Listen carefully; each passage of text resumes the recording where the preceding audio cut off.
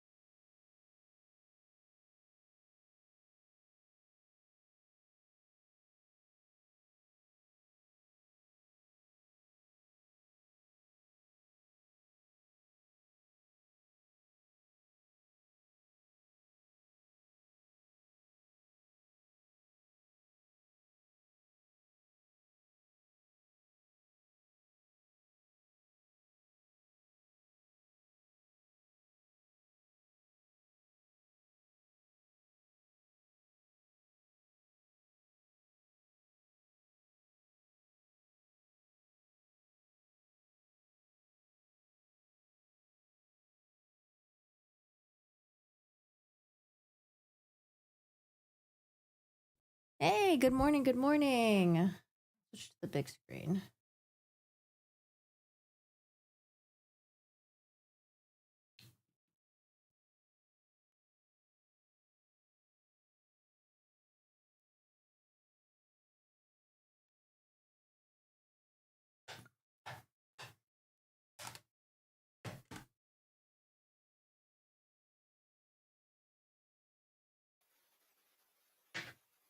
All right, Sarah Boone is not in yet, it seems.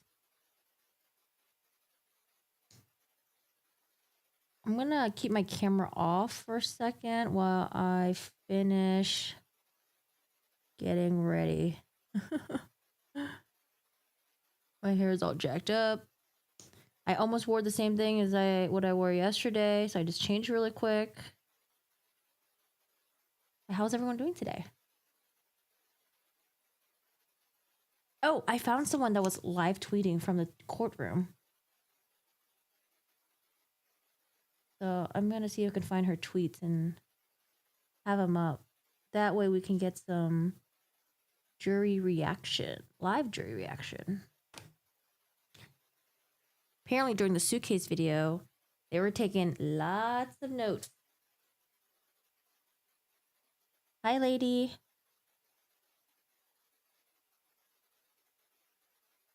And they were looking at Sarah Boone to see if there's any reaction from Sarah Boone.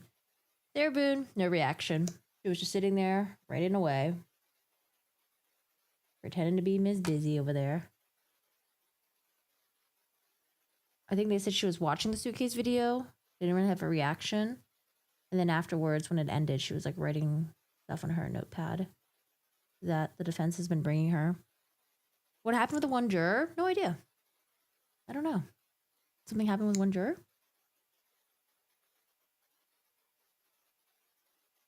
Oh, here she comes in. Oh, they didn't give her... Interesting, wearing all black. They didn't give her the, like, the church girl outfit?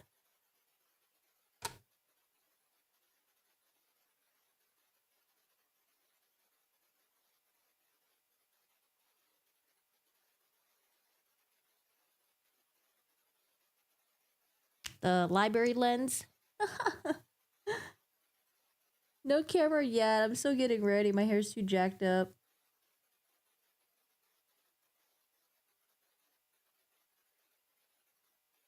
Oh, let me put my earbuds in, though. I don't have that in.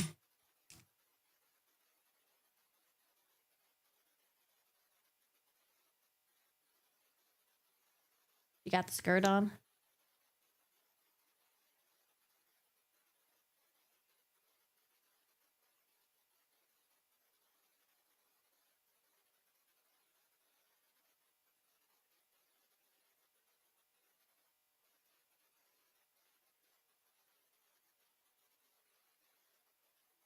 Well, it's better than having those damn pink shorts on.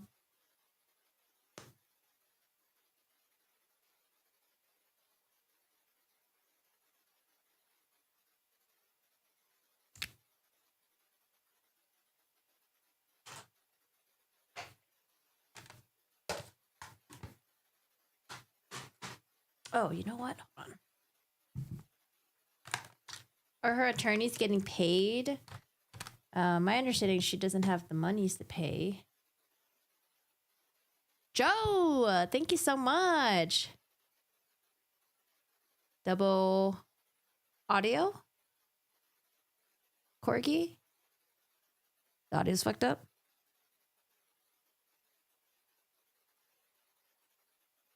You guys hear? I don't hear anything actually from the courtroom. Wait, is my audio not working? Hold on. My voice is coming in twice? Finally, a Stardew Valley-like game that had... No double audio here. Anyone else hear double audio? Oh, let me listen on my iPad, I guess. I have my stream up.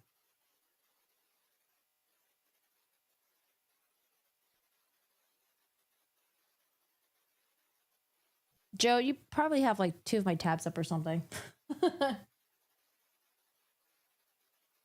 All good, all good? Okay. All right, it's just Joe. Nice. I was like, oh, please don't tell me I have to restart my computer. It's a pain in the butt. Thanks, lady.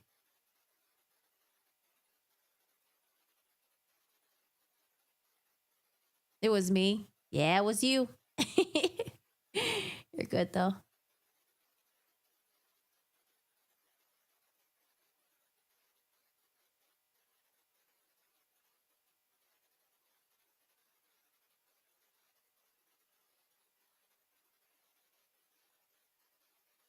Oh, hello from Australia. You're on the night shift?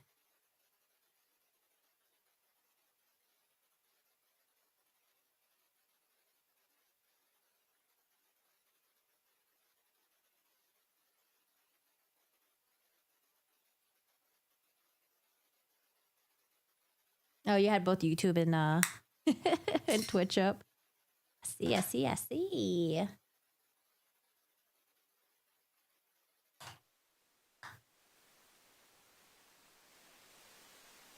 Oh, audio's coming in. It's staticky audio. We got some audio coming in.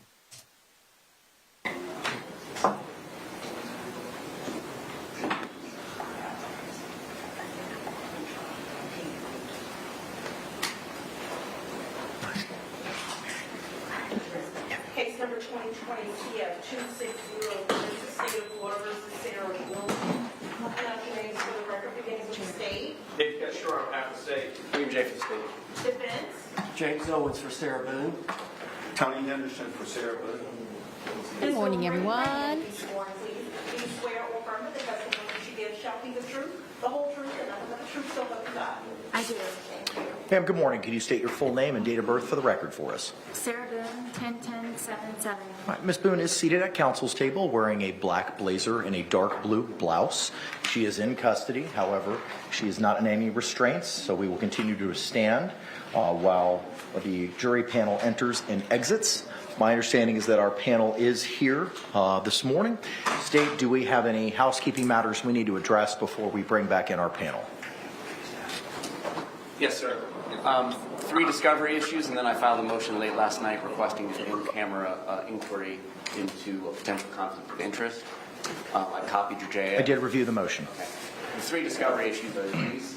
One, on October 5th or October 4th, I believe the defense was provided with the body-worn camera and 911 calls from the prior incidents, and there was a request made to tell us what, if anything, should be redacted from their point of view so that we could either reach an agreement or use the court's resources to decide any conflicts in those issues. Yesterday morning was the first actual response I got from the defense team, and it was incomplete. It was Of about course. 3 of the 5 incidents. I do agree with 2 of the redactions, and we're getting those taken care of. But obviously, just like connecting to the court screen, it takes time, and I'm not the person that's going to be doing it. Somebody else in the office has to do it. The 3rd incident, I think we're still not on the same page as to what the state's planning on introduce. So I resent the email with the screenshots of what files the state plans on introducing to the defense team again this morning. I have not heard anything yet from the defense team about the 4th and 5th incident. I was told that Attorney Beck was going to handle it. It is now Tuesday, day 7 of trial, and he has not handled it. Second discovery issue is Friday, I was given a hard copy of the 119 pages of the second copy of the Winter Park Advent Health records. On 10/18? October 18th? That would have been the preceding Friday. I was given the hard copy after court at about 5:30, 5:45. I emailed the PDF of those records back to the defense as they requested. I put Bates numbers on them. I understand from court what pages they indicated that they want to use and what pages the court indicated should be included at the state's request, which is pages 26 and 48 out of the 111. I would just appreciate if I could get a copy of the intended exhibit as it shall be introduced into court so I can confirm those things ahead of time and not in court. And then the third thing is, I believe we had a discussion about the plethora of pages regarding the victims' hospital records, and that there was some sort of discussion we had that they were to narrow it down. And I have not been given any narrowed down version of that so that we can confirm we're on the same page or use the court's time if there's a conflict. Thank you. Okay. Responses thank to the you. first discovery issue regarding body-worn camera and 911 calls is to the, my understanding, 5 prior incidents. Defense. Thanks for your support. Thank you. Judge, I can speak to 3 of them. There were 3 of them that I reviewed, and I believe I reviewed them on Sunday. I had made the decision for what I thought needed to be redacted. I think the first 2, if I remember correctly, I said that was fine. We didn't even have any redactions to it. I think it's one that I said redactions to, and I think the state agrees with that. The specific one that I didn't quite know, and I think that has to do with a body cam where it comes to, and I believe it's Mr. Torres's mother. I can't quite be for sure, but she's been asking questions and all, and I think it's about, if I can recall correctly, about Mr. Torres's whereabouts at that time. I didn't know the relevance of that at that time, but that was the only part of that to let the state know. I just don't really know the relevance. It could come in at a different point and become relevant. But as to the other two, I think we were on page with. I had been out to the jail that day. It was late. Then I asked Mr. Beck to do the other two redactions, but I hadn't had an opportunity to talk to him about that since, so that's where we are. So is the third incident that the state has identified for which there's seemingly no responses to redaction, is that the body-worn camera purportedly between law enforcement and Mr. Torres's mother? That's what I believe it to be. Mr. J? Bless you. We're just not on the same page. On that third incident, which I believe was June 15th of 2019, the state only indicated to them that we were intending to introduce one video file. It is not of the victim's mother. It is of them at Sarah Boone's house. And the objection to the files that they were objecting to, which we don't seek to introduce, just said ID, and I don't know that as a legally recognized objection. So I'm confused. I'm not sure. I'm just trying to make sure we're all on the same page. We understand which file the state wants to use regarding the third incident, because he's describing files the state does not intend to use. The first couple of incidents, we agree. There's a 911 call that seemingly cuts off into an OPD call at 3 minutes and 51 seconds. We're cutting that to the end. The second one, Ms. Boone at like 3 minutes and 43 seconds indicates that she had been arrested prior. So we cut that out at there. We're going to cut that out at there. That cat's out of the bag. So what we're looking for now is just making sure we're all on the same page about the third incident. I sent screenshots. There's a tool called Snipping Tool in Windows. I literally create a rectangle around the files that I'm intending to use, their file size, and the folder that includes the OCSO agency case number incident, so we could be as crystal clear as possible. And I'm still getting objections about things we don't want to introduce on that incident, and I've gotten no response with the fourth and fifth incidents. All right, addressing the third incident is the specific portions of the June 15, 2019 incident, seemingly the body-worn camera that you're making reference to, Mr. Henderson, the state has no intention of utilizing. Yes, sir. And Judge, it's a lot, so if I could have one more Sure. to isolate which. I think we watched that together, the June 15, 2019 body cam. And shout out, thank you so much, Dan Russell. Thanks for all the work you have been doing to keep us informed. Thank you so much. And Uki Roma, thanks for the best coverage on YouTube. Guys, thank you so much. You guys are so generous. Thank you. My understanding is the state is talking about the third incident. That would be June 18th. Here's the problem. I sent these pictures over with the OCSO case number, and then I get a response based on incident dates. So we have to kind of cross-reference.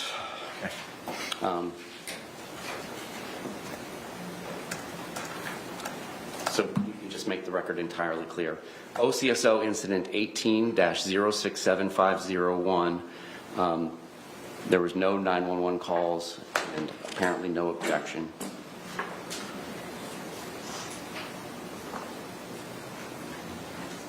Was that a case number, not a date, right? There were a lot of incidents that happened. So they have no redactions requested for that 2018 case. Then the next response was 6/15/2019 case. And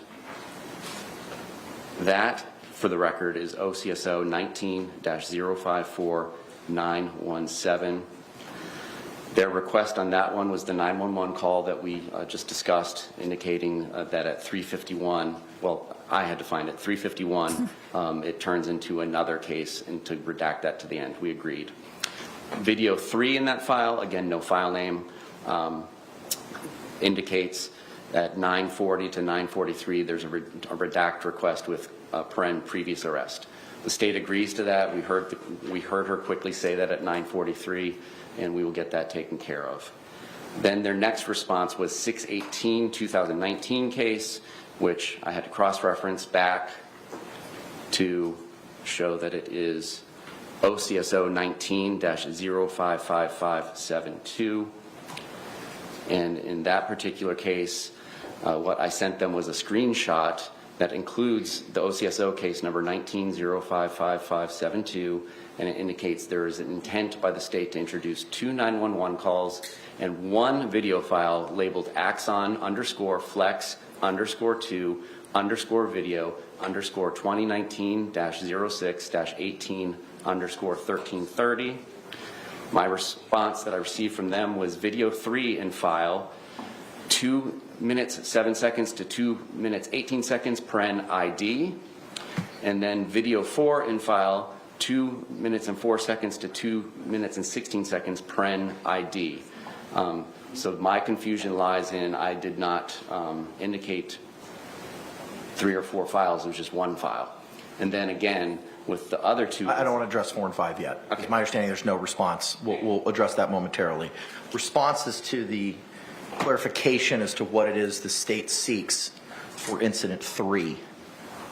No redaction. Okay, all right. With regard to incidents 4 and 5, Mr. J, could you place on the record what it is specifically as to those incidents the state may be seeking to introduce?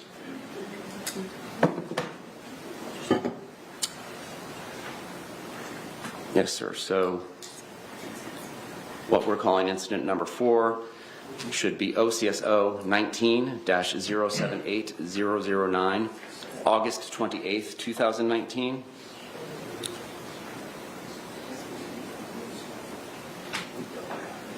We indicated the desire to use axon_flex_2_video _2019-08-28_2024.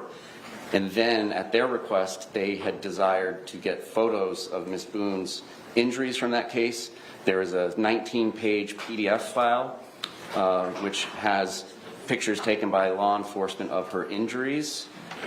I don't see anything else in there. One picture of Mr. Torres, a couple pictures of Mr. Torres, but nothing that the state was objecting to. So that was at their request that they wanted photographs in. So that is incident 4, which is labeled OCSO 19-078009. With regard to seemingly the body-worn camera that the state seeks to enter into evidence from August 28, 2019, what say the defense?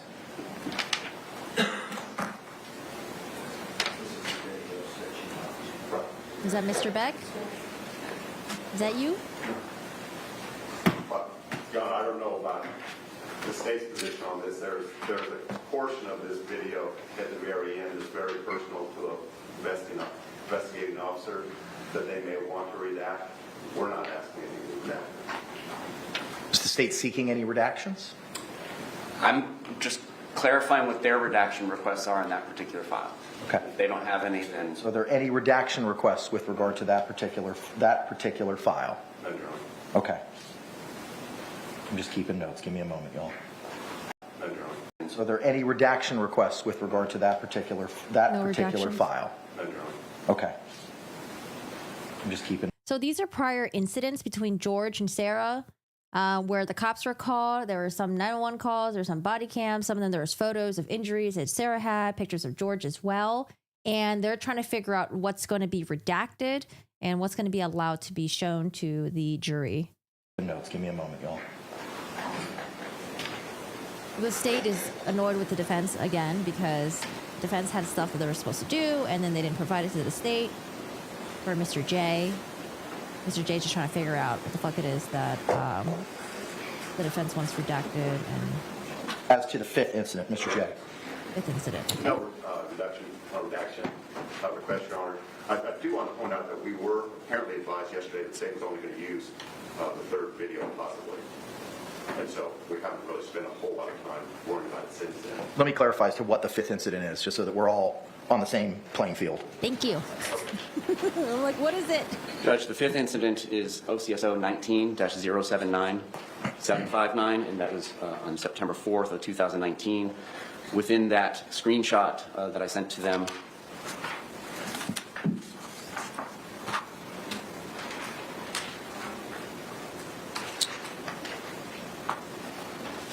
Friday and then resent it this morning, was photographs of the defendant taken at that time at their request. It shows a cut in her ear. It's 3 photographs. Then there is also one body-worn camera labeled 1924755. Strike that. 192473549_GEN_INV, and then the 911 call from that incident. Any redactions sought by the defense with regard to that specific body-worn camera or 911 call? Well, we're not necessarily seeking redaction, Your Honor. However, there are 2 separate videos. One seems to focus on Jorge Torres, one seems to focus on Ms. Boone, and there is clearly some redundancy. They're both body cams. One went upstairs where Mr. Torres was found hiding in a shower for master bath. And so some of that's redundant. There are actually 2 separate videos pursuant to the fifth. Mr. J, are there 1 or 2 videos that the state's seeking? There's one, the one that I listed in the court order. Okay. Do you know if that's a... Bruce, can you find out what counsel's here for? Is that the video from the perspective of, as identified by Mr. Beck, one more geared towards Ms. Boone or one more geared towards Mr. Torres? My interpretation of both of them is there's interactions with Ms. Boone, and then there's interactions with Mr. Torres upstairs after he's located. Okay. Mr. Beck, the specific file number was identified. So just to confirm, no redactions? No. Okay, all right. So just as a recap, with regard to the first incident, the 911 call, parties have agreed to redactions at the timestamp of 351 towards the end. With regard to the second incident, body-worn camera, a redaction from timestamp 940 to 943 has been agreed to. With regard to the June 15, 2019 incident, there are 2 911 calls and 1 body-worn camera sought by the state to which the defense has no redactions. The August 28, 2019 incident for which there is no redactions to the body-worn camera, but there is a 19-page PDF with photos that the defense intends to be included with that submittal, to which the state has no objection. As to the 5th event, 3 photos of the defendant, body-worn camera, and a 911 call for which there are no redactions. Does that clarify everything for the state? Thank you. Is there anything that I stated incorrectly, Mr. Beck, Mr. Henderson, or Mr. Owens? No, Your Honor. Okay, thank you very much. From like what I've seen on YouTube, judges will rarely exercise the contempt thing unless it's like really, really extreme. Like if one attorney is like, you know, there's one time that we saw the contempt, and that was in, oh God, what case was that? There was a lot of back and forth going on with the judge and then the attorney. And the attorney seems like he might have been in the right, though. The attorney was really pissed that the judge met with the state and met with the witness and then didn't have that attorney there. And the attorney was like, why wasn't I there? It seems really fucking shady. And they're going back and forth. And the judge finally held him in contempt. Oh, man. Yeah, I saw that video. I didn't watch the entire case, but I saw that video. Yeah, usually it's like when it's like really bad. Moving to the next issue with regard to the 119 pages from Winter Park. Defense, are you in a position to provide? Yeah, I think I heard that. The judge was yeeted, I believe. Yeah, that was really bad. But I don't know if that's a good example. Probably not. But like I said, when I watch cases like this, and like there are like some, you know, people fuck up on both sides. Usually it's like, okay, like, you know, is it like a mistake? Is this really bad? Let's figure out if it is or not. But in terms of like holding someone in contempt, you know, it's like, I don't know. You see it on TV a lot. You see it in movies and TV shows. I rarely see it when we're watching these cases. You know, YSL case is a hot mess. Oh, boy. I believe we discussed it either Friday or I think it was last week. We discussed it as to how it was culled down. Yes, because we had the Richardson hearing on Friday. How that list was culled down and the additional pages that the state was seeking. And then if they were able to find, I believe it was page 68, we would readdress that. Have you provided that finalized exhibit to the defense as to those specific Warner Park health records from the 119 pages that the defense may be seeking to enter into evidence? I believe they've received everything from us, Your Honor. We identified those documents that were not specifically addressed by the defense, that the state wanted extension out of rule of completeness. I believe we're... But my understanding from Mr. J was that they were looking for the tangible copy of what it is that you were actually looking to move in, those 12, 14, 15 pages. Okay, if you could provide that to them by noon, I would appreciate I'm it. not sure it exists, you know, that's what we're saying. But if it's going to be moved into evidence, we have is it going to be moved in paper form, or is it going to be moved in digital by virtue of a CD?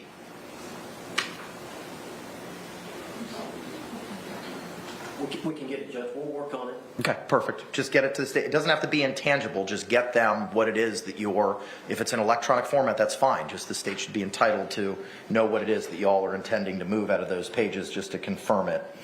Lastly, with regard to hospital records of the victim, I know there were conversations and discussions about that list being narrowed down. The state has advised that details as to those narrowed down records has not yet been provided. What say the defense? The hospital records for the victim, George Torres. That's my understanding.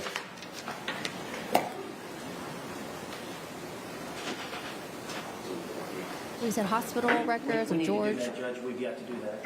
Okay. My understanding is that the experts are potentially teed up to testify tomorrow. I don't recall if those records are a basis of the experts' opinions. The second expert is not likely to testify until Thursday. She's testifying in Bay County tomorrow. I will be here Thursday, and I spoke with Dr. Brandon last night. He will be present tomorrow morning as soon as he gets here from Coral Gables. Did either Doctors Brannon or Harper rely on those medical records? No. Dr. Harper did. It's in her deposition that was taken a couple of weeks ago. I think the question was posed. Ms. Perez, good morning. If you're here for pretrial, 19 Alpha, Judge Myers is covering. I went up there. Okay, thank you. You may continue. Damn it, Margaret.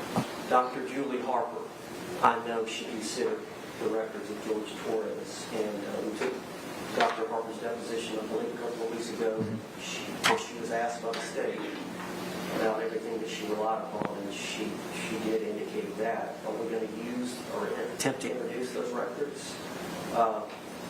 We'll pare it down if we are. Okay, you've got till 5 p.m. today to advise the state as to Something about Dr. Julie Harper, if she is going to use whatever records they're talking about. I wonder if it's like the Winter Health, Advent Health records, or did they already clear that part?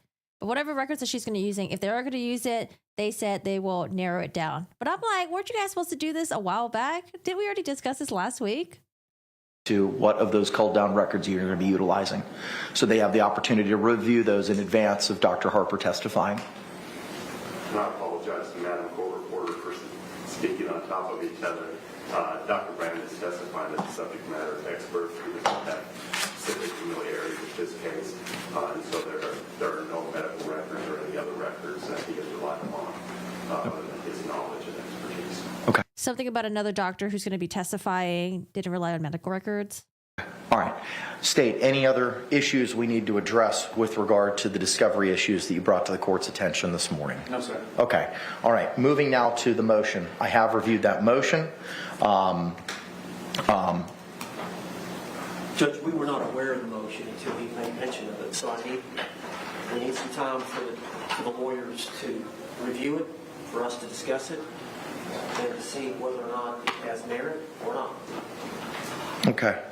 It was e-filed last night, looks like 9:37, and then sent courtesy copy to myself through Ms. Barrios and you, Mr. Owens, at 9:38 last night. I'll give the opportunity to review that, and we can address it after the lunch hour. And that'll give the court the opportunity to do any research during the lunch hour on it as well. All right. Anything else, Mr. J? I looked at it briefly. I'm not for sure exactly what the allegation is. I don't know if we need to talk about that. So excuse me? I'm not. Can we approach the bench? Sure. Come on up, yo.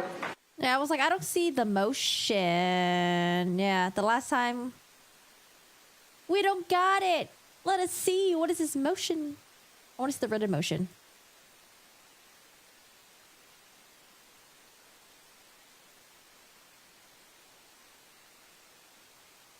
Let me see.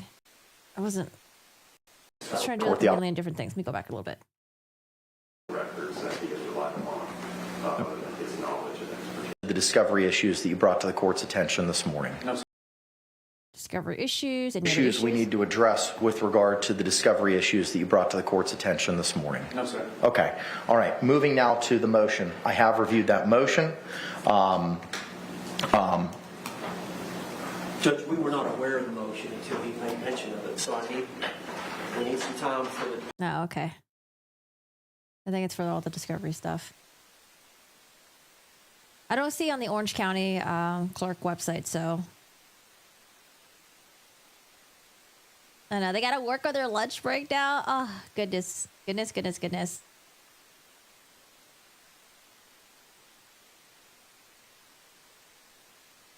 Well, let's blame it on Margaret.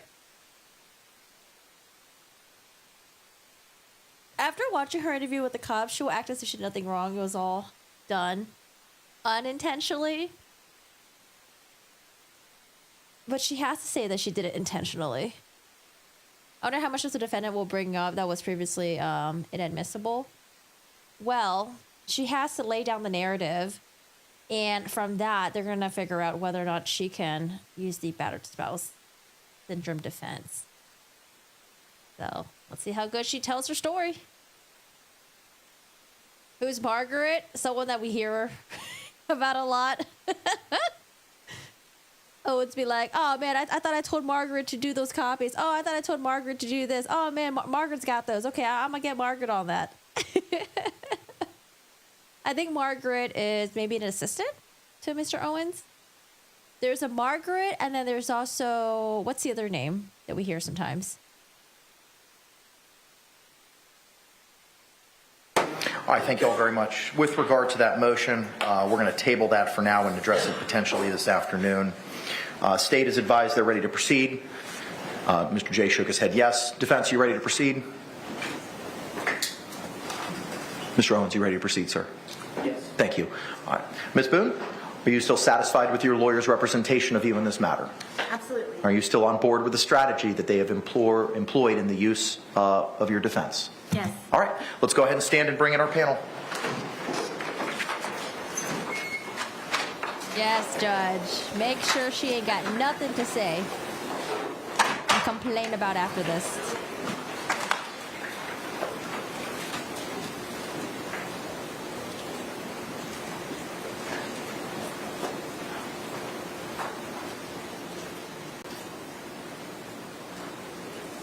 Well, I guess we might as well just get up and stretch. Ugh.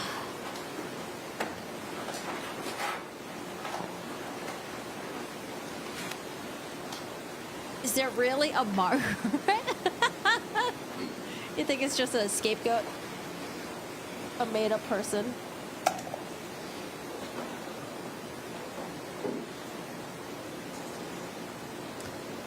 There was a news outlet that reported...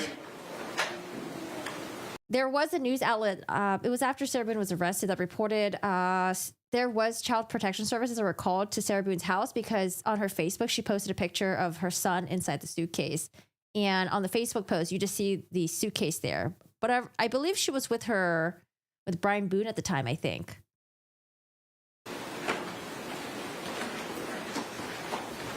But it was the picture. They came, saw there was no issue, and that's about it.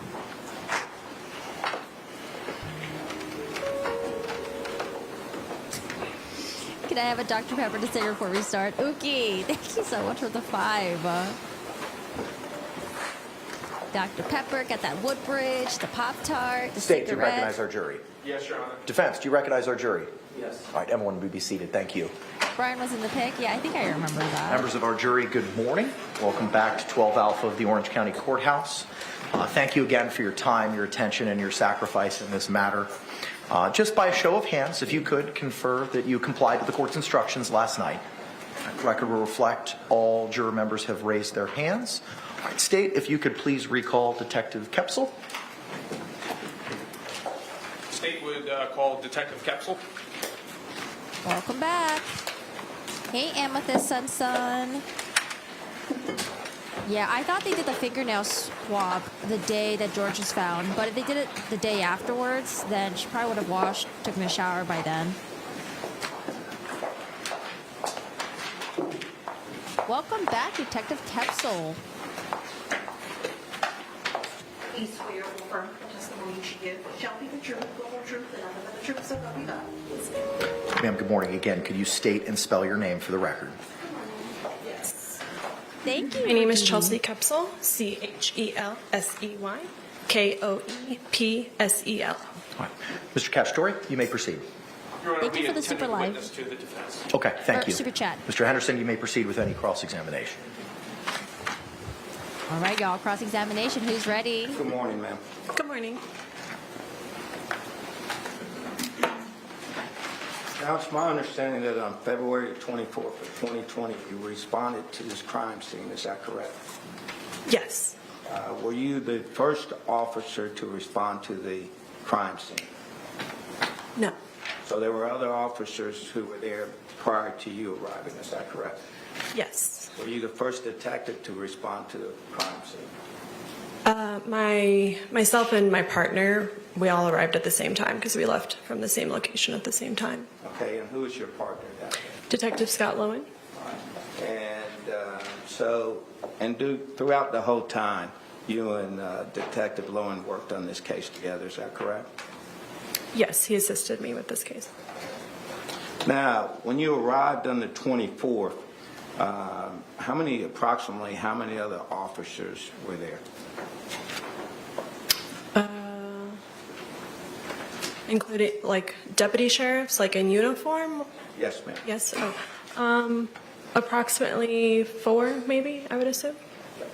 Had it been designated a crime scene at that time, and had tape or security measures been taken to protect the scene?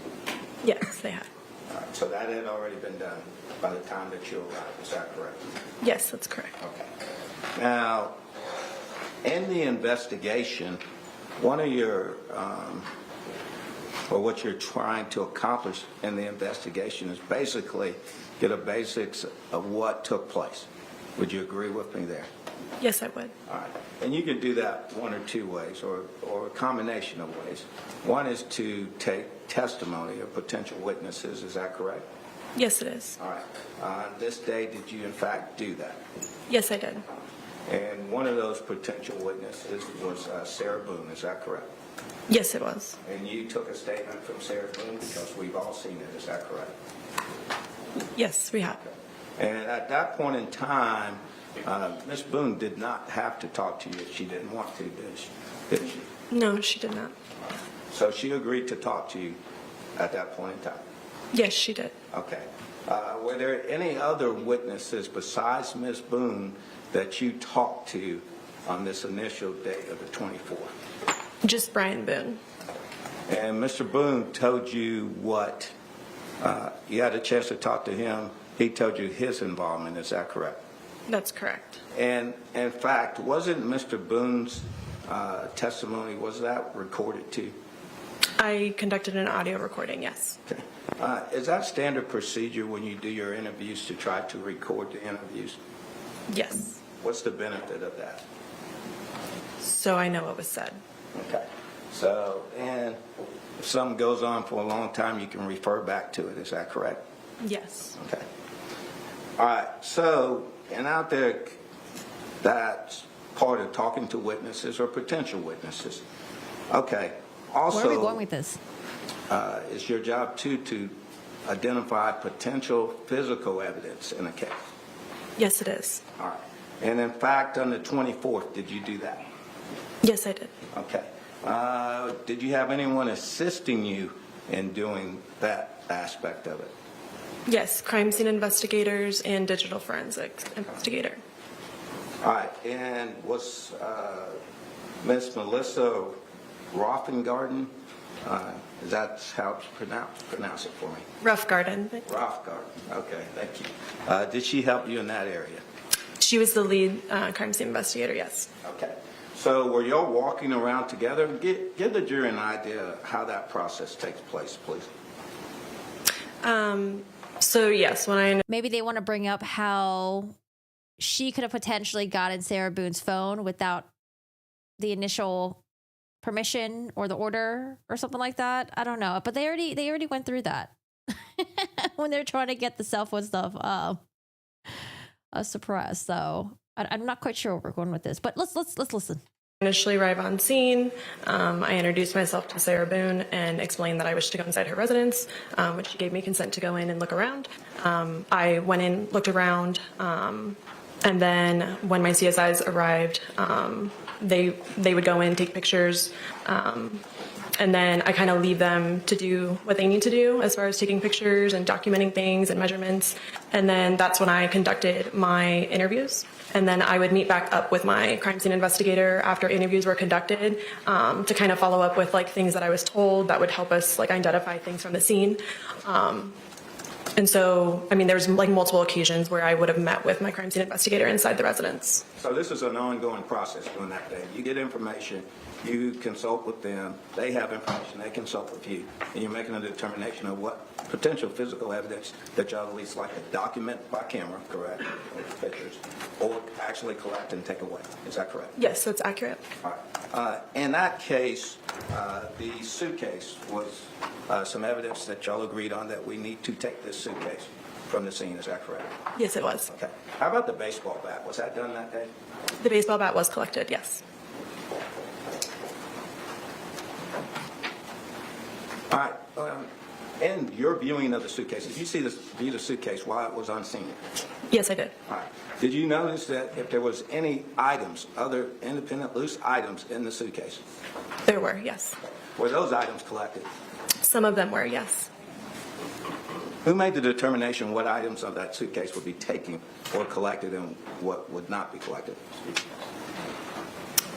I would say that I have the final say on what is to be collected or not collected, but we do discuss it together to make that determination for me to give the final yes or no. Do you recall which items you decided to collect from the suitcase? Do you have the property form that I can refer to? No, I'll try to find it. I know some of them, but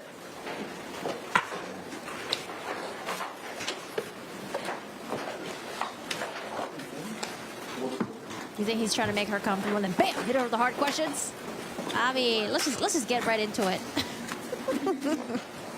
Ma'am, I don't have it, but to the best of your memory, can you tell? And I would understand there would be some stuff that if you had the property report to refresh your memory, you can give me more detail. yes, to my understanding and to my recollection, we collected things that had blood left over on it. I want to say there was like a necktie potentially. I do recall there being a small amount of clothing and miscellaneous paperwork, but I do not think that we collected the paperwork. There was also a cell phone in there. It was it was dead, the cell phone. And then, like I said, there might be one, I think we collected 5 to 6 items from the suitcase itself, but obviously the property form would tell you specifically, but that is what I recall. Correct, and I understand, and that's fair. Okay. So potentially you collect these items because you believe they're evidence for the case, potentially. Is that correct? Yes. And some of these items you actually collect with the potential that you might need to have them examined in greater detail. Is that correct? Yes. Okay. An example of something like that would be in this case, if you found blood on something, you might want to potentially examine that. Is that correct? Yes. Are they gonna bring up the pillowcase? A pillowcase was brought up when the crime scene person was testifying, and in cross-examination, they were like, well, did you take pictures of a bloody pillowcase? And she's like, what about the punches in the walls? You know, there's holes in the walls, aren't there? Did you take pictures of those? And she's like, and then redirect Cacciatore was like, if there were holes in the walls, would you have taken pictures of them? She's like, yeah. Also, the stuff that you're learning outside of these items also helps you in making that determination. Isn't that correct? I'm sorry, one more time. The stuff that you learn, the information that you're getting or you're receiving about what happened at that time will lead you to determine what items might need to be collected and what items might need to be tested. Correct. Is that correct? Yes.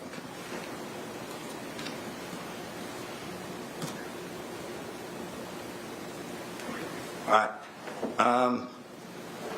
So out of the items that were collected at the house or the apartment, at those items, was anything to your knowledge sent off for further examination? I believe so, but if it was, there would be, they would be sent to the Florida Department of Law Enforcement for further testing. Okay. And do you have an independent memory of what items that were collected from the house that were sent to FDLE for further examination? I don't recall specifically without looking. Okay.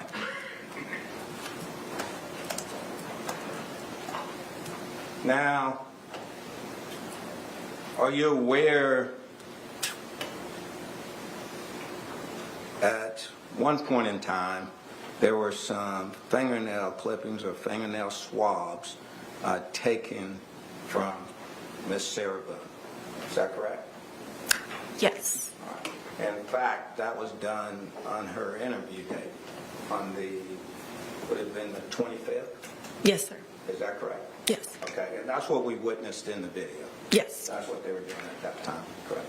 And I'm sure at the autopsy, which you were present at, is that correct? Yes.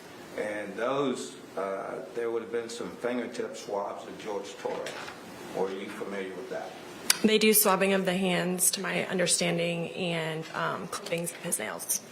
Okay. Do you have an independent memory of the fact that Sarah Boone's fingernail swabs were sent to FDLE for comparison?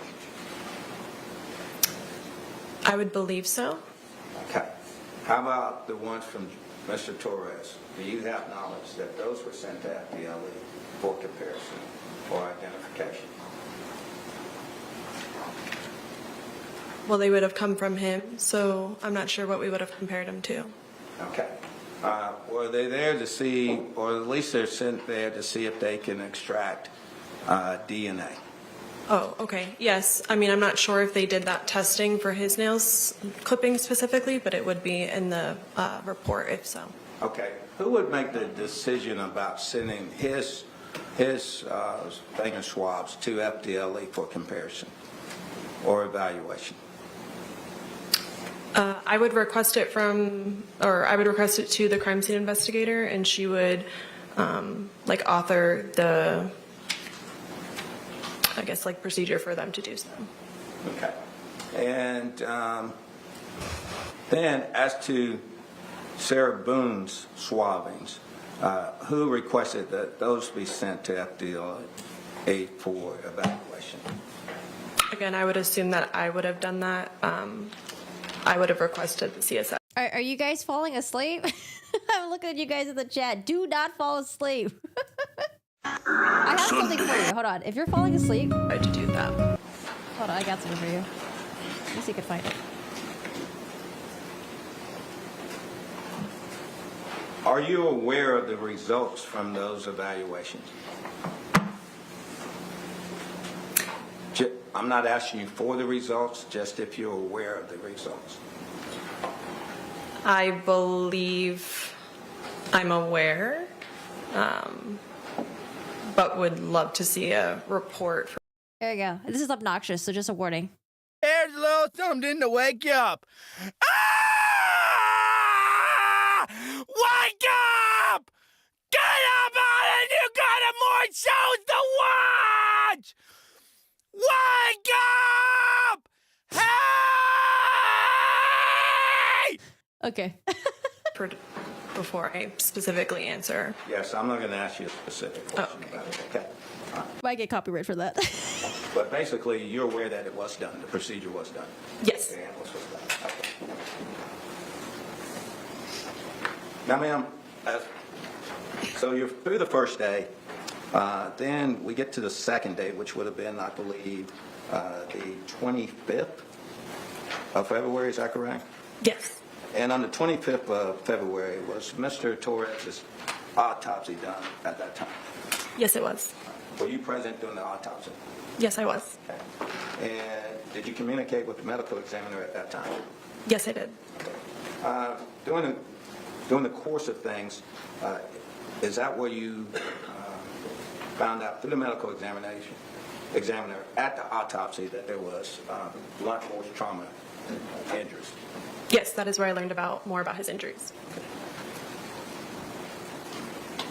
Now, initially, when you were on the scene on the 24th, did you view Mr. Torres' body? Yes, I did. Did you notice in and of yourself on your own something that caused you concern that there might be blunt force trauma injuries? Yes, I noticed injuries to him, yes. Hey, give him some time. He's getting there. He's Okay. getting there. So after the autopsy, you had additional information. Is that correct? Yes, I did. Now, there was an interview. Well, I don't know if it was an interview. There was a meeting set up for Sarah Boone. Is that correct? Yes. On the 25th? Is Yeah. that correct? Yes. Can you tell me how that meeting was arranged or how that meeting was set up? So either before I left the scene, the night of the incident, I obviously met with Sarah and told her that we were leaving. We had to go make next of kin notification, and I would have either at that time said I would like to meet tomorrow and arranged it then, at least to let her know that I would like to meet after the autopsy, and then obviously from watching the video towards the end, she said something about recalling a conversation that we had, calling me. So there may have been a phone conversation that occurred later that evening where I either would have confirmed the time or told her the time then. I just don't have that on an audio. But I know it either took place before I left the scene because I obviously would have, said my goodbyes and told her, hey, we're leaving. We're going to make next of kin notification. She was very concerned about that. So I would want her to know that we were doing that. So it either took place then or it took place on that phone conversation that we had. Okay. All right. The day prior to that, on the 24th, ma'am, you received Sarah Boone's phone. Is that correct? Yes, her phone was on the scene, yes. And when you received that phone, Sarah Boone had given you that phone. Is that correct? No, she was not allowed in the apartment to give me the phone. I'm sorry. Did she give you permission to take the phone? Yes. Okay. Is that correct? Yes, I was given permission to go through her phone, yes. Because at that time, you hadn't applied for any type of search warrant to get or search the phone. Is that correct? No, it was based off of consent. Okay. So she had consented to you for you to have her phone. Yes. Is that correct? She also provided you the code to get in the phone. Is that correct? Yes. So at this point in time, Ms. Boone is cooperating with you. Isn't that correct? Yes. Now, ma'am, do you recall telling her, Ms. Boone, that she could get her phone back the next day?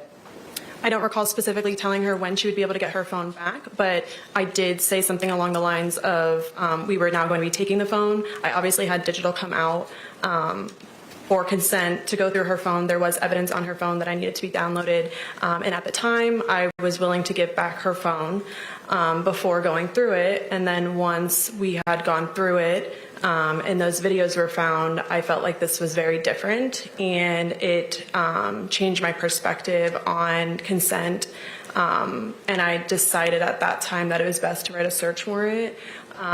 So consent couldn't be basically I knew I was going to take her phone. So consent has to be basically given to me throughout the entire period. So she would have had no way to contact me to tell me she no longer consented. So therefore, because there was evidence on the phone, I took the phone. Basically, I potentially told her. Did things really change though? Because when they went to the scene, they saw George bruised, blood coming out, swollen. But maybe she meant things changed in terms of the phone. Maybe we didn't get a full download. I may have said something along the lines of that. Not things changed because now I realize that she might have been a potential murder. Maybe she just meant just the phone, just isolating the phone on its own. Told her, maybe we didn't get a full download. I may have said something along the lines of that. As far as me taking the phone, and then I wrote a search warrant. I either started writing the search warrant the night of, but it wasn't signed until, I didn't submit it until the next day, and then it was signed the next day, on the 25th. So basically what you're telling us is that she could have withdrawn her consent at any time prior to that search warrant being received. Is that correct? Well, while I was on scene, but at the end of the day, there was evidence on the phone, so I knew I could get a search warrant to go through the phone based off there being evidence, like the 911 calls, and her explaining to me that they had spoken to family members. Please silence your cell phones. Oh, God. Since they had explained to me that they spoke with family members the night prior, so I wanted to obviously corroborate her statement. So I knew that I would be able to get into the phone through a search warrant. But yeah, she could have not consented, and she could have not signed the paper consenting while we were on scene. But before you left scene, you knew that Sarah Boone was not going to get that phone back. Is that correct? Yes, that is correct. Okay. So when Sarah Boone called you the next day, asking you about bringing her phone back, did you just tell her, Ms. Boone, you're not getting your phone back? There was not a conversation about her not getting her phone back. She may have inquired about her phone, and I would have explained that we will talk about it when we meet that afternoon. Okay. So,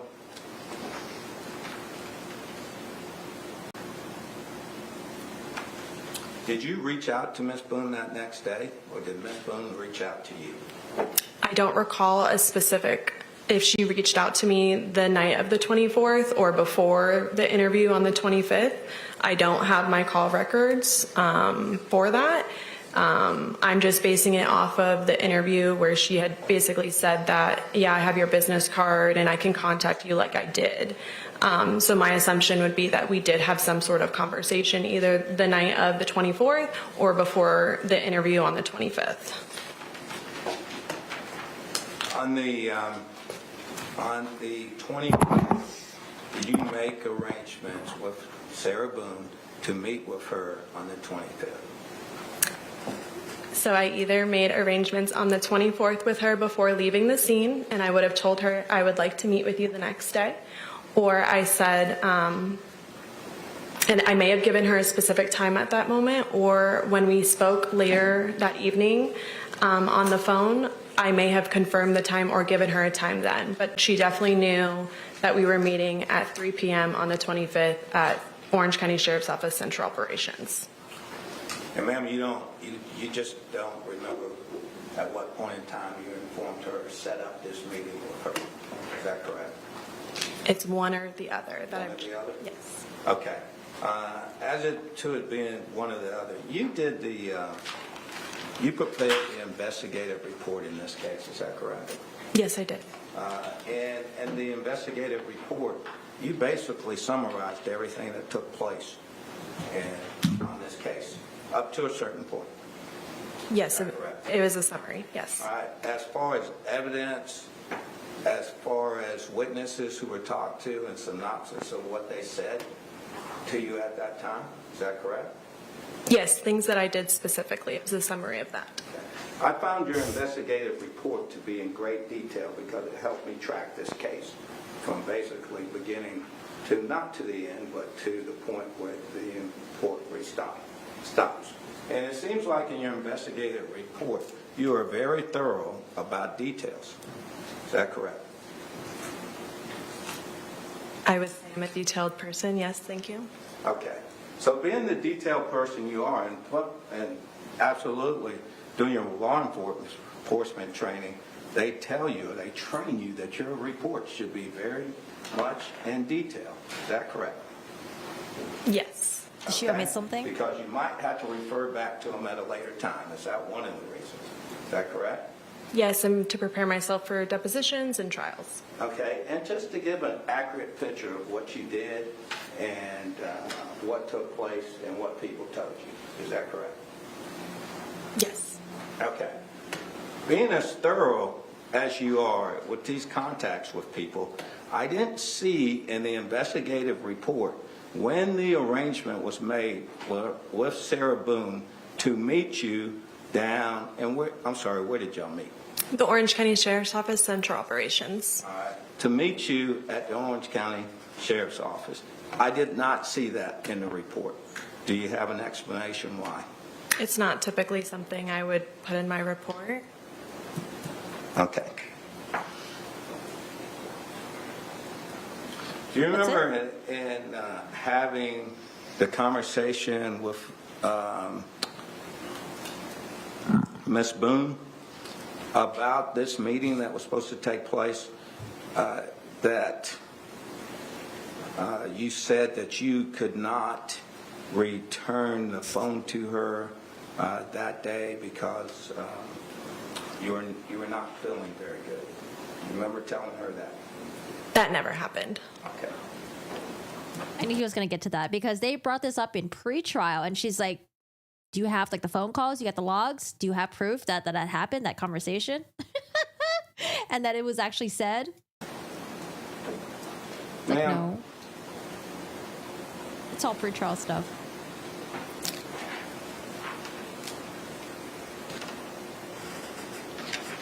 Judge, if I could have a moment. Yes, sir, of course.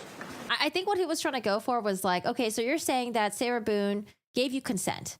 All right. And that consent needs to be there all along the way. All right. So at some point, didn't you technically revoke her consent by asking for her phone back? I think that's what he was reaching for. I think that's what he was reaching for. But he brings up that conversation where it's like, oh, you know, apparently she said, I'm pregnant. I can't give the phone back to you. Come meet me or something like that. She's like, I never said that. And this was brought up in pretrial as well. So I think he was trying to say that, like, oh, technically that consent was like withdrawn. And then it seems like you refused to acknowledge that consent being withdrawn. And something's a little bit shady here. I think that's what he was going to go for.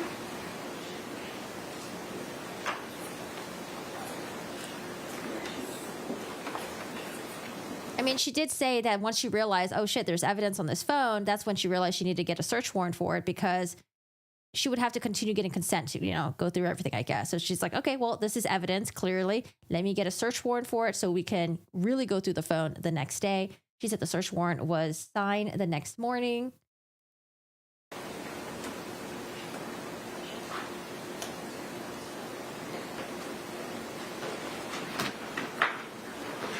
Yeah, you could tell where he was getting a little bit more, I guess maybe desperate was when he was like, when he was asking his questions, it doesn't sound very open-ended. It's like he's like filling in what he wanted to ask to begin with, but instead of doing it in a slow roll manner, it's like, okay, well, let me just put it all in one question, okay?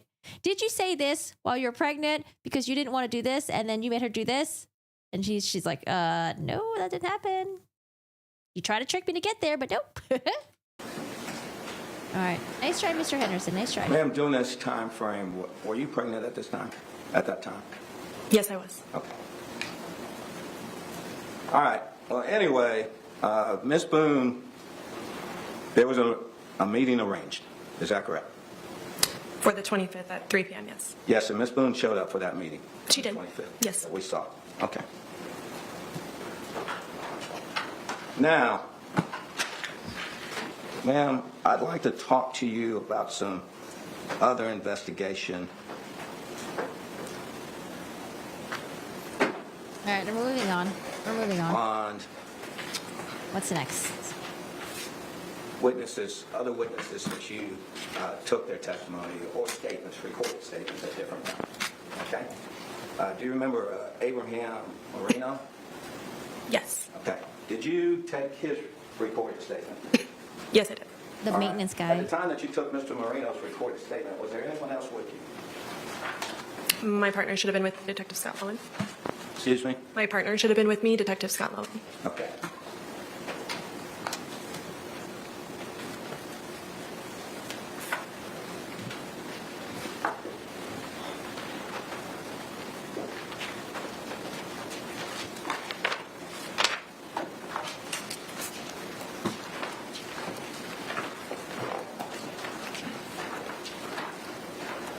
Yeah, I think he was trying to get her to trip up on the stand, and then that way the defense would be like, see, I told you this evidence was inadmissible.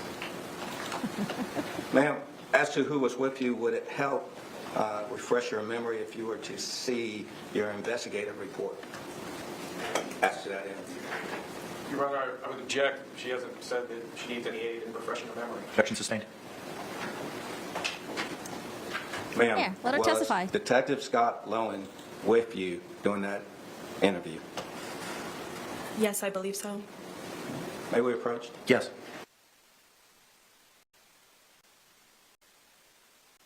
Yeah, he can't just like show her the report. She needs to say, I don't remember, and then he could refresh in her memory with the report.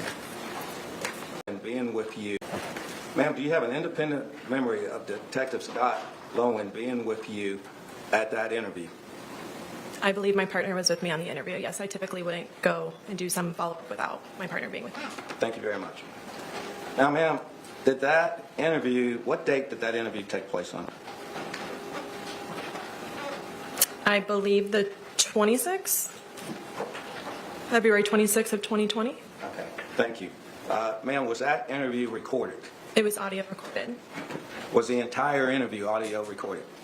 Yes, the entire interview was audio recorded. Asked and answered.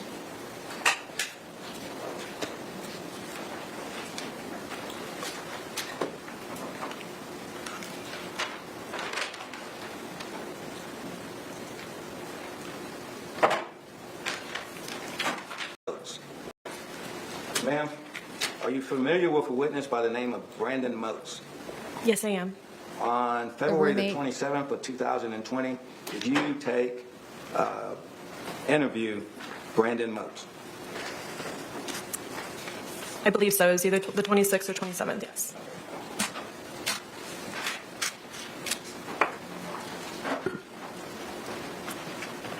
Oh, I did make a community poll about Sarah Boone If you were to testifying. see your investigative report, would that help refresh your memory? All right, I'm going to begin. She didn't say she had a memory issue. Wait, there's something that he really wants in from these investigative reports. What's going on She here? hasn't indicated that she needs assistance with her memory. Approach. I did a community poll, and I guess I could mirror it on here, but I said, Sarah Boone testifies tomorrow. How do you think she'll testify? She'll show sympathy and cry. She'll be indignant and defensive. No emotion. She'll do excellent in the stand as she was a straight A student. And who the hell Objection is Sarah sustained. Boone?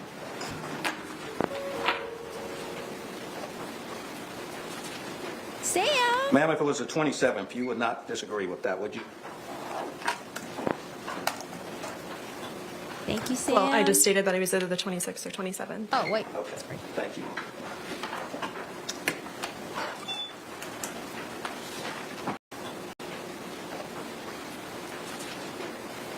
Ma'am, if it was the 27th, you would not disagree with that, would you? Well, I just stated that I was either the 26th or 27th. Okay, thank you. Ma'am, Mr. Moats, he was the neighbor living in the apartment, or the connecting apartment, wall apartment, with Ms. Boone and Mr. Torres, is that correct? Yes. And he's the one who told you about the loud noise, is that correct? Yes. Okay.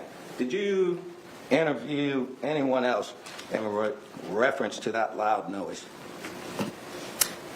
So I was interviewing Brandon, and then my partner was interviewing Vincent, the other witness, and I came in at the end of the interview with Detective Lowen. Okay, so that's Vincent. Do you know his last name? I would butcher it.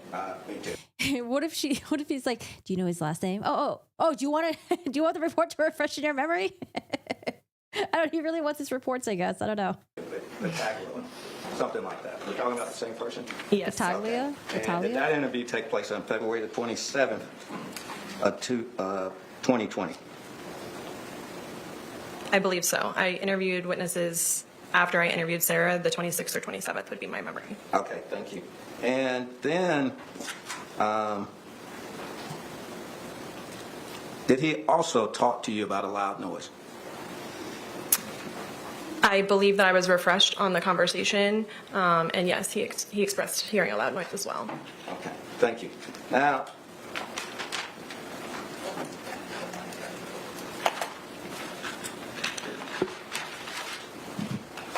and those interviews were actually audio recorded too, is that correct? Yes, they were. Now let's go to Ms. Boone's interview. And that would have took place on the 25th, is that correct? Yes. Okay. And Ms. Boone came down. And ma'am, prior to Ms. Boone coming down for the interview, had y'all made the decision that Ms. Boone was going to be arrested? Yes, I plan to arrest Sarah Boone. Okay.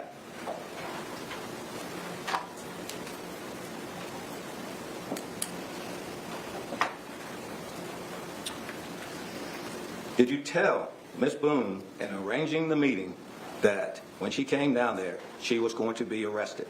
Your Honor, I'm going to object this for relevance. Approach.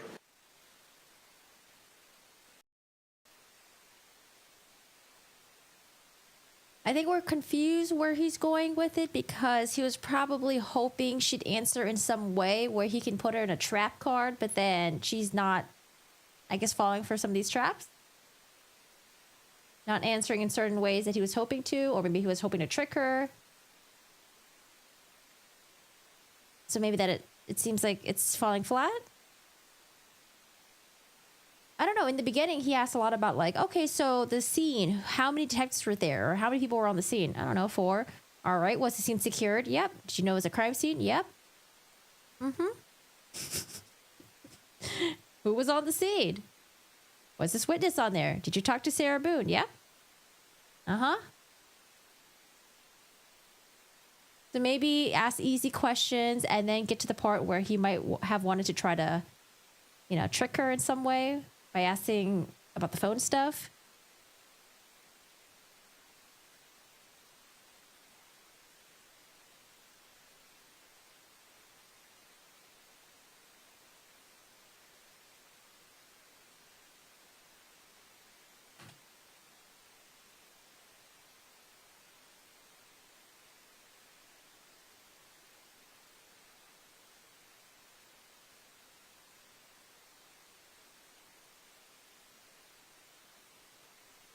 He's spending a lot of time building up an important question, but her answers Objection's overruled.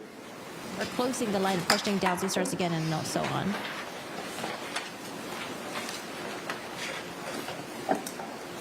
So, ma'am, at that time, you did not tell Ms. Boone prior to coming down there that she was going to be arrested. Is that correct? No, I did not. Okay. Why did you not tell Ms. Boone that she was going to be arrested? Why would you? We plan to meet at 3 p.m. and go over the autopsy and have another interview. So, I mean, I'm not sure why I would tell her that she's going to be arrested. That would potentially cause her to flee, you know, not come, and then we have to go find her and make it more difficult for everyone. Or potentially get an attorney to come with her? She was read her rights that said that she has a right to an attorney, and if one cannot be provided for her, she will be appointed one. I understand that. You read her those rights when she got there. Is that correct? Yes, I did. You didn't read those rights to her before she got there, though, did she? Huh? I wasn't in contact with her, like physical contact with her. Okay. So, but you said potentially for fleeing. My question was, potentially she could have got an attorney too to come with her. Is that not correct? I misunderstood your question. I didn't hear potentially bring an attorney with her, but yes, I guess she potentially brought an attorney with her.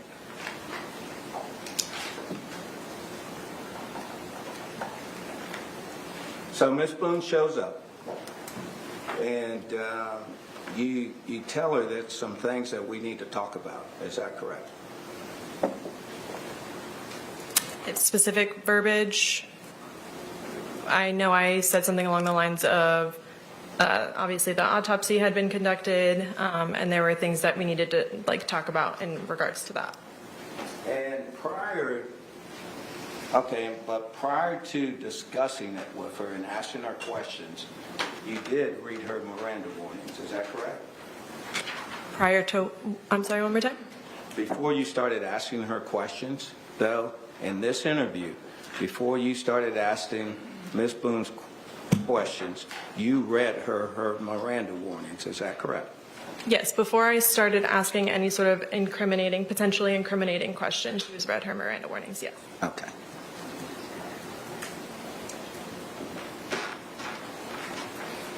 Ma'am, do you remember, as part of the Miranda warnings that you read to Ms. Boone, did you read her the one that states that if you decide to answer questions but want to stop answering and consult with an attorney, you may do so. Do you independently remember reading Ms. Boone that instruction? I don't recall that specific, but I do have my Miranda card on me, but I don't recall that that's what that says. But it is on audio and video recording. Okay, thank you. You're welcome.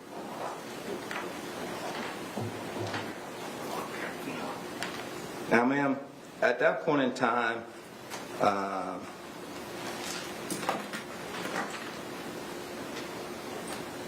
Ms. Boone wasn't under arrest.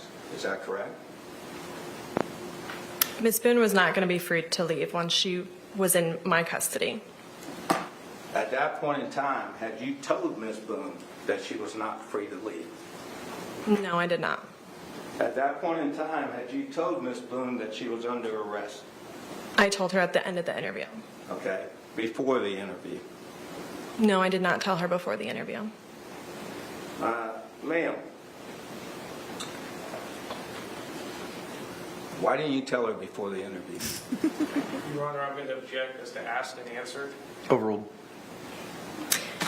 So I have to read her Miranda warnings, and that's what I did. I do not have to tell her that she is under arrest at that time. Was there a reason? Could you have told her that she was under arrest before reading her Miranda warning? Your Honor, I'm going to object as it calls for speculation. Sustained. Why would you? Ma'am, was it a strategic decision not to tell Ms. Boone that she was under arrest prior to reading her those Miranda warnings? Your Honor, I'm going to object as to relevance. Approach. So you knew you were going to arrest my client, and she was willingly coming down to the police station to talk to you guys. Why didn't y'all tell her that you were going to arrest her? Okay, so you have my client at the police station, and you're ready to interrogate her. Why did you tell her that you're going to arrest her before the interrogation started? It's like, someone in the chat said it looks like the detective is being defensive. I think it's because she thinks she's answering questions that are stupid. And she's like, are you really asking me this? That, and then at the same time, when you're testifying in the stand, you're up you later. So I think it's like a lot of things that are happening in your mind right now. Like, okay, I'm going to answer this, but got to make sure if I answer this, it's not going to be an open door to some other bullshit that's going to be crap, you know? So I think it's a mixture of that and her answering questions that she probably thinks are like dumb. It's like, why wouldn't I tell her I'm going to arrest her before she comes to the police station? I mean, there's a plethora of reasons why.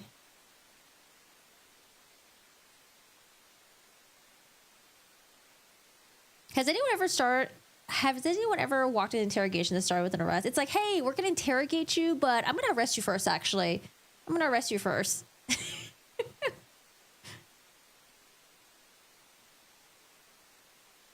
Cops are devious, sneaky. Yeah, I mean, they want you to talk. They want you to talk.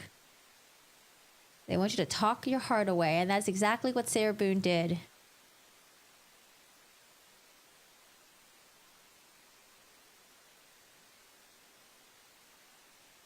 I mean, even when they were essentially saying, hey, you're the suspect, she continuing yapping away. It wasn't until they told her they're going to arrest her. She's like, wait, you're actually putting me under arrest? It's like, yeah, you didn't realize it was going to go that direction? You really thought you were going to go home, take possession of the golden wedding ring that you gave to George, figure out the funeral, the expenses? Like, you really thought you were going to do all that?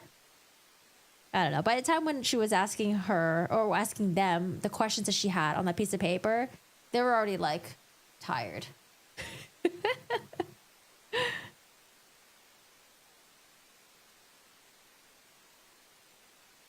I figured she was talking away because it didn't dawn on her that she would be arrested. Objection is sustained. All right, objection sustained. What was the question again? Why didn't you tell her that she was going to be arrested before questioning her, right?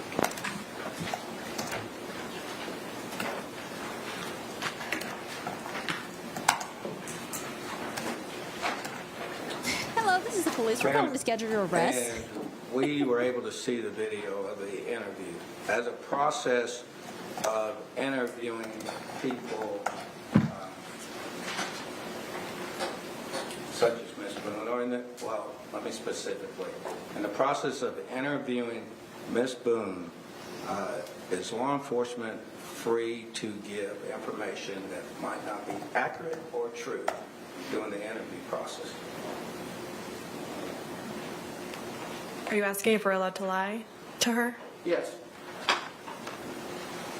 Yes, to an extent.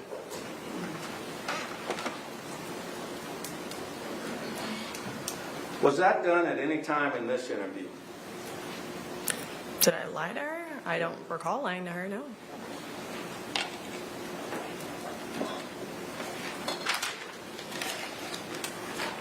May I confer, Judge? Yes, sir. Remember, he said that his cross-examination would take 30 to 40 minutes, so he should be wrapping up soon.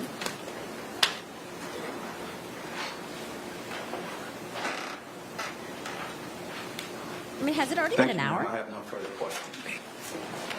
Any redirect examination? No, Your Honor. Can this witness Mr. Cacciatore is like, I don't need to do redirect. It was already bad enough. be released? State. We have her subject to recall. Okay. Subject to recall. All right, ma'am, you're released subject to recall. Thank Probably you. for a rebuttal. Probably for a rebuttal witness. State Okay. any other witnesses, evidence, or testimony to be produced. No, let's take a break, Judge. I gotta use the Your Honor, restroom. this time the state would rest. Okay. Members of the jury, it is 10:22 a.m. I have some matters with counsel that I need to address. So we're going to excuse you for a short while. It's a great opportunity for us to take our morning break as well. Similar instruction that I've given to you over the last couple of days. Please do not discuss this case amongst yourselves or anyone else. Do not conduct any independent research or investigation as to the person, places, things, or charge involved in this case. And we'll bring you back in as promptly as possible. Thank you. Jury exiting.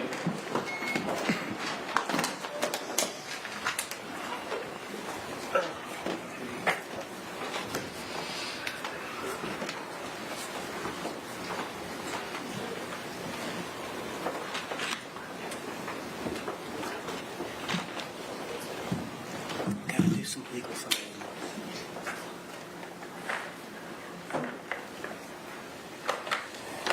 You all may be seated. Thank you.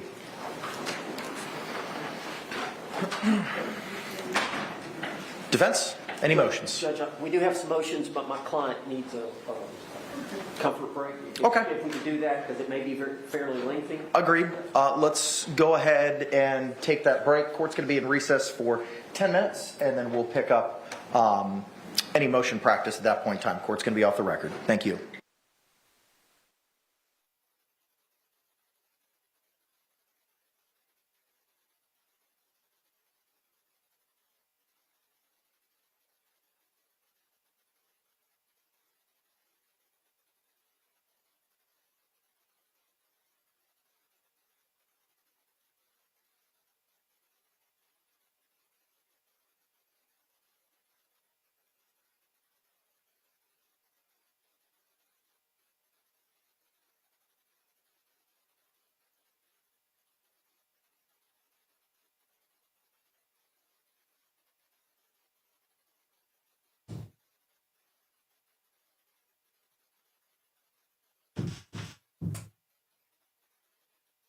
Wait, I thought the judge said that he was going to talk to the attorneys. Did I miss it? Or are they doing that after break? Her smile is creepy. Okay, I'm rewinding it. Ah! Yo, this is it's a new wallpaper. She's just smiling. Come on, guys. It's giving Attack on Titan vibes, but you know, she's smiling. She just wants to say hi to you guys. Look at that. Looking like a cutie over here. Okay. My client needs a... Thank you. Gotta do some legal something. So we get up. Jury's leaving. You all may be seated. Thank you.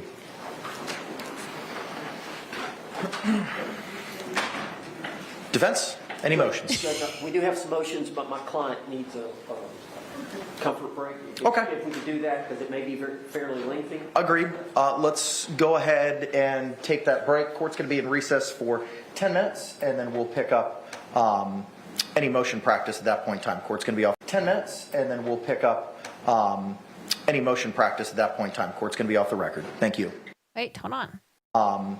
Take that break. Court's going to be in recess for 10 minutes, and then we'll pick up He looks like he's so scared. any motion practice at that point in time. Court's going to be off the record. Okay? Thank you.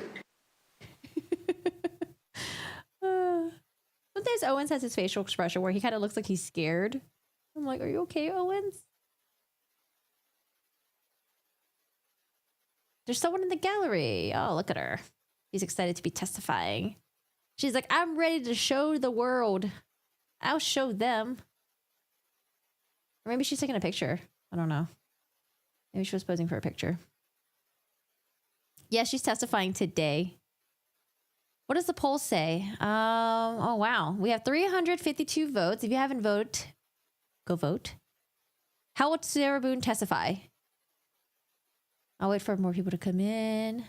I think it's pretty similar to when I did the, yeah, it's pretty similar. Oh, actually, no, there's more people that thinks that she'll show sympathy and she'll cry.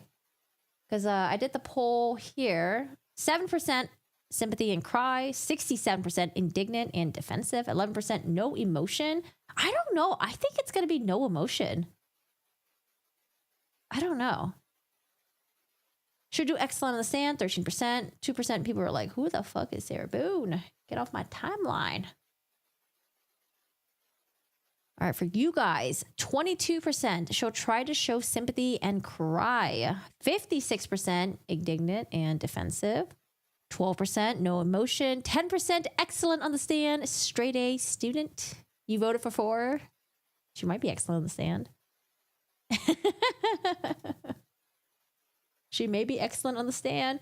There was some. Oh, I guess I'll do a little recap. Oh, Hey, hi, everybody. Jesse. Thank you so much. Hi, Jesse. Truthfinder.net. You get 50% off law and crime. There you go. You're welcome. Okay, so Sarah Boone this morning was kind of a mess, and it was pretty hard to follow because I don't have the motion that the state filed. They're not being updated on the clerk of court website. Maybe because the trial is already happening. I don't know, but it's not updated on there. I don't have anything to read. But they were talking about some of the body cam evidence that is going to be coming in through the defense team, I believe. However, there were some redactions that were going to be made. There were some incidents between Sarah Boone and George. I think they listed about 5 incidents so far, all happening in 2019, spanning from sometime in June.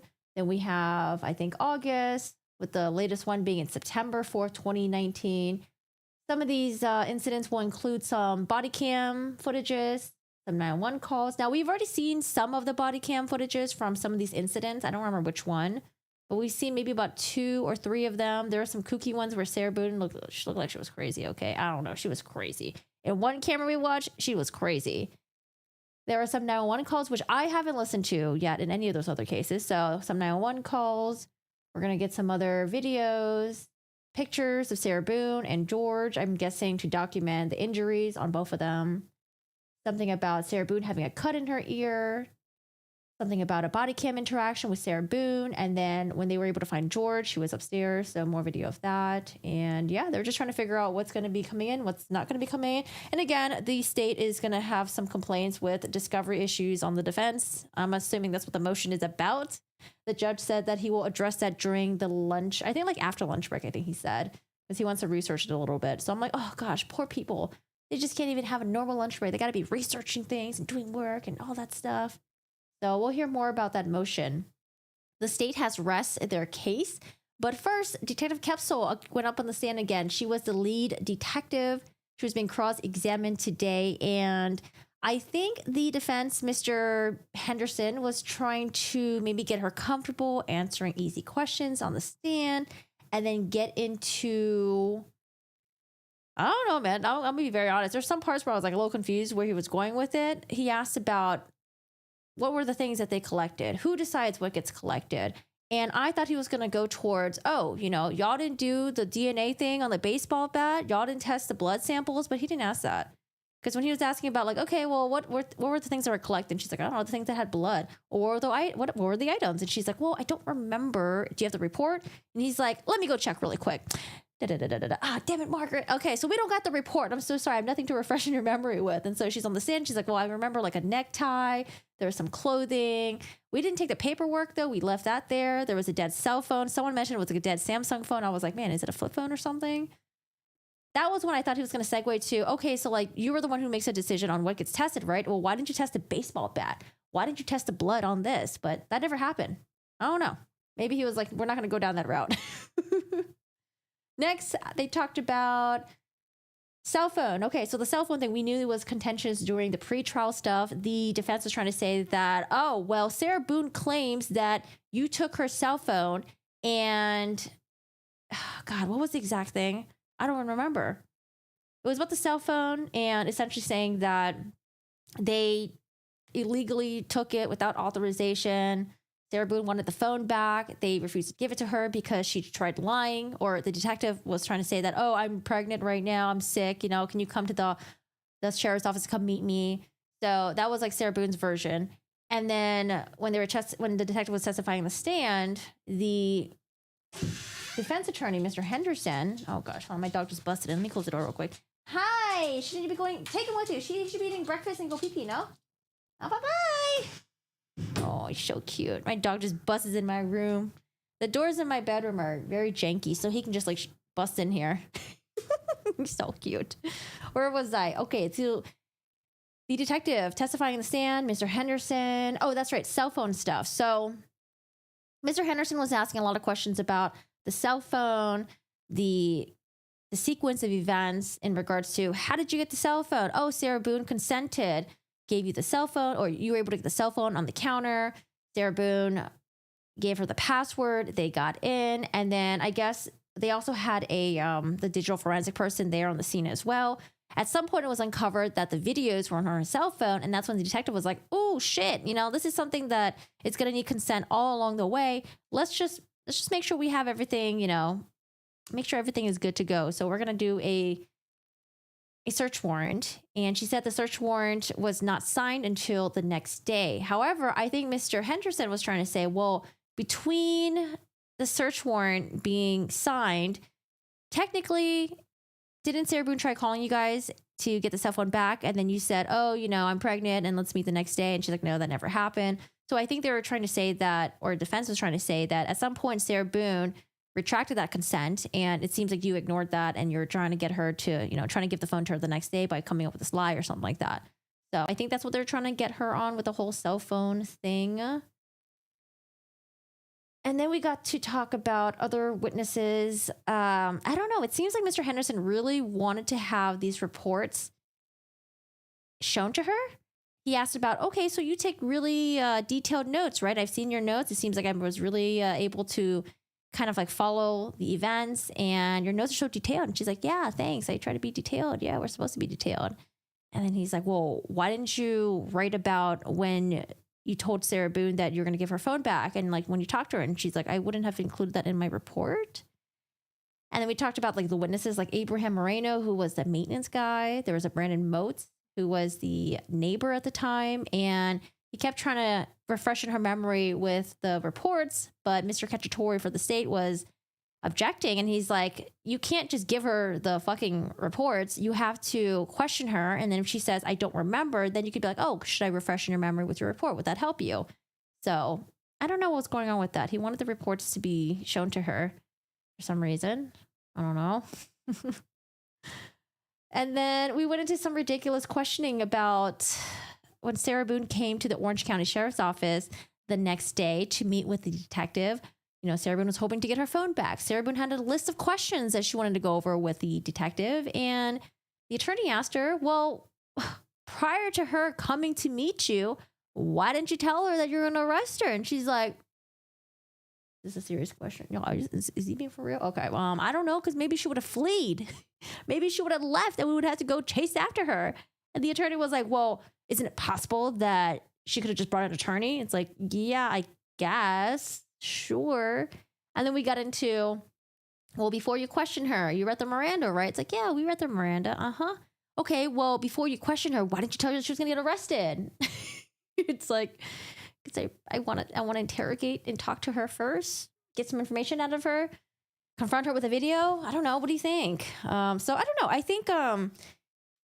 I think he was trying to go somewhere with some of these lines of questioning, and then it may have just fell flat because she didn't respond in a way that would have continued to let down the questionings that he wanted to go through. So I think that's what happened, and that's why it just kind of seemed all over the place and very disjointed. And then the state rests their case. That was their last witness. 14 witnesses. Last witness.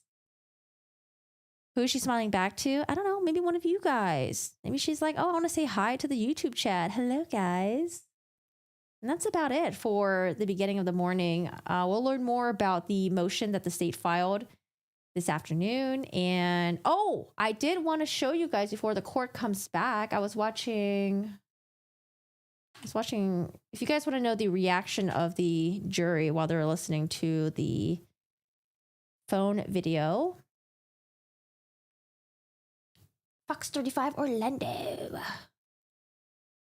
has some details. She was in the courtroom, so. And the suitcase that he was zipped. Oh God, what is this audio? Does this audio suck? Hold on. In was 28 long, 20 wide. Pushed down the stairs. Taking it all in, said that this is their case. This cell phone video is their case, and they believe that this cell phone video will prove that Sarah Boone is guilty, that she was malicious, and that this was her intent.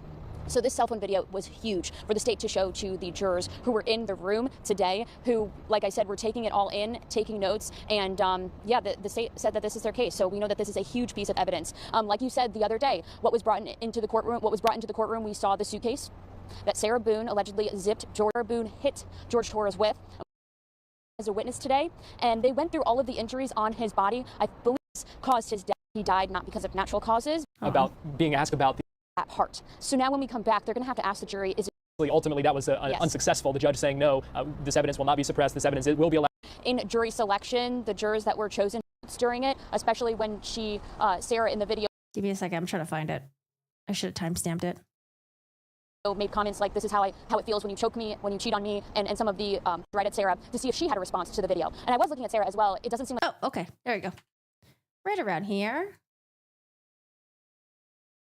Me when you cheat on me, and some of the seen this video before. As we were in jury selection, the jurors that were chosen had said that they didn't know about the case and what had happened. One juror had said she maybe knew a little bit of information, but didn't know much about it or what happened. So these jurors are seeing this video for the first time.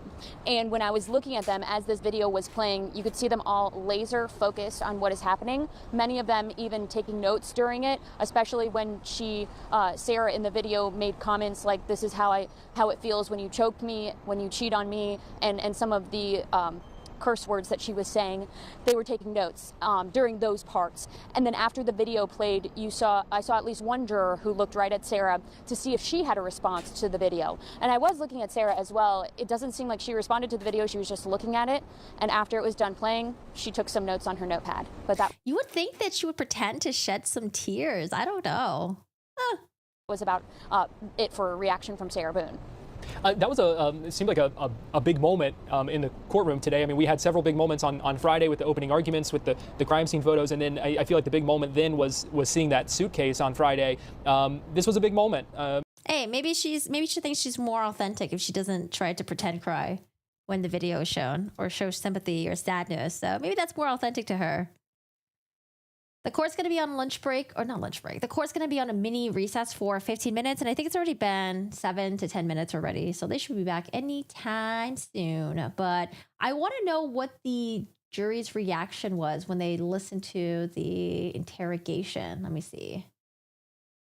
Let me say.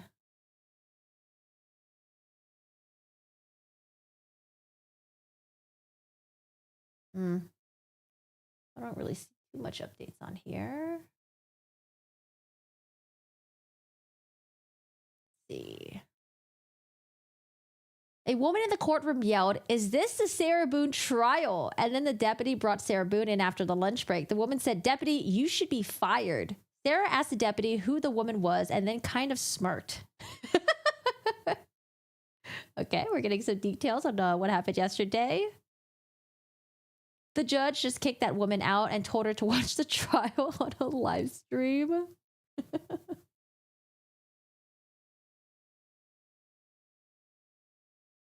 The autopsy photos were shown in court, and you could see a lot of bruising, swelling on George's body. The witness said he had injuries consistent with being hit by a bat. The cause of death, positional asphyxiation, ruled as a homicide.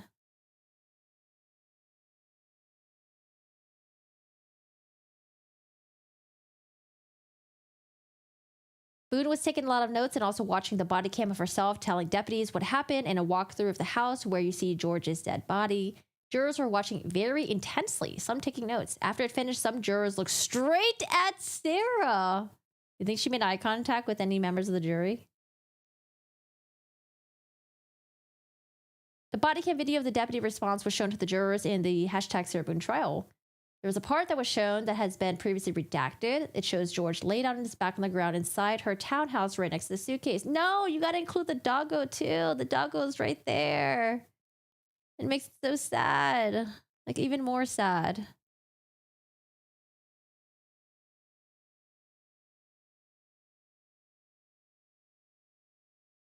Maintenance worker.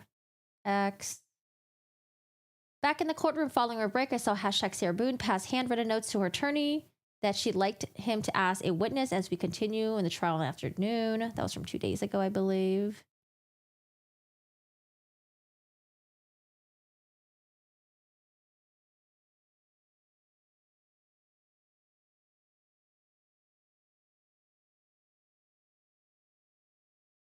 Okay. Seems to be about it.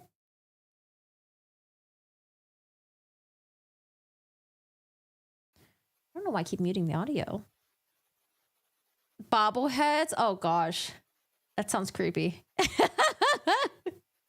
Bobbleheads always look so creepy. I don't know. I feel like bobbleheads never look good.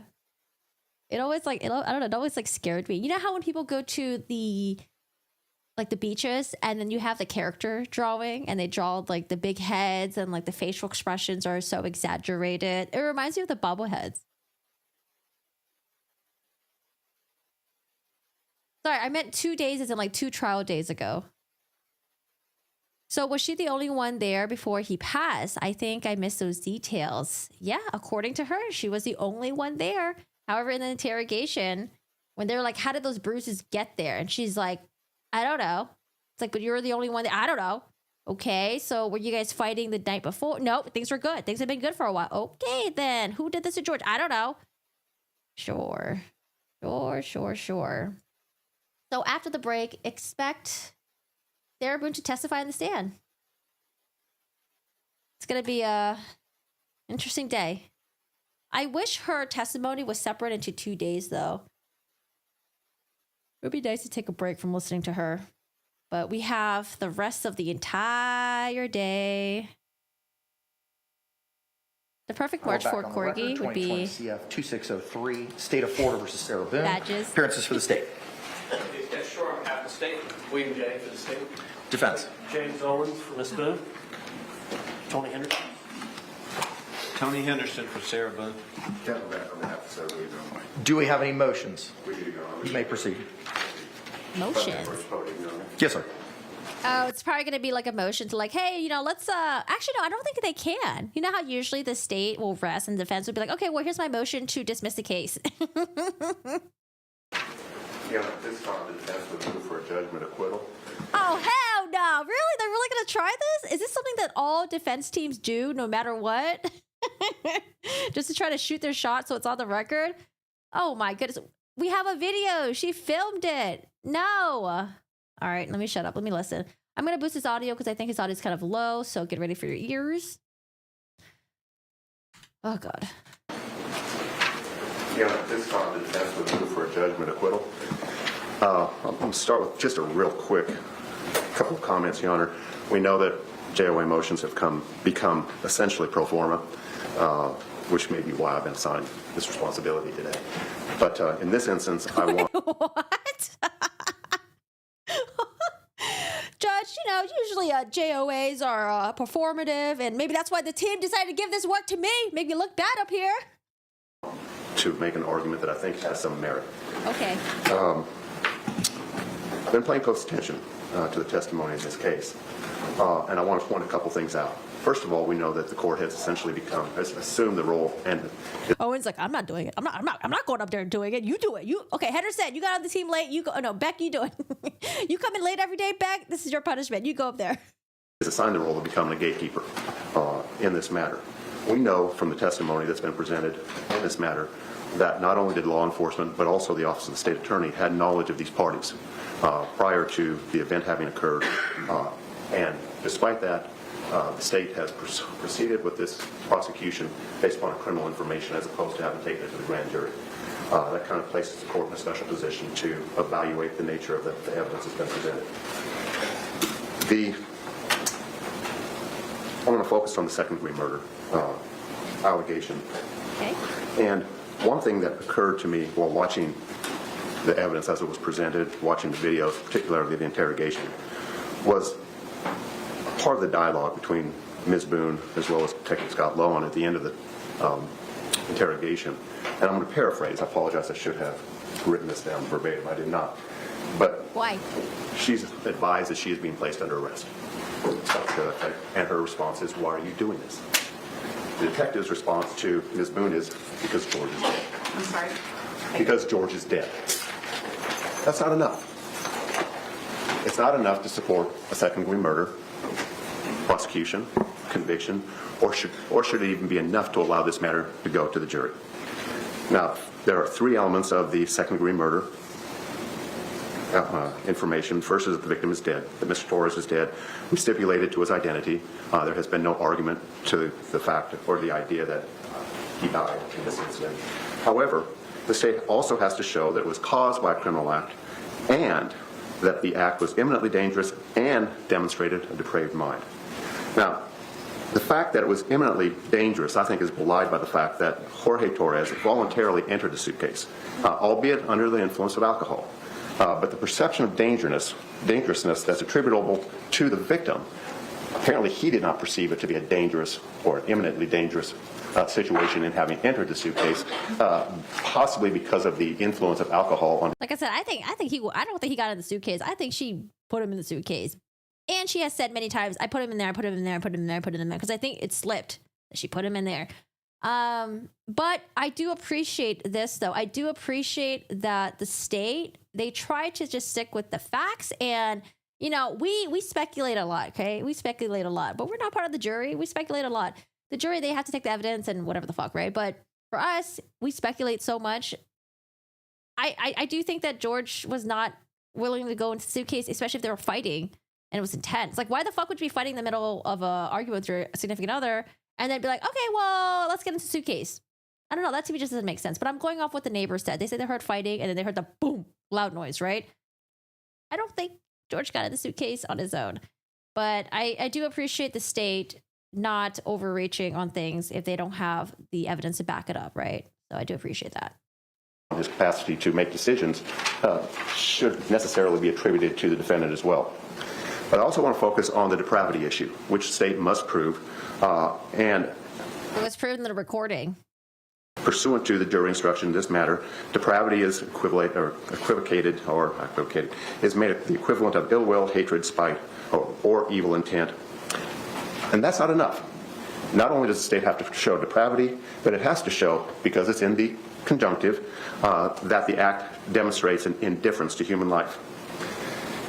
The state has presented testimony, an argument in this matter, not argument, but testimony, that in fact George Torres was suffering. Suffering does not equal hatred. It does not equal ill will. And even if she was yelling "fuck you" to him over and over again while he was begging to be let out. He said he couldn't breathe. The suitcase was flipped over. Sorry, broken record. Or to establish negligence, that's not homicidal. We know that suffering is something that the courts have been very, very cognizant of and very sensitive to. We know it from the field of capital punishment and incarceration. The idea that somebody suffers is not in and of itself homicidal, nor should it support the idea that there was indifference to the life of George Torres by Sarah Boone. Was she angry? I think there's clear evidence that she was angry. But that's not hatred. And that's the element that has to be proven here. And I don't think that there is prima facie. That's not hatred. You're willing to let someone suffocate. They said they couldn't breathe. You're willing to let them die. That's not hatred. What is that, love? Tough love? Case that in fact she demonstrated hatred so much as she demonstrated anger. Okay. Doesn't establish a prima facie case of second-degree murder. It's for those reasons, Your Honor, that I think that this matter should be, the motion for JOA as to second-degree murder should be granted, and this matter should be allowed to proceed solely on a manslaughter charge. Manslaughter. Because, in fact, they have not established prima facie elements as required by law. Thank you, Your Honor. Thank you. Response. Yes, thank you. Standard at this time is just a prima facie case. Whether any trier of fact, in taking all the facts in the light most favorable to the state and the inferences drawn from them, establish the elements of the crime. There are 3 elements to this crime. George Torres is dead has been established by a prima facie case. The death was caused by the criminal act of Sarah Boone that has been established. There was an unlawful killing of George Torres by an act imminently dangerous to another and demonstrating a depraved mind without regard for human life. An act is imminently dangerous to another and demonstrating a depraved mind if it is an act or series of acts that a person of ordinary judgment would know is reasonably certain to kill or do serious bodily injury to another. It's not Ms. Boone's subjective statements on February 25th. I had no idea you could die from being zipped into a suitcase for 13, 15 minutes before she goes to bed. 2, is done from ill will, hatred, spite, or an evil intent.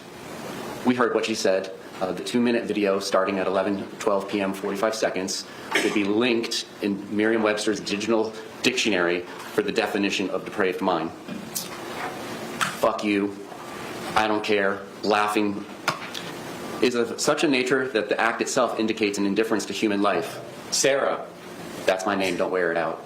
Judge, there's no question that a prima facie case has been laid. In addition to the 2-minute video and then the 2-second video 11 minutes later, we also have the defendant's inconsistent statements that she has made in regards to these events, and therefore we have that factual issue for the jury to decide. She made statements on the 911 call and to law enforcement both on the 24th and 25th that I have no idea what happened.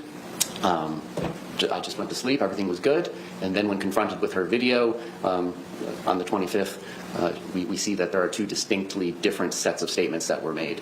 So this is sufficient at this stage in time for a jury question. Thank you. Thank you. Any other additional argument, Mr. Beck? No, Your Honor. Thank you. Thank you both for your arguments. The court, in viewing the light most favorable to the state, the court finds that the state has presented competent but rebuttal evidence to establish each of the elements of the charge contained in the information to the required level of a prima facie showing. As such, the defense's motion for a judgment of acquittal is denied. Defense, do you intend on putting on a case? Yes. Ms. Boone, I have a couple of questions to go over with you. Judge, if I may. Yes, sir. In a normal criminal trial, my position has always been to put on the defendant last. Call whatever witnesses, put on the photographs. Yeah, but not in this case. You got to put her on first if you want the expert to say that she's got battered spouse syndrome. And then the client would be the last person to testify. Because of the nature of this. So he said that, I don't know if you guys can hear. Can you guys hear him actually? Can you guys hear him? If you couldn't hear him, he said that like usually when I do cases, I usually have the defendant go last when they testify. Charge in our defense, self-defense, and battered spouse, we understand that we have to put on her first, Sarah first, for the court to then consider whether or not we established enough evidence for self-defense instruction. So she's going to have to be going first as the witness. I'm going to need a few moments with her based on everything that's going on and based on that denial of that motion for judgment of acquittal. Did you not have the lunch break? Or did you not have the 15-minute break? I don't know. Maybe she was in the bathroom for a long time or something. But, I mean, come on. You had to have known that that motion was going to be denied. All right. Maybe he just needs more time.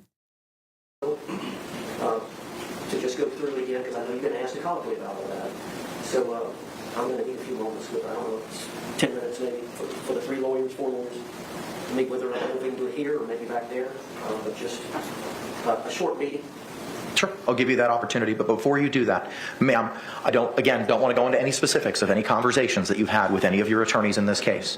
Mr. Owens has identified for the court his normal practice of calling a defendant last in a criminal case. In this case, he has advised that he wants to call you first.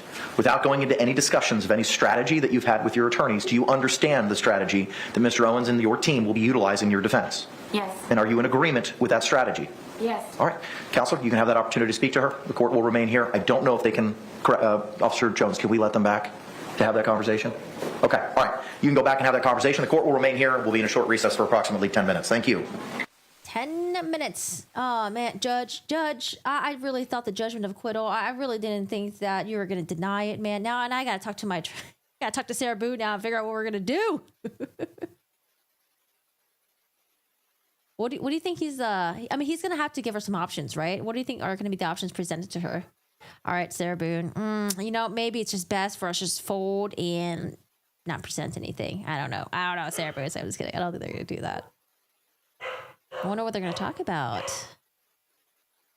Interesting.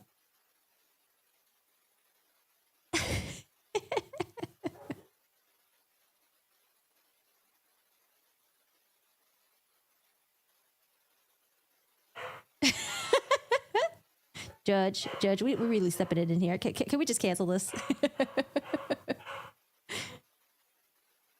They did parachute in last minute. Oh gosh, the image of the defense team parachuting last minute is hilarious to me. Mad Dog, oh my gosh, Mad Dog, thank you so much. Tier 1 sub, thank you on the Twitch. Yeah, she's gonna testify today. All right, well, for those of you guys who are joining us late and you're like, why are we having another little mini break? Well, Owens wants to talk to Sarah Boone. The judgment of acquittal was denied. Mr. Beck, poor Mr. Beck, was like, I know this is usually performative and maybe that's why they have me come up here. But I promise you what I'm going to say, it's not going to be performative, it's going to be substantive. And he went up there and argued his side. He did it as best as he can and it was just bleh. He asked the judge to essentially vacate the second-degree murder and lower it to a manslaughter. Now I want to know for manslaughter, what's the sentencing for manslaughter? Is there a minimum for manslaughter in Florida? Because that'll be kind of interesting to compare that to what they offered her for the plea deal. But the state went up there and argued and said, the victim is George. Sarah Boone did it. And yeah, it shows that it was eminently dangerous to George, that there was a disregard to human life, and the case has been laid. And the judge is like, okay, well, I have to be most favorable to the state. Well, the judge, I think it's like a really, really low bar for the state to argue. But honestly, even if it was a higher bar, I don't think the defense had anything. But the judge denied it. Mr. Owens is like, okay, well, Sarah Boone is going to have to testify first. Normally, in cases when I try them, I like to have the defendant testify last. But in this case, Sarah Boone has to testify first because she has to talk about how George was abusive to her. She needs to lay out the battered spouse or being a battered spouse. And from that on, the experts will be able to talk about Sarah Boone being a battered spouse and then how it affects her and how it affected her mind that night, why she didn't let George out of the suitcase, and whatever else she's going to say. Manslaughter, second degree, punishable up to 15 years, $10,000 fine. Probably no minimum sentencing, right, for manslaughter. You've been waiting for this other than the Leilani case with Quentin. Oh. Well, we have time to kill. Do you guys want to read about that case? Actually, I did want to read that. Court TV. I think Court TV has a recap. CourtTV.com. Also, for those of you guys who are here, thank you so much for hanging out with us today. Feel free to hit the like button if you guys enjoyed the stream. And we do have a Discord if you guys want to join. We have a true crime section if you guys want to talk about this case or other cases. And then we have other categories as well that are non-true crime related. If you're like, I want to check out when I'm done with the true crime stuff on the stream. If you don't want to talk about true crime stuff, that's fine as well. We have other categories if you guys want to. Feel free. And then I moved my vlogs onto a second channel because I kept saying it's weird now that my channel is all true crime stuff. It's weird to upload other things that are non-true crime related. It's like, hey guys, here's my vacation. And then boom, someone found in a suitcase, stabbed to death or something like that, So I moved the vlogs onto a second channel instead. Feel free to check it out. You're trying to catch up Leilani in the evenings while watching this live. Okay, I have... Let's read this really quick, actually. So I started watching the opening statements, but I was like, maybe I'll watch opening statements with you guys. Oh, God. No, no. Oh, the Court TV ads are so horrendous. Like, look at this fat ad right here. That won't go away. Court TV. All right, well, let's read. I'll try to be as quick as I can. So this is the Leilani case that's also being live streamed right now. Day one, prosecutor Tim Dean is lengthy opening. What did I say? Lengthy opening told jurors that Quinton Simon, 20 months old, was betrayed by his mother, who killed him in the early morning hours of October 5th and drove his body to a dumpster where she threw him away like trash. A few months before his murder, Dean said Simon was feeling unloved, neglected. She made a 4-minute, this word, S video, addressed to her boyfriend, Daniel Youngkin, during which she lamented their lost love and complained that her feelings for him were not being reciprocated. Quotations, she said tearfully, "I don't hear love in your voice or the love in your touch. I don't see the love in your eyes anymore. When I was carrying your child, you didn't want to have sex with me. You didn't want me. That feeling was the only way. That feeling was only one way. That love, that loyalty, all one way. Well, maybe it's time to move on and find someone else." She ended the video with a plea to him, take care of the kids. She ended the video after she arrived at the river, apparently with the intent to by driving to the river. The prosecutor lengthening opening statement included details of Simon's evolving story over the weeks since her son's disappearance. In several statements to police, prosecutors say Simon was not truthful with police and she did not tell him that she made a late-night trip to buy this drug, which was then followed by a trip to the dumpster where she abandoned her son's body. Oh my God. On the night of October 4, 2022, prosecutors contend Simon had a fight with Daniel Youngkin, her boyfriend, left the house to buy drugs. She did not disclose this late-night jaunt when she was interviewed by the police. Prosecutors contend the cocaine made her angry and impulsive and precipitated Quinton's murder. Surveillance video shows her parked outside of a dumpster the following morning at 1 a.m. Dean conceded that he would not be able to tell the jurors how Quinton died. But Dean contends that she made a telling admission in her last statement to police. Leilani Simon appeared to break down and tearfully state, "I don't know if I did something to him. If I did, I will take responsibility." The defense made a very brief opening statement suggesting the prosecutors were making bold conclusions that they would not be able to prove. Day two, Leilani Simon did not tell police during the search for her missing child that she left in the middle of the night to buy drugs after a fight with her boyfriend. Asked to provide a written statement with as much details as possible when she last saw Quinton, her son, and the events leading up to discovering her child missing, she again left out the midnight jaunt to buy drugs. Simon initially told investigators that she put Quinton to bed at about 10:30 p.m. and woke up the next morning at 9 a.m. to find the door ajar and her son gone. Oh no. When confronted with information gathered by detectives that her son was photographed around the mobile home park, she pivoted to explain that she was called up by a friend in the vicinity to obtain Orajel to soothe her discomfort after getting her wisdom tooth pulled. When she was pressed about the possibility of an accident, Simon became hysterical and insisted someone had taken her child. When police informed her that her home security system indicated that her door was not open until 9:20 a.m., she claimed the system could not be working properly. Oh no, the technology be failing. At one point, while she was hysterically crying over the missing child, she used the past tense to refer to her son. "He was warm, his cheeks were pink. Please don't do that. I can't live with that. He was alive last time I've seen my baby. He was my happy baby. He was my happy baby." Yeah, Outcast, that sounds horrible. Being zipped up in a suitcase? Day three, Leilani Simon's ex-boyfriend Daniel Youngkin took the witness stand and revealed that he agreed to let the FBI wire a hotel room with camera and mic so they could listen in on the conversations with Simon in the days following the disappearance of her son. Prosecutors played several clips from the surveillance of Youngkin and Simon, during which Youngkin pressed Simon about going to get Orajel in the middle of the night, prompting her to become defensive and combative. Youngkin was living with Simon, their infant daughter Sky, and Leilani's two other children, Quinton and Zane, when Quinton disappeared. He testified there was nothing left. Oh my gosh, hairdo. What is your profile picture? I'm trying to see. Hairdo, thank you so much for becoming a member. Oh my goodness, welcome, welcome. Enjoy your membership. Enjoy your emotes. Thank you so much for supporting the channel. Oh, dude, thank you so much for becoming a member. Hello, hello. She rejected the plea though because she's an idiot. Text messages. Simon sent to Youngkin to reflect how distraught she was over the broken relationship. She lamented on the lack of intimacy, the affection he had for her, so much so that she had contemplated this word. Jurors viewed a video she made addressing Youngkin in which she apologized to her children for failing them and pleaded for him to take care of the kids because he couldn't take care of her and didn't love her right. In 2 recorded interviews with the police on October 5th and 8th, Simon maintained she left briefly during the night to meet Red, a drug dealer, to make a $20 payment for weed, and left the house for a second time after 1 a.m. to get Orajel from a former co-worker. She denied she had anything to do with her son's disappearance. When the detectives confronted her with inconsistencies, she became hysterical. Simon permitted her phone to be examined by the police, and when she was asked about Craig or Red, the drug dealer, she denied there was anything going on between the two of them. However, text exchange revealed that she was having sex with Craig. Oh, no. In quotations, oh, God, she did the Google search. Is it common for a mother to have a resentment or even anger towards her child because of the father or another reason? Yikes. Defense successfully argued the salacious texts between Simon and her drug dealer were prejudicial and succeeded in keeping them from being read into evidence. A few days before Quentin disappeared, Leilani Simon searched, is it common for, I read that.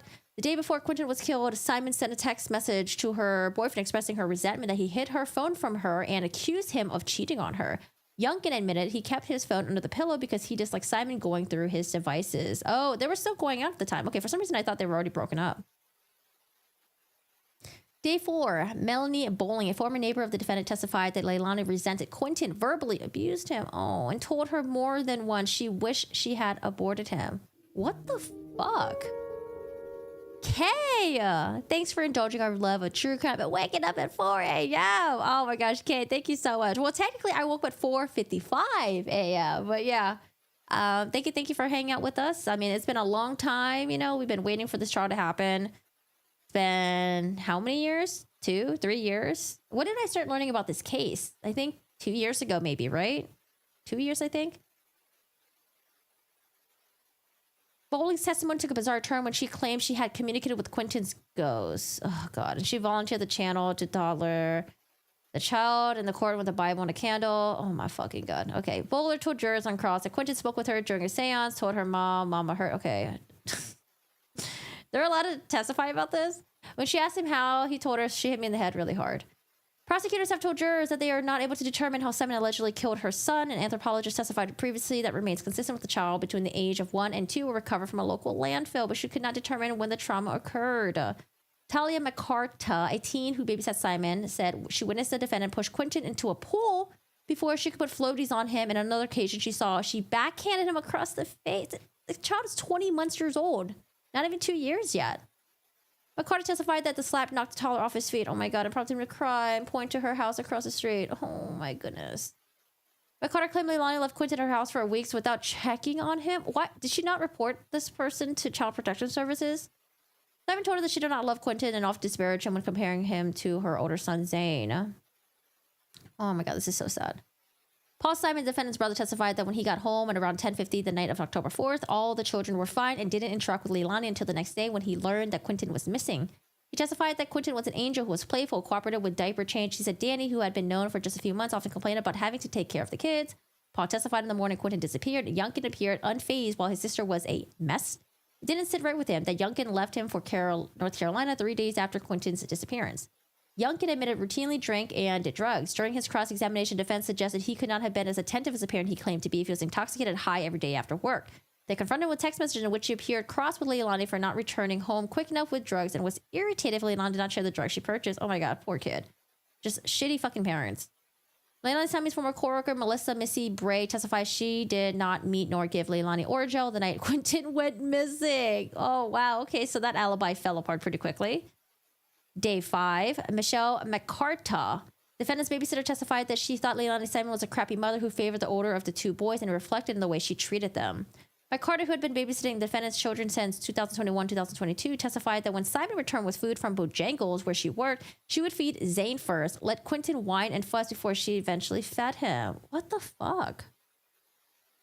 McCarta said Quentin reacted differently when Simon picked up the boys. Quentin would cry, while if Youngkin, Simon's boyfriend, picked him up, he was receptive. McCarta recalled Youngkin to reach out to her in the morning of October 5th to ask if Quentin was with her. When she learned that he was missing, she went to Simon's home and suggested they call the police.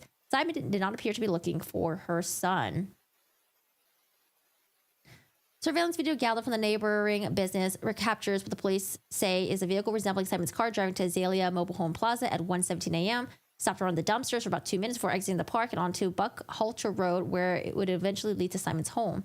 Data extracted from Simon's cell phone suggested her phone traveled to Azalea Mobile Home Park and back to Buckhalter Road. It was plugged in at 1:13 a.m. and unplugged at 1:26. Yeah, they're on break right now, so I'm just reading about this case. Prosecutors suggest this would be consistent with her plugging her phone into her car for the period in which she drove to Azalea Mobile Park home and back. It also shows her phone was stationary for a few minutes within the 1:13 to 1:26 a.m. window. Day 6. I think this is the last one. Day 6, last one. FBI agent who participated in interviewing Leilani Simon over the next few days said she changed her story about being at the Azalea Mobile Home Park. At the third time, she was interviewed about her missing son. She originally told detectives she had gone to the mobile home park area to meet Melissa Bray, a former coworker, to get oral gel. However, that person testified was like, nope, that didn't happen. On October 12th, when agents interviewed Simon again and told her they had talked to Bray and could not corroborate her oral gel story, she said she stopped at Azalea Mobile Home Park to dump trash that was smelling up in her car. Oh, God. Special Agent Snyder noted that during the hours-long interview, 75 minutes was played for the jury. She was asked about how she got rid of the trash. She described using one hand to retrieve the trash bag from her trunk, but demonstrated using both hands and raised arms to show how she unloaded the bag onto the dumpster.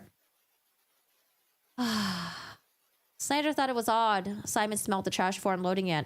When he asked her about it, she said the bag was only partially tied.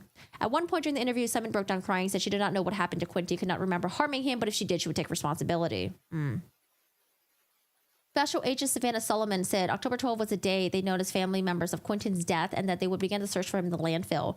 She said the defendant did not appear shocked, while four of the family members, including the defendant's mother, reacted with anguish and shock.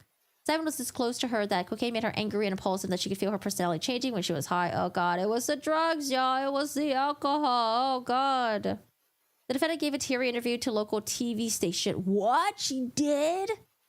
Oh, no. Local TV station on October 24th. She appealed to the public for help. We want answers just like everyone else does. How bad was that TV interview? You know whose was really bad? Fucking Jen Soto. God, fuck Jen Soto. Special Agent Solomon said Simon texted her on the 24th, essentially blaming Danny for making her tell the Origel story and blaming him for Quinton's disappearance. Solomon testified that the defendant described she wanted to be in a in memoriam type of tattoo dedicated to Quinton. On cross by defense attorney Martin Hilliard, he noted that despite the FBI's best efforts to surveil Simon with the cooperation of her boyfriend at the hotel and to wiretap their conversations over 60 days, Simon never made any admission that she harmed her child. Dude, she looks so different. Like, this looks so... I thought it was, like, two different people. I'm guessing that's her when she was, like, younger. Looks nothing like her. Like, this, she looks like she's maybe, like, half Asian or something. This just looks white to me. I don't know. She looks completely different. Very, very different. Maybe it's, like, the glasses. But I don't know. I feel like it doesn't even look like her. All right, y'all. Any questions about the... Sarah Boone case? They're not back on break yet. But Mr. Owens said they were only going to take 10 minutes. Mr. Owens lied to us. Any questions or anything before we continue chatting about... I don't know what else to chat about. I might go get some water downstairs. I guess I'll use the bathroom. But if you guys have any questions, just at Corgi, and we'll try to answer them when I come back. All right.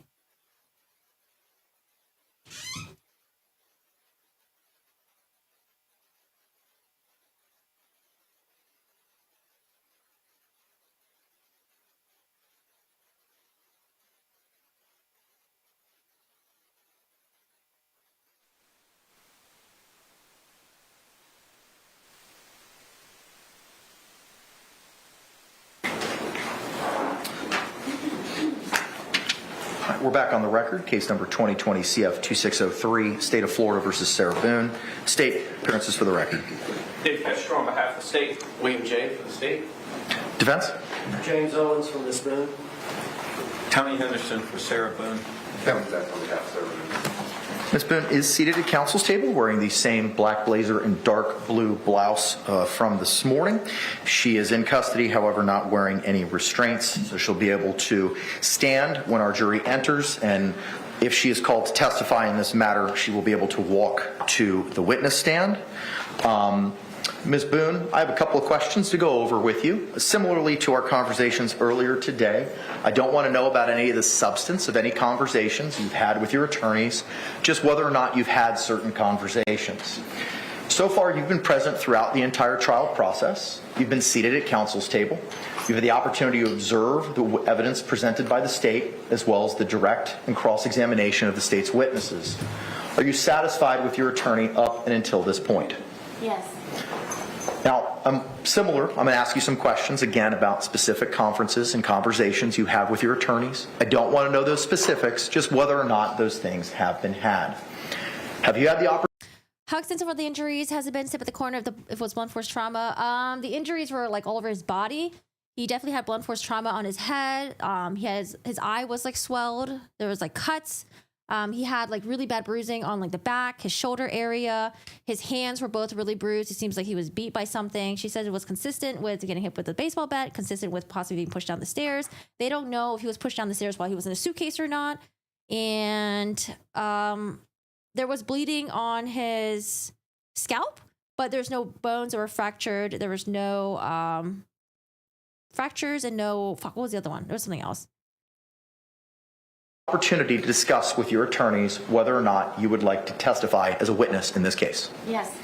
Do you need any additional time to discuss that matter with your attorneys? No. Have your attorneys discussed with you the potential benefits and potential harms of testifying as a witness in this case? Yes. Are you satisfied with the advice from your counsels? Yes. Do you understand that attorneys can make most of the decisions about trial strategy? They cannot determine whether or not a defendant testifies or not. Do you understand that? Yes. Not even the court can interfere with the defendant's right to make that decision. Do you understand that? Yes. Do you understand that it is your decision and your decision alone? Yes. While counsel can give you advice on whether or not it would be wise for you to testify in this case, do you understand that you can ignore counsel's advice because the final decision is yours? Yes. Do you understand that you have the right to remain silent? Yes. Did you hear me explain to the jury at the beginning of the trial how the right to remain silent is absolute, and the fact that a defendant did not testify cannot be considered as evidence of guilt or influence their verdict in any way? Yes. Before a jury begins its deliberations, the court will read another jury instruction if you decide not to testify. This instruction orders the jury not to consider your silence as evidence of guilt or to consider your decision at all. Would you like me to read that instruction for you at this time? Yes.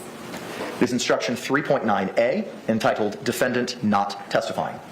The Constitution requires the state to prove its accusations against the defendant.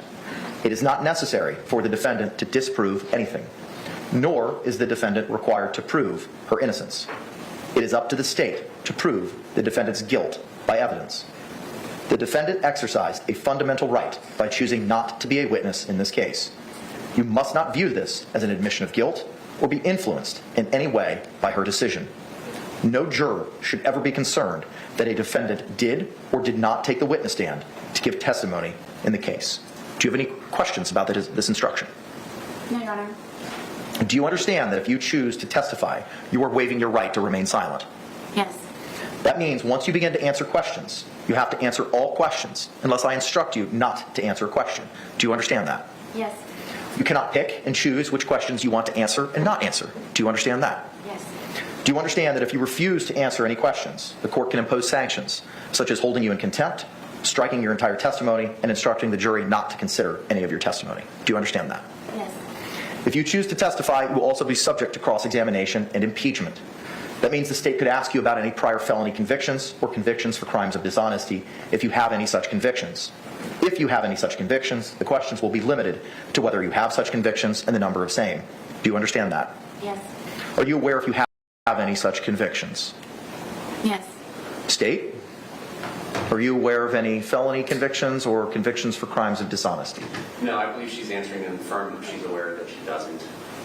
Okay, so you have no such convictions. Okay, thank you for that clarifications, ma'am. As there are no convictions, and that number is not in dispute, the state will not be permitted to inquire into those matters. Have you had enough time to discuss your decision to testify or not testify with your attorneys? Yes. Again, do you need any additional time? No. Has anyone forced you, threatened you to get you to testify or not testify in this case? No. Has anyone made any promises to you to get you to testify or not testify in this case? No. Are you satisfied with your counsel's advice so far in this case? Yes. Are you making this decision freely and voluntarily? I am. Did anyone force you, threaten you, or coerce you to testify in this case? No. Would you like to testify or not testify as a witness in this case? Testify. Okay.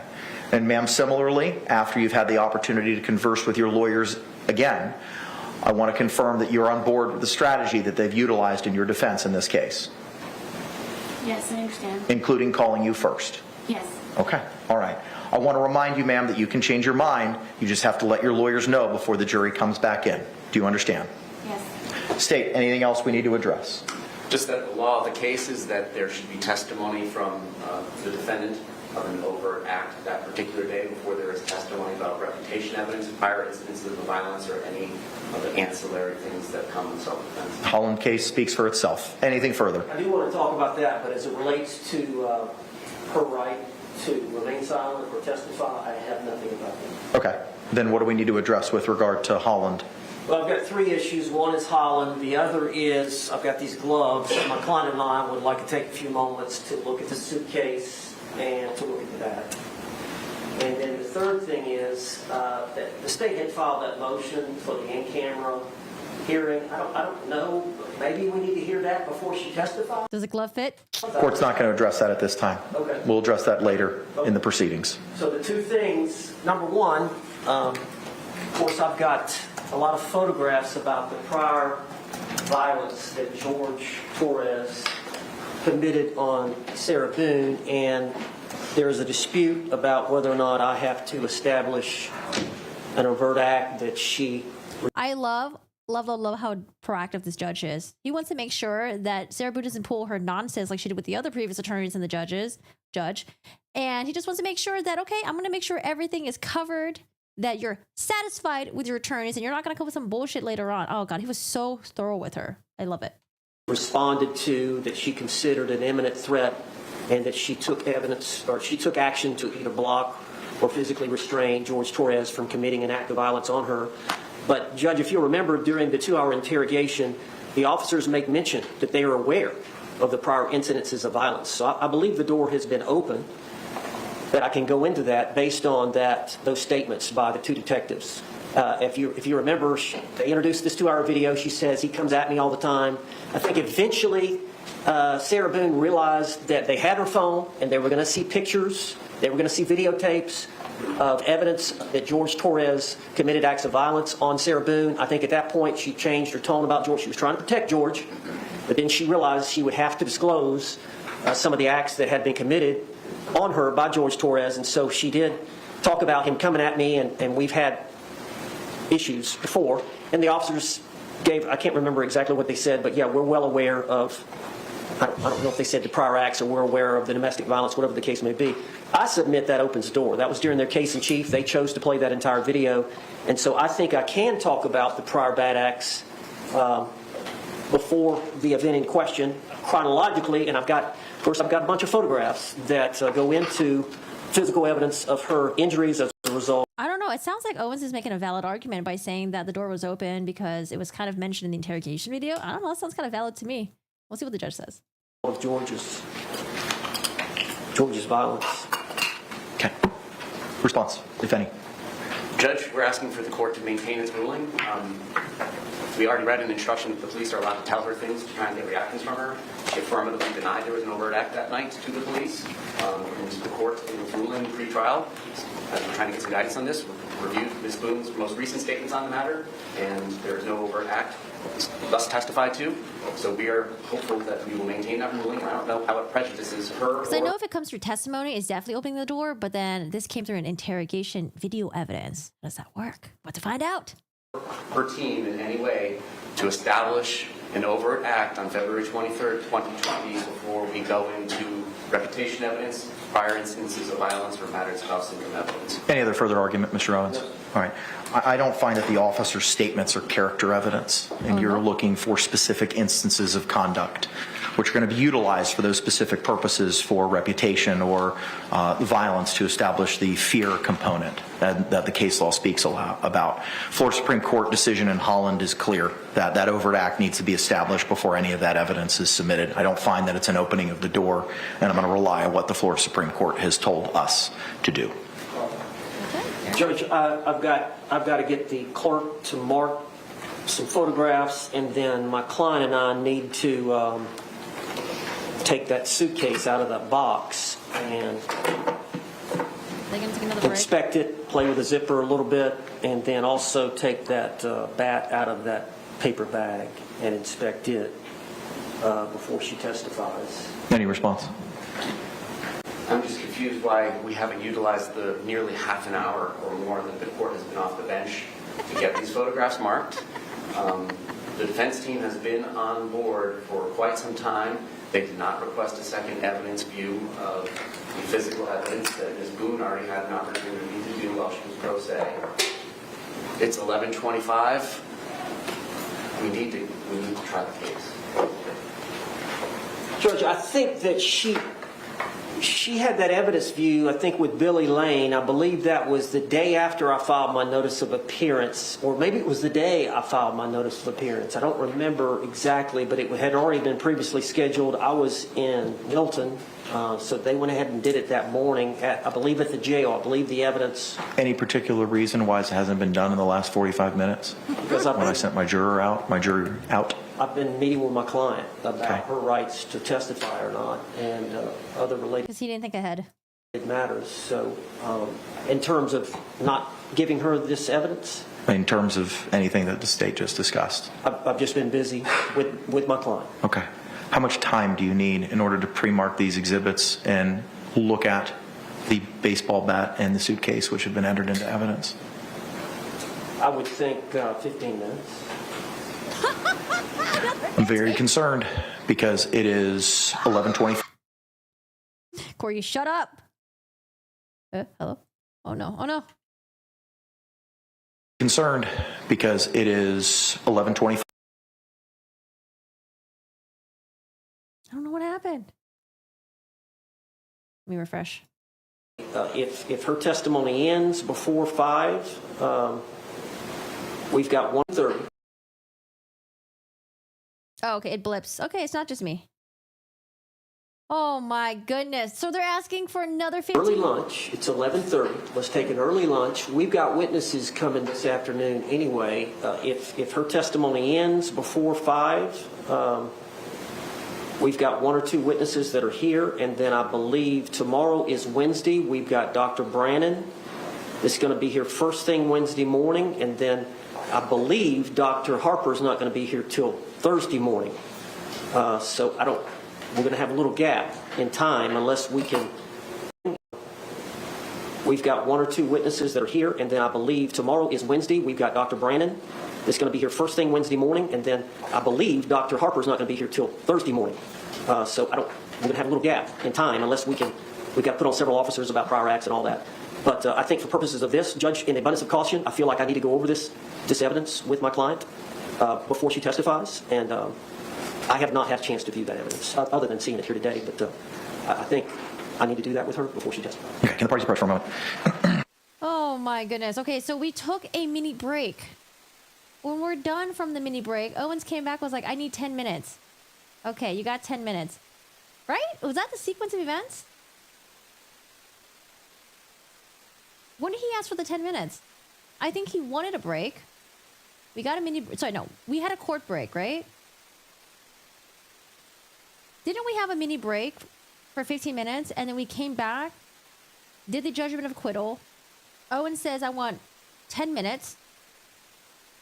Gave him more than 10 minutes. And then now we're back. And now he wants 15 minutes. What is going on here?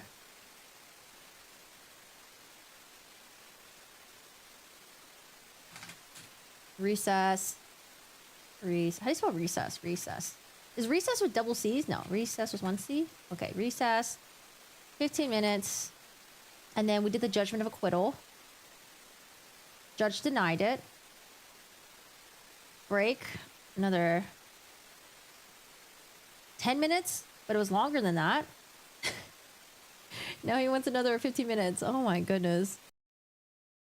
I mean, we saw the judge's face. The judge was like, why didn't you do it in the past 45 minutes that we've been here? Oh, judge, I didn't think about it. I was talking to my witness, my defendant. We were conferring about some stuff. She wants to test out the zipper pull and then touch the suitcase and play with the baseball bat.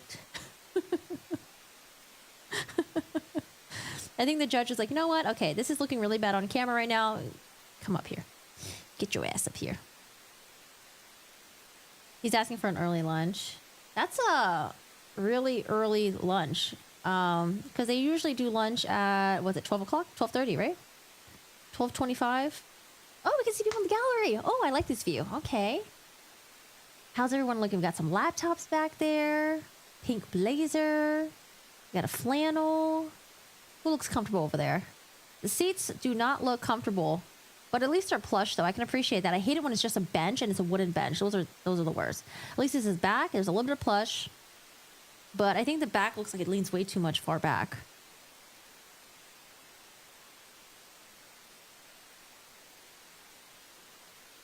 The blonde is talking to Sarah Boone. We're killing some time. People texting up a storm. Joel the Survivor? Oh, Surviving the Survivor? Oh, I didn't see. Which one is that? I recognize that name though. Joel. Surviving the Survivor. Is it this one? Or this one? That's Billy Lane. I don't recognize anyone. With the creepy grin? Who has a creepy grin? Creepy grin? This guy's facial expression stands out the most to me, but it doesn't look creepy. It looks like he's like in deep thought. Like, yes, I wonder what they're doing up there. Yes. Brie Larson? I don't see Brie Larson.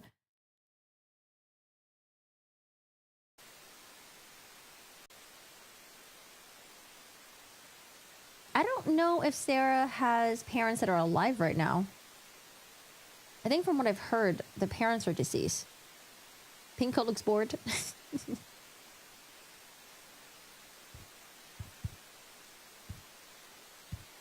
You love hot pink? It's so Miami.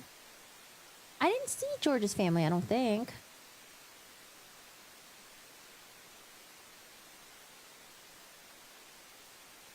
They're reading our comments.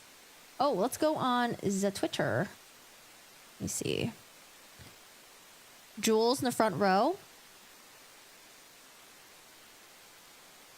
Oh, is he in there?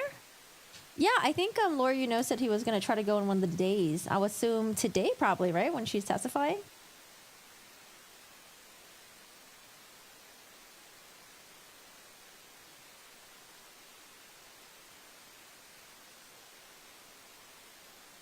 Where was the Twitter thing up? Hold on. Oh, here it is. Twitter. Let's see what Twitter says. We have Stephanie Buffamonte. I don't know. I'll just read this. Sarah Boone's attorney just said she'll be testifying first, taking a 10-minute break to speak with her. They arrested their case. Oh, that's it. That's it. Too dark. Who else is in the courtroom? Anyone that's live tweeting in the courtroom? I want some other insights that we can't see on the live stream.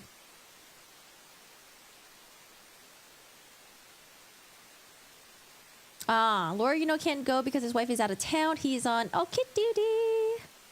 Laura, said he can only go next Monday. Okay, next Monday. We'll keep an eye out for him to see if he's in the gallery.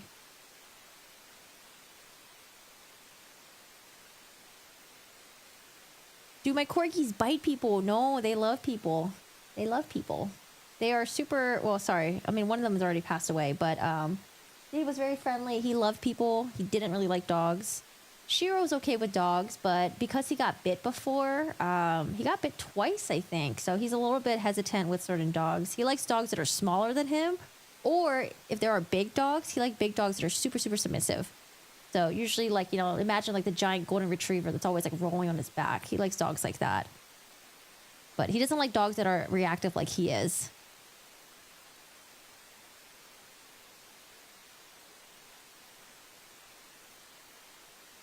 The Idaho 4 trial. Oh, that's going to happen in 2025. Yeah, if they televise it, I definitely want to watch it. We were following the case, and then it got a little bit confusing. But I know they moved to Ada County now, right? And then they're hoping for... Oh, I think it was after the school ends, because they didn't want to do it during summertime in case people had breaks, kids. You know what? I don't know what George's sister looks like. But I do recognize those shoes. They're on run. I don't know what George's sister looks like. I've never seen a picture of her. I have no idea.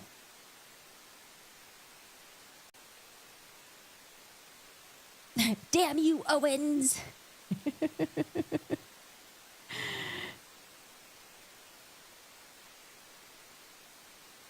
Does your corgi ever box you in the face to get up and feed me? Mike keeps doing that if I'm asleep. She wants breakfast. No, my corgi loves sleeping in.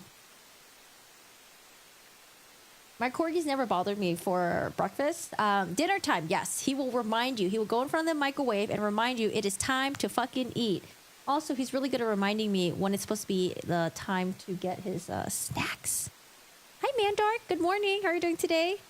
Hi, Efro. Good evening. The truth is that the real victim of the trial is no longer present to defend himself. The evidence and testimonies of third parties are not going to make it any easier.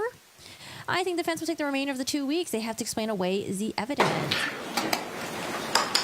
It is 11:35. Councils have matters that they need to address with Madam Clerk for the pre-marking of exhibits, and along with the review of the suitcase and bat, which were previously entered into evidence. I'm going to bring based on the agreement of the parties, I'm going to bring our jury panel in at this time, release them for lunch, give them a similar instruction to the instructions they've been provided earlier, and we will commence promptly at 1 o'clock this afternoon. State, any disagreement with the battle plan so far? No, sir. Same question, Mr. Owens. No, sir. All right, let's go ahead and stand back, bring it back in our panel. All right, so it seems like, nope, they weren't already marked. Nope. Owens has a lot of homework to do because Owens also needs to provide the relevant records to the defense. And then they have to address oh God, it's going to be a while for her to testify because when they come back from lunch break, they also have to address the possible discovery violation, the motion, whatever else there is.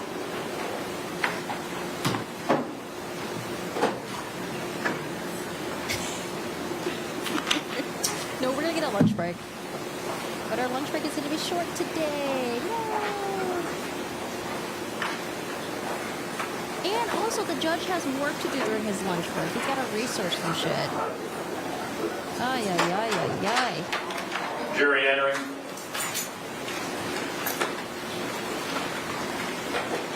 Am I adopted? No. That's a really question. No, I'm not adopted. I got my mom. Sometimes we like her, sometimes we hate her. And then she's got a crazy boyfriend that we definitely hate. He hasn't died yet. I don't know. Never mind. State, do you recognize our jury? Yes, sir. Defense, do you recognize our jury? I thank you all can be seated. Members of the jury, again, once you're seated and comfortable, if you could raise your hands to confirm that you complied with the court's instructions. All right, thank you very much. Thank you for your patience. Matters with counsel took a little bit longer than we anticipated. We're going to take an earlier break today. It's 11:35. We anticipate the defense putting on a case. Yeah, there's probably a lot of context needed with what I just said. No, I'm not Filipino. This afternoon, and we don't want to get into it and then have to break a half an hour into it. So we're going to go ahead and take that break at this time. I'm going to give you a similar instruction as I've read to you over the last couple of days. Jurors, you must not conduct any investigation on your own. This includes reading newspapers, watching television, or using a computer, cell phone, the internet, any electronic device, or any other means at all to get information related to this case or the people and places involved in this case. This applies whether you are in the courthouse, at home, or anywhere else. You must not visit places mentioned in the trial or use the internet to look at maps or pictures to see any place discussed during the trial. Jurors, do not watch local news or read local newspapers. Jurors must not have any discussions of any sort with friends, family members, or even your fellow jurors about the case or the people and places involved. So do not let anyone make comments to you or ask questions about the trial. I want to stress again that just as you must not talk about this case face-to-face, you must not talk about this case by using an electronic device. You must not use phones, computers, or other electronic devices to communicate. Do not send or accept any messages related to this case or your jury service.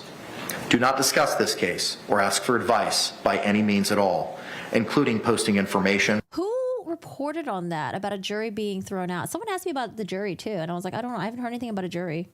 Did someone get thrown out? I haven't heard anything about that. No, I've never been to prison before. Have I been to court before? Yes. On an internet website, chat room, or blog. With that, members of the jury, I thank you for your time and your service and your attentiveness, and we'll see you at 1 o'clock this afternoon. Thank you. Jury entering.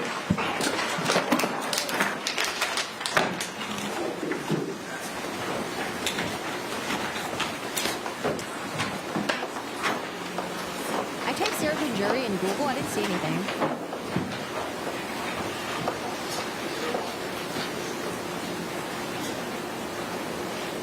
Oh, Dippolito? Oh, dude, Dippolito was crazy. Y'all may be seated. Thank you. This morning, State and the somebody got defense, kicked if you could out. please review Oh, do you know who reported that, Tracy? those items, and please mark every defense exhibit at this time with Madam Clerk, and I will see you all to commence promptly at 1 p.m. Court's in recess. Thank you. Who reported it, or was it addressed somewhere? How many breaks? A lot. Okay, what a hot mess. I mean, I kind of already recapped what happened this morning, and then nothing really happened afterwards. Oh, there was a judgment of acquittal. All right, well, let's do the briefest recap of the morning stuff, and then we'll talk about the judgment of acquittal. So day 3, Sarah Boone is going to be testifying today. We started off with Chelsea Kepsel with the cross-examination, where I think it fell a little bit flat with the defense team. I think they were trying to trick her into, I don't know, maybe saying that I took Sarah Boone's phone when I shouldn't have, and she asked for it back, and I kept it, and I didn't listen to her.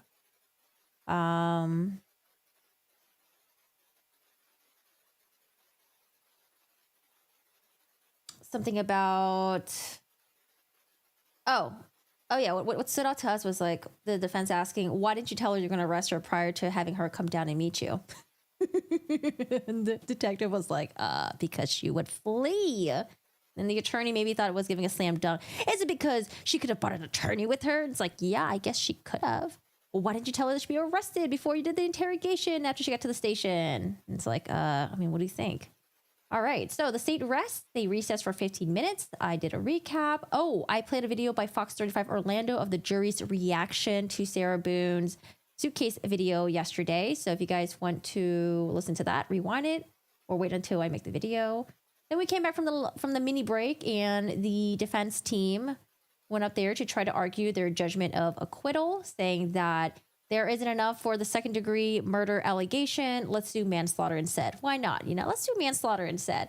State went up there and argued and said, no, we met our, it was like, George is dead. That is a true fact. It was done by Sarah. That's a true fact. Well, that the state's presenting. And that it was dangerous and it was with a disregard to human life. The judge was like, I agree. So denied the defense's motion. Owens went up there to talk to the judge, and he says that usually when I have someone who is the defendant, I like having them testify last. Great. I want to have a short meeting with her. Great. Let's break for 10 minutes. Great. We come back. Judge talks to Sarah Boone and is like, okay, we're going to make sure that you are happy with your attorneys. We're going to make sure everything is going the way that you want it to go. We want to make sure that you're going to testify. Also, when you testify, you can't pick and choose what questions you want to answer. You're going to be cross-examined. If you don't answer these questions, you'll be held in contempt. So the judge is being very, very, very thorough with Sarah Boone about everything, because he wants to make sure she doesn't come out later on and make complaints about the judge and how everything is like, oh my God, it's corrupt. And oh my God, the attorneys are against me. I was forced to do this, that, blah, blah, blah. You know, all the Sarah Boone letter stuff, right? And so Mr. Owens gets up and he's like, Judge, before my client testifies, we want to show her the suitcase. You know, we got the gloves here. You know, the gloves fit, and we got the gloves here. And she wants to, you know, open the suitcase. She wants to test out the zipper. She wants to examine the baseball bat. And the state's like, hello, this evidence has been here. Why didn't you guys do it before? Judge is like, well, why didn't you guys do it in the past 45 minutes when we went on our break? Mr. Owens is like, well, Judge, I was busy. You know, I was talking to my client. I was busy. So he wants another 15-minute break. Judge looks very unhappy. They do a little sidebar thing. We didn't get to hear what they were saying. However, you know, Owens did mention that Dr. Brandon is going to be testifying tomorrow. Dr. Brandon was the one that testified in the Marsha Thompson case, where she was acquitted of the murder of her husband. She claimed it was self-defense. She shot him, I think, a total of 9 times, and some of it was in the back. Interesting case. I don't know much about it. He mentioned that Dr. Harper, the one who says that Sarah Boone qualifies for battered spouse syndrome, is going to testify Thursday morning. And then there is a gap, he says. So if the prior acts, if Sarah Boone's defense of, you know, battered spouse syndrome comes in, they're going to have other officers who were there when there were prior incidents between her and George Torres, the victim. Hopefully those officers will come in and testify. So Mr. Owens wanted another 15 minutes, and that seems to kind of really annoy the judge. And we're doing an early lunch break. The judge says we'll be back in 1 hour and 15 minutes. Also, for the poll, if you guys haven't voted already, lots of votes for the poll. 948 votes for the poll. A lot of you guys think that she's going to be indignant and defensive. 23% thinks that you guys thinks that she's going to show sympathy and maybe cry. 14% say no emotion. I don't know. I think the no emotion route, but we'll see. I think the no emotion route. All right, and that was it for this morning. Lots of breaks and lots of nonsense. I don't know. Lots of breaks, lots of nonsense. And then, before I go, I want to... Oh, I already took the picture down. Ah, you guys are very lucky. We had a nice picture of Sarah Boone when she was smiling at you guys. Hi, Wayne. How are you doing today? Carolina, hello. Or Carolina. George could use a comfort break. You can still hear her on the other channel like 10 minutes in after her intro. Oh, really? What did they say? Yeah, send it. Can you post it in my Discord, Tracy? Let's see. You can hear it on another channel like 10 minutes in after her intro. Yeah, just put in the Discord, put in the true crime section, and I will take a look at it during the break. Keep her smug off the screen, please. Why? She's smiling at you guys. You guys don't want that? I don't understand why she needs to look at it. I don't know. I'm not too sure. Maybe she's going to come on with a new story on the fly. So yeah, they're on lunch break right now. You think it'll be a mix of indignant and fake crying? I don't know if she's going to fake cry. I don't think so. She hasn't fake cried so far when George's name has been mentioned, when she was confronted with the videos and all that stuff, when she watched the interrogation. She hasn't fake cried, so I think I don't think that's going to happen. Jules is live tweeting the evidence labeling. Oh, Amethyst, can you post that link in the Twitch chat? And I will have it. I'll have it up. All right, y'all. Well, let's take our lunch break. And yo, you don't have to do Discord stuff. One more thing. Let me think. What's the name of the channel? I'll look it up. Because if you post a link here, I don't know why, but I can't see the link, even though it won't show it. But can you give me just copy and paste the YouTube channel name, and I'll look it up. I'll try to find it. And I'll try to see if anyone else tweeted about it. Okay, we got a tweet here. Oh, Notorious Jules. Aren't they? I think they were mentioned in the Trial TV Live. Okay, cool. I will check it out. All right, I'll have that up side by side so we know what else is going on that we can't see on the live streams. So I appreciate that. Thank you so much for sharing that. Guys, let's break for lunch. Get up and stretch. Get your breakfast, lunch, dinner. Go walk your doggos. Whatever it is. We will be back, and I appreciate you guys being here. Hit the like button, and yeah. I'm gonna go. I don't know. I'm not even hungry right now. I feel like it's too early to eat. I want to see lunch photos in a Discord. It's breakfast for me. I don't know. It's nothing exciting today. It's just yogurt, bread, bone broth. I don't know. Maybe a cereal. I don't know. Nothing exciting.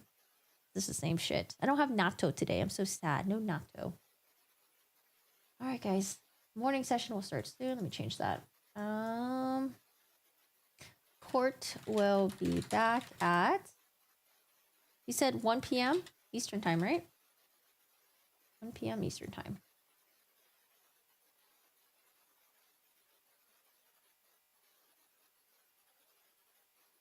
Look at Judge's face. Look at Judge Critic's face. Judge Critic's so funny. The jump scare photo. I don't know. I lost it. I had it up here, but it's gone.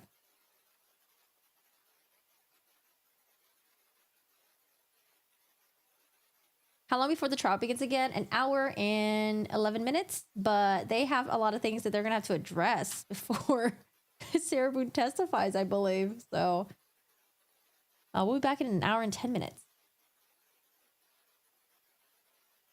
Oh, let me pin a message. Court will...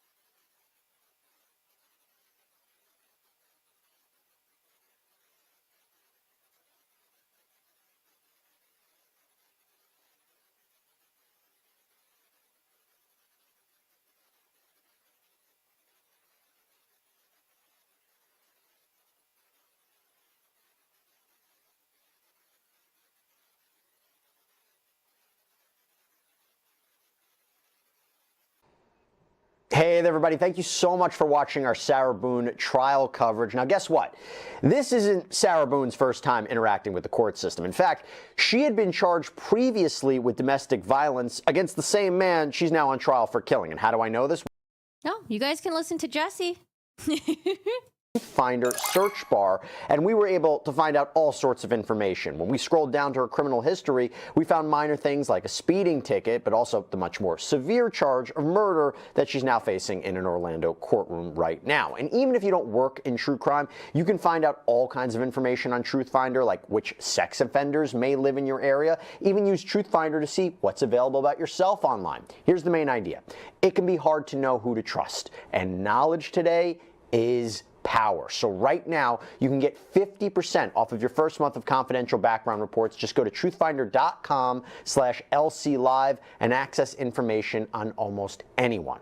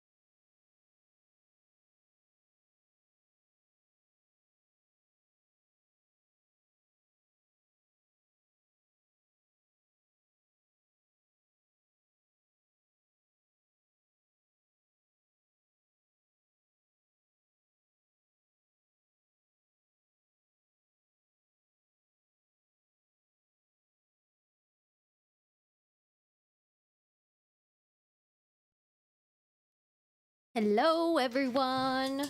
How's it going?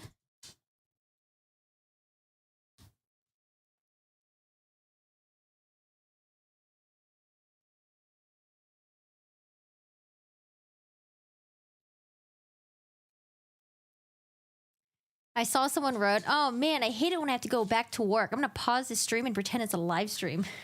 That was funny. How was your guys' break? I saw y'all were chatting a little bit during the break.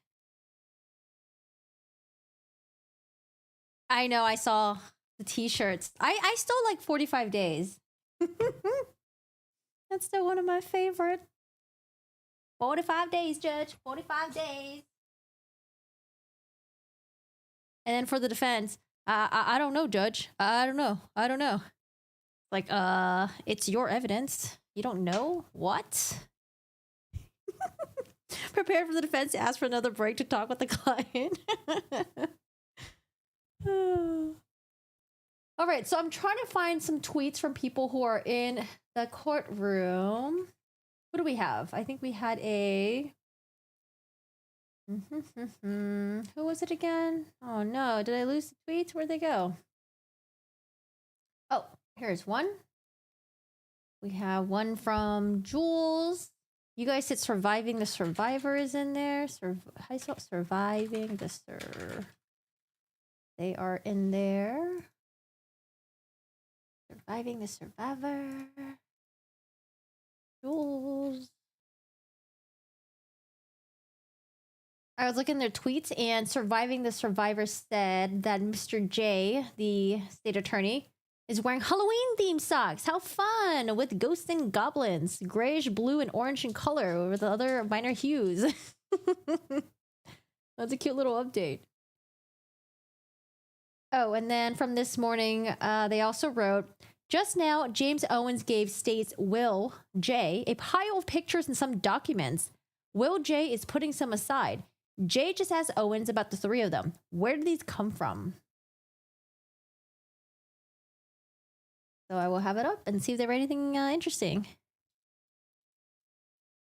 Reported gallery kicked out because the state lost it. I don't know. Is it because of the gloves and the bat and the suitcase? The judge's dread. I like the judge's face. The judge is funny. Okay, I gotta fix my hair. Let me fix my hair really quick while we wait for the court to come back.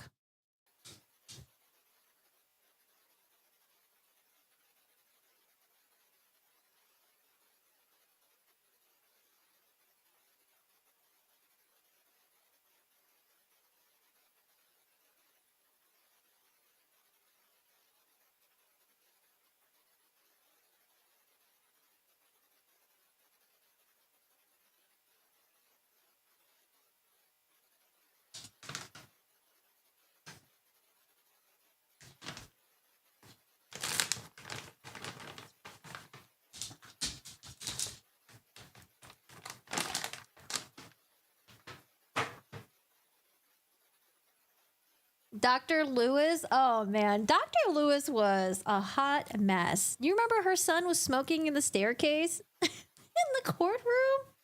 Oh god. Yeah, Dr. Lewis was a I don't know, to me it was a definition of, man, you could really pay an expert to say anything, can't you? I don't know, that was a weird one.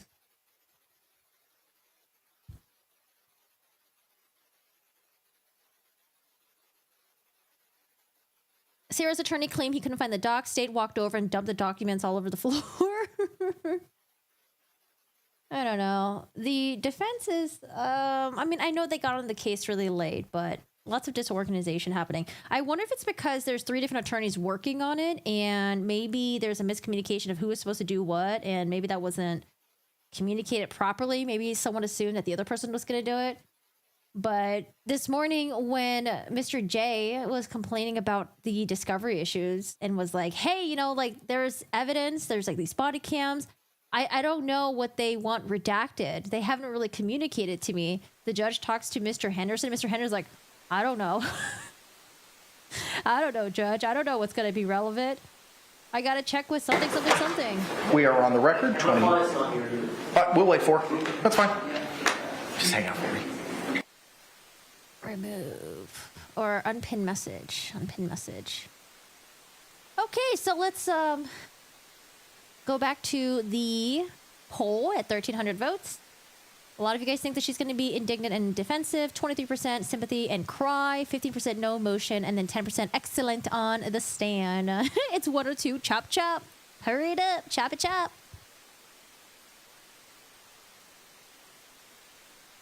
To blame the paralegal? No, we're blaming Margaret.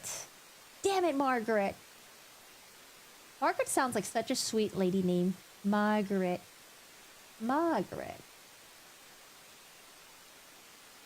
Okay, well, let me start recording, I guess. Hello, everyone. We're back for Sarah Boone, who was supposed to testify, what was it, 10 o'clock, 10 a.m.? And remember, I was like, I doubt it's going to be on time. Yeah, right. I have my doubts. And she didn't even testify this morning. I think in defense of all their efforts towards a plea deal that didn't work out, they had to catch up and scramble. Let's scramble and catch up. I picked the last option sarcastically. Hi, Alyssa. How are you doing today? Really? Your mother-in-law's name is Margaret? She's not sweet. Margaret in the Night of the Living Dead. Margaret's gonna need a vacation after just lol. My bully's name was Margarita. That was my elementary school and middle school bully. I'd quit if Owens kept blaming everything on me. Hey, Margaret's probably used to it, okay? She probably used to it. Oh, Shane Silva, thank you for so much all you do with your wonderful channel. Thank you. Oh, you got your internet back? I had the air fryer and my microwave on at the same time, and I blew a fuse. So that kind of sucked. And then I cut myself. I'll try to flip the breakers back and forth. I didn't even get to watch my horror movie. Margaret's probably imagination doesn't exist. Do you think the judge will be upset with the defense?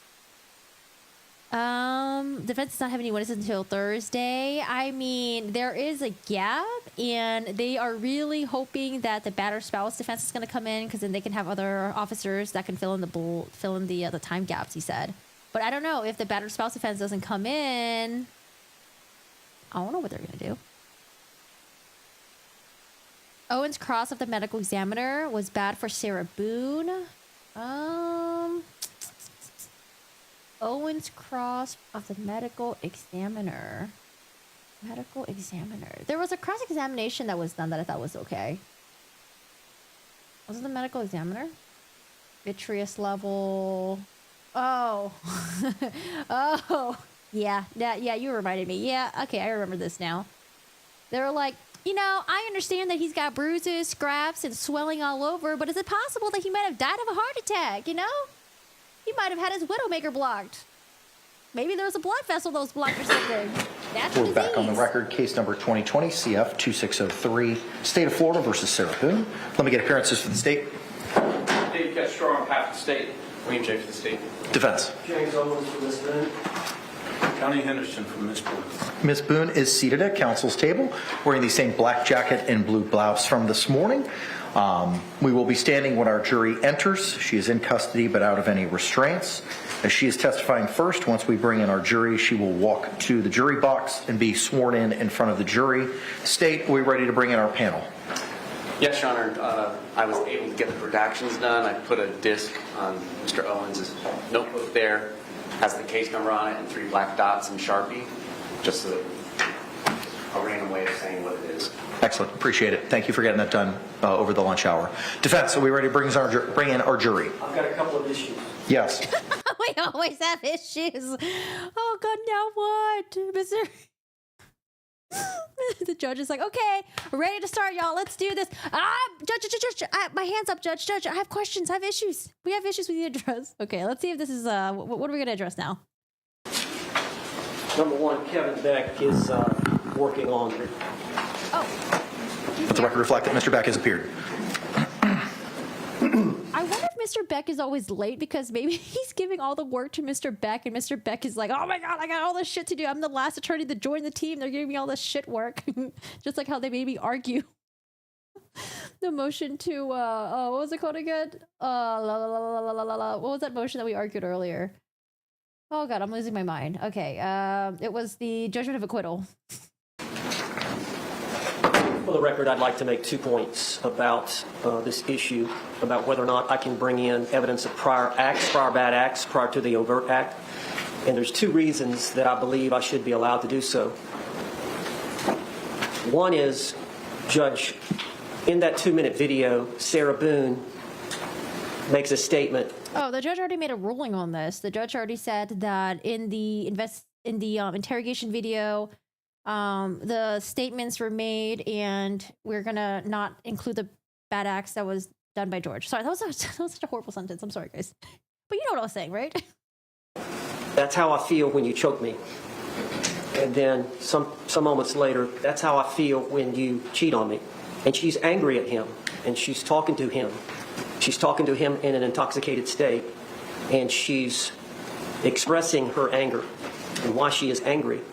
And I ought to be able to elaborate on what that is that she's angry about as it relates to when you choke me. That's my first motion. Okay. The second one is, Judge, on this... Before you proceed with the second, is the second intertwined with the first? No. I mean, it's a similar argument, but related to something else. Okay, response. Judge, I don't disagree that they should be able to bring that in once they've established an overt act that is imminently dangerous to an objectively reasonable person. I believe that's the law in our home. Any other further arguments, sir? Not on that issue. Motion's denied. Yeah. Wow, the judge said it so quickly. The judge said he's going to rely on Holland, and he's going to follow Holland, which is another, which is a case law. Court again is going to rely on the Supreme Court's guidance in these situations based on Holland 916-7-2-750 at point 760 through 761. Oh, and what was that? Who are we talking to over there? We got some sign language going on. It's denied. Court again is going to rely on the Supreme Court's guidance in these situations based on Holland 916-7-2-750 at point 760 through 761. My second argument ties into what he just said about what a reasonable person would do under the circumstances facing an imminent threat, whether a reasonable person would perceive the overt act on the part of George Torres that was witnessed by Sarah Boone. Would that be perceived by someone as a imminent threat? And to some degree, you have to understand the history of George Torres and Sarah Boone. They were together 3.5 years. They were engaged, but there had been a history. I thought they were engaged because George has off of his troubles. George has a the gold ring that she said she bought for him. Was that not an engagement ring? Maybe not. Violence, and from the evidence that's been presented, facing the circumstances in total, if you take what she said at various times, you would understand that she became concerned when he came back from Publix with that second bottle of wine, because she knew when George Torres gets to a certain level of intoxication, he gets sad, he gets moody, and eventually he gets belligerent, and sometimes he can be violent. So she knew when he brought home that second bottle of wine that it was not going to be a good night. And she tried to keep him occupied and tried to keep his mind off of his troubles, because she knew that if he reaches a certain level and is dwelling on his hardships, that he will react to her in a violent way. So she had that state of mind with that understanding of her history and his history in his overt act, which she's going to testify to, coupled with the fact of her state of mind based on her past experiences with him in that intoxicated state and the fact that he is violent. So she was hypersensitive to danger and fear. And I think that ought to be allowed in as part of her collectively an overt act. So it was culminated by his state of intoxication coupled with his overt act created the well-founded fear for her to block the attack, to self-restrain or physically restrain George Torres in the suitcase, to actually use the bat to prevent him from getting out of the suitcase because she knew she was going to get attacked. No, he was already in the suitcase. She was just attacking him because he was already defenseless at that point. Wait, so is he trying to say that George came at her, she restrained him, and then put him in the suitcase, and then even though the suitcase was zipped up, she was afraid that he was going to get out, so she had to beat him with a baseball bat. Oh my God, this story is so... What a... The basis of the opinion of about to be attacked is predicated on the prior incidences of violence, correct? Based on there's an knowledge. overt act committed by George Torres, but she was heightened because she knows when he gets to that level of intoxication in that scenario, in that scenario. So I need clarification. What is it that you're asking me to do? For me to be able to elicit from Sarah Boone that she was concerned once that second bottle was brought, and that's why she tried to placate him over the course of the evening, and that's why she had a heightened sense that he was capable, Judge, due to his degree of intoxication, that he may act violently towards her. And a lot of the problem is, Judge, he doesn't remember battering her the next day. That's part of the reason that she videotapes him and photographs him. She starts to document what happens so that she can show him. She loves the man. She adores the man. She wants to marry him. She wants a life with him. But she's tired of being beat on. And so that all ties into her behavior, her sense of nervousness at that point. The reason she was so confident during that 2-minute video was because she knew, okay, this is my chance. He can't get to me. I can tell him exactly what he does that bothers me, that hurts me, and how I feel. And so that's all tied together with then he starts to try to get out of the suitcase, and she reacts the way she does. Response. Owens is giving spoiler alerts to Sarah Boone's testimony. We held these arguments already. The court has ruled. There are no new arguments being made. The court understands exactly what Sarah Boone, the defendant, said to Dr. Werner on October 2nd. The court knows exactly what the defendant said to Dr. Harper over the period of a number of months and years. And there was no overt act. The overt act has to be something that is objectively reasonable to cause a reasonable person to believe there's an imminent fear of great bodily harm or death. What the testimony is not that that's what has occurred, that there's her new testimony is this generalized fear, but you've already read that and you've already ruled on that. And I'll just remind the court that her previous testimony is, it's all fun and games, we're laughing, I zipped the suitcase shut, we're still both laughing, it's funny, and then the decedent says, I can't breathe, and then she flips a switch, gets angry because it reminds her of all the times before where she is asserting that the decedent made her feel like she couldn't breathe, and then that's when she starts beating and shuffling the suitcase so much that it flips over and hitting him with the bat. And we've covered this ground. Aggravated assault, aggravated battery, 2 independent forcible felonies. She's committing false imprisonment. She is the initial aggressor after there being no overt act. She can't start it and then say, well, I'm in fear of retaliation, because that's what her testimony was, is once I started doing these things, once I wouldn't let him out of the suitcase, I was afraid he would come out and harm me or kill me. Well, Judge, if I pull a gun on you, and I say, give me everything you own on you right now, and then you, in turn, pull a gun on me and say, bam, bam, bam, bam, and shoot and kill me, and I shoot, let me strike that, you pull a gun on me to defend yourself, and then I shoot and kill you, I can't assert self-defense. I can't say, well, Judge Cranick pulled a gun on me and I was in fear of death, because I was the initial aggressor, I was committing a forcible felony. That's the facts of this case here, according to her previous testimony. And the state concedes if she wants to change her testimony again, that's one thing, and then we'll cross that bridge when we get there. But if she testifies as she previously has, the court has already ruled there's no overt act, and you've read the transcripts. You know what she has said. Judge, she hasn't testified. She hasn't testified. Dr. Harper. Then let her testify, and then we'll figure this out. We're doing this. Is it rehashing? We're rehashing the same argument over and over again. Oh, look at Mr. J. Look at Mr. J's face right there. You see Mr. J? He's like, we've already done this. Testified. Dr. Warner's testified. They have not testified. They have given depositions. Well, given depositions, but she hasn't testified about the act in question. She hasn't testified about the event in question. She had consultations and evaluations by Dr. Harper where they had discussions that Dr. Harper could relate in her testimony. Dr. Warner can say what was said during the evaluation. Again, both of those were not reported. There may be disputes. I disagree with his characterization of that assessment. But it's up to Sarah to tell the truth here today. She's under oath. She's under oath today. She's got an obligation to tell the truth. If he thinks she's made prior inconsistent statements, it's up to him to impeach her with those inconsistent statements. To the extent that you are requesting permission to go into presumably and seemingly prior bad acts, vis-a-vis, he got the wine, and I know what happens when he gets it, and everything that follows from that. Those are bad acts. That is character. And the Florida Supreme Court has provided guidance and circumstances, specifically in Holland, on what needs to be done.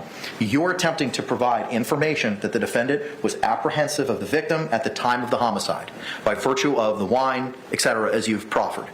That's bad character evidence that you're going to be bringing in. Historic bad character evidence. This is what happens when he drinks. This is what happens when I don't placate him. This is the situation that I find myself in, which inevitably may dovetail into prior incidents of abuse. That's all prohibited character under 404, 9404. And the carve-out for that is if a overt act is established.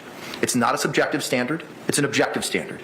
The jury instruction, 3.6F, identifies it being an objective standard, and the Akendo case specifically tells us that it's an objective standard. And Akendo, the second DCA in 2023 stated, the conduct of a person acting in self-defense is measured by an objective standard, but the standard must be applied to the facts and circumstances as they appeared at the time of the altercation to the one acting in self-defense. I'm going to rely on Holland. Holland is the law of the land. It is what the Supreme Court has told us. But the standard must be applied to the facts and circumstances as they appeared at the time of the altercation to the one acting in self-defense. I'm going to rely on Holland. Holland is the law of the land. It is what the Supreme Court has told us to utilize. That's what I will be relying on. The overt act has to be established. Ms. Boone, do you understand that? I do. Okay. As mentioned a million times before. Oh, gosh. Anything else? We cannot talk about any prior bad acts or anything of that nature until we talk about the actual event, the attack.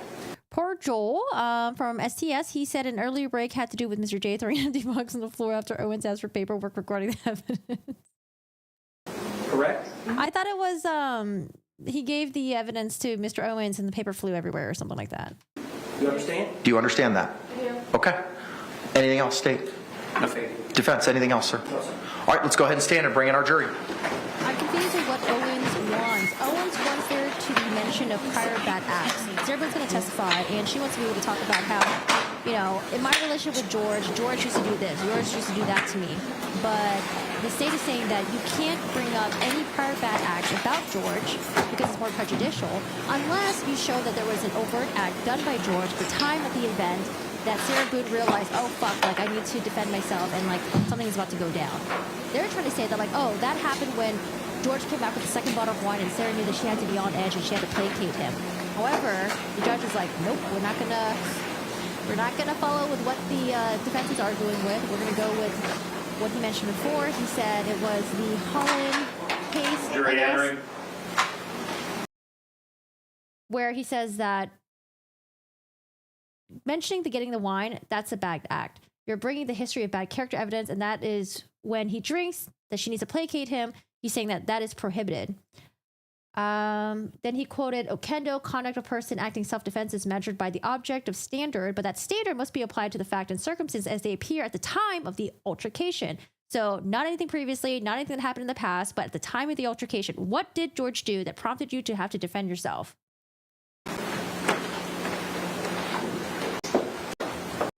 As our jury complied with the court's instructions during the break.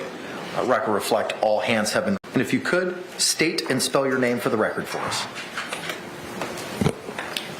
Sarah Boone, 101077. And could you spell your name? SARAHBOONE. All right, thank you very much. Sir, you may inquire. Ms. Boone, would you please tell the jury where you were born and raised? Atlanta, Georgia. You were born in Atlanta? I was born in Atlanta. And how long did you stay in Atlanta before you moved here to Florida? I was 3 years old, 3 or 4. Okay. And from that time, y'all moved, you and your family, your mother and father, moved to Orlando? And my grandparents. Okay. Y'all all moved down from Atlanta down to Orlando? Yes, and my 2 brothers. Okay. And were you raised here essentially from that time on? Yes. And you resided here in Orange County, Florida that entire time? Yes. Okay. And where did you go to high school here locally? I did. Where did you go to high school? Edgewater. Okay. And tell the jury, how old were you when you graduated? I was 18 years old. Now, I know you lost your mother and father. Overruled. Straight A student? I know you lost your mother and father in your teens and in your 20s. Is that true? I lost my grandfather when I was a sophomore in high school, and I lost my father when I was a senior. And then my mother passed away a few years after that, and then my grandmother passed away after my mother died. All right, so you were in your 20s when all that was going on? Yes. Okay. And then at some point in your 20s, you met Brian Boone? I did, yes. All right. And how long did y'all date before you married? A good handful of years. I helped my family with paying mortgage and bills for the house since my father had passed away and my grandfather. So you worked outside the home? I did. Okay.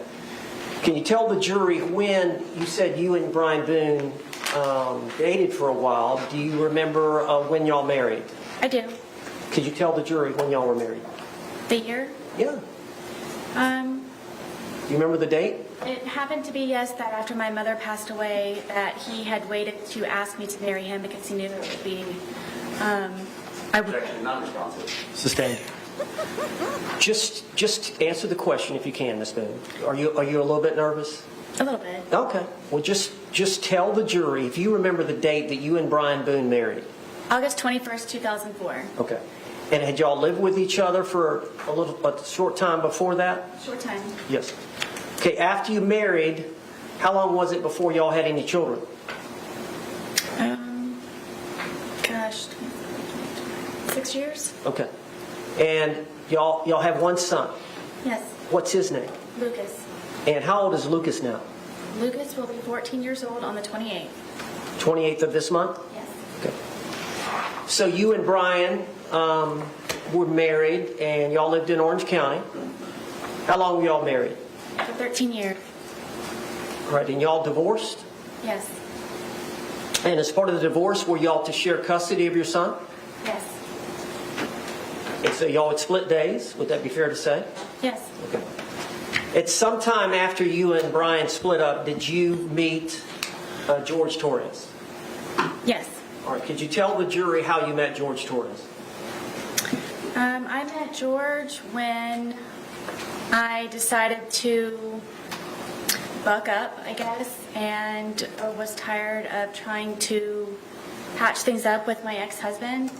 And I decided to go one day for a walk across the street and go have a beer by myself and sit and people watch just to get out of my house and a change of scenery. All right, now is this your apartment? No, this is the marital home. Okay. Where is that marital home? Winter Park? You're no longer living in that marital home? No.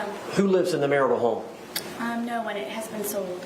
Okay. What an interesting way to reimagine this, because Brian Boone said that Sarah Boone would just not want to do anything, not work, and she would just go to the bars and just drink by herself and disappear.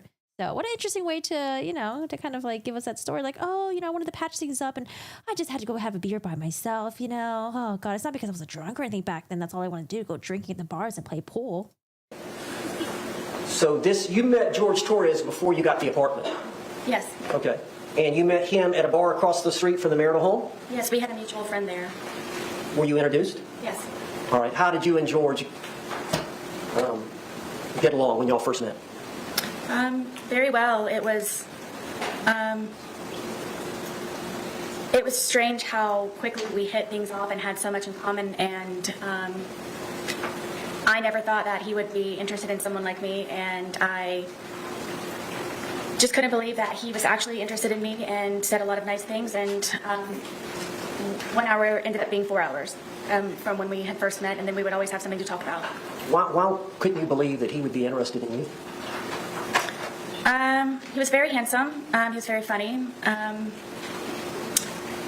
He was smart, and I would show up in workout clothes and disheveled hair, and I guess I kind of felt broken from being in the process of a divorce that he knew about. But then one of the things that we could relate also was the fact that he was here in Florida because he had just been divorced from his second wife. So that was another topic that he and I could compare notes on. So eventually the divorce was settled. Did you get your own place? Yes. Is it fair to say that after you At first, you lived in your parents' home, correct? Yes, until I was married. And then you moved directly in with Brian, Yes. and then y'all lived in the marital home, correct? Yes. And then you got this apartment. Yes. So that was the first time in your life that you actually had your own place. Yes. And what was the address? 4748 France Court, apartment number 3. And what city is that in? It's in Water Park. How far is that from here? 20 minutes? Okay. So you got that apartment, and initially were you by yourself? No. All right, tell the jury. In the almost year, about 10 months of separation from Brian, my ex-husband, that is the time when I met George. And my ex-husband was trying to buy me out or force me out of our marital home, and I needed to find somewhere to live. And So did you and George agree to rent the apartment? yes, I needed extra income. We could not afford it, just on my own. You were receiving some income from the marriage settlement, were you not? Yes. So you did have consistent monthly income coming in from the marriage settlement, For the most part, yes. but you needed more to live. Yes, to pay the bills and for rent. So did you and George have some agreement? We did. All right, what was the agreement? The agreement was that if I decided for he and I to live with one another, because it would be under my name, that he would help with the monthly bills and on a regular basis, where it wouldn't be something that I would have to argue with him about. It would just be an automatic, make sure that everything's paid first, and then from there, hopefully have some fun with it. Okay. And so I understand from that point on, would it be fair to say that y'all saw each other on and off for about the next 3.5 years? No, I would consider us a couple. At some point, he asked me to marry him. Okay. But y'all did have times where he left and went to live with his parents. Yes. Is that fair? Yes. And there were times where there was an understanding that y'all were going to break up. Multiple times. Okay. All right. So, again, on again, off again. Yes. This was actually before we had our apartment. That was, I guess, our dating phase. Okay. So y'all were together for 3.5 years. Is that fair? Mm-hmm. Yes. And y'all had actually agreed to marry? He had asked me, yes, a couple of times to marry him, and one time I agreed to yes. Okay. Now, I want to get directly to the date of this event so that the jury can hear your testimony. All right. So tell us, I believe the date is February the 23rd of 2020. No. Explain to the jury that whole day, from the time y'all got up, the whole thing. Here comes the narrative. Approach. Like I said, the eyeliner is not good look for her because she only has eyeliner on the bottom. It needs to be balanced out by having something on the top too. It's just like, boom, got that emo eyeliner in the bottom.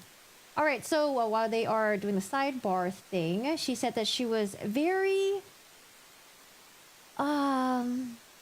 surprised that George would be interested in someone like her. She would show up, you know, at the bars, I guess, disheveled in workout clothes. Probably wasn't taking care of herself because maybe she was like a drunk back then as well. I mean, from what we heard from Brian Boone, it seems like Sarah Boone was just a drunk. All she cared about was going to play pool, going to the bars, not working, and maybe even very little interest in being a mother.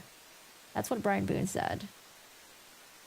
When Lucas was born, that, you know, things changed. I don't know. She just didn't have enough. She didn't have all the time in the world to do whatever the fuck she wanted. And so someone was like, "Oh, I'm surprised we didn't get more from Brian Boone." That's what I thought initially too. However, I think I think it's because they weren't able to introduce Objections overruled for now. anything bad about Sarah Boone at the time because it would have been too prejudicial. I think they're waiting for Sarah Boone to mention the abuse, and then maybe Brian Boone can come back and rebuttal, be like, "Oh, hey, by the way, she abused me too." So I think maybe more will be mentioned in the rebuttal, or if they bring Brian Boone, or they are going to bring Brian Boone back on the stand.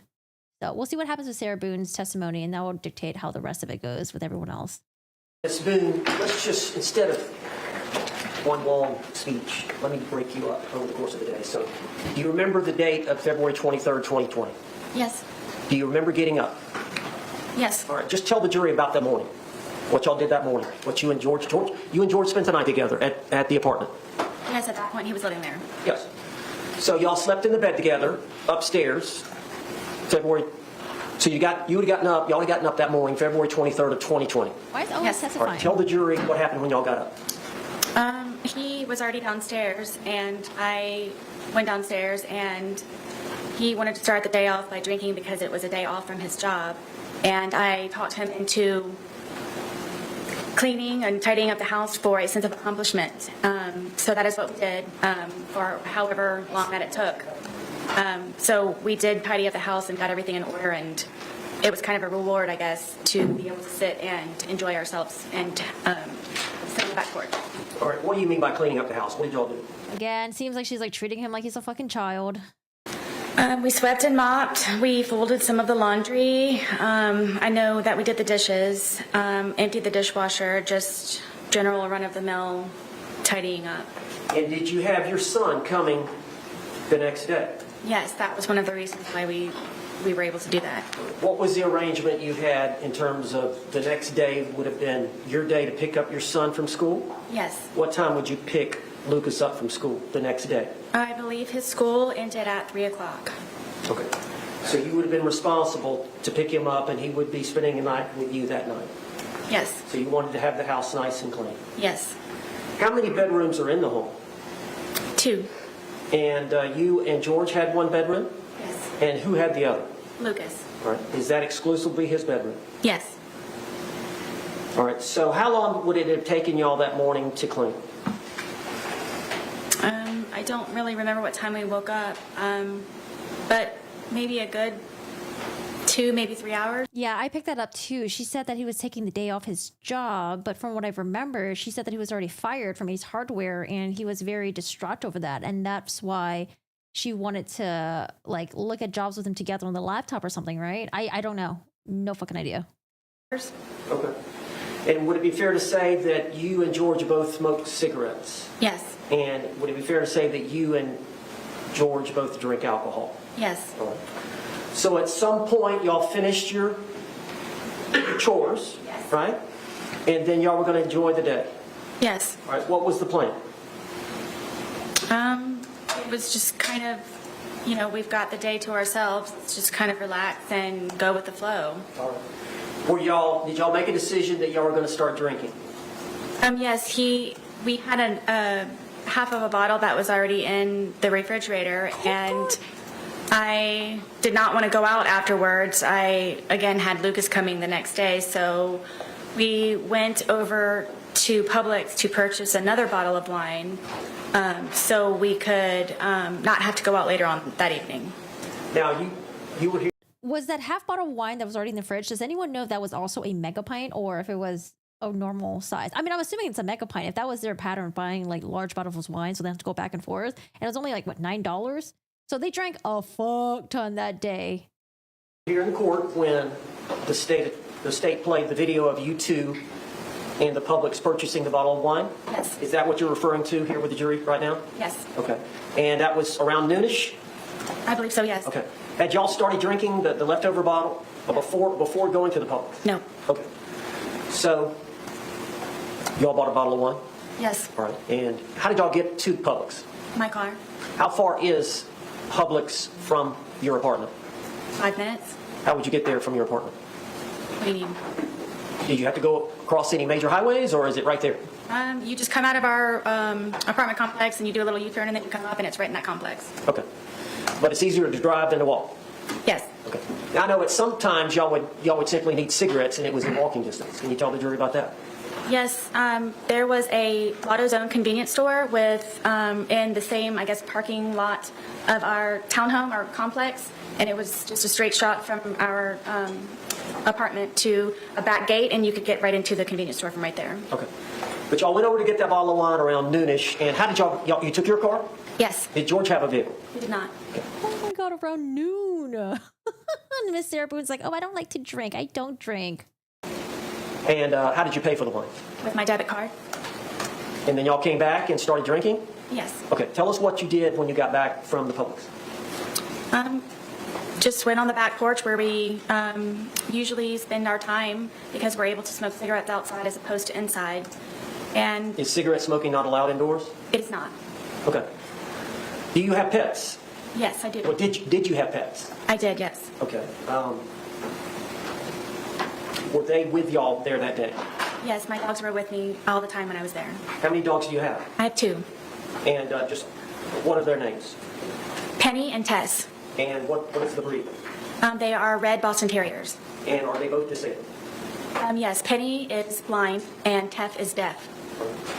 So when y'all went out to smoke on the back porch and drink, I assume, as well, correct? Yes. Did y'all take the dogs out? Oh, yes. All right. Is there a place for them to do their business out there? Yes, I extended our back porch for them to have a little bit of area as opposed to going from a large backyard from my marital home to our little townhome. And they would come out there and do their business, and I would open the gate and then walk them in the back part of our apartment. So you and George were just going to enjoy the day together? Correct. Is it fair to say? It's a good sympathy thing for Sarah, being like, oh my gosh, she has 2 dogs. Oh my God, I love dogs. Oh my God, your dogs were like deaf and blind. Oh my God, it's like. Say y'all don't have a lot of money. Yes. And so y'all were going to do something there in the home. Y'all weren't going out for dinner or... Yes, we primarily, I would consider us homebodies as opposed to going out and partying and doing this and that. Okay. All the money went to alcohol. And how long do you think y'all were out that afternoon outside? A few hours. All right. Could you tell the jury what y'all did during that time? We have a dartboard that's out there, and we just had drinks and we're just really enjoying each other's company and talking about, things upcoming. We both were looking for a job and just kind of, I guess, encouraging and supporting and planning. And Well, now you said he had a job. Was he looking for a job, a second job? no, the job that he had was very unstable, and at that, So he was looking for something new. yes, at that time, yes. Okay. What? And so during that 2 or 3 hours, Owen's trying to give her an out by saying, was he looking for a second job? Because she mentioned earlier that it was his day off from his job. So Owens was trying to give her an out and a way to explain that. However, she just said no. What the fuck? I don't know, man. Dad was very, at that time, yes. Okay. And so during that 2 or 3 hours, would it be fair to say that y'all drank the bottle? Yes. Okay. So would it be fair to say that y'all were feeling the effects of the alcohol? Yes, Okay. At some point, who made the decision to come in? I did. Okay. Why did you want to come in? I felt that George needed a change of scenery. Okay. So y'all came in, and then did y'all do anything else before he left again? Were y'all doing anything? I know y'all did some arts and crafts. What did y'all do? At some point, he went to get another bottle at Publix. Yes, after, I believe it was after it was right before, I believe, that we had gone inside. Because he called his daughters. I was trying to encourage him to call his family. Okay, now where are his daughters? His 2 daughters are located in Pennsylvania. And what are their names? Anna and Destiny. And how old are they?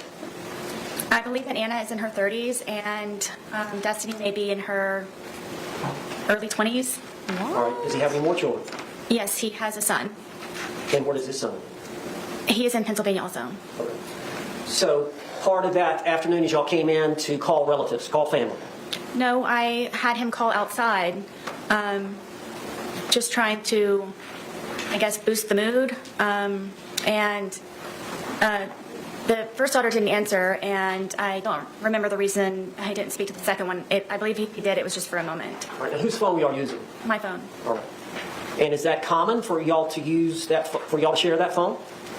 It was, because George said that he didn't have a phone, so it would either be lost or given to him by his mother. So I didn't know he had a cell phone, so we would use my phone. So it was primarily your phone? Yes. Okay. And you took a lot of photographs that were on that phone? Yes. Videotapes? Yes. Text messages? Yes. Phone call? Yes, he and I both on the phone calls. So he would use it as well? Yes. And that phone, is that the one that was seized in this case? Yes.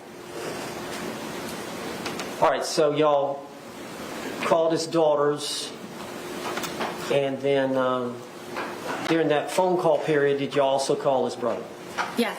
Okay, and which brother was that? John. All right, now, how many brothers and sisters does George have? I'm going to list them if that's okay. Okay. It's John, Pharrell, Isaac, Mo, and his sister. Okay. And do they all live here in Florida? Yes. Are they close by? As far as I know, yes. What about his parents? Yes. They live here as well? Yes. Okay. But his ex-wives and his children live up in Philadelphia? Yes. Okay. So you called the girls, then you called, or George called his brother. Yes. Was that conversation that long? No, it was not. Okay. And then after that phone call, were y'all inside by this time? Yes, at this point, I believe that it was a good time to get a change of scenery. So I thought George would be better off inside, and frankly, I didn't want to be outside any longer either. Okay. So just to get an idea, about this time is when he went to get the second bottle, or did y'all stay inside for a while before he left? No, from what I recall, I thought the day was over, and it was going to be get ready for the evening, for the day. What do you want for dinner? Do you have an extra load of laundry that you need to throw in, kind of thing. And that was I think she'd like to play off as someone who's like the exalted caretaker. I'm the caretaker of George. George is immature. I do everything for him. And then maybe, I wonder if she even bragged about having dogs that were disabled. Oh, my dogs are blind. Oh, my other dog is doesn't have any hearing. And I'm the caretaker. I don't know. I thought maybe it's a way for her to get people to be like, oh my God, Sarah, look at you. You're doing everything. You're such a good person. I don't know. My understanding, and this was about 5-ish or something? It's all fitting in. I don't remember the time. Okay. At some point during that time period, did George go to Publix again? Yes, I thought he was going to be walking to the convenience store, but apparently when he returned, he had gone across the street with my car and my debit card to buy another bottle of wine. What was your understanding of where he was going? To the convenience store, walking. For what? Cigarettes. Okay. And you learned obviously that he came back, and you learned that he'd used your vehicle? Yes. And he'd used your debit card? Yes. And he'd brought back a bottle of wine from Publix? Correct. And you saw the Publix video of that? Yes. So he comes back with the other bottle of wine, and did he want you to drink with him? It was expected, yes. Yes. And you agreed to consume the second bottle with him? Yes. Okay. So over the course of that evening, drinking the wine... Her story is really not making sense, because I think it would have been better for her to say, no, at that point when he brought that bottle of wine back, I didn't drink with him, because at that point I was already on edge. Why the fuck would you want to get more drunk if you knew that bad things might happen and that you had to make sure things were going to go okay? Why get drunk with him? Why drink more? She should have been like, no, I stopped drinking at that point because I knew that, I had to be careful. Okay. Yes. Yes. And you agreed to consume the second bottle with him? Yes. Okay. So over the course of that evening, drinking the wine, what did y'all do for time-wise? Watch a movie, music? Just kind of tell the jury what you remember. I know it's obviously been a while, but... It was kind of a regular thing where I would always try to come up with entertaining activities for George, and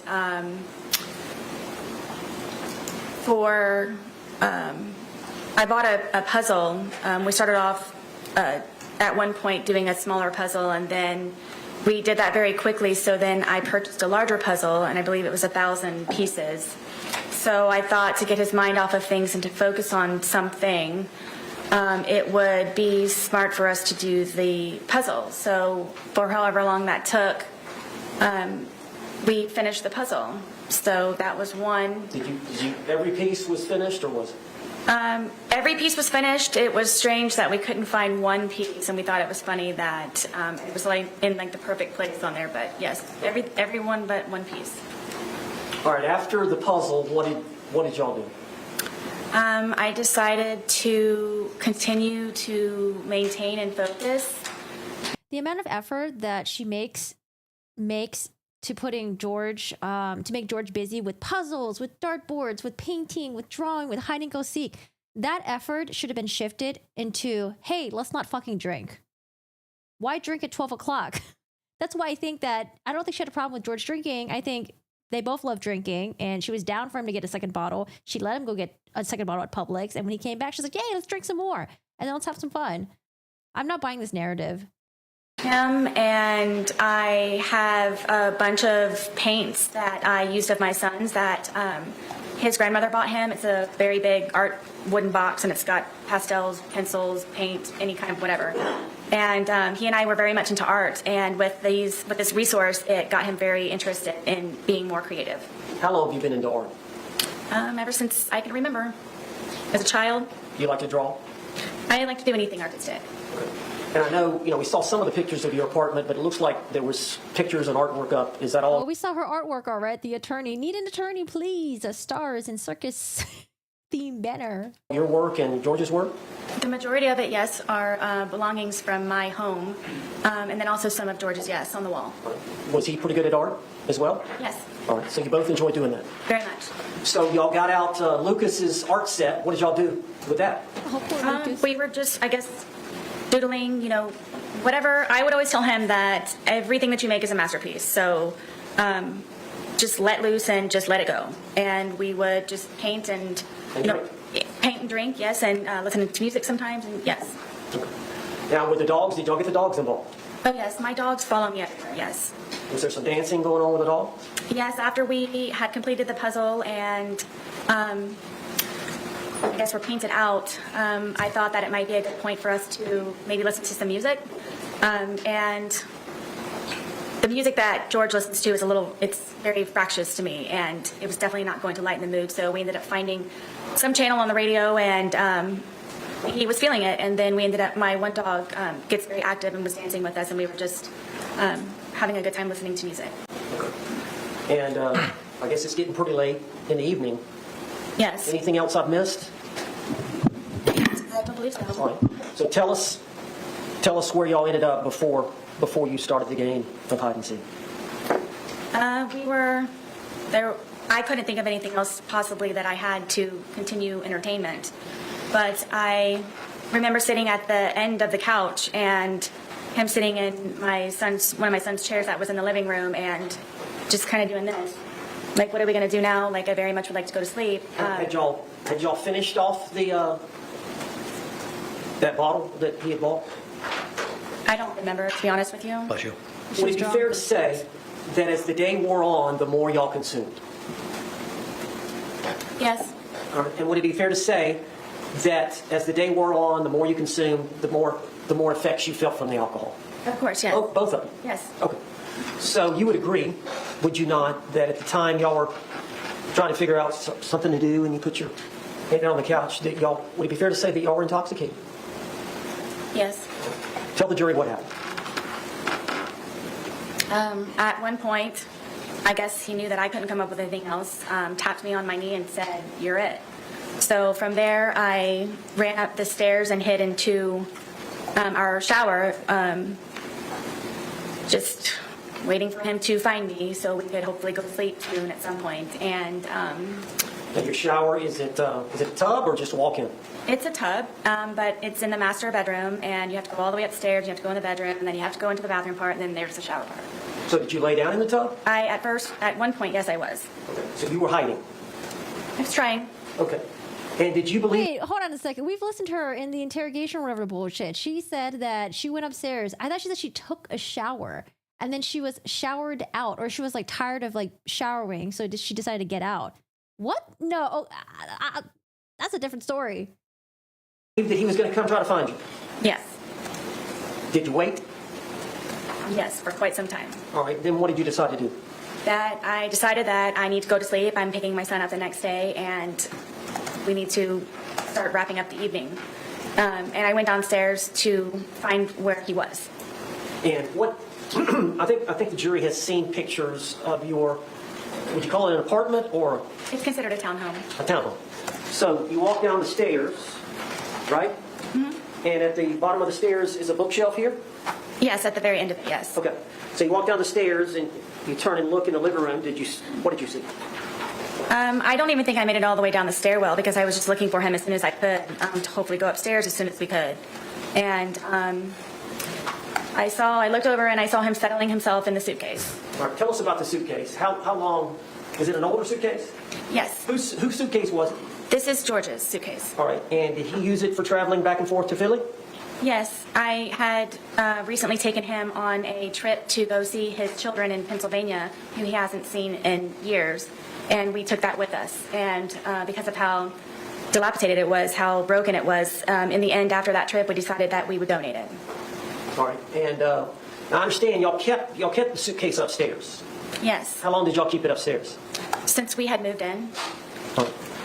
Is there a closet up there you kept it in? Yes, it was in the master closet, the master bedroom closet, all the way in the back because of the size of it, and there was nowhere to put it, so it's all the way in the back. So when did y'all decide to move it down from upstairs to downstairs? Was it that day or sometime earlier? No, it was maybe a week or so prior. Okay. And so what, y'all were going to donate that to Goodwill, or?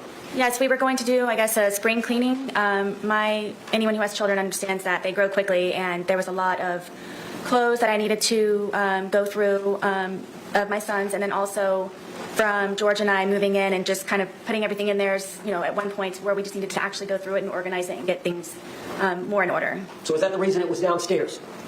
You were going to donate it and a bunch of things that you were going to put inside? Correct, yes. Okay. So it had been down there a week, so it was already down there?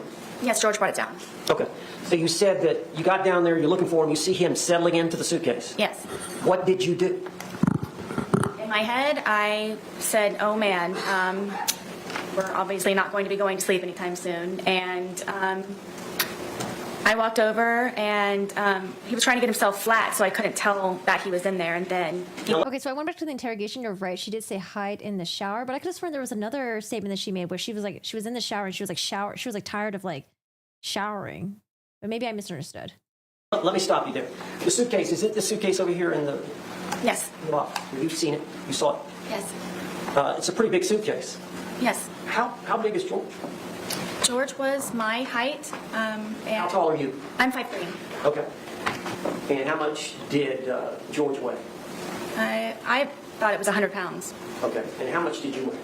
I was 98 pounds. All right. Do you agree you put on some weight? Since I've been incarcerated, yes. Well, at the time, though, y'all were pretty skinny. Yes. So from the pictures, it looks like y'all were both pretty thin. Yes. All right. So because of his thinness, is that how? And he's a small man. Yes. Okay. So he was able to get in the suitcase on his own. Yes. Did he willingly get in the suitcase? He was already in there. Okay. When you got to him, did he see you? Yes. All right. Tell us what happened. I just I zipped him up. We thought it was funny, and we're joking about how he was, I guess, small enough to fit inside of the suitcase. All right. So what happened then? From there, it was just we were laughing about it, and it was just strange that he was small enough to fit in there. And then I kind of moved it around a little bit with him in the suitcase still. It was still funny that he was still in the suitcase. She also mentioned that she got in it as well. Oh, it's not a big deal that he got in it because I got in it as well. I don't know if she repeated that recently. I don't think so, but that was mentioned in some body camera interrogation. I think he and I were just kind of couldn't believe that he could fit in the suitcase. Did you eventually close the top? Yes, in order the top was already closed. As he was settling himself in there, that's how I knew he was in there, was because the top was kind of flopping a little bit. Okay. So he had gotten in there to hide, and he pulled the top. Yes. On top of it. But you could tell he was in there. Yes. You saw him right away. Yes. All right. So at some point, did you zip him up? Yes. Did you? And what was he saying or doing when you were zipping him up? We just thought it was funny. Were you both laughing? Mm-hmm. Yes. And so you zipped him up. Were y'all still laughing once you zipped him up? Yes. Okay. Tell the jury what happened then.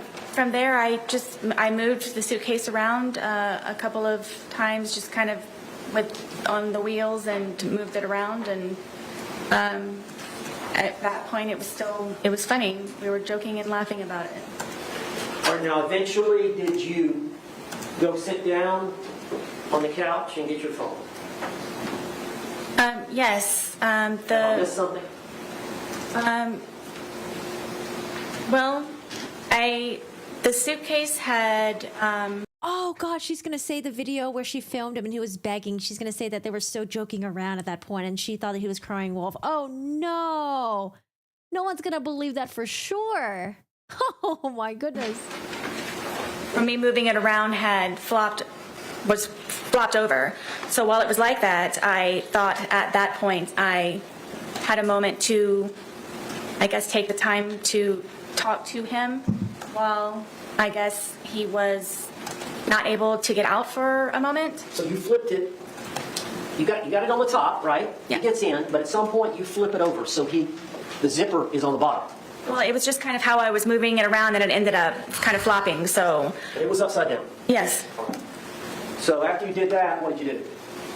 That's when I went over and decided to videotape to just see the gist in it, for him to understand that right now I feel safe and right now I have the ability to actually speak to you in a manner that normally I would not have the ability to do. And you could do that over a phone call. Intoxicated. Yes. And you would agree that you said some things you should not have. Yes. Right. But you realized he could not get out and get at you. Is that fair? At that moment, yes. So it goes on for about 10 minutes. Yes. You heard it here today, did you not? Yes. You heard his voice as he was speaking from the suitcase. Yes. That was his voice on the video and audio. Yes. And you heard your voice on the video and audio. I mean, I feel like Owens he's like testifying. He's like literally testifying. Why are they not objecting to this? Or I guess they already know it's already like a shit show, but like, can't they object to like him literally testifying? Oh my goodness. I'd rather have her do the narrative so she can trip up on herself than rather have him coaching her and then like testifying for her. Yes. That was your voice. Yes. All those things said by the man were said by George in that 2-minute video. Correct. All the words said by the female were said by you in that 2-minute video. Correct. Were you intending on showing him the video the next day? Yes. At the time or the next day, is it fair to say you don't even remember videotaping? I do not. Okay. So, from what you can tell from watching it, did that refresh your memory about that event? It did. Why did you say all that? Her memory. I don't know. I feel like the state should be objecting. Excuse me, it's Sarah Boone that's testifying, not Mr. Owens. What's going on here? Oh God, this shit is smiling again. She's smiling at y'all. Okay, she's not smiling at me. She's smiling at you guys. I'm making too many faces over here. So is she trying to say she didn't know what happened at all? And then it was until she saw the video, then it refreshed in her memory. It was like, wait, actually, hold on a second. Things were different. Oh, God. We waited 4.5 years for this. Oh, my gosh. She's smiling at you guys. Refresh your memory. We waited 4.5 years for this. I think they could have came up with a better story. I think she should have said her and George were drinking and they got intoxicated. George got really belligerent, came after her. She had to protect herself. She hit him with a baseball bat. She was really scared of her life. It was in the suitcase. She put him in there. And then she was afraid to let him out. And then she was too drunk to do anything else because she was too fucking scared. She didn't want to call 911 because maybe they wouldn't believe her. She didn't want to call Brian Boone because she didn't want to get the dad and Lucas involved. I don't know. I feel like that would have been a way better story than this piece of shit. unless there's some legal thing that I'm missing. But I feel like that would have been more plausible than this story. Oh yeah, I went to the shower to hide. I came downstairs and I saw George was like getting to the suitcase, but he was the one that closed the lid. I didn't close the lid. He closed the lid, and then I, decided to zip him up, and we thought it was really funny. I was rolling him around. I was flipping him over, and then I was like, you know what? This is a great opportunity for me to talk to him about the issues that we've been having while I'm intoxicated, while he's intoxicated, and while he's inside the suitcase, because that's the only way I could feel safe. It's like you could have done it in a phone call. Mr. Owens, you may proceed. What the hell is this? Sidebar. All right, I'm talking about just the 2-minute video part that was recorded. Could you just tell the jury what you were feeling, what your feelings were at the time, and then explain that to the jury? You talked about it before. You said he was in that confined space and it was my chance, but do you want to elaborate on that? Or? Sure. I want you all to know that the majority of the time, am always afraid and always scared. All right, well, I understand that. Okay, I understand that. But would it be fair to say that you had some anger at that point? I did. Would it be fair to say that you wanted to tell him off to some degree? I just wanted, yes, for him to have a better understanding, which was the whole point of the videos and documentation prior. And you could tell that he was uncomfortable. I'm guessing. And did you want him to feel some uncomfort? I did. Okay. Now, at some point, you turned off the video. Yes. And then we saw a second video, which was approximately 11 minutes later. And you've seen that video that was played to the jury. It was 22 seconds long. Yes. And I don't think you speak in that video. You hear George say Sarah one time. Yes. Is that fair to say? Yes. So between the 2-minute video... Are we going to bring up when she beat him with a baseball bat? And the 22-second video is an 11-minute period. Would you tell the jury what happened? We continued to, speak to one another, and his tone changed, and I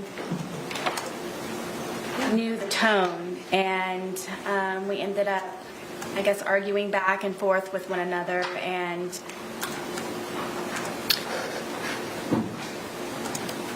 it was the things that he was saying very much frightened me, and cursing at me and threatening me.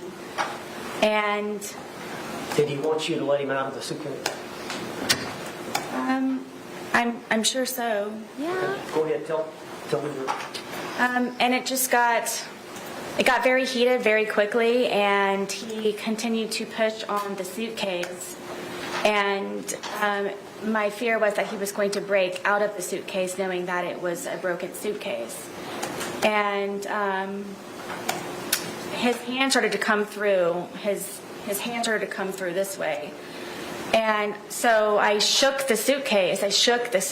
Trying to get his hand to go back in, shaking it, and telling him that, please stop doing this. Please stop doing this to me. Please stop doing this to me. So his hand actually got out of the suitcase? Yes. And you went to the suitcase? Yes. And shook it? Yes. Did that force his hand to go back in? No. So you're shaking it. Were you shaking it to try to get the suitcase, his hand back in? Oh, wait, let it talk. How long did you shake it? I don't know. But his hand was still out? Yes. Was he trying to get out? Forcefully, yes. Was he angry at you? Yes. Oh, and stop testifying. Were you in fear? Always. If he would have gotten out of the suitcase, what would he have done to you? Like he used to tell me, he probably would have made me unrecognizable, or I would have lost my life. Did you lose the grip on the suitcase? Yes. Where was the bat in relation to the suitcase? It was leaning up against the dining room table right there. How far was the bat from the suitcase? 3 feet, 2 feet. Was his hand still out of the suitcase? Yes. And was he getting out of the suitcase?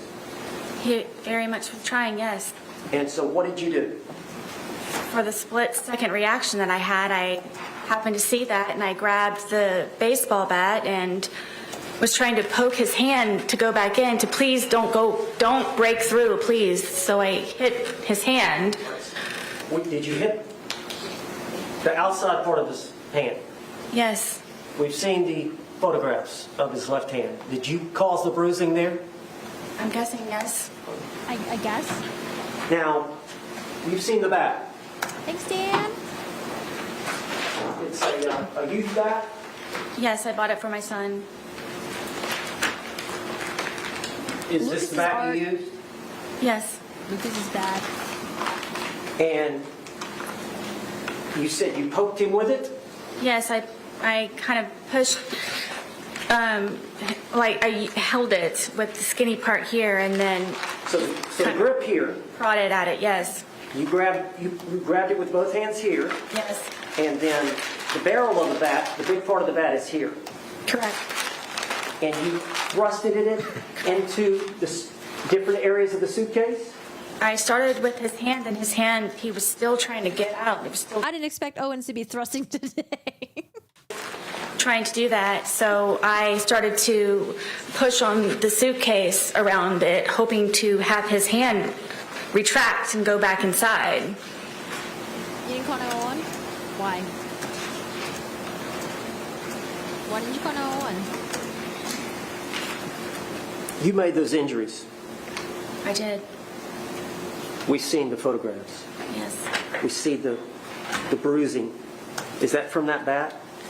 yes. Eventually, did his hand go back inside from you doing? Yes, finally he had subsided and retracted his hand. So in your mind, did you prevent him from attacking you? Absolutely. Split-second decision. Now, once he retracted his hand, You guys. do you remember zipping it up some, or what did you do in relation?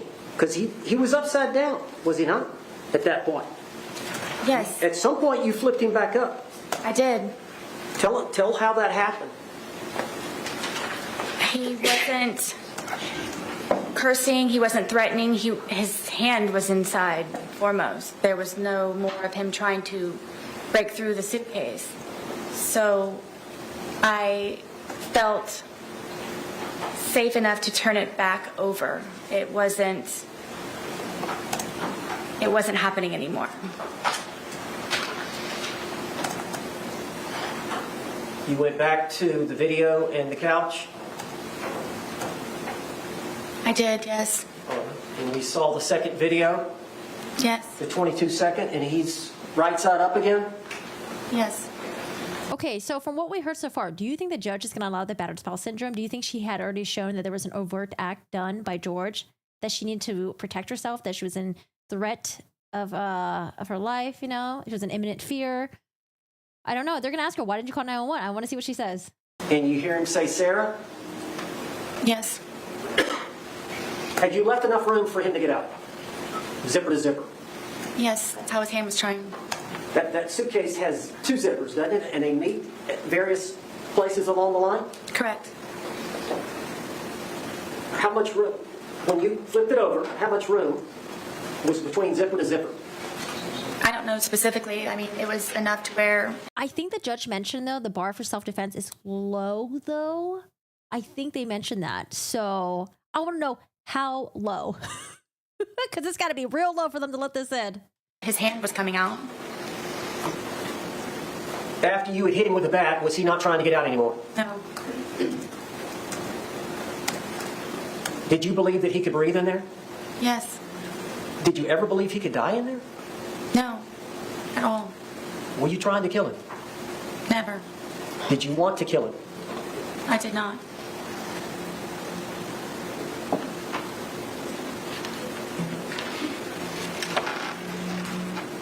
Did you walk upstairs? I did, yes. Why didn't you let him out before you walked upstairs? Were you afraid? Terrified is more of the word. As long as he was in the suitcase, he couldn't harm you. Correct. When he's...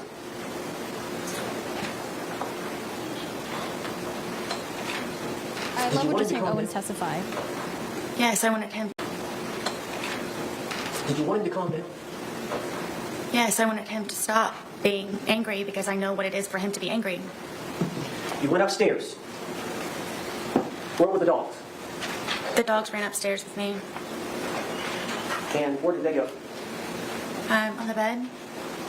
You don't think the dogs went upstairs way before this? You think the dogs waited around for Sarah and then went upstairs to go hide?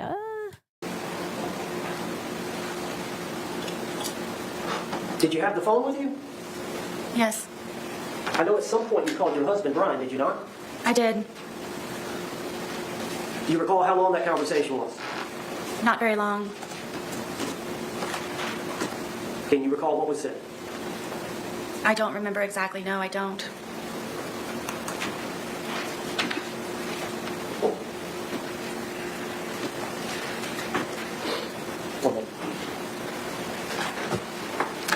What did Brian say again? Brian was like, she called, she was drunk, I was tuning her out, I had to wake up early. Man. Miss Boone, Sarah Boone, you said that when he was in the suitcase, he was threatening her, threatening you. Can you tell the jury what he was saying? I don't know. Am I allowed to curse? Girl, you know. Yes. Come on now. That he was going to fucking end me. And that's what made me ask him please to stop doing what he's doing to me. That he was going to, I'm guessing, try his best that night to probably take my life. But what? How? The threat you heard was he's going to say the fucking word. end me. Excuse me? Fucking end me. End you? Yes. I like it when people testify and they pretend to be so shy about cursing. Oh my god, he's gonna effing end me. Am I allowed to cuss here? Oh my god, I'm so sorry, guys. I have to cuss. Girl, shut up. Hold on. Yes, sir. No, Judge. What are we doing? Oh my gosh, George, you're about to put in the suitcase. Please stop. Oh my god. And then she called Brian Boone. We heard Brian Boone's testimony. We heard the neighbor's testimony saying they heard arguing, and I think they even specified they heard a male voice and a female voice. I feel like if George was inside the suitcase, his voice would have been muffled and maybe hard to hear, but maybe the walls are so thin they could still hear George while he was muffled in the suitcase. I would expect to hear just one person, just Sarah Boone yelling. That's why I think they were out of the suitcase, verbally arguing with each other. Something happened. George ended up in the suitcase.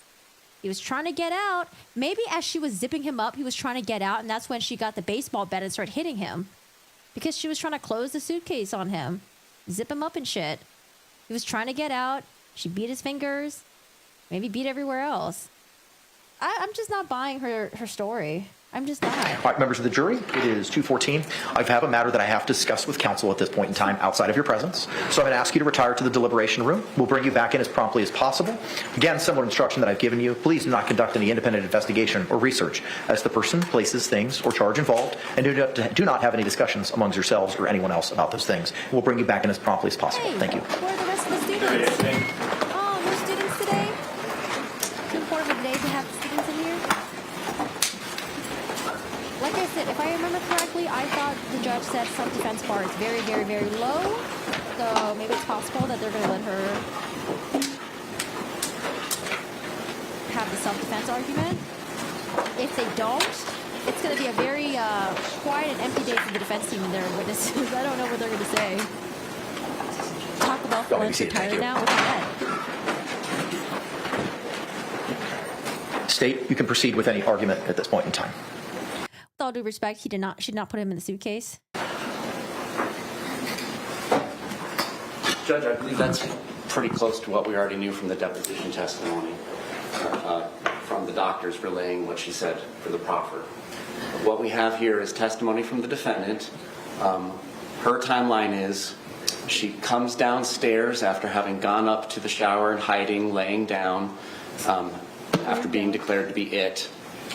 She comes back downstairs, and before she gets back to the bottom of the stairwell, she can see that the victim is in the suitcase trying to get flat because the lid is flopping and he's not hidden just yet. And so she comes over, and I believe she testified she was moving it around before actually zipping the lid shut, but moving it around, everybody's laughing, it's all fun and games still, and then she zips it, and it's still fun and games, and everybody's laughing, and then at this point she testifies that this is now her opportunity to get on her pulpit to express her true feelings about everything, and that's when she sits down on the couch and opens up her phone device and begins recording what later turns out to be IMG _1062.movie at 11:12:45 for 2 minutes and 3 seconds. During this period of time, the decedent is expressing meekly that he can't. Oh my God, I did this again. I said Rod. Oh, I'm sorry, that's the currency. Zero, thank you so much. I did that last time. I was like, Rod. Zero, thank you so much for the super chat. I appreciate it. Thank you, thank you. Can't breathe. The only time he ever curses at her is, Sarah, I can't fucking breathe. Babe, I can't fucking breathe. He is demonstrating under the law that he is in fear of losing his life. Yeah. She has committed an aggravated assault. She has committed false imprisonment. She was the initial aggressor. There was no overt act to justify these actions that she took against her boyfriend.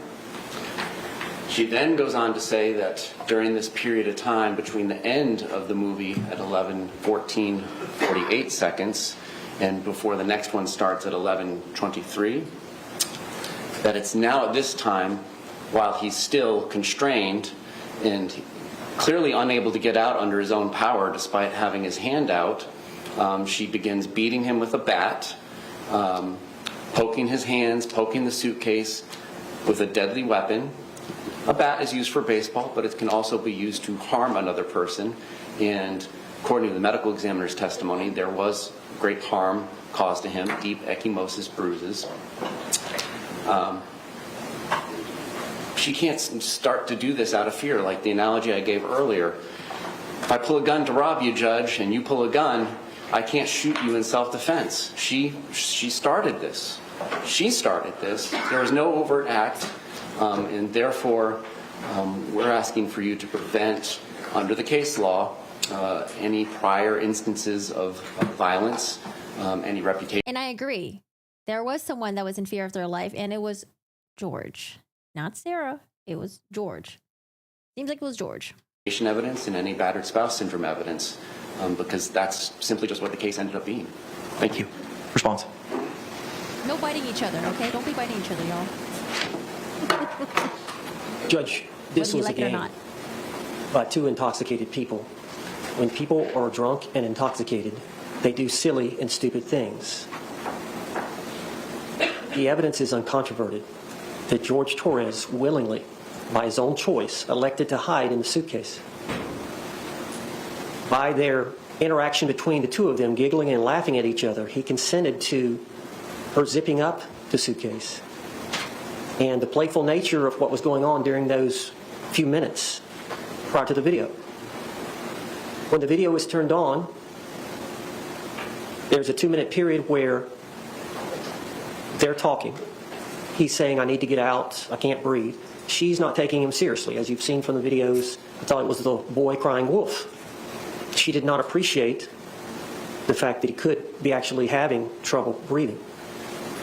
She actually didn't mention the whole being triggered thing. Remember, Owens was like, oh, my client Sarah Boone, when George says he couldn't get out, he couldn't breathe, that she got triggered. She didn't mention that in the testimony, right? And this was a chance for him to be heard by her about how she felt about some things involving their relationship. feel like it's a lot of testimony coming from Mr. Owens. Because she was like, she was triggered when George said he couldn't breathe. And she's like, so triggered that she got so angry. And that was when she decided to be like, oh, well, this is how it feels when you choke me. I could have sworn that's what Owen said in one of the other motions that he argued. But I don't think we heard that from Sarah Boone. I mean, he's kind of arguing right now. A short time later, the video was turned off, and then that period has been testified to by my client. And that period is uncontributed. That's a second period of time. We've got that time for the video. We got the 11 minutes. We got the 22 seconds. And there's no video, there's no audio, there's no eyewitness, there's nothing but Sarah Boone's testimony. And she's testified here today that they had words, there were threats, he got his hand out of the suitcase. She knew by the threats and him getting his hand out of the suitcase that he was about to get out of the suitcase and he was going to hurt her. A reasonable person under that scenario would believe she was about to be harmed. She was an imminent threat of harm. She blocked that attack by grabbing the bat, hitting his hand. When that didn't work, she started poking him with the bat in the suitcase. Eventually, she poked him several times. He put his hand inside the suitcase. She put the bat up. When she realized he was not going to do that any further, she flipped him over right side up. She still had fear, knowing that if he got out, she would be harmed. He would beat her up. She went upstairs. That is an overt act based on the discussions, coupled with the fact that he threatened her, using the word, I'm going to fucking end it for you, or some words to that effect. Okay, so if she thought that he was going to be able to get out, she flipped it back, hoping that he was going to get out on his own, unzip it on his own and get out. Why would you go upstairs and try to go to sleep? Wouldn't you get out of the fuck out of the house? I don't remember her exact words just before she went upstairs while he was still in the suitcase. Make it make sense. If she would have let him out, and this is a now this is an event involving an omission, failure to act, failure to unzip him at that point before she went upstairs. The failure to act, the failure to unzip, which would have let him out, which would have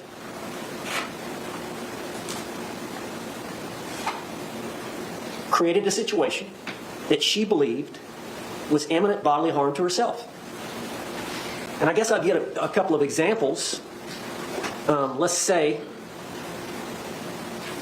that a police officer is called to a scene and the only thing he hears is there is a suspect and the suspect may be armed. So of course the officer pulls out his revolver and he's walking around. Well, then eventually he finds the suspect and the suspect reaches for his waist. The officer doesn't see the gun, but the officer sees the movement to the waist. The officer fires and shoots the suspect. The officer is justified because there's an immediate threat of harm. The officer has to react instinctively. There's no time to think. Similar to the actions that Sarah Boone had to take.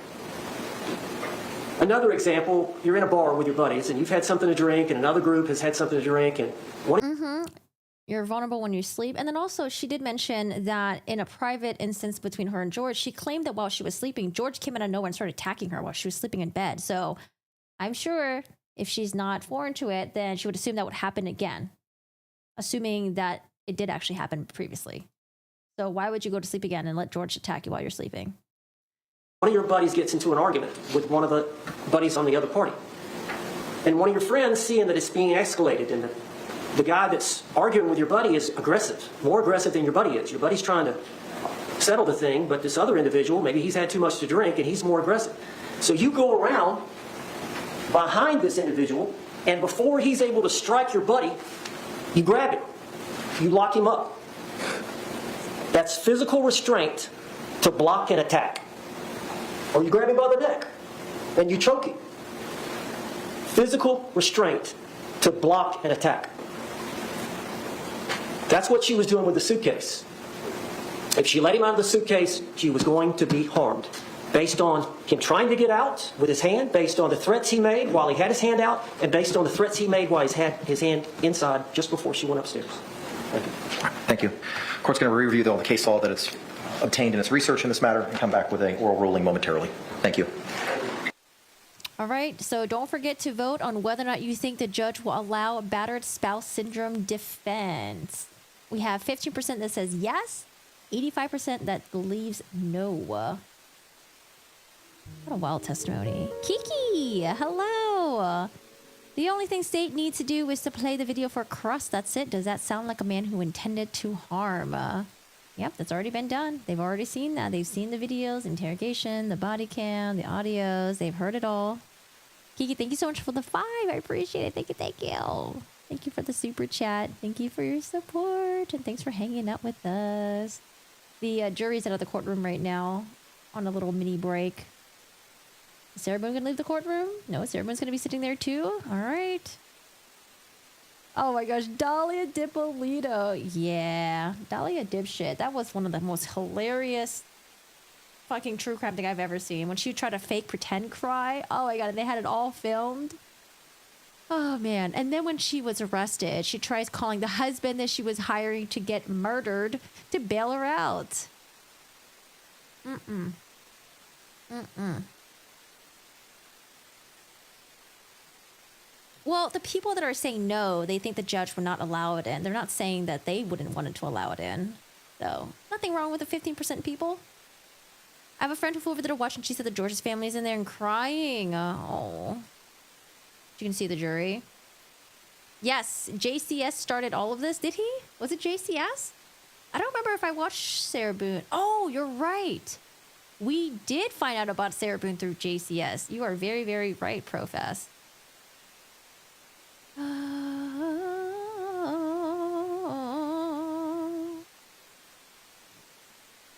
There's no proof that she was threatened by George.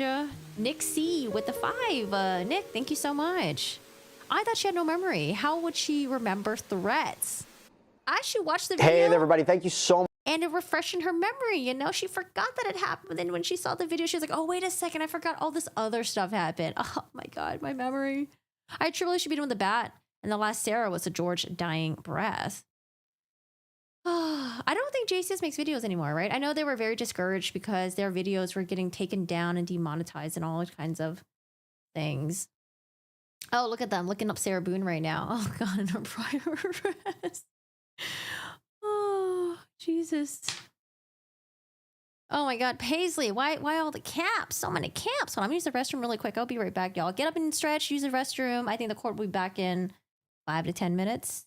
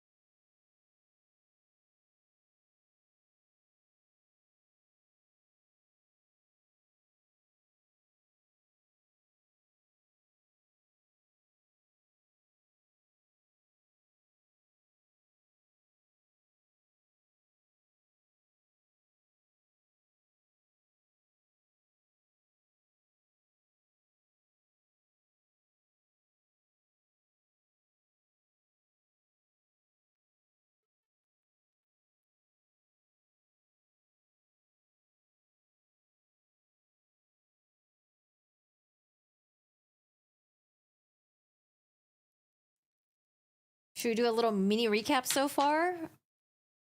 Let's recap part 2. Part 2, after the lunch break, after we took so many breaks today because of Mr. Owens.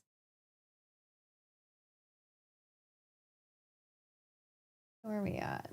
Sarah Boone. Oh, man, I had a lot to write when Sarah Boone was testifying. Miss Boone. Oh, actually, give me a second. Let me do this. I'm going to drag her testimony into the timeline. That way they can start transcribing it for us. How's everyone doing?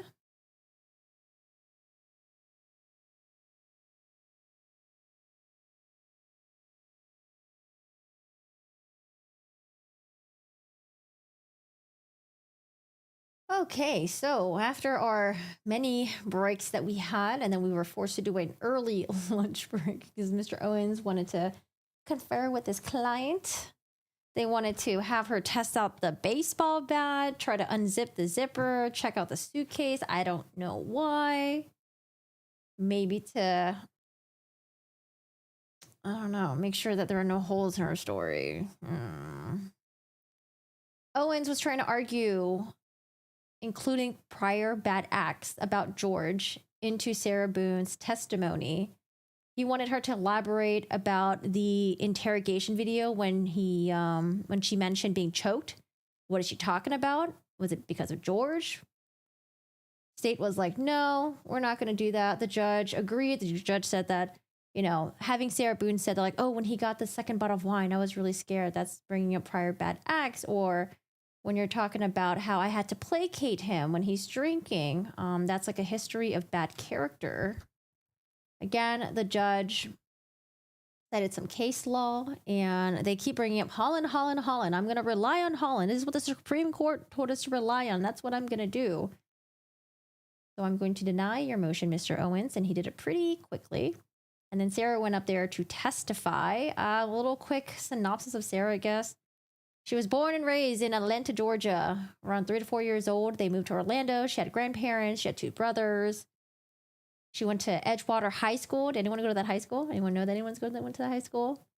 She lost her grandfather sophomore year, lost her dad senior year, mom a couple years afterwards, and then grandmother died a couple years after that. She was in her 20s. I thought she was going to say, and that's the reason why I started drinking at such an early age, is because all these family members were just dying left and right, and I was just really sad. But she didn't mention that. She met Brian Boone in her 20s. She said she would help her family pay for the mortgage since her dad and grandfather passed away.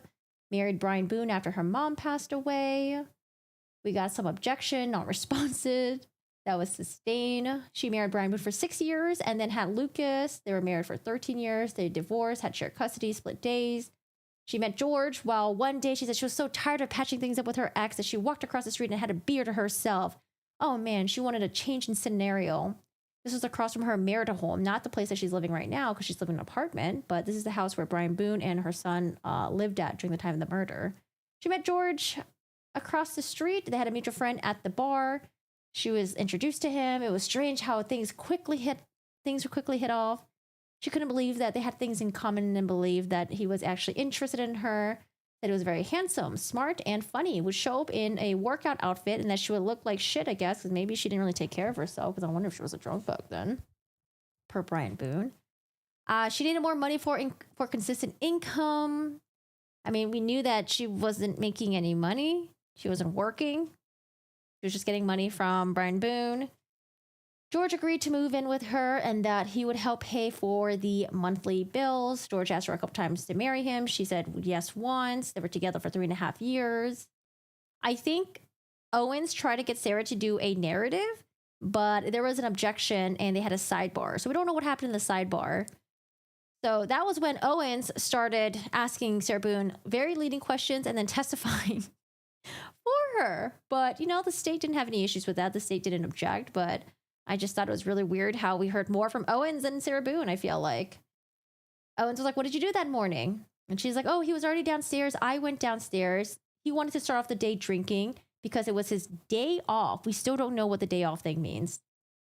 She said that I talked to him into cleaning and tidying for a sense of accomplishment. Yay! However long it took, the reward was to sit down and enjoy ourselves afterwards. So they mopped, they did laundry, they did the dishes. Lucas was coming home the next day. I don't know. I thought George lost his job. And then when it came to noontime, they decided to drink. Noontime. It's like, Sarah, you and George would get in arguments and call 911 when y'all were drinking. So why would you be willing to drink with George around noontime? That means you have the entire day to be getting drunk and drinking. Oh boy. So around noontime, they already had that half bottle that was in the fridge. They drank that. I don't know if that half bottle was a mega pint. They went to Publix to purchase another bottle of wine because, again, the pictures that we saw, there was 2 bottles of wine that were empty, right? That was recovered. But it seems like there was a total of 3 bottles of wine that would have been in the apartment. So I don't know if the half bottle was the empty one, and then the other bottle was another empty one, and then the third one that they were drinking, if that wasn't empty, if that was still kind of like there's still alcohol in there. I'm not really quite sure. George was supposed to go to the convenience store to buy cigarettes after finishing their bottle of wine, the giant one. However, Sarah was like, oh no, he actually went to Publix instead with my car, with my debit card, and bought more alcohol. Something about having 2 dogs, having a dog that's blind, a dog that's deaf. And then I did make a little statement, my opinion about Sarah Boone being seen as a caretaker to George, treating George like a child, potentially even flouting that, she's like, oh, I'm a mother. I'm an excellent mother. I excel at everything. And I wonder if she even talked about her being a caretaker of 2 dogs that are, handicapped. One dog was blind, the other dog deaf. So I wonder if she was just like, oh my God, like, look such a good person I am, guys. Like, I'm taking care of everyone. Everyone needs me. I don't know. She mentioned they don't have a lot of money, but they are homebodies. I'm like, okay, y'all don't have a lot of money and y'all are homebodies because y'all couldn't afford to do anything else because you just spent all your money on alcohol. So what did you do? You just drank alcohol, smoked cigarettes, and you just fucking stayed home all the time. They did dartboards. They had drinks. They were enjoying each other's company. This is when Owens was like, was he looking for a second job? And she's like, no. I'm confused about the job thing. I don't know. Maybe the state will clarify. It's not a big deal probably, but she said George needed a change of scenery. So she was like, you know what? Let's go inside. Let's go inside instead. Instead of being out here smoking cigarettes, playing darts and smoking. She encouraged him because she's such a good person. She encouraged him to call his family. Said that one of his daughters in her 30s, the other daughter's in her 20s, has a son in Pennsylvania. I think their family's all in Pennsylvania. George's family. The ex-wife and the kids. She wanted him to boost his mood by calling the family, using her cell phone. George didn't have a cell phone. Called the brother John. George has a lot of siblings. This is when she thought George went to the convenience store, but George brought home another bottle of wine. And here's the thing. If you saw him bringing back another bottle of wine, you were very concerned. Why not try to coax him to not drink it? Why drink with him? Why continue drinking with him if you were scared of him? Why would you want to be drunk when he's angry, ragey, or whatever, right? She's like, no, I drank with him. She said she had to come up with activities for poor George. She bought a puzzle. They were doing puzzles, needed to keep his mind on something and to focus. She wanted to keep him busy. And I was like, well, you're putting so much effort into keeping him busy. Why not just put in that effort into not drinking, especially at noon? George is really creative, liked art. They both enjoyed art. They took Lucas's art set. I have a feeling Lucas's shit was missing because Sarah and George would just probably use it, and I don't know. Sarah probably used it to keep George busy. They did puzzles. They were painted out. They listened to music. George's music is fractious. I think she mentioned that she doesn't like George's music because it like amps him up and maybe makes him angry. I don't know if I believe that. They were dancing on the radio. They were sitting on the couch. And then George was sitting there like this, like a sad little kid sitting in Lucas's chair. And then all of a sudden, George got up and tapped her on the knee and said, tag, you're it. And she's like, oh man, I guess if I play tag this one round, hopefully we can sleep afterwards. So she went upstairs, laid in the bathtub, got bored, came back downstairs. And that was when George was already getting the suitcase. She saw as he was, perfect timing, by the way. By the time she was coming down to see him, he was already in the suitcase and the lid was just closing. Like, oh my God, Sarah, what perfect timing. It's as if you're like repeating back what would have happened in the movies. The timing's just too perfect. She just happened to come down at the exact moment when George was closing the lid of the suitcase because, you know, it sounds better for George to be closing the lid of the suitcase, not her. But she did say that she was the one that zipped it up. They were having fun. They thought I was joking. They were laughing about how small he was and fitting in the suitcase. She was rolling it around. And that's the point. She took this moment and was like, hey, wait a second, George is in the suitcase. I'm going to do something about it. I'm going to talk to you. Oh, wait, I think it's muted. Okay, sorry. From this morning, the court has the opportunity to review the case law, review the arguments provided by both the state and the defense. The court finds that a overt act has been established. The case law is clear that a scintilla of the providing of an overt act. Scintilla. See, I told you guys, he mentioned that the bar for it is really low. So I was like, I'm pretty sure it's going to come in. Is sufficient to provide the self-defense jury instruction. An overt act is not something that's specifically defined in Florida case law. It's something that's from the totality of the circumstances, seemingly under the authorities that the court has reviewed. As such, the court is going to find that under Holland, a overt act has been established and will allow the defense to proceed with evidence of reputation and specific instances of conduct and battered spouse evidence, so long as the necessary predicates are established for those items. Any questions or clarifications with regard to the court's order state? Defense. I think it would help if we went through my exhibits involving the blow-up photographs and these other photographs, because I think some of it was contingent on the court's ruling. So I don't know if you want to try to deal with all of them one at a time in front of the jury, or whether we want to just talk. The overt act was probably just George saying, I'm going to fucking kill you. If we even believe her, right? Which I'm sure he said at some point, because he probably want to get out of the suitcase. But he said this a long time ago. It was like a week or two ago. He was like, the bar for self-defense is very low. About them ahead of time, get mad at the so judge. that we know. Are there any objections to those items? It depends on the items. I was shown a lot of different things, including like a rap sheet between the victim and the defendant. So I've taken that. I'm happy to take care of some of this stuff in advance. I'd rather do it now. Yes. So that it's not up, down, in and out with the jury. So. All right. Go ahead, Mr. Owens. What do we got? Well, I had the clerk go ahead and mark everything. Some of it is a composite. Is this it here? I object to the bullshit story. This first is defense identification K. It's 4 pictures involving injuries to the leg. Fingertips coming out of the suitcase. Sounds like what? Yeah, he specified. Assuming a predicate for fair and accurate depiction is late, you don't have any specific objections to case. Okay. Identification, defense identification, composite L, 2 photographs of a burn to her leg. You said that was L, correct? Yes.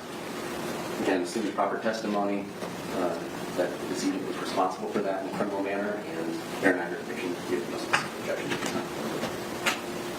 She's on the stand, so she's going to continue her testimony. M, for identification. 2 photographs. The first one is a photograph of the back porch. Sarah's on the back porch. Now she's going to be able to talk about anything between her and George, why she was in fear. They got into fights before, the attacks, the photos of her injuries, any other videos. With her 2 dogs. The officers, a 911 call from the previous stuff. The next photograph is a picture of one of her dogs on one of the outdoor couches. There's relevance is that he would threaten the dogs with harm if she didn't comply with his directives, and he actually harmed the dogs, 6 dogs, as a threat to her. So in order to do what he wanted, he used the dogs. Oh, here comes She the was in fear dogs. for their safety, so she will testify about this threat. Relevancy objection is overruled.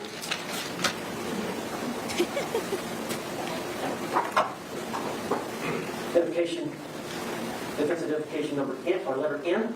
I don't think the jury's going to buy the It's a self-defense bullshit, photograph though. of the living area, but also the stairs, and it shows that one of the allegations by the state is that the defendant. Okay, no objection. No objection to, assuming all the normal practice. Judge, this is where he took a bath. It's 5 photographs where he took a bath to the TV, to Sarah's TV. My understanding is this O? No attacking each other in the chat, please, or I'm going to have to like time y'all's out. This is still O, correct? Yes. My understanding from the state is there's no objection so long as the foundation's established. Yes, sir. Thank you. We also intend to introduce the video. There's a short video on It's on State's Exhibit 2. We're not objecting to that. Okay. As long as the foundation. No objection so long as foundation is established. Is it normal just like criminal attorneys? Yeah. I have strong feelings about the P, criminal attorneys. identification, defense identification P, is 2 photographs of an incident in which. No objection as long as foundation's late, is that correct? All right, no objection so long as appropriate predicate is established. Now, these next ones are individual photographs, not composites, but Q You're for welcome, identification is one Green Eye. photograph. Part of the right stuff that we already done?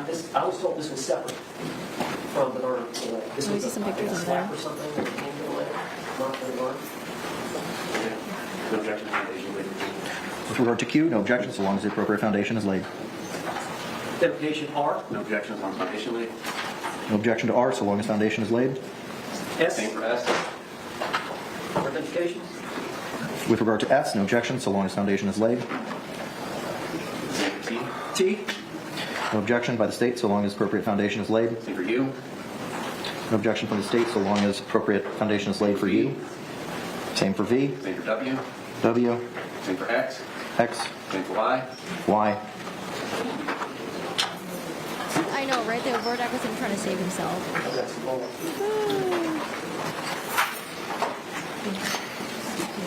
Okay, let her put her defense and see what happens.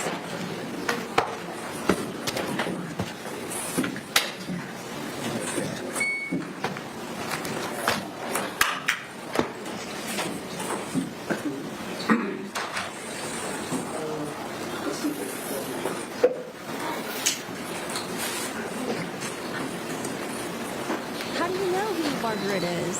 Are we just guessing? Oh, here comes the here comes the exhibit. It's one of the other. A. Identification for A. Were these the ones that we addressed pre-trial? Yes. Okay, thank you. No problem with that being demonstrative aid. Okay. Did they give the copies to the state to make sure that they can establish that this wasn't modified in any way? In terms of introducing this as an exhibit into evidence. Is it contained in K through Y? Yes. Then, is that accurate? I believe so. I mean, I know the clerk probably doesn't want the blow up, but If it's it's going to be easier to handle the clerk to handle the 8.5 by 11. if it's, I'll allow you to use it for demonstrative purposes, but I'm not going to accept it in evidence as it is duplicative of what's already in evidence as X. Defense pre-marked X. And then identification C. Same thing. Same photographs. That was either, it was one of the earlier ones we addressed. M or N was the staircase. Okay, for the same reasons, you can utilize it for demonstrative purposes, but it's duplicative as the exhibit itself will be entered into evidence, presumably. So, D for identification. Same thing. It's one of the photographs and it's on the state digital. Any disagreement that it's included in your pre-marked? I agree. Okay, then same ruling. It is duplicative. You can utilize it for demonstrative purposes. Identification E. Same thing. Is it included, sir, in K through Y? Yes. Then for the same reasons it's duplicative, you can utilize it for demonstrative purposes only. F for identification. Same thing. It's included in your submittals? Yes. All right, same ruling. It's duplicative. You can utilize it for demonstrative purposes, but it will not be accepted into evidence. Oh god, that's a big picture. Identification G. Sarah Boone. Is it included in your submittal, sir? Yes. All right, for the same reasons, I find it's duplicative. You can utilize it for demonstrative purposes, but not seeking it into evidence. H. Same thing. Yes. Same ruling. You can use it for demonstrative purposes, but it will not be received into evidence by virtue of it being duplicative.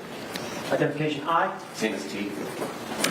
Any disagreement with that, sir? No, sir. All right, same ruling. If my court finds it's duplicative, you can utilize it for demonstrative purposes. Identification. Madam Clerk. Hang on, is that the house? Is he the Delta or B? I think that's Bravo. Is it the defendant on the porch with the two dogs? Yes. That was pre-marked before trial as Bravo. D. Same. It was as defense M. Relevancy objection is overruled, but I'm not going to allow the enlargement as it's duplicative, as the native photo is in evidence. But you can use it for demonstrative Yeah, I purposes. probably want to use these in closing. Well, they're given instruction that you can't feel sad and pity for someone. You have to look at the evidence and facts and make your judgment based off of that. So it can't be like, oh my God, I feel so bad for her, you know? Let's do not guilty. And just use this.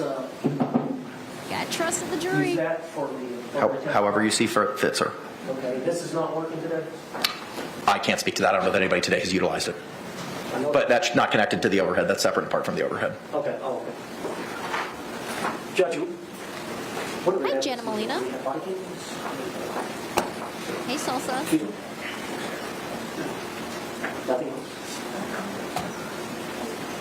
Nothing else through Sarah. There may be some body cam footage to refresh memories. We've got two deputies out there. Okay. any other exhibits with regard to Ms. Boone at this point in time, Mr. Owens? Counsel? State any reason why we cannot ask Ms. Owens or Mr. Owens to continue his inquiry of Ms. Boone and have her return to the witness stand. All right. Mr. Owens, anything else we need to discuss, sir? One moment. Sure.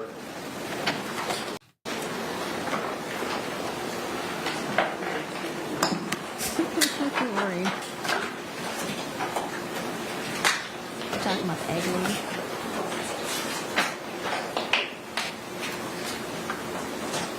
I don't know. Hopefully there could be other people that can speak for George's behalf, because one person's alive, the other person's not, and obviously the person that's not alive can't defend themselves.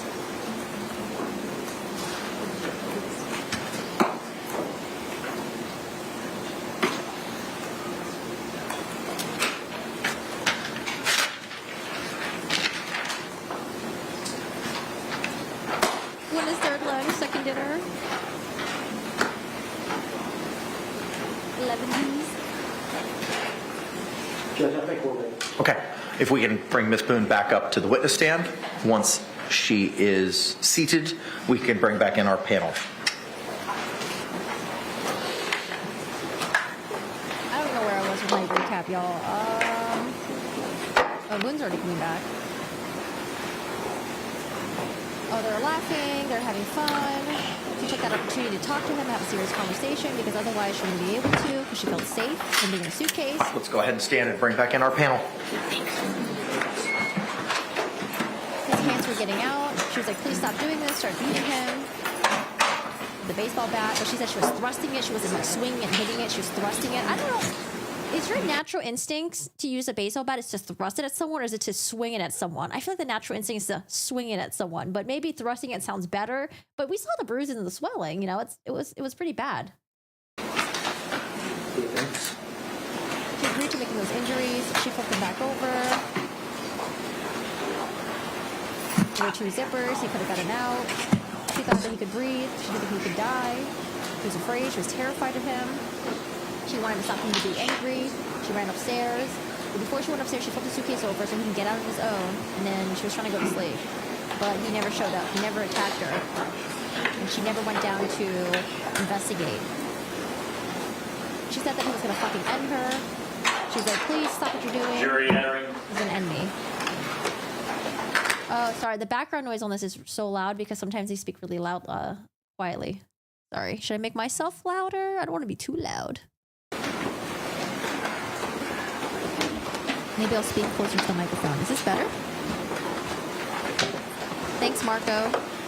Yeah, thanks for reminding me. I practice to be closer to the microphone when I'm speaking. I think I was too far. 1 in chat if this is better, or 2 in chat if this is the same.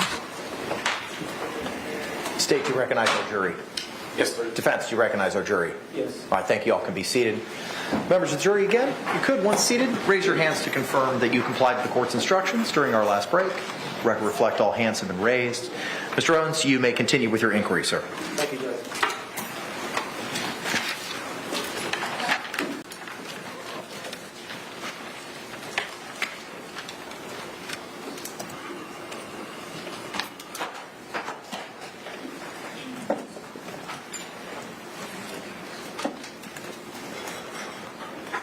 Okay, I'll speak into the microphone more. Ms. Boone, so I think we left off. You had called your ex-husband? Yes. All right. After you called your ex-husband, what happened after that? I ended up falling asleep. Okay. Do you remember waking up the next morning? Yes. Did you sleep in? Not intentionally. Okay. But you didn't get up at 8 o'clock, did you? No. Did you wake up closer to noon? I believe so, yes. Did you check the time? No. Now, did you hear your phone ringing? Yes, my phone was ringing. And did you answer it right away? No.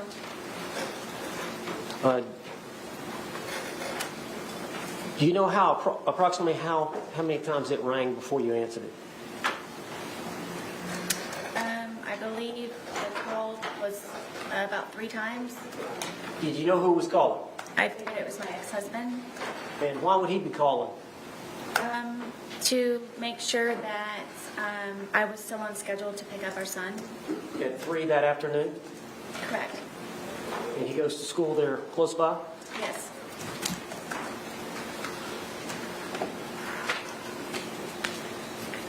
All right. When you woke up, did you stay in bed for a while? For a little while, yes. Or tell the jury what happened when you got up. I knew it was my ex-husband calling repeatedly. I didn't answer right away because one of our problems is that he doesn't understand that I'm doing things around the apartment and looking for jobs and so on and so forth. So I inevitably... Does Brian Boone call you just to chat up while he was drunk? No, it seems like you're the one who calls him for nonsense reasons. Brian's trying to call because he wants to figure out, are you going to pick up Lucas or not? Because it's your fault that you don't really pick him up consistently and you're... Oh, God. Okay, Brian Boone looks bad, too. Just let it ring. And I laid in the bed and I figured... What kind of person would let it ring, especially when there's shared custody? What if something bad happened to Lucas? Wouldn't you want to make sure nothing bad is happening? That George was downstairs either drinking or looking for jobs or may have just left. And so eventually I decided to get out of the bed and start moving to go downstairs. I was motivated enough to go downstairs. And when I went downstairs, it was very quiet. So I had the understanding, I believed that he had left. And did you check to see if he was... Where would he be looking for a job at? Usually on the couch, he would have my son's laptop, and he and I, which we would share. Y'all only have the son's laptop? Correct. And the TV was not working at this time? The TV was not there. Okay. So you thought he would be in the living room on the laptop? Yes. He was not there? No. Why weren't you scared that George was going to come after you? So you're afraid that George was going to come after you the night before, but however, he didn't ever come after you because you didn't fear for him. And then the next morning, she was like, oh yeah, George probably just left and went to go look for a job. It's like, I thought you were scared of him coming after you.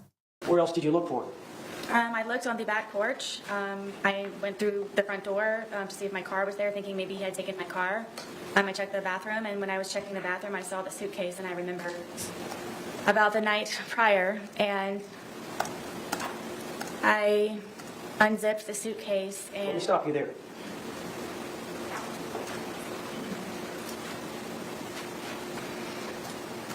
You said you were in the bathroom when you saw the suitcase, or coming out of the bathroom? No, where our bathroom is, I would have to go to the bathroom here, and then when I turned around, I noticed the suitcase, and I remembered. How did you feel when you saw the suitcase? I don't think I've ever experienced anything like that before. Describe it to the jury. I guess it was... I was aghast, and... I just can't describe the feeling. It was terror to a certain degree. I'm sorry, say that again now. It was terror to a certain degree. I just can't describe it in words, the feeling of remembering. And then he was still in there. So what did you do? I immediately unzipped the suitcase, and I was screaming, George, George, George, and I was shaking him, and I pulled him out, and I stretched him out flat, and then I began instantly trying to do CPR, and then was trying to look for a pulse or a breath or just anything, and was just screaming his name over and over and over again, and come on, George, and I continued CPR, and I continued CPR, and he was gurgling, and... What color was he? What color was he? Yes. He was purple. At some point, did you call your ex-husband? Yes, when he started to gurgle, and I knew that my ex-husband is notorious for bringing my son over in very inopportune times when George is possibly drunk or doing things not appropriate for my son to see. And I just didn't know what to do. It was just a quick knee-jerk reaction. Brian was kind of my go-to person because of my family being deceased, and I don't have anyone else that I can call. And I just wanted to ensure that he would not bring my son over in the process of all of this at some point. So you called him? I called him. Did you ask him what to do? Or did you just tell him to come over? I just told him to come over. Did you tell him that you felt like George was dead? Yes, I did. And how far? You said it's 5 minutes from house to house? Yes. Did you call him back? Yes, because he was taking so long. It felt seconds were hours. Yes. I'm still doing CPR at the same time in the process of it. I'm doing CPR I don't know how many times. Did he get there? Yes. Did he walk in? Yes. Did he walk out? Yes. What did he tell you to do? Call 911. What did you do? I called 911. Is that the recording we've heard here in this trial? Yes.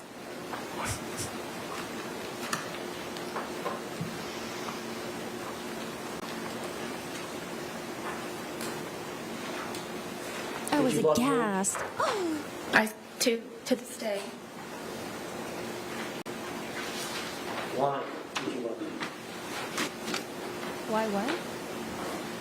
George was very passionate. George was a very real person. George was nice to me on the good days. George complimented me. George and I were two bodies with one soul, he and I would always say. I don't believe that I've ever had a connection with anyone like I have with George. Did you have that connection with your ex-husband? I did not. Was it even close? No.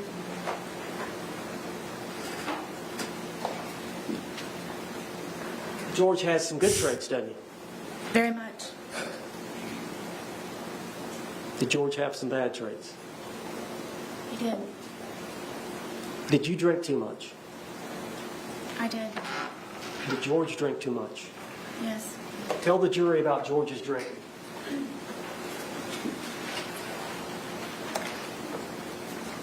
If George was able to, he would drink from sunup to sundown. And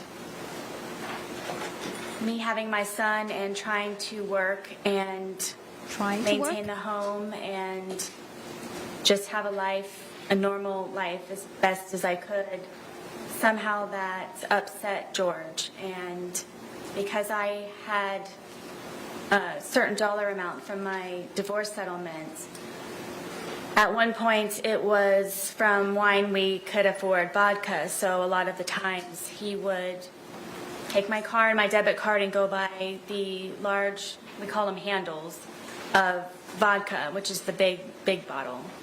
And sometimes he would finish that all off on his own throughout an entire period of a day into an evening. That's honestly where I thought that he was going to be that morning when I came downstairs, because he's notorious for just automatically already being outside from drinking all the time. All right. And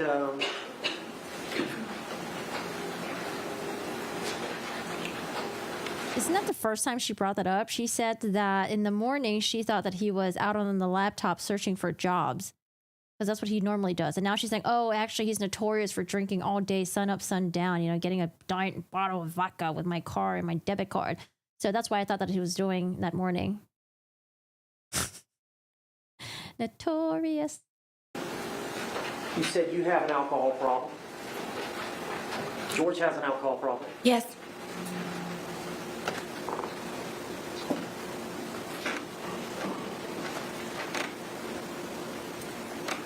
How did George's drinking adversely affect you?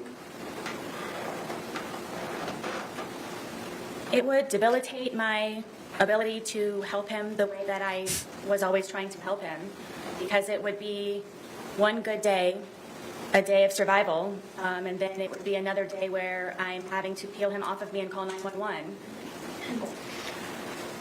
Why would he get that way? Tell us his pattern as it relates to drinking, and then object.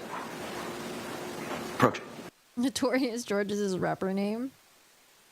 Oh my goodness. What a complete... I mean, she's had 4.5 years to think about this, to craft another story. One that sounds better than, oh my God, we're just playing hide and go seek and it was an accident. I don't know what happened. He got in there. Oh no. Oh gosh. So now she's saying they're like, oh, I just assumed that George was just out drinking again because he's notorious for that. He'd steal my credit card and my debit card and my car or whatever it was. And that's where I thought he was that morning. But Sarah, you said that usually he was on the laptop trying to find a job. Why are you changing your story now?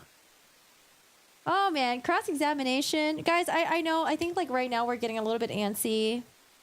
The judge made his ruling, allowed the battered spouse syndrome defense in. And we can talk about all the bad stuff that George did to her. I know we're getting a little bit antsy about that. But you know what? I think in cross-examination, I think Mr. J, Mr. Cacciatore, they will redeem. They will redeem, okay? Don't lose hope yet. I know you guys are like, oh my God, Casey Anthony, ah! You know that meme with like Toad where he's like, ah! Don't worry, cross-examination is coming. Cross-examination is coming because this is hurting me as well. I'm like, my soul is like, just like listening to this. Like, oh gosh. But how would you say her testimony is?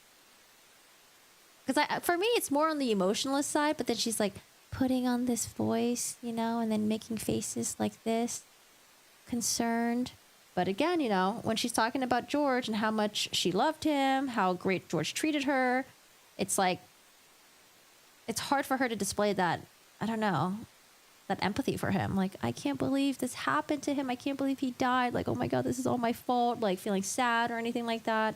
It's just like the soft voice. That's all we're getting, the soft voice.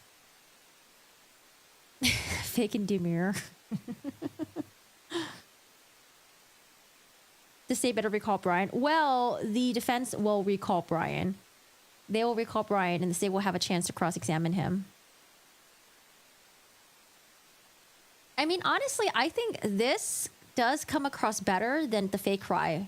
When we've seen defendants go up there, fake cry on the stand, and looks really messy and disingenuous. This one, I can appreciate at least she's not fake crying because I didn't want to deal with the fake crying, okay? I don't want to deal with the snot coming out, with the tears and all that. But I think she's trying to display, like, this is a woman who is fed up and she's Objections dealt with the overruled loss for of now. George. But we're not buying it because we already known what other stories she gave to law enforcement and how she's You changed her already story gave the 3.5 sometimes. years? Yes. Is there times when he would get... You already gave the 3.5 years? Yes. Is there times when he would get to a state of intoxication where he would get violent against you? Quite often. Judge, can I approach the witness? Yes, as long as you show it to the state first, please. Crocodile tears are bad. This one's extremely dissociative and lacking empathy. I'd rather deal with this than crocodile tears. I don't like the crocodile tears. The cry on Jody. No, I don't remember seeing Jody cry. Defense exhibit for identification P. It's 2 photographs. Could you look at those photographs and see if you recognize those? I do. Are those 2 pictures of your body? Yes. Did they show injuries to your body? Yes. Were those injuries caused by George Torres? Yes. Are those photographs a fair and accurate depiction of the injuries you sustained at the hands of George Torres? On this occurrence, yes. Do you remember this occurrence? I don't. It was so often. You don't remember a specific date? I don't. But you're sure that that's you? Yes. Is that the injuries that he... What's the injury to the rib cage? I don't remember specifically. These may be the pictures. So, when we used to go over to his brother's house, one of his brothers and his... Non-responsive. Sustained. Oh. Just a minute. Do you know what happened to... Did George cause these injuries? Yes. All right. Were y'all both drinking at that time? I don't remember on this instance. Judge, I'd like to move this exhibit into evidence. Okay. All right, what was pre-marked as P will be received into evidence without objection as Defense Exhibit 2. Okay, so she doesn't remember anything from that? Okay, we're gonna look at. We're gonna see 2 pictures of her body. Mr. J, would you be so kind? Thank you. I wonder if our previous attorneys are tuning into this. I think they are. I think they're curious. I think Padilla's here. Cacciatore. Cashman. Yes, sir. You may do so. Mr. Winston.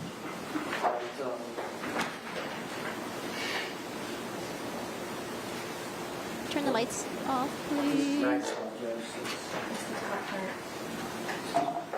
Looks like I think there's a wheel on the top where you can use to. Zoom in, did not. There you go.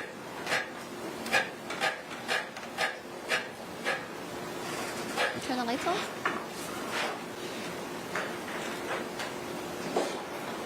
Ms. Boone, is that you? Yes. Are those injuries to your arm? Yes. Were they caused by George Torres? Yes. And during the same incident, is this you? Yes. Is that an injury or bruise to your ribcage area Yes. and your arm? Yes.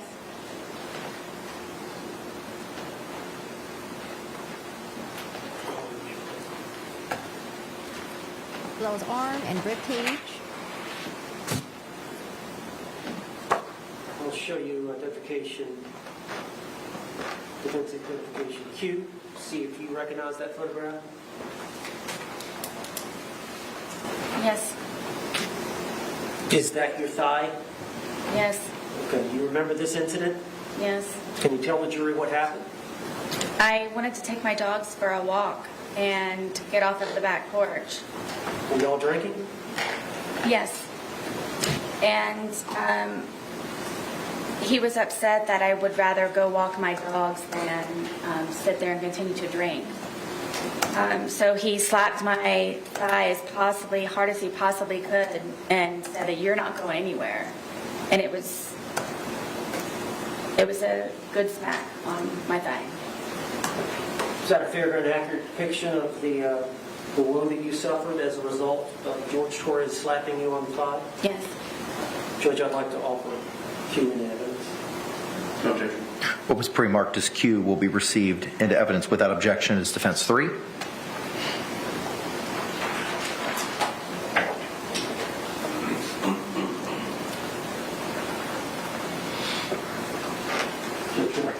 You may, sir.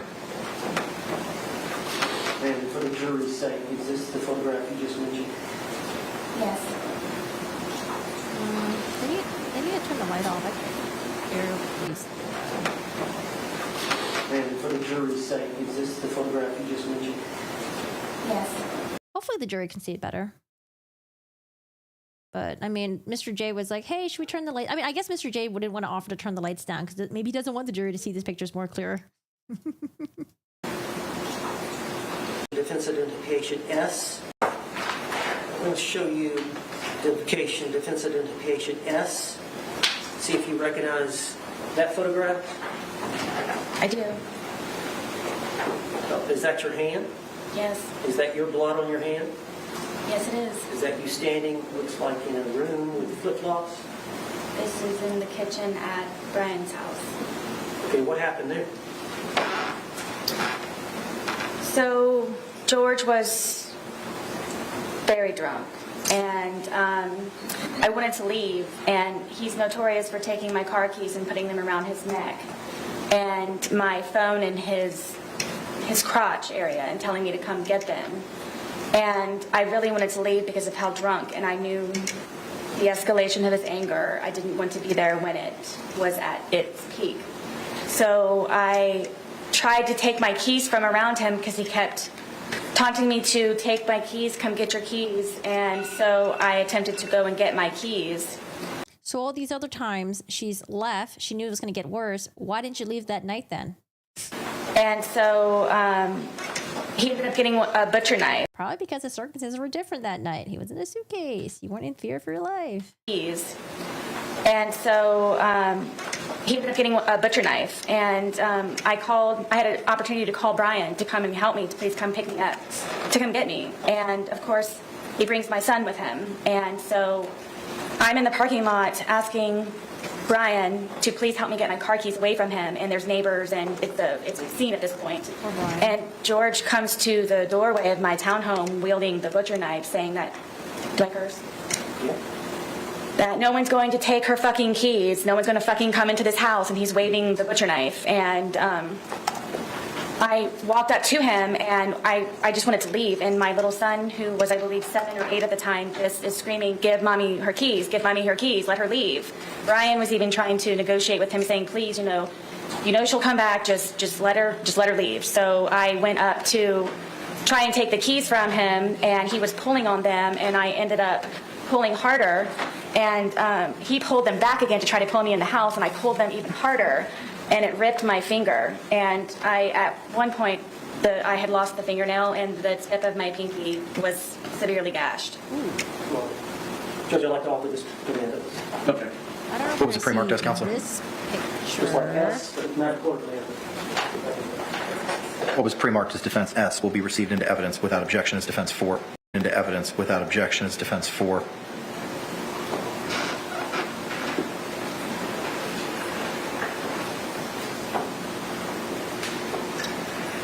Ms. Boone, for the jury's sake, is this Oh God, I don't know. I was like, is it going to be as bad as like the Johnny Depp pinky? picture you're referring to? Is that the nail, or was it on? Still on? I believe so, yes. Okay, not as bad as the Johnny Depp pinky. Johnny Depp pinky. Now I'm showing you a composite identification L, 2 photographs. Can you look at those photographs and tell the jury what they are?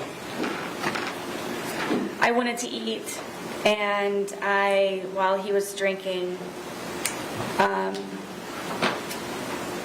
went and made myself, as quickly as I possibly could, a microwave bowl of, I believe it was broccoli and cheddar soup. And I didn't get it out enough time, and he came up behind me and he slapped it out of my hand. And it was a 2nd-degree burn. I went to the hospital for it. Are those fair and accurate depictions of the injury, of the burn to your thigh? Yes. Would like to offer identification L in evidence? No objection. What was pre-marked as L will be received into evidence without objection as defense 5. That sounds painful though. Burned thigh. Yes, sir. You had to go to the hospital as a result of these injuries to your thigh? Yes. It was Okay. extremely painful. Is that a depiction of the burn? Yes. Is that your thigh? It's my thigh, yes. And your knee? Yes.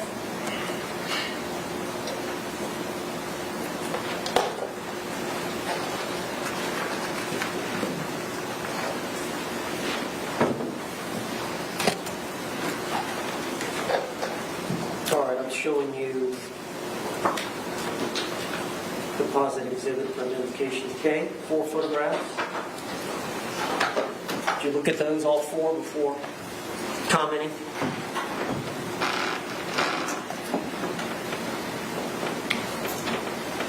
This is a longer story, isn't it? Go ahead and tell me.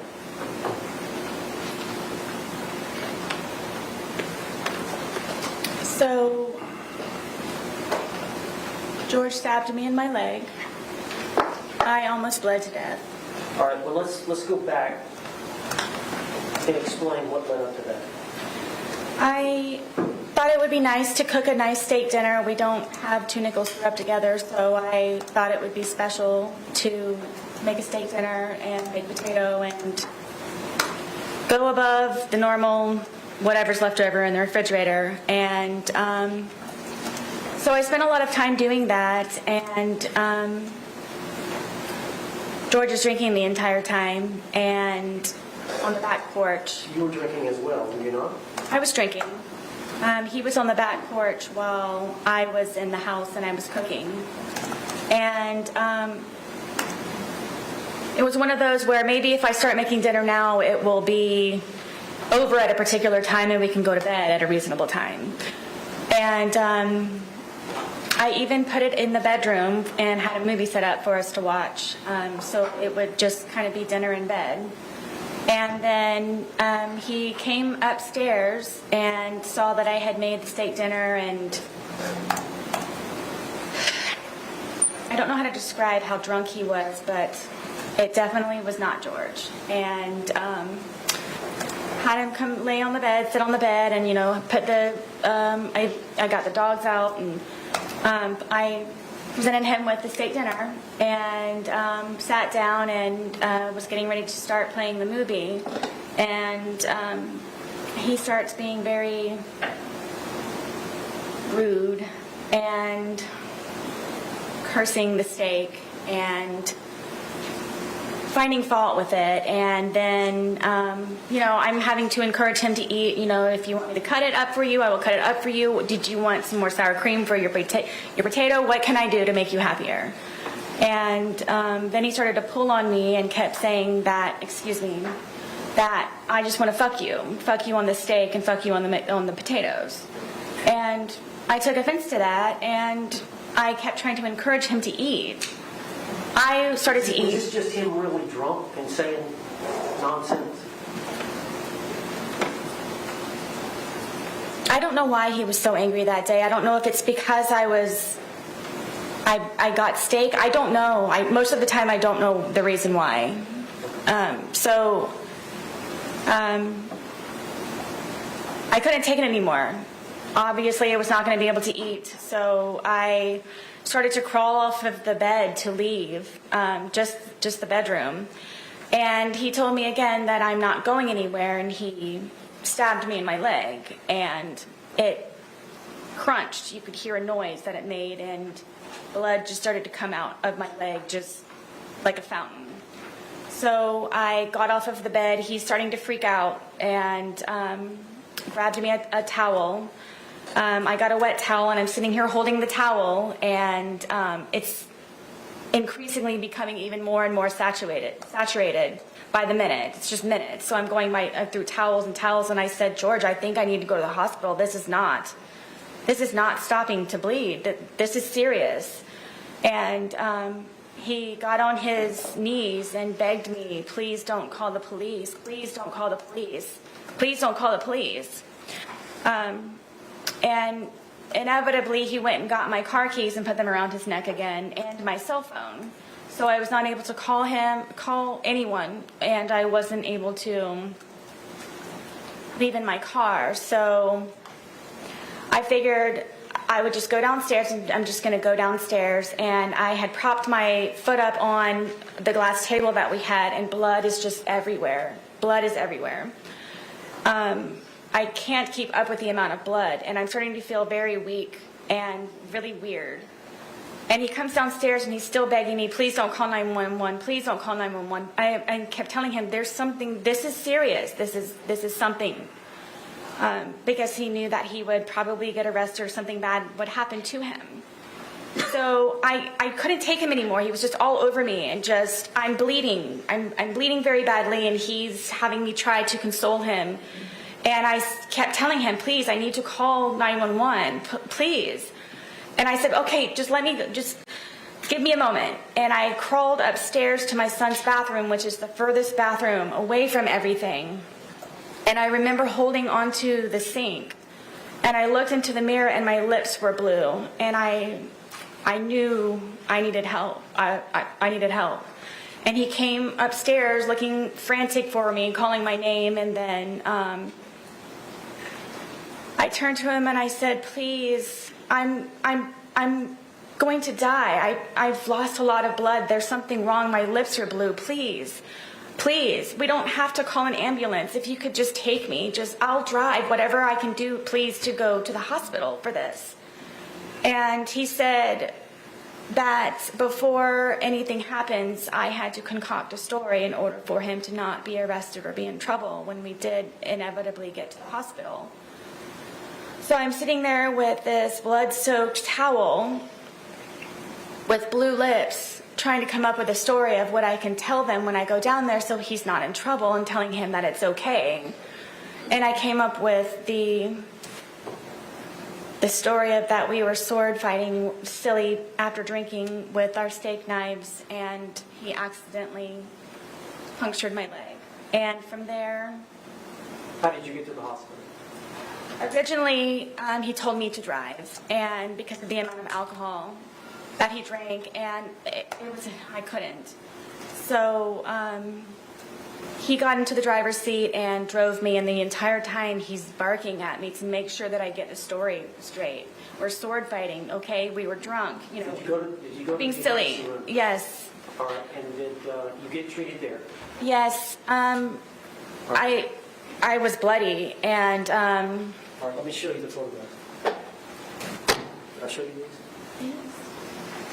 All right, is this a fair and accurate depiction of the injury to your leg? Yes. I had to go to 2 different hospitals for it. And you lied to medical personnel about how this happened? Yes, they brought in sheriffs and everything. Was it consistent with, they brought in sheriffs? Did you have to answer to the law enforcement officers? Yes, Did you stick with the story that you and George had agreed? I did. Judge, I'd like to offer this composite exhibit. Okay. What was pre-marked as K will be received into evidence without objection as Defendant 6. I don't know if the jury's going to have a tough time believing anything that she says on the stand, because there's been just so many lies already, especially with all the previous stuff that happened in the interrogation, the audios. There's just been so many lies. So I don't know if at this point, if they're already kind of discrediting her. It's like, okay, we have pictures, we got, documentations, but can we believe your version of events?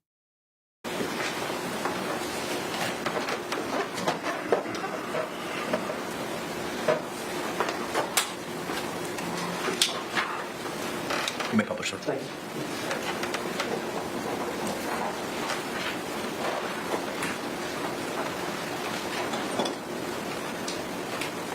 And is this you at the hospital? Oh, and turn around. Yes.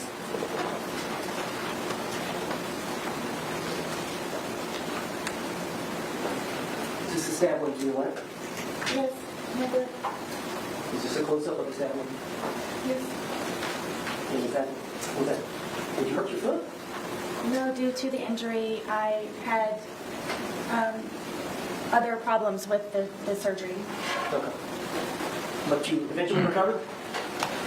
Eventually, yes. Do you have a scar to that effect? I do. Joe, can you step down and show me? Mr. J? Okay. You may. There's a lock, sir. Out. All right, I don't know how best to do this, Judge, because we've got this ball. They can probably see it from there. Is this the injury here? Looks like there's an admission.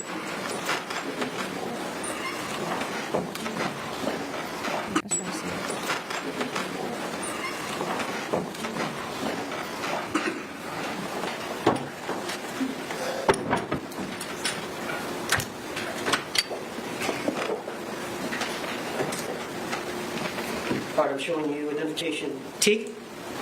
You recognize that photograph? I do. Yes. All right.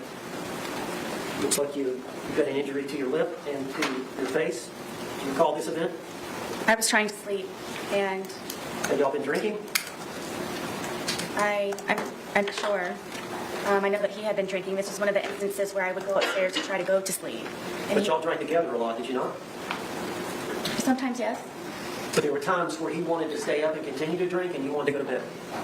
Many times, yes. You were done. He was not. Correct. Was that one of these times? Yes. So tell us what happened. I'm sleeping in the bed, sound asleep, and he comes into the room and grabs me by my hair a lot of the times, and from here he scratched me from trying to grab me, and then grabbed my hair and pulled me off of the bed, and then raked my face across the carpet. These are carpet burns. To your lips? Yes. What about to the, looks like the eyebrow area?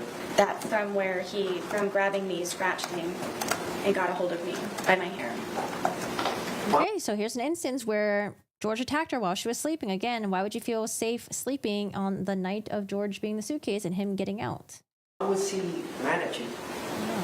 Because I wasn't downstairs with him He wanted you to be drinking with him? all the time. All right, I'd like to introduce identification to you now. What was pre-marked as Ooh, T will flower be pot, received into yes. evidence without objection as Defense Exhibit 7.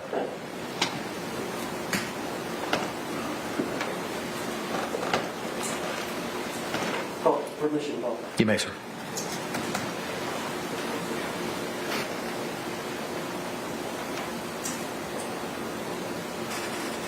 Do you see the injury between the eyes and the injury to the lip, Yes. as you described?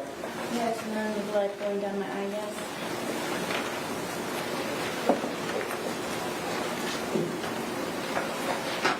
Showing you what has been marked State's Exhibit for identification, or Defense Exhibit. You for identification? Yes, Can you describe that photograph? I can. Go ahead. This was the first time that I ever called 911. George and I had gone to a bar across the street within walking distance, and at some point I asked a guy, or he asked me, somehow or another it was over a cigarette. And he left, and I didn't know where he went, and the bartender said, oh, he left. He took your car and he left. So, Why would he do that? well, I found out when I got home it was because I spoke to another man. And so I paid the tab and I walked home, and he's sitting on the back porch with the handle of vodka, and I was walking on eggshells and terrified and kind of treaded lightly when I came in, and he acted all natural and fine. So I didn't know the reason why that he had just gotten up and left with my car. So then he calls me a whore, and then he calls me a slut, and then he calls me a cunt, and gets up and pushes me. And he pushed me. Oh, this is we have the body cam of this, and we watched it. Of the police responding to this fight. With both of his hands so hard that we have this little area where our washer and dryer is, and there are metal doors that are on it. And he pushed me into the metal door. And then I fell back, and he got his knees on top of me, on my arms here, so I was pinned down, and was starting to strangle me and hit my head up against the metal closet over and over and over and over and over it again, and calling me a fucking whore and you're such a slut and fuck you and everything. And my tongue was flopping out of my mouth, and I thought I was going to bite my tongue off, and because of the amount of noise I guess my head was making on the metal door, he slid me down and got back on me and then started to strangle me again. And it was on, we have carpet, but it's like concrete, and I was able to get my arms out from underneath and grab his throat and get him off of me. So I got him off of me, and I pushed him off, and he came up and he goes, "You fucking bitch," and he stomped my face. And the next thing I know, I woke up. I obviously blacked out. Did you get knocked out? I'm obviously, I guess, yes. And he was passed out on the floor, and I woke up frantic looking for my phone, and I immediately called 911. Okay. The police arrived on that incident? Yes, they did. Is this a fair and accurate depiction of the injury you sustained as a result of him kicking you? I feel like this is the most emotion that we've ever gotten out of her, especially with the storytelling, reenacting it, showing the body language. I think this is the most convincing one so far. Stomping, yes. It was a stomp? Stomp. With his All I heel? saw was his heel. Would ask that this be identification you be admitted today. Okay. What was pre-marked as U will be received without objection as Defense 8.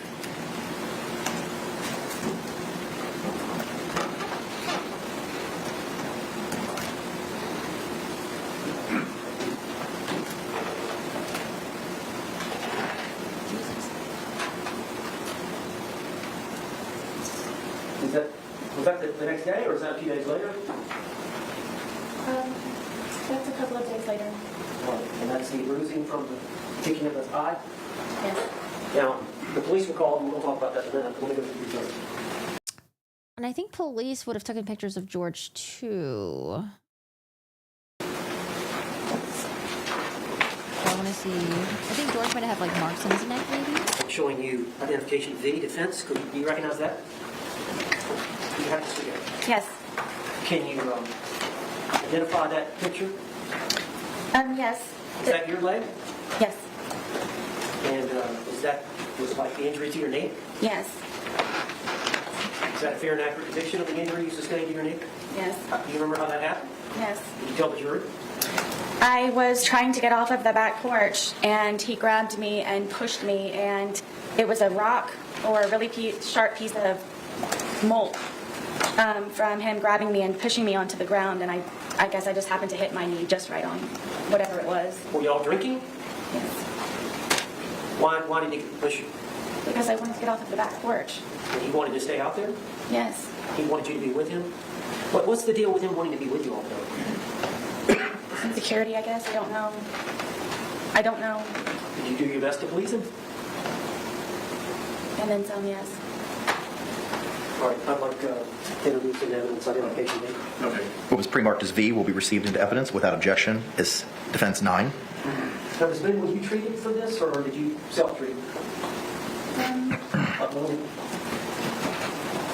Show the jury now. No, that was just, I got the first aid kit that I had for my son, and I just cleaned it up. What?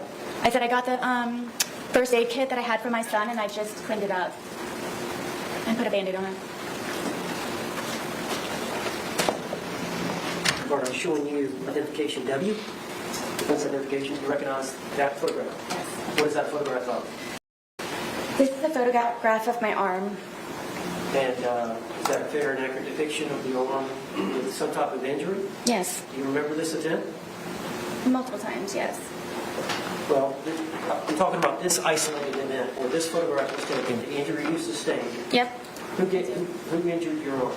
George Torres. Do you remember this event? Yes. Did you tell the jury about it? This was one of the instances where I would try to pull away from him, and I don't know how my arm started to do this, but from him pulling from this way, how hard he would pull, with me trying to struggle to get away from him, it would leave these bloody under the skin splotches. So he wouldn't hit you sometimes, he would just grab you and pull you.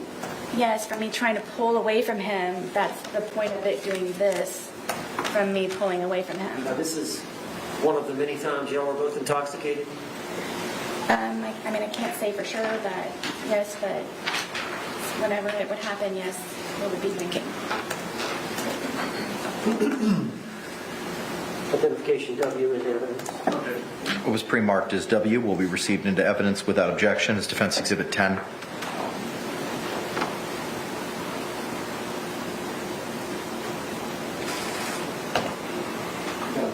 You may, sir. All right, it doesn't look like a wound or anything. Objection to commentary. Sustained. Changing anyone's mind? No. We already knew that the relationship was like fucked. It You was said pretty it's just toxic. from the grip, him losing his grip?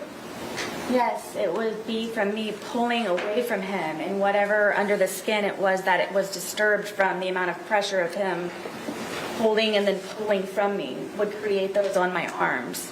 Okay.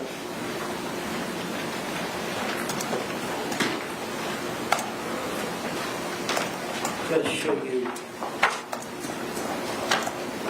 Defense Exhibit X for identification. Yeah, I kind of want like A1 sauce now. Jesus. Oh. I didn't understand. And what is that a picture of? This is a picture of my ear, side of my head. Is that a fair and accurate depiction Yes. of the injury you sustained by George Torres? Yes. Do you remember this event? Yes. Were you drinking? I at the time was not drinking alone. On this event, you had not consumed any alcohol. I mean, I may have earlier. This was another. I was in the bed trying to sleep. Where was George? Downstairs drinking. All right, and so You were wanting to go to bed, and he wanted you to stay down there with him? Yes, I was in the bed. All right, tell the jury what happened on this end. I believe this was the instant where I was in the bed and I used to barricade the door with our dresser. Why didn't you just lock it? All of the locks were broken in my home. Oh, you know what she didn't mention? She didn't mention that when she went upstairs that night, when she assumed George would be able to get out of the suitcase and he was really angry and she was scared of him, she didn't mention, oh, I went upstairs and I tried to barricade myself in.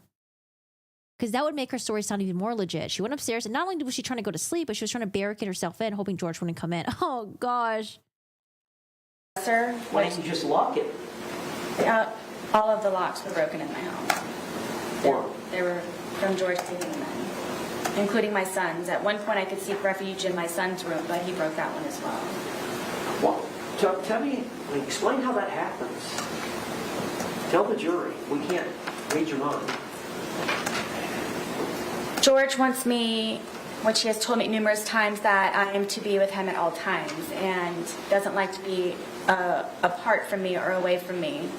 So whenever it was even just to go to the bathroom sometimes, he would go with me. And you have to understand, I have a 2-story, 900 square foot townhome, so there's not many places to go. So it just happened to be that it would be upstairs or downstairs, or I'd be in a particular room or not. So inevitably. Did you want some time away? Yes, I did.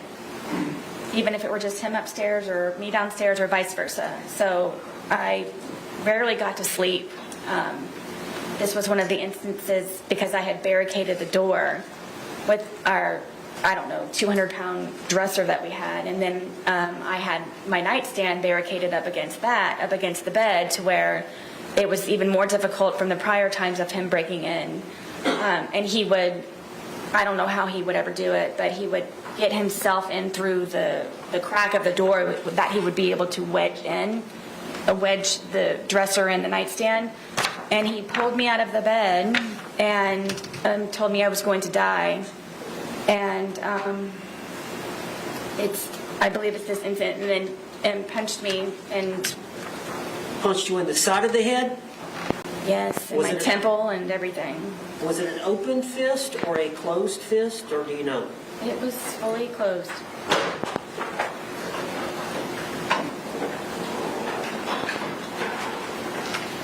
Would like identification X introduced in the What was pre-marked as X will be received without objection as Defense Exhibit 11.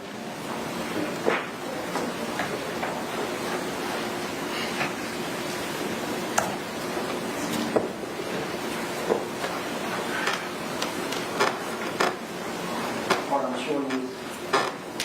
This exhibit. That's you? Yeah.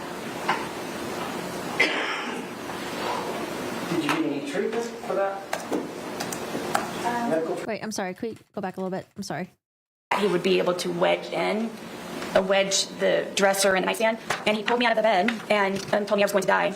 And I believe this incident, and punched me and Punched you in the side of the head? yes, in my temple and everything. Was it an open fist or a closed fist, or do you know? It was fully closed. Would like identification X introduced in the What was pre-marked as X will be received without objection. Sorry. Did you get any treatment for that? Medical treatment? I know the police came, but I don't remember. I remember it hurt for a good solid 2 weeks after that. Was this one of the incidents where the police were called? Yes.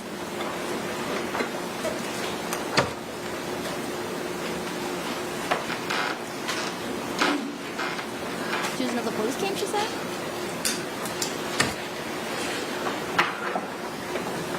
Now, do you recognize this photograph, which is identification Y? Yes. Again, George isn't here to defend himself. She could say anything at this point. Was that the date of the incident? The date of this event? No, it happened prior. But this picture that was taken of the... This picture was taken, would have been taken February 24th of 2020? Yes. And do you recognize that as your close-up facial? Yes. Is that a fair and accurate depiction of how your face looked on February 23rd of 2020? Yes. What's the significance of this picture? Again, because I was sleeping, George was upset with me and came in with a metal curtain rod and bent it and snapped it in half and then crunched me in the forehead with it. And then started to beat the furniture that was in the bedroom. This is probably a good... So I think this would have been the most recent one because they mentioned the curtain rod happening a month before they found George's body. So unless there's more incidents like this with a curtain rod.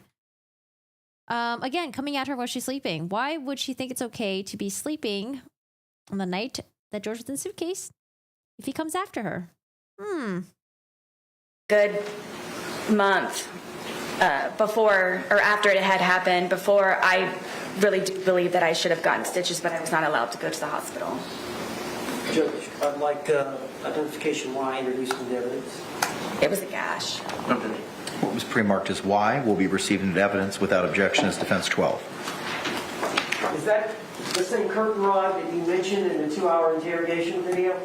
Which they didn't take, yes.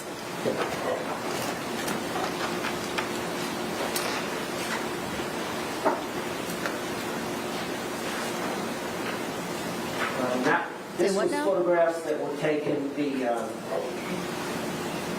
I guess it would have been the crime scene? Was it the crime scene investigator that came out and took photographs? I don't remember who it was, but yes, someone did on the day of the incident. Was it different from the extraction, the phone extraction expert? Was it somebody different? I think. But this Boone right here? Yes. And remember, that's a month later. And then on that same date, same time, they took this photograph as well, which is identification R. Yes. All right, and what does that depict? I believe it's from holding the baseball bat. And is that an injury to your hand? It's a bruise. Was that taken February 23rd, 2020, when the investigators came out? February 24th, I believe. February 24th?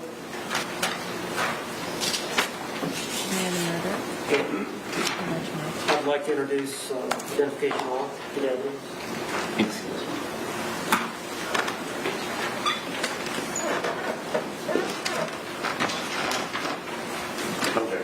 What was pre-marked as defense R will be received into evidence without objection as defense 13.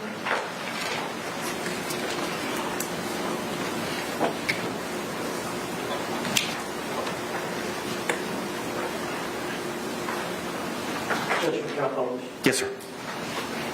This is not a great photograph, copy of the copy. But February 24th of 2020, is that what you were wearing? Is that you? Yes. Okay. And there's some discoloration up here of your palm. Is there discoloration? I don't know. It's hard to see. I can't see it. You see that? I do. Is that from you jabbing him with a baseball bat? Sustained. Do you know how you suffered that injury? I believe it's from holding the baseball bat. Oh, now we're going to get an objection. Okay. I don't know. I feel like maybe we could have objected so many times already, but I don't know. Maybe I'm wrong. Sustained. Do you know how you suffered that injury? I believe it's from holding the baseball bat. Were you poked him with it? Yes, trying to get his hand back in.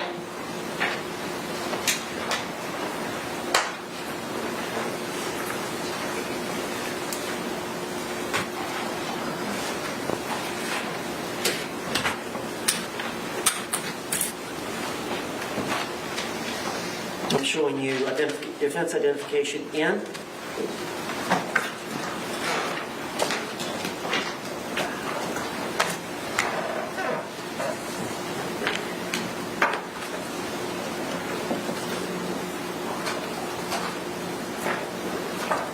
George got Just once or 5 twice. photographs. Can you look at those? See if you recognize them. I don't know, Boone. I could barely see it. I'm very overexposed. All right, well, let's continue now. Yes. And are those fair and accurate depictions? Yes. As a composite of the events that occurred in relation to George Torres and your TV? Yes.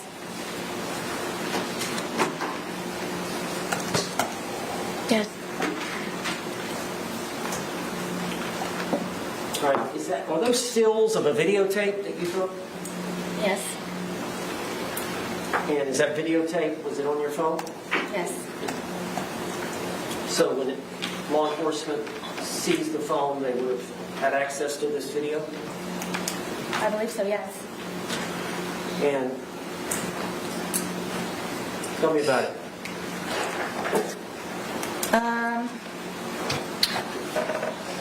Lucas liked to watch cartoons and play video games on the big screen, this is the big screen, and I would have to call Brian to come over sometimes to help me figure out the Fire Stick and whatever platform or whatever it was that Lucas was trying to view his shows and video games on. And I don't remember how George found out that Brian had come over. I believe because it was actually fixed and he knew that I didn't know how to do it. Found out that Brian had come over to fix it, and... Was he jealous of Brian? I don't know if he was jealous of Brian. I think that he had a fear that I somehow would go back to Brian.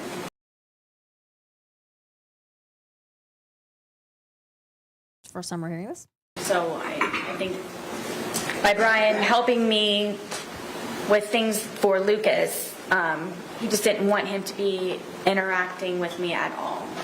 So Lucas wasn't over here this day, was he? No. Brian wasn't over here this day. He may So maybe all those times she called Brian for help, she's trying to make him even more pissed off, or maybe it's not true. have been... I can't remember when he actually fixed the television for Lucas. But y'all were drinking this day. I know he was for a fact, yes. Chances are you were. Probably so, yes. Okay. I would agree. So how did it end up badly? He accused me of sucking Brian's dick and told me that he was going to break my face with the bat and that he was going to make me unrecognizable to my son with the bat. And then told me that he's going to destroy my fucking television, and then I was going to remove it from the apartment. And if I didn't, I was going to be, again, unrecognizable to my son. So did he grab the bat? Absolutely. He already had that in his hand, and he told me that I had to videotape it. Did you videotape it voluntarily? No. All right, but there is a video, but I'm going to go ahead and ask Judge if I can introduce this identification of these 5 photographs into evidence. Okay. Was it O or N? She didn't do it voluntarily? I have O being a composite of 5 photos, and I have a single photo. We're moving in O. Okay. All right. What was pre-marked as O will be received into evidence without objection as defense 14. So George told her to record it. She wasn't the one that wanted to record it.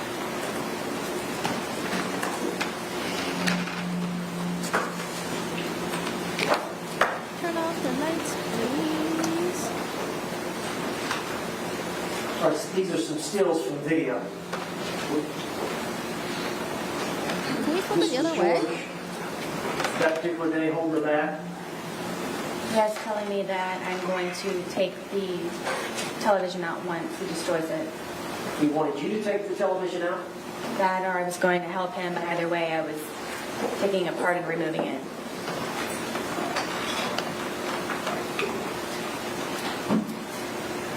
And what is this picture of? In the process of him destroying my television. While you're videotaping? Correct. Why can't they play the video? Is that the result? No. After that, he ripped it off of the TV stand. Did he later pass out? Yep, like he usually does.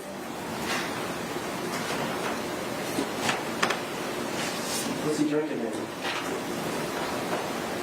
I don't know. Vodka and something, I'm sure.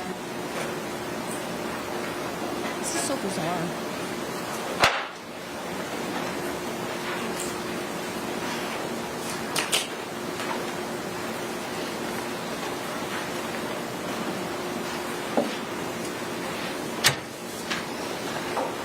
I'm showing you identification N. See if you recognize that. It's my living room in the stairwell. All right, were those, was that a photograph taken by a crime scene? Correct. Is that a fair and accurate depiction of your living room and stairwell? Yes. And I'm going to try to introduce this as identification 9 as an exhibit. No. It's pre-marked as M, correct? It's got N. N, I apologize. What was pre-marked as N will be received into evidence without objection as defendant's 15.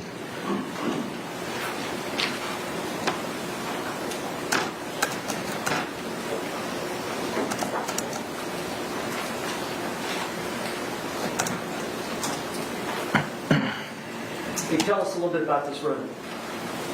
This is my living room. This wall that we have over here with the hearts, that's where we would display all of our artwork. We were in the process of taking it down to add more so he could continue to be entertained. The bookshelf over here is my son's bookshelf with all of his toys and little guns and musical instruments. He's got a little karaoke machine down here, his guitar. The stand right here with the red bucket on it, that was the television stand. And then my back porch area and the dog bed here. Okay. And it looks like in front of the bookshelf at the foot of the stairs is that a doggy? It's a baby gate, but my dogs would wander upstairs sometimes and go to the bathroom sometimes when we couldn't get them out. So I would, at nighttime, or whenever we weren't home, make sure that they didn't go upstairs. And plus, Penny was blind. There's an allegation that you pushed George down the stairs? Apparently. Or got him in a suitcase upstairs and pushed him down the stairs? Supposedly. Did that occur? Absolutely not. Is that bookshelf disturbed in any way? No, nor the plant next to it. Man, I feel like they need to address this low bar for introducing the self-defense thing and all the other elements that comes with it by bringing George's other prior acts, because it's like so prejudicial towards him because he's not here to give his version. It's just her version. We don't know what really happened. We're just hearing from her version. Gosh, this is interesting.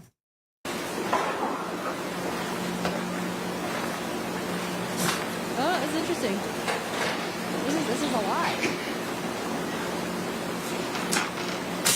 I'm showing you composite, 2 photographs, identification M. Did you look at those 2 and see if you recognize them? Yes, this is me sitting on the back porch with my dogs. And as you can see that we are both drinking. All right, who's taking the picture? I'm guessing George's, or maybe it's one that Lucas, Lucas wasn't over here, so it had to be George. How can you tell y'all are drinking? Because there's a cup here and then he has a beer. All right. And there's 2 dogs. There's one sitting next to you. Who's that? That's Penny. She's the blind dog.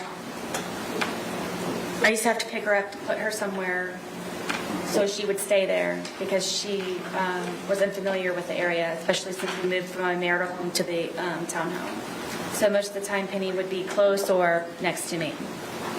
Who's next to the film? This is little guard dog Tess. She was the deaf dog. And this is the fence here. Well, I'll show them that. Okay. But this is Tess, and then this is deaf, blind. Penny and Tess. I thought they weren't All right, allowing and the second one. picture in. This is Tess on the back porch taking a nap. She was never far from me. All right, when George was sober, how did he treat the dogs? I mean, I guess if we have corroboration from other witnesses. But again, like, I don't know. I guess we'll hear what the other witnesses say. Nice. I don't know if he was a pet person, but I mean, he was nice. If I needed him to feed them, he would feed them. Were there times when George was drinking where he would threaten to harm the dogs? All the time. You're going to have to tell the jury. One of the worst threats was Penny being blind. He would actually leave the gate open in the back. He wouldn't threaten me to do it. He would actually do it on nights that I had to go up to sleep, or I fled the night before or something. And would tell me that he hoped that I would come back and find her bloated body dead in the pond across the way from our townhome. And Tess was notorious if I wasn't there to go look for me, and would say that he would hope that I would have to scrape up her dead body from the street that was out in front of our apartment complex. Why was George upset with you? Why would he threaten to harm the dog? Anything that he could get to try to have some type of hold over me. Control. And he knew I loved my dogs very much, especially that they were handicapped. Were they afraid of him? Yes. Penny would hear his voice and instantly go underneath the dining room table that we had. Tess was always fractious and very, very quick with his movements, but she was never far away. They never showed their teeth. They never growled. Tess would occasionally bark, but it was very rare.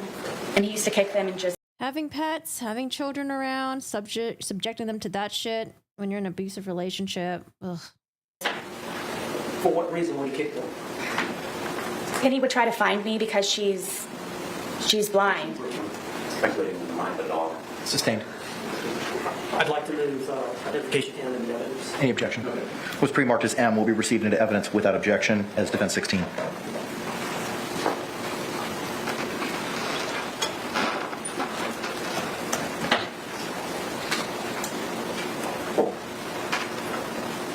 All right. Can you describe this for the jury?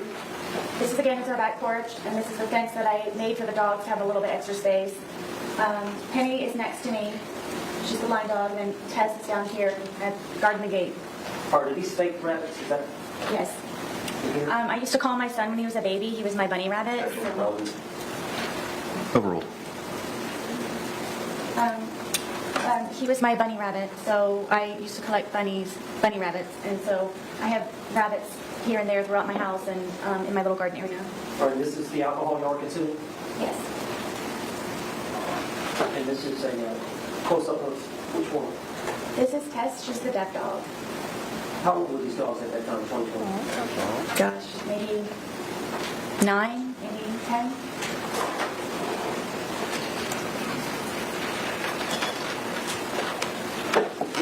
Yes.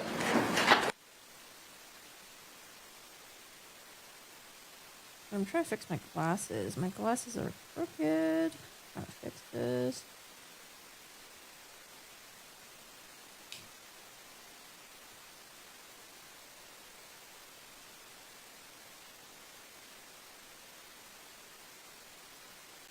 They're still crooked. I just can't put it on.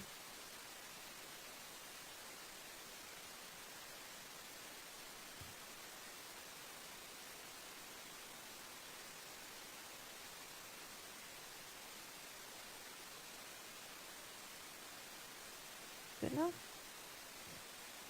She sounds like a kindergarten teacher, scapegoating everyone.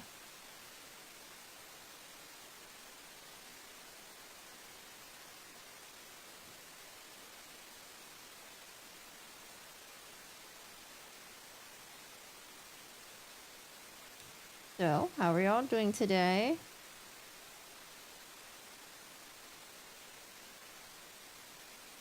All right, members of the jury, it's 4:03. By show of hands, would you like to take an afternoon break at this point in time? Okay, court sees no hands. We may have to work also a little bit past 5 o'clock, maybe going between 5:45 and 6 this evening. I know juror third from the right, you may have to make a phone call as to that. Does anyone have any concerns about working a little bit later today till 6 o'clock? If you have those concerns, please raise your hand at this time. Why not just continue the direct examination to tomorrow? I don't get it. It seems like we're moving so quickly. Why are we staying so late? Court sees no hands. Ma'am, are you in a position to step out to see if you can get assistance with childcare, or is that not an option for today? I'm actually all set for today. She's already taken them off. You are? Okay. All right. Excellent. Very good. Thank you very much. I appreciate you all. With that, Mr. Owens, you may continue. Yes, sir. I think one of the jurors raised their hand. Oh, I'm sorry. Yes, juror fifth from the right. Are we going to get a break before the 5:45 mark? Because if not, then yes, I would like a break now. I'll tell you what, let's go ahead and take it at this time. We'll give you all a 15-minute recess. It's 4:04. Hang on. Don't leave yet. I got to tell you a couple things. It's 4:04. We'll see you back here at 4:20. Same instruction as before. Please don't conduct any independent investigation or research as the person, places, things, or charge involved. And don't have any discussions amongst yourselves or anyone else. We'll see you in a couple minutes. Thank you very much. Jury exiting.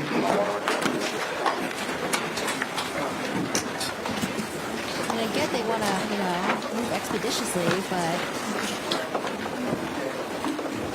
maybe they're expecting the defense to take a long time and the rebuttal's going to take a long time, maybe? I feel like we're so ahead of schedule. Let me see. Thank you. Or not. I want to get out at 5 o'clock. Oh, we got another 2 hours of this. If Ms. Boone needs to use the facilities, we might as well take advantage of that at this time. All right, court will be in recess till 4:20. Thank you. Well, I'm going to use the restroom, and we'll be right back to discuss this. We are going to stay late today, says the judge. Again. Oh, God, we're going to zoom in on Sarah Boone. Okay, I guess I'll watch the zooming in on Sarah Boone before I leave.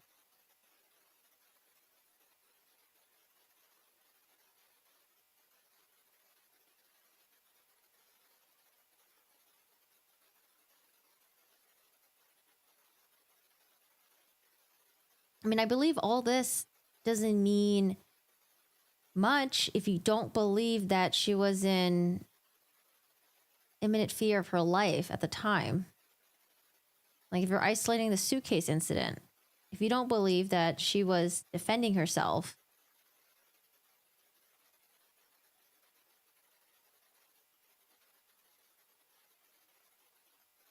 like, yes, there was like a history between the two of them. But you have to believe that that night she was defending herself, that she was in fear for her life. I don't know, man, because the state just kept saying that she was the aggressor. She's the one that attacked him first. All right, I'm going to go use the bathroom, and I'm probably going to take off my sweater because it's already getting hot over here. I will be right back. Guys, get up and stretch.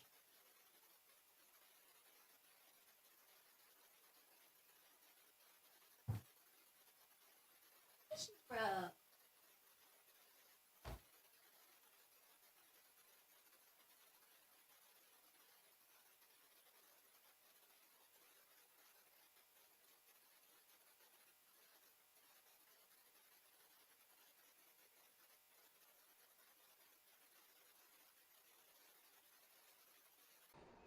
Hey there, everybody. Thank you so much for watching our Sarah Boone trial coverage. Now, guess what? This isn't Sarah Boone's first time interacting with the court system. In fact, she had been charged previously with domestic violence against the same man she's now on trial for killing. And how do I know this? Well, because we put Sarah Boone's name and location into the Truth Finder search bar, and we were able to find out all sorts of information. When we scrolled down to her criminal history, we found minor things like a speeding ticket, but also the much more severe charge of murder that she's now facing in an Orlando courtroom right now. And even if you don't work in true crime, you can find out all kinds of information on Truth Finder, like which sex offenders may live in your area. Even use Truth Finder to see what's available about yourself online. Here's the main idea. It can be hard to know who to trust, and knowledge today is power. So right now, you can get 50% off of your first month of confidential background reports. Just go to truthfinder.com/LCLive and access information on almost anyone.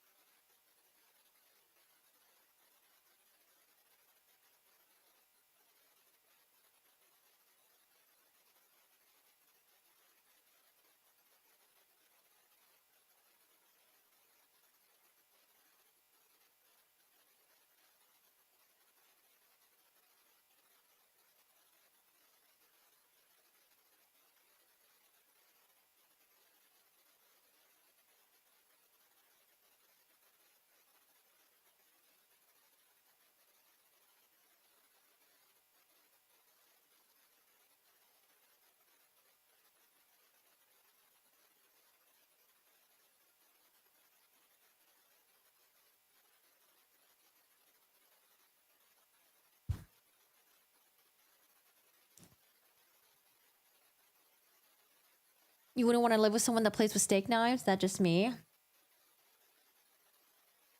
I don't know. I would also think that if George already was doing threatening things with a baseball bat, let's remove the baseball bat from the household.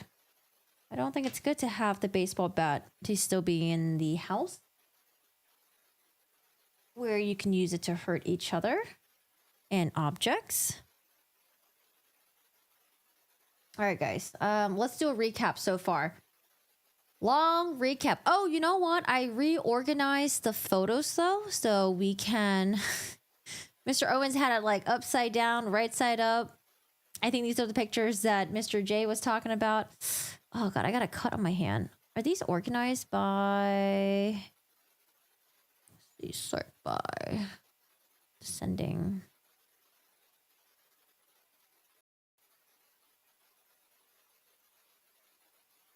All right, let's talk about this while we wait for the court to come back. I don't know if I fixed my glasses yet. I feel like they were crooked. I think they're still crooked, right? Is it my ears that are crooked? Let's do these glasses instead. Hey, Cacti, I appreciate that. Love your videos. Thank you. Okay, what were these glasses instead? Oh, man. Like my skin is having a rough time with the early mornings and the lack of sleep that we're having. 20 years sober? Nice. That's awesome to hear. Oh, these are dirty.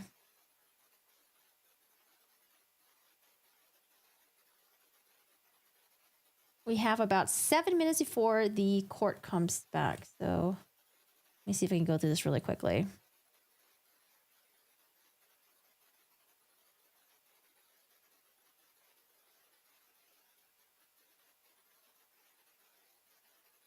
Oh, if they're going to give her additional charges, like the aggravated battery, the aggravated assault, and false imprisonment. I don't know. I didn't hear anything about that.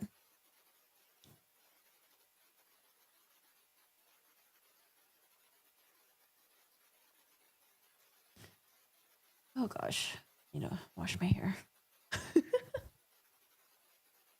All right, y'all, let's do a mini recap. I don't even know where I was with the mini recap. I think we're talking about how she fell asleep. Yes, she fell asleep, and then she called Brian Boone that night. They asked her if she remembered what she said. She said no. Okay. Now, this is when we go through a bunch of photos that Mr. Owens had. Some of these were printed on large poster boards. I'm assuming he's going to probably try to use them in closing arguments. He wanted to use them in opening. That wasn't allowed. Here are some of the pictures that we have. Injuries of Sarah Boone. This is her rib cage and her arm area. She doesn't remember what happened, how she got these injuries. Oh, I think we're out of order, actually. Oh, well, I'll try to see if I can remember them. I think this one, she said she was heating up a broccoli cheddar soup, and George came in as she was pulling it out of the microwave. It spilled all over her leg. This is from, was it when her face was dragged across the rug? I think. This is when George asked her to film him with a baseball bat and hitting the TV screen that they had because he was upset that Brian came over and fixed the TV because of something about Amazon Fire Stick for Lucas. George didn't like that Brian Boone came over. Sarah Boone was asked if she thought George was jealous of Brian Boone, and she was like taking a while to answer that question. She thinks that George might have thought that Sarah Boone would get back with Brian Boone. I don't know. This is the first time I'm hearing any sort of jealousy between George and then Brian Boone. But yeah, it is kind of weird that he's hitting this TV with a baseball bat. This is him falling asleep afterwards. This is from the stab in her leg with a steak knife. She claims that she made a nice steak dinner. She was about to get ready in bed. George came after her with the steak knife and stabbed her in the leg. There were some explicit things coming out of his mouth that I will not repeat. She was trying to encourage him to eat that day. She doesn't know why he was angry. She said she crawled off bed. She was bleeding profusely. He was begging her not to call 911. And she had to come up with a story to tell law enforcement, hospital about how she got stabbed. And the story that she came up with was, we were sword fighting. We're doing a play sword fighting and I accidentally got my leg punctured. Something about going to 2 different hospitals. The sheriff talked to her and she stuck to her story. These are the stitches that she got. This is from the finger thing. What happened with the finger thing? Why are these out of order? This is the finger picture. The pinky. Okay, George was drunk, she claims. She wanted to leave. George was notorious for putting the car keys on his neck and the phone in the crotch area for her to fetch. She was like, she knew the anger was escalating and she didn't want to be there. Again, it goes back to why didn't she leave on the night when she thought things were escalating when he brought the bottle of wine home? Why did she choose to get drunk with him? Why didn't she leave and call 911 when he was inside the suitcase? Why didn't she call Brian Boone and ask him to come pick her up? Or why didn't she just leave the premises? You know? That's why a lot of the stuff that she did on the night of the murder, her version of stories, just doesn't seem to match with what she would normally do in the past, which is calling 911, leaving, calling Brian Boone. Oh boy. Oh, is this the one where... Oh, wait, sorry, there's more story to this. She said that George got the butcher knife. She called Brian Boone. Brian Boone came with the son. I don't know why he would do that. Oh, I think by that time the son was probably still really young, though. George came with the butcher knife saying no one's coming to pick up Sarah Boone and no one's coming to get the keys. The son was screaming, give mom the keys. Brian tried negotiating, saying Sarah will be back tomorrow. Sarah pulled harder and they're pulling back and forth and tugging, I guess. And she lost her fingernail and the pinky had a really bad gash. This is when I think he slapped her thigh, I think. Upset that she wanted to walk the dog instead of sit and drink with him. So she got her thigh slapped. I need to go back to this. I pretty much missed all this, but I think it was like the TV was gone afterwards after he beat the TV with the baseball bat. I think that's the living room.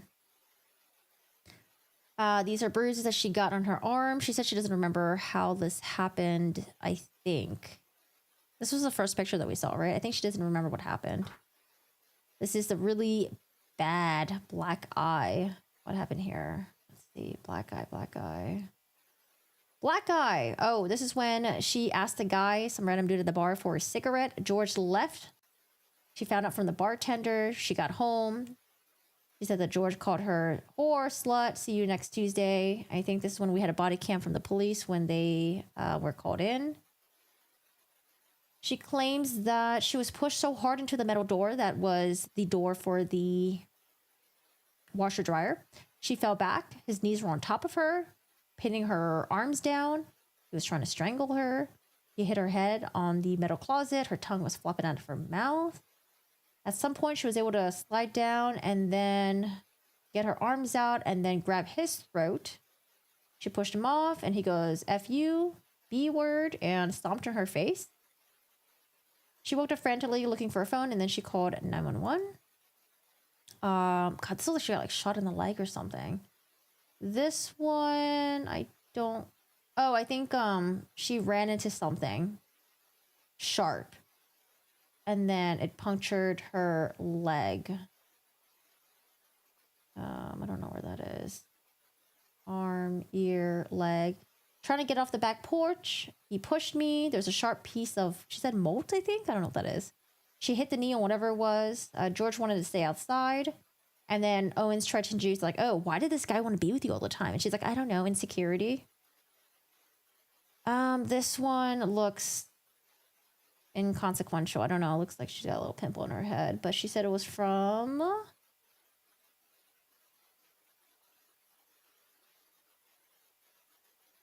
Oh, is it getting hit with the metal curtain rod? Apparently, George went into Hulk mode. He grabbed the rod, bent it in half, and crunched her forehead with it. Started to beat the furniture. She was not allowed to go to the hospital. I don't know. I don't really see much here.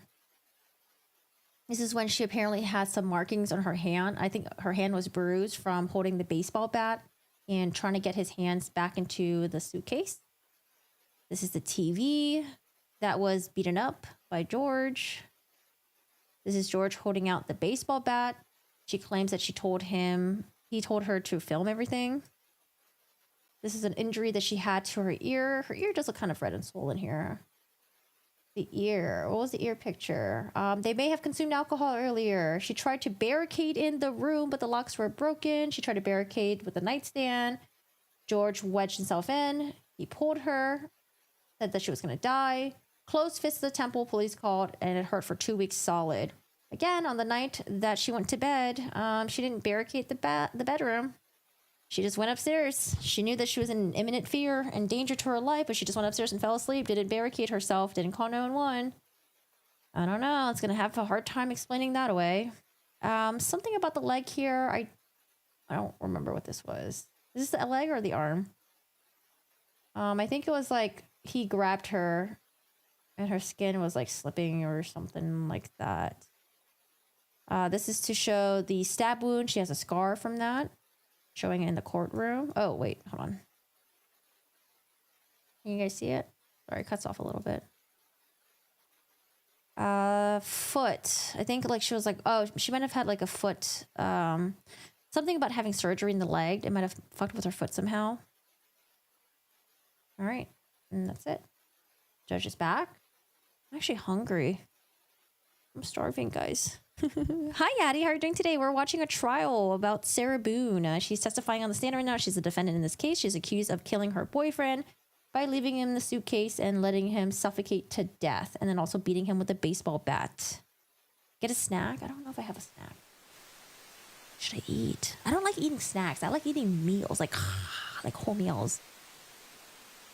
All right, we're back on the record. Case number 2020 CF 2603, State of Florida versus Sarah Boone. State. Nick Ketcher on behalf of the state. William J. for the state. Defense. James Owens for the Boone. Tommy Henderson for Sarah Boone. Kevin Beck on behalf of Sarah Boone. All right. Ms. Boone, let's go ahead and bring you back up to the witness stand, please. No, Boone's pictures are better than age. Age's photos were so Judge, we're bad. just trying to go with 6 today. Yes, sir, that's the plan. The purported black eye, the swelling.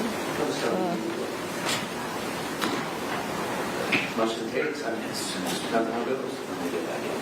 You said about 20, so All right, we're ready to bring back in our jury. Yes. What's the latest on Sarah's snack situation?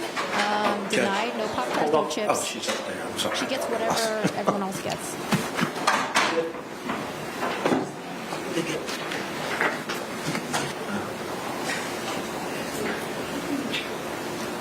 Oreo thins. I do like Oreo thins. But I don't like putting stuff like that on my desk, though. I don't know. I like crumbs. I barely even like eating a sandwich on my desk. No, let me brainstorm. What am I going to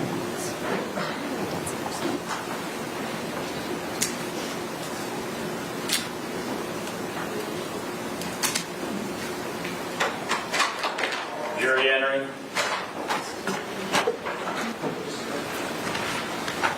Scooby snacks. It sounds yummy.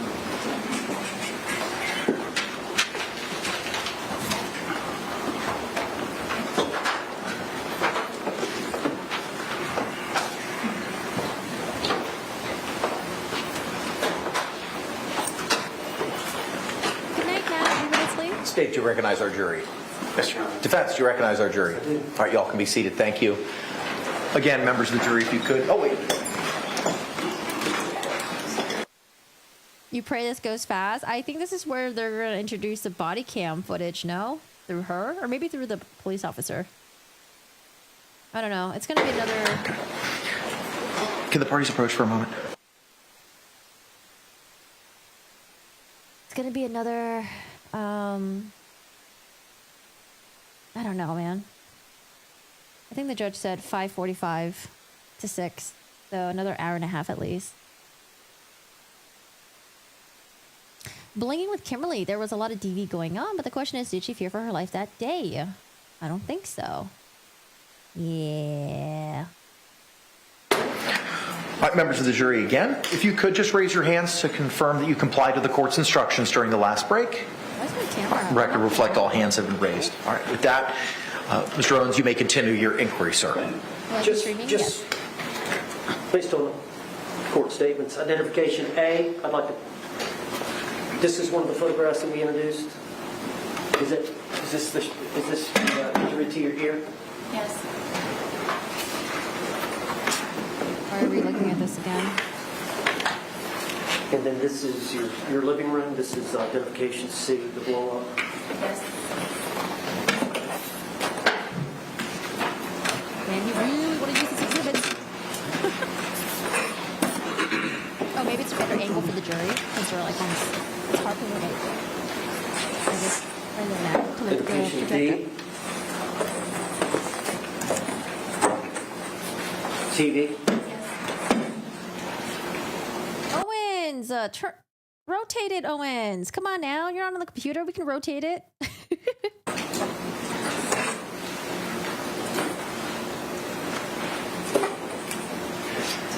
Identification E. Is that your arm? Owens, rotate it. There we go. There we go. He can hear me. I have a direct feed into his ear. He can hear me. Sometimes he ignores me though. It's sad. He doesn't always listen to me. F. Is that your knife one? Youch.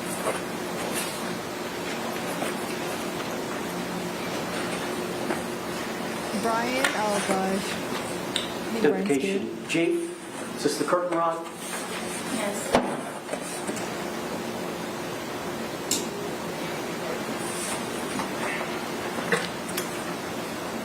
No, they did use a projector, but I guess this is more, I don't know, they spent money at Federal Express for this, okay? Gotta use it. Identification H. This is the eye.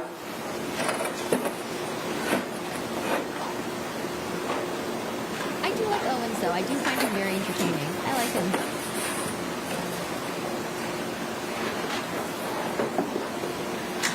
Identification There's something endearing about him. I.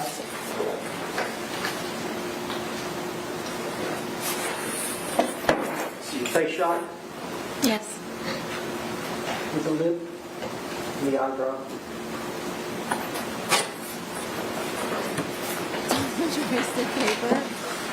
Hey, this might be on sale on eBay if y'all want to buy these exhibits. Which poster?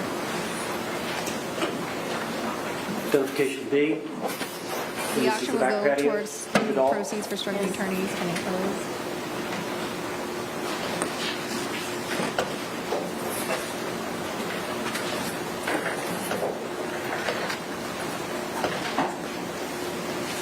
Owen sure is a character. Camera will bounce a little bit. It's been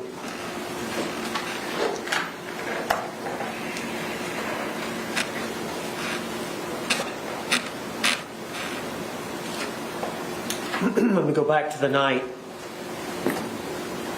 earlier in the evening when I think y'all may have been out on the back patio and you had suggested to George to call the children, but then did he call his brother or his brother called George? Do you remember?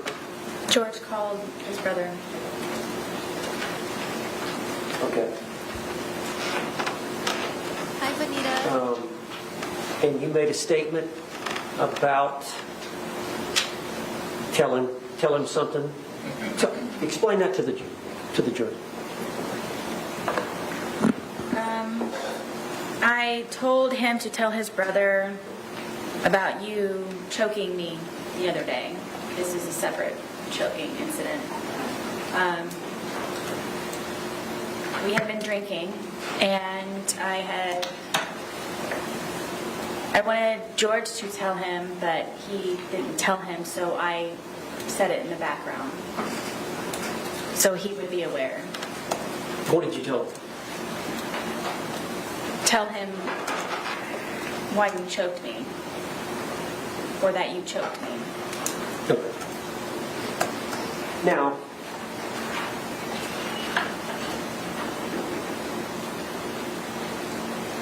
you heard the testimony of the two neighbors, the boys that lived next to you, Yes. and you heard that they were actually questioned. I think the audio, they were audio interviewed. You heard from Detective Copsell. I think it was a couple of days later on the 25th of February or 27th of February. Yes. And you heard their testimony earlier this week. Yes. Were they here kind of a thumping sound starting at the top of the steps, ending at the bottom. Yes. Have they got the night wrong? Yes. To explain to the jury that. So it was the night before. Again, I was sleeping, and in the middle of the night with the door barricaded, he... Wait, sorry. I was distracted. I'm sorry. I'm going to speed it up. I'm sorry. I was distracted. We had been drinking, and I wanted George to tell him, but he didn't tell him, so I said it in the background, so he could be aware. What did you tell him? Tell him why you choked me, or that you choked me. Now, you heard the testimony of the two neighbors, the boys that live next to you? Yes. And you heard that they were actually questioned, I think, the audio. They were audio interviewed. You heard from Detective Kotzel. I think it was 2 or 3, couple of So the neighbors were questioned, audio interview, heard from Detective Kepsel. days later on the 25th of February, or 27th of February. Yes. And you heard their testimony earlier this week. Yes. Where they hear a kind of a thumping sound starting at the top of the steps, ending at the bottom. Yes. Have they got the night wrong? Yes. To explain to the jury that. So it was the night before. Again, I was sleeping, and in the middle of the night with the door barricaded, he came in and ripped me out of the bed. Oh my goodness. We are really going to go with everyone's bad except for Sarah. Everyone's lying except for Sarah? Because now the two neighbors testified about the night that George went in the suitcase.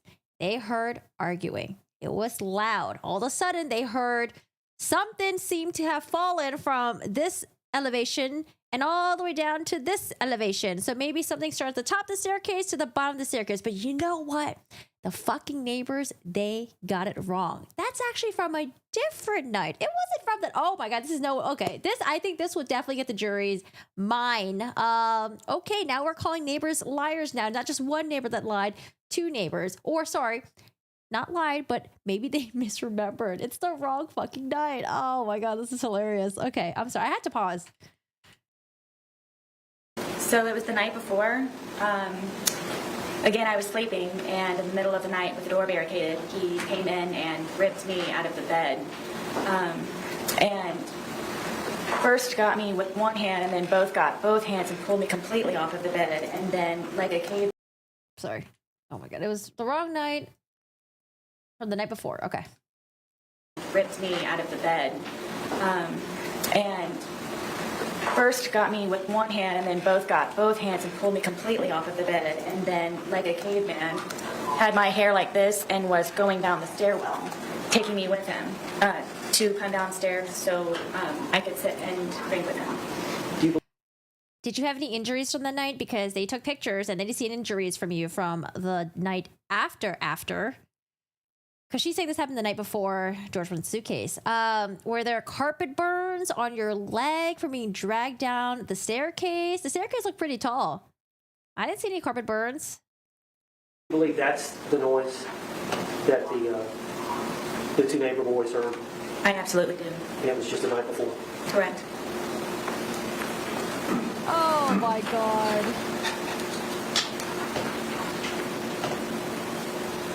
I think the bullshit detector is just blaring at this point, okay? It's already been blaring, but then maybe it kind of like subsided a little bit when she was documenting all her injuries and showing to us. But I think right now it's blaring. She's saying, oh my God, the two boys. That's from a different night. They remembered it correctly. Now, some of the time when this abuse occurred, you called the police. Yes. And other times the police were not called. Correct. I want to refer to you the first time, I believe, you mentioned the 911 call. I believe that was July 25th of 2018. Yes. And that was the incident in which George had kicked you in the eye. Stomped me, yes. Stomped you in the eye. And you had grabbed his neck. Yes, I was able to get my arms out from him pinning me down with his knees and grab his neck. So law enforcement came and so this one investigated. Yes. And both of you were arrested. Correct.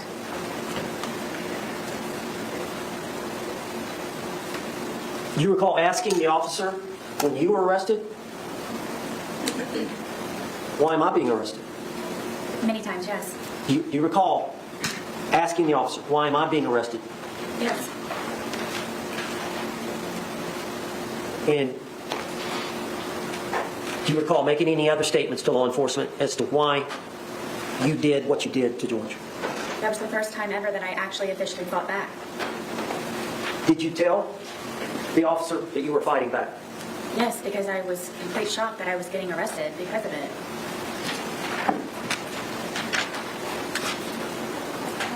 Do we believe that? That was the first time ever that she fought back?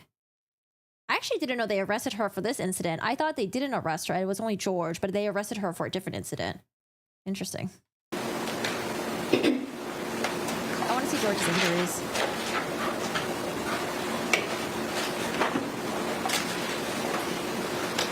I've never seen a black guy look like that.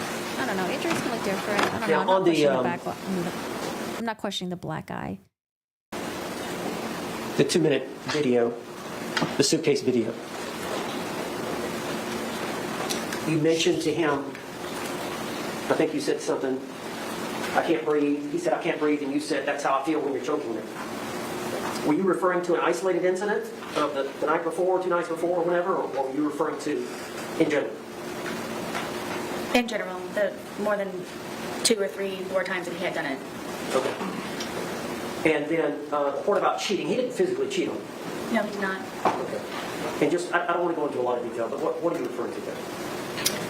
George was, I believe, addicted to pornography, and a lot of that would be found on my phone from him supposedly wanting to call up job interviews. And as a solution, I sat him down and I explained to him, to me, that's you visualizing yourself with someone else, or at least having a pleasurable moment with someone else or watching other people. And to me, I told him that I considered that cheating on me. Okay. And so he would download that on your phone? Yes.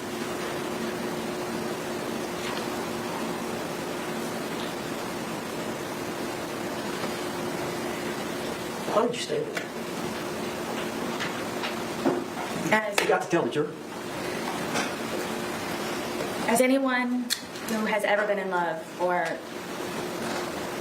when you love someone, or primarily someone or something, you go above and beyond, and you tolerate and you endure and you persevere, and you try to make that person as spectacular as you possibly can, no matter the sacrifice that you may have to go through to serve someone else in a positive light so they can be better people for themselves, and to just make them a happier person. And love is very strong, and love is very deep, and love, I believe, is not fully understood in a lot of ways for how different people react to it. And I very much, deeply, and passionately love George. I love him to this day. Did you not want to be alone? Beginning through my divorce, it was very nice to have him around, and he was a man to me, and I felt protected, and he's very nice, and as lame as it sounds, he used to compliment me, and it made my day. So yes.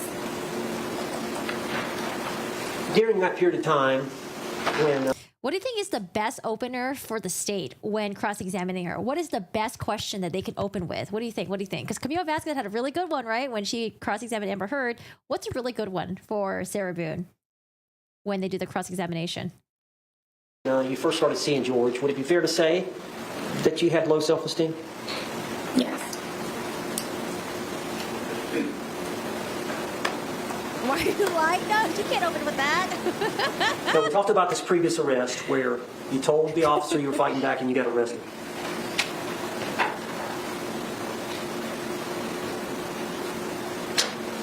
Now, I want to talk about your conversations with law enforcement. But first, I want to ask you, why did you go to the police station that day when you were interrogated there and we saw the 2-hour video? Tell the jury. The day of the incident, the detective also gave me her business card with her personal cell phone number on it and said if I happened to remember anything or anything that I would like to add to the day. Oh, here we go again with Detective Capsule saying that, oh, she was too pregnant, and if you want your phone, you got to come meet me back at the station. All right, we're going to have he said, she said about whether or not this phone call occurred. For me to not hesitate to give her a call. So throughout the rest of the evening, something was off. I didn't feel comfortable with what she told me and how she told it to me. How long were you at the scene? Gosh, all day. From the moment that they were there to the moment that the coroner's van drove off. All right, when it ended, did you stay in your home? No, I raced inside and collected some pajamas and a toothbrush, and I went over to where my son was at my ex-husband's house. Did you take the dogs? I didn't even feed them. It was so fast. All right, and then once you got over to your... I would ask why she didn't call 911 while George was in the suitcase. It's like, Sarah, you said that you deeply love and passionately love him till this very day. Why have you not shed a single tear for George? Can you answer that?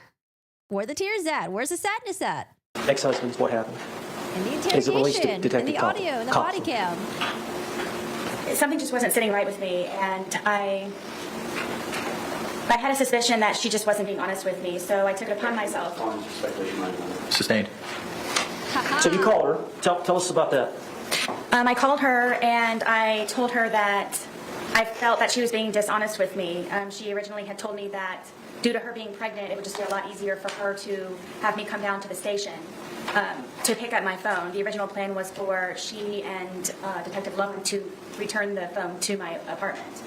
But she said that it would be a lot easier for me to just come down and pick it up because I remember when I was pregnant. That's what she said. You remember when you were pregnant.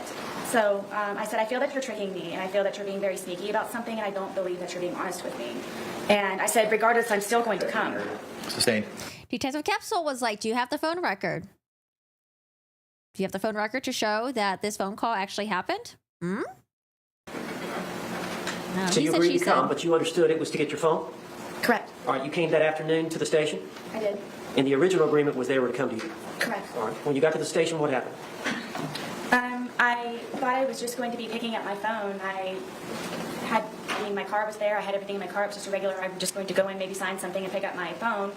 And there's people that are over here at the windows, and I thought that I was supposed to go over there to get my phone. And Detective Lowen came down and said that my phone was upstairs. So if I would just follow him upstairs, that's where my phone was. And then I was taken into I guess it was an interrogation room, and they told me to sit down, and that then I guess the interview or interrogation began, and I just simply was getting my phone. Sarah, tell the jury why. Yes. So you had no intention of conversing with the detectives? I mean, you had a sheet of paper with a bunch of questions that you wanted to ask them. She made it seem like she went over there just to only pick up her phone and not talk to detectives. You may proceed. Miss Boone? Miss Boone? Tell the jury why you lied to the police. I lied to the police. Basically everyone, because I was extremely fearful of being arrested. Oh, God, we're going to go with the Murdoch defense. Okay, so, the original story that I told, that actually wasn't true. I was in fear because I didn't trust police. I didn't trust them. Like, you didn't trust them. That's why you lied. Okay, we're going with the Murdoch explanation. All right. She thought she was going to get arrested again. Didn't trust police. Blah, blah, blah, blah. Okay, then why would you talk to police then? Why not lawyer up? Why not say nothing? Police. Basically everyone, because I was extremely fearful of being arrested. I made the first attempt of me calling 911 by telling them what happened, and I thought they were going to help me, but instead I was arrested for calling 911. What? What? So you made the decision to lie? I did. Did you stay with that lie? I did. Are you telling the truth today? I am. Now let me take you back to the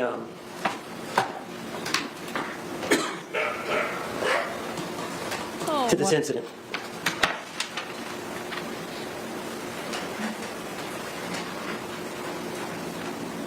Is it fair to say that when George Torres is sober, he commits no violence against you? No. Is that fair to say? Yes. Then why drink? Why drink together at noon on that day if alcohol is the main issue? Doesn't make sense. Is it fair to say that every time that he's intoxicated, or every time that you're hit by him or harmed by him, it's when he's intoxicated? Yes. As a result, when he's drinking, does it change your outlook? Yes. Could you explain that to the jury? I'm always fearful, paranoia. Why? Because I try to protect and defend myself for fear something happens at the last ultimate second. But you're always that way, fearful. Is it because of these prior incidences? Absolutely. Do you try to placate it? All the time. What do you mean?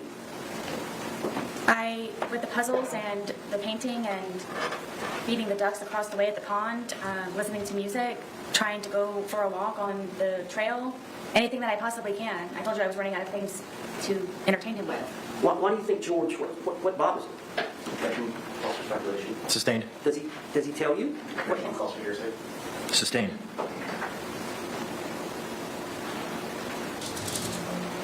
As a result of how he behaves towards you in that intoxicated state, how were you feeling the night of this event?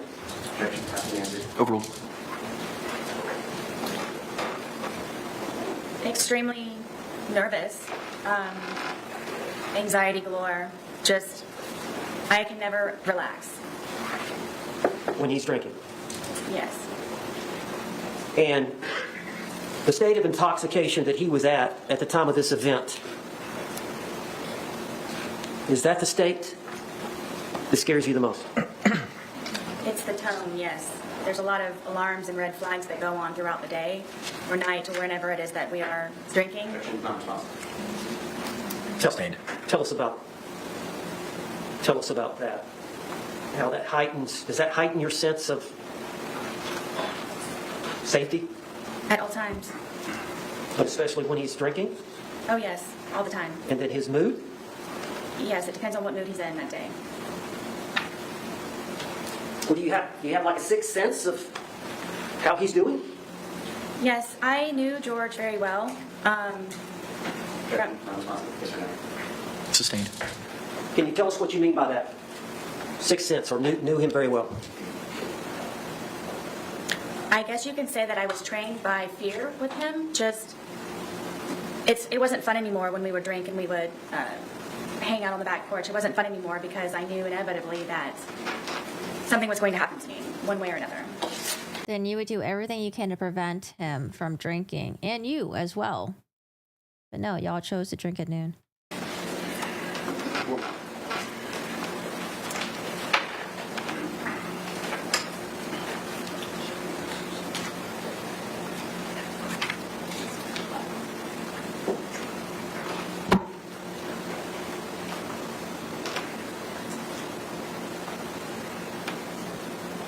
Can we do cross-examination tomorrow instead? Ms. Boone, you know, those bruises that we saw of him, they look pretty deep. Tell the jury what you were thinking. From the bat, you're... Yes. I didn't want to die that night. I can't describe it to you. It's terrifying love to a certain degree, where my plan was to show him the next day, and just I wanted him to be better and treat me nicer and be the person that he was when I originally met him, and I knew that was in him still. I knew that it could be found, and I just couldn't figure out what it was that I was doing wrong in order for it to not be back to where that was. And I was tired of living in fear and just sick all the time of figuring out how I can entertain him so I don't die and continue a relationship with my son and try to live a normal life. That wasn't a normal life for me. And just, bottom line is I didn't want to die. I would have died, or I would have been disfigured or maimed, or if it weren't me with the bat, it would have been him if he were to have gotten out.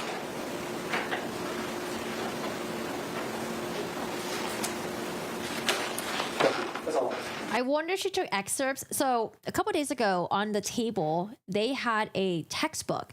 It was like battered spouse syndrome textbook. I wonder if she took like excerpts of it and tried to plant it in her own story and how she felt like she felt when she was with George and how she felt that night. Take cross-examination. Man, today, why not tomorrow? All right, y'all, cross-examination. Let's go. What's the question? What's the question? George knows somebody named Crystal? George knows somebody named Crystal? Did you ever mention Crystal in your text messages about being one of his bitches? I don't know. I don't remember. How about Christine? Did George know a Christine? I don't know. How about a Pamela Erickson? These may have been people that he was communicating with on whatever the platform was. On your phone? I believe so, yes. And did you find these communications? I believe I found one or two of them from some of them. And did you send a long letter to his family to relate to him about George and his girls that he was cheating on you with? I believe so. Okay, so you do know those names, right? I don't remember them. It's been however long. Okay. Now, on February 24th, 2020, you called 911 at about 1 p.m., correct? Yes. And at that point, you were still feeling a little intoxicated, were you not? It was more shocking, yes. So you agree that you previously stated, I was still, I believe, intoxicated to a degree? To a degree, yes. So 1 p.m., it's about 14 hours after 11 p.m. the night before, correct? I'm guessing so. Well, 12 hours prior would be 1 a.m., and then 12 a.m. is 13 hours, 11 p.m. is 14 hours, correct? Okay. And you were present here for the medical examiner, Dr. Zadovich, to testify, correct? Yes. And you heard her talk about all the effects of ethanol that it has on the human body, correct? Yes. And she also mentioned something that it, on average, dissipates at about 0.015 an hour. Do you recall that? I believe so. Okay. So,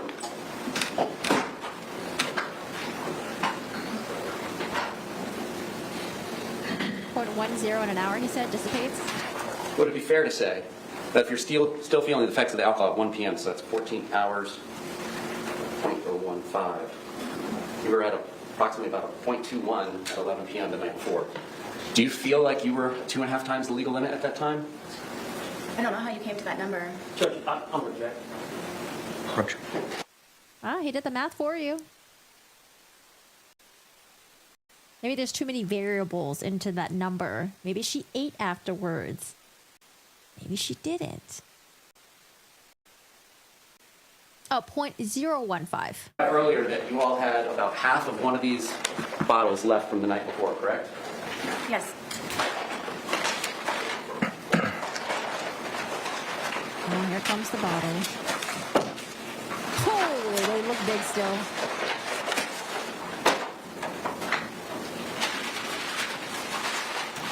You need gloves? Gloves? No gloves? No gloves. And so would you agree that this is one of the 3 bottles that was purchased between February 22nd and the 2 that were purchased on February 23rd, 2020? I'm guessing it is like the bottle, yes. All right, and it's 1.5 liters. Would you agree?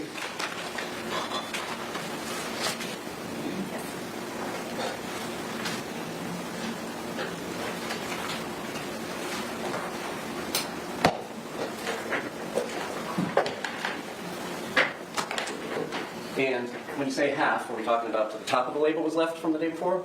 Oh, goodness, no. All right, a little less, halfway through the label? It's right about. Okay, about halfway through the label. Oh, So in goodness, addition to no. halfway through the label, which you began consuming after going to public at about 12:15, correct? So you all would have began consuming around 12:30, is it fair to say, when you got back? I can't call exactly. Okay. And after finishing what you all had left over from Saturday, the 2 of you consumed 2 1.5 liter bottles, correct? I'm not sure about the second bottle that he purchased, if it was empty or not. at the time. Well, you did mention that the police would find 2 empty bottles in the top of your trash, correct? Yes. And we did all see that in the photographs, correct? See that they Two. were empty in the garbage, yes. All right, and you say you were about 100 pounds at the time? Yes. And we all know Mr. Torres was 103 pounds at the time of his death, correct? That's what they say. All right, so that's 3 liters of wine between 200 pounds split between 2 people over the course of a day, correct? Yes.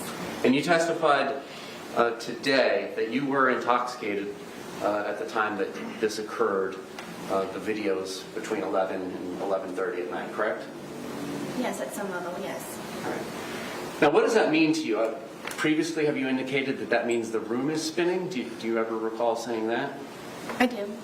So what was your level of intoxication at this point in time when the first video was filmed at 11:12 p.m.? Do you mean from lack of sleep or alcohol? From the alcohol. What was my level? What were you feeling? Did you have trouble with your balance? I was more tired than anything. Did you have trouble with your balance? I don't believe so. So you were able to flip a suitcase over with a 100-pound man in it, right? I mean, yes, it happened. Okay. How about your speech? Do you feel like your speech was slurred? Clearly. How about your inhibitions? Do you feel like you were doing things that you wouldn't do when you were sober? I wasn't thinking about that. Well, on reflection, do you feel like this is something you would have done when you were sober? I didn't know me and George. I'm just asking you, looking back on this, when he's in the suitcase and you're telling him how you feel, and then you wait 11 minutes and you film another 22 seconds, and then you go upstairs, upon reflection, is that something you would have done and left him in there had you not been drinking? I don't know. I can't say. Okay. If I was scared, then it would be something. Okay. All right. Now, today you testified about the time frame between the 2 videos, correct? Yes. So you came down from the shower where you were hiding, correct? Yes. And as you're coming down the stairs, before you even get to the bottom of the stairs, you can kind of see over your shoulder or towards your right that he's trying to hide in the suitcase, correct? What time? Yes. And the lid is down, but it's not closed, and you can tell he's hiding in there. It's not a great hiding spot just yet, right? Correct. And so you come over to him, and you're laughing, right? Yes. And you move the suitcase around some before zipping it shut, right? No. No? You immediately zip it shut? Yes. Okay. And you're both still laughing about it, correct? Correct. All right. And then it's during this course of time, how quickly is it after you zip it shut that you begin filming the first video? I don't know without watching it. I don't know. Okay. I mean, the video's not going to catch you zipping him up because you're like 10 feet away, right? How quickly after you zip him up is it before the video starts, is my question. I don't know. Okay. And then during that 9 minutes and 14 seconds is when he begins to get angry, correct? What 9 minutes? Between the 2 videos, there's 9 minutes and 14 seconds between the end of 1061 and the beginning of 1062 and 1063. So you got the 2-minute, 3-second video that starts at 11:12:45, correct? I guess. Permission to use State 17? You may.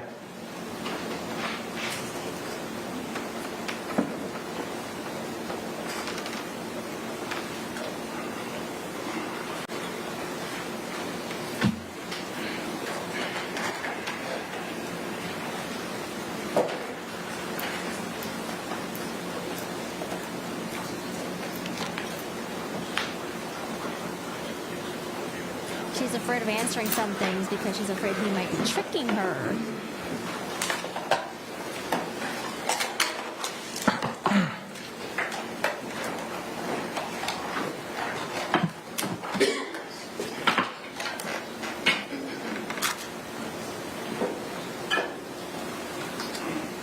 One thing he didn't do was say hi upon starting. Yeah. No time for pleasantries. For lawyers, is John will take risks while they are take weird risks. Yeah. All right, so we're looking at entry 31107. That indicates, according to the phone extraction, 2/23/2020, 11/12, 45 p.m. Image underscore 1062 movie begins being captured. And we've seen that that is about 2 minutes and 3 seconds. Entry 31113 indicates that image underscore 1063.move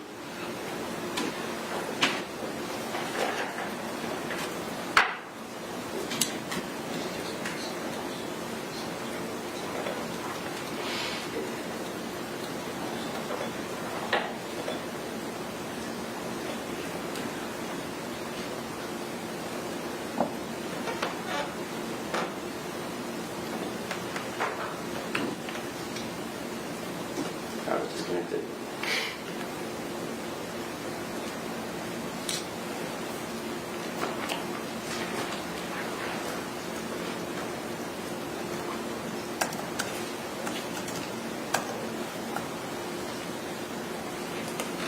How old is she?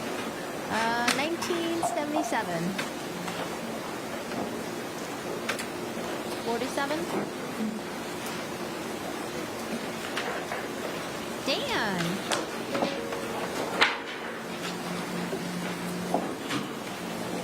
I bet she wishes she had some snacks right now. Thank you so much, Dan. 31113. A second you, movie is captured at 11:23:03 p.m.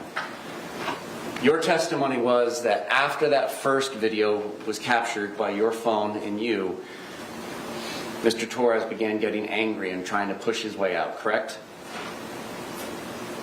Say it one more time, please.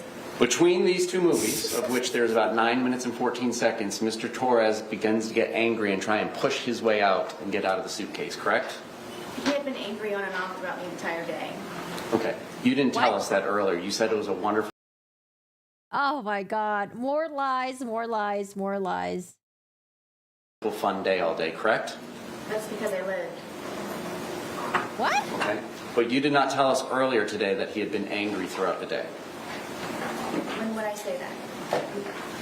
You described your entire day of doing puzzles and arts and crafts and outside by the dartboard, and you said it was a wonderful day and everything was fun until he was in the suitcase. Did you not testify to that earlier today? I did. Okay. Okay then. My specific question between these two movies is, this is when he begins to get angry and trying to push his way out and to get out of the suitcase, correct? Angry again, yes. Okay. Angry again? Oh my goodness. It's hard to keep track with your lies. I get it. I get it. And he was expressing his anger in what manner? How did he say this? At which point throughout the day? Ma'am, you know very well that I'm talking about between these movies. Please answer my question. Between these two movies, how did he express his anger with you? Told me that I was going to fucking die. Okay. Now this is happening after he's already told you several times he cannot breathe in the suitcase, correct? Correct. And he's been in there for whatever brief amount of time it took you to zip him up, and the laughter stops, and then you go over and begin to film, correct? Yes. And you're filming. Your purpose of filming is to kind of teach him a lesson. This is your chance to say something to him when he can't say anything back to you, correct? No. Then correct me. There was no lesson to be learned. It was just I wanted him to try to understand how I felt so maybe he could progress in being a better person the next day. Sound like a lesson to me. So you wanted him to understand how you felt in the past, and that's not teaching a lesson? I just wanted him to understand. Okay. A lesson. All right, and so immediately prior to zipping him up and putting him into the movie, you had been upstairs, correct? I'm sorry? Immediately before coming down and zipping him up and then filming the first of the two movies, you had been upstairs in the shower, correct? Yes.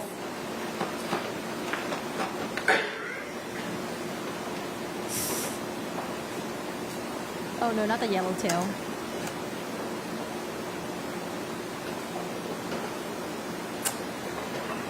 I'm going to publish what has been labeled as image_1061, which according to the timeline was captured at 11:03 p.m. 31 seconds with her device.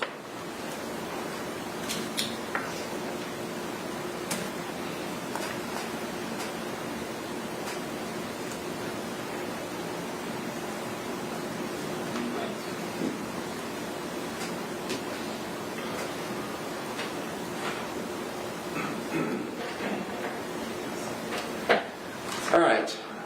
Does this appear to be the suitcase that's in question in the two movies that are filmed at 11:12 and 11:23 p.m.? Huh?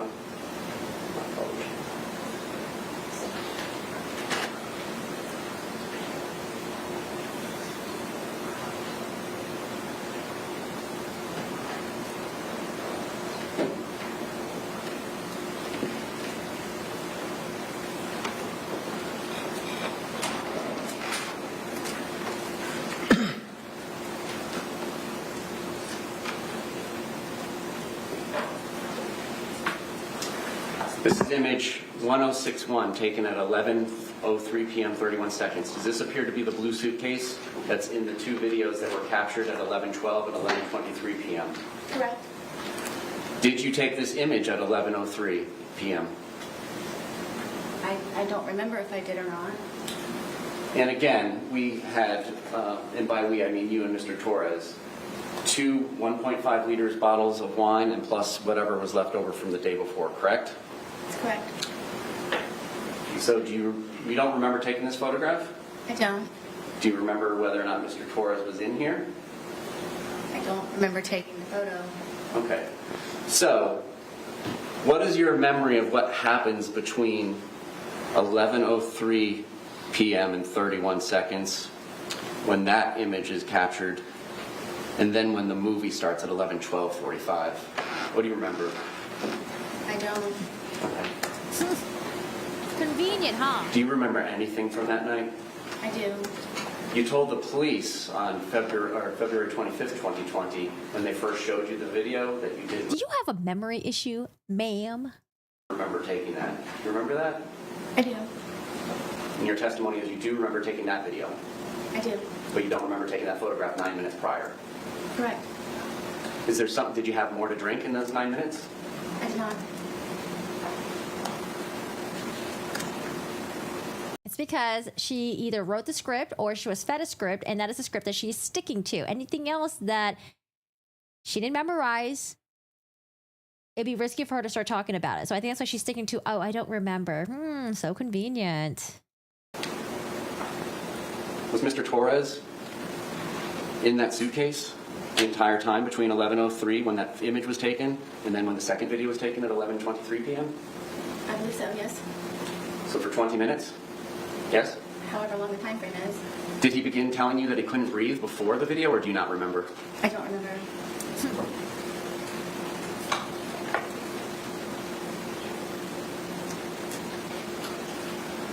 Now, you testified moments ago that your two neighbors must have misremembered which night the loud noise was, correct?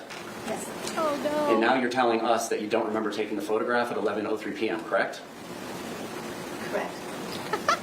Did the police come out to your townhouse on Sunday, February 23rd, 2020? Yes. I'm talking about Sunday. This is the Sunday fun day when we're going to Publix twice. Were the police out at your residence? No. It was the day after, Monday the 24th, correct? Yes. And that Monday morning, you called 911, well, Monday afternoon at about 1 p.m., correct? Yes. And between that time frame, you were the only person in your apartment plus Mr. Torres in the suitcase, correct? Yes. So if anything had been disturbed in your apartment, you had all the time that you wanted to undisturb them before calling 911, correct? Mm-hmm. If I wanted to. Okay. And your testimony is there was no loud boom that shook the walls of your townhouse at about 11 p.m. the night of February 23rd, 2020, correct? Correct. To the best of your memory, correct? Correct.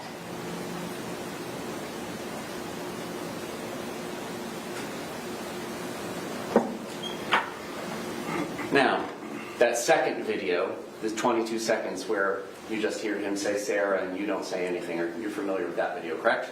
Yes. It's after that you go upstairs, correct? Yes. How quickly is it that you go upstairs after that? It was pretty quick. Can you grab the dogs? No, the dogs were upstairs already. Okay.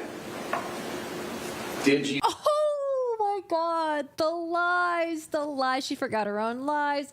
She said that the dogs follow her everywhere, that when she went upstairs, the dogs followed her upstairs. But now she's saying, no, the dogs were already up there. Right? We're talking about the same incident, right? Upstairs after that you go, you don't say anything, or you're familiar with this 22 seconds where you just hear him say Sarah and you don't say anything, or you're familiar with that video, correct? Yes. It's after that you go upstairs, correct? Yes. How quickly is it that you go upstairs after that? It was pretty quick. Can you grab the dogs? No, the dogs were upstairs already. Okay. Did you call 911 and let the police know that you had zipped somebody shut in a suitcase and they had not been able to get out for 20 minutes? I did not. Did you go to Brian's house and tell him, I had to zip Mr. Torres up in a suitcase shut? We need to do something about that before he passes. I believe that's what the phone call was. Okay. Well, what do you remember now about the phone call with Brian? I know that I called him. I don't know specifically what it was about. Now, your testimony, it seems like you spend day after day finding things to entertain Mr. Torres to do, correct? Yes. Almost like having a child. You have your own child, correct? I do. What you described sounded like having a small child. Would you agree? That's your interpretation. Okay. And well, the rest of us. You take him from doing arts and crafts to doing puzzles, so on and so forth, correct? When he's been drinking, yes. Okay. And remember, again, it's not like George went out to the bar, got drunk somewhere else, and then came home, and then she had to deal with him and placate him. They fucking got drunk together. They fucking went to Publix together, got the bottle of wine, the giant bottle of wine, and they decided to consume it at noon. It's a, she decided to do all this with him. It'd be a different story if it was like, oh my God, George just came home and he was really fucking drunk and I know what to do. And Mr. Torres was notorious for doing some of these things, correct? What do you mean? Well, you described Mr. Torres as being notoriously known for doing things. You described your ex-husband, Brian Boone, notorious for doing things like nagging and calling all the time. You remember your testimony calling people notorious for doing things? Notorious? Yes. What would you say people would say you're notorious for? I don't know. You sure about that? For lying? Being drunk? And you would not answer Brian Boone, your ex-husband's phone calls just so that you could let him know that you're busy and you have things going on, correct? I knew that at whatever time it was that he was calling me, that he could wait for the few moments of me getting up to where Lucas gets out of school at 3 o'clock. Okay. But you wouldn't return his call. You would let him call several times, correct? That day, yes. Okay. How about other days? Would he have to call to remind you to get Lucas on other days? He wasn't reminding me. He was just making sure that Lucas was covered for a pickup or drop off. All right. You didn't mention He wasn't reminding you? Mm-hmm. to the sheriff's office either February 24th or February 25th about going to Publix with Mr. Torres at noon or 12:17, did you? I don't recall. So the best evidence of that would be the recording of those interviews? Correct. Did you not remember going to Publix with Mr. Torres that day? At what point? At any point? No, I didn't. You had indicated to the police that it was about 4 p.m. that you all had started drinking after doing chores. Do you recall that? I do. And your testimony today was that it was really more after you guys went to Publix at about 12:17 p.m., correct? Yes. And you did not tell the truth to the police, correct? I'm sorry. You did not tell the truth to the police about that, correct? I did not. And when they were asking you about Mr. Torres' injuries, you told them that you had nothing to do with it, correct? Yes. And that was not the truth. Correct.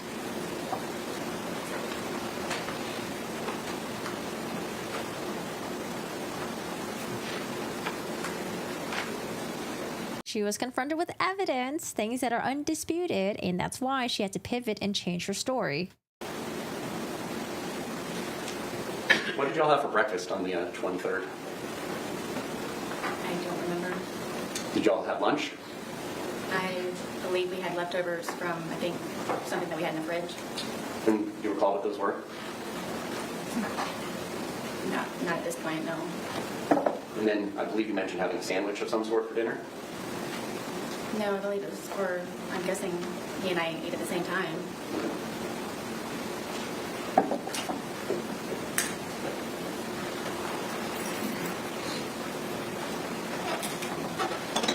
But she had great memory about everything else on the day. Oh, we played darts, and then we decided to do puzzles, and then we were arted out, and then we played hide and go seek. You know, we had a great sequence of events of all the other stuff. I wonder if it's because it's rehearsed. I wonder if it's because it was a script. She doesn't mention the eating.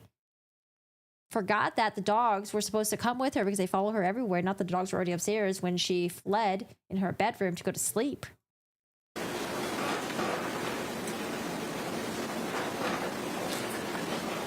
And at one point, Mr. Torres called his brother Juan, correct? And do you admit that you were yelling in the background, telling Mr. Torres to tell his brother that he had been choking you? I don't know if I was yelling. I know that he could hear me through the phone. So how long had that been going on that day? When did you start getting on Mr. Torres about choking you in the past? He and I had had conversations about it because he didn't remember doing it to me. And the next day and the day of. Is it fair to say that there are just points in time where you don't remember what you do either, correct? Are you talking about almost 5 years ago? I'm talking about from drinking. Is it fair to say that you don't often remember things that you did while you were drinking? I would not say often. Okay. In the course of your relationship with Mr. Torres, are there things you don't remember happening that happened the night before between you and him? I can't say that at this point. But you said that you don't remember taking that photograph at 11:03 p.m. on February 23rd, correct? Yes. Was there anything else that you were telling Mr. Torres that he needed to tell his brother? Not that I can recall. Okay. Was there anything you were telling him that he needed to tell his daughters? Not that I can recall.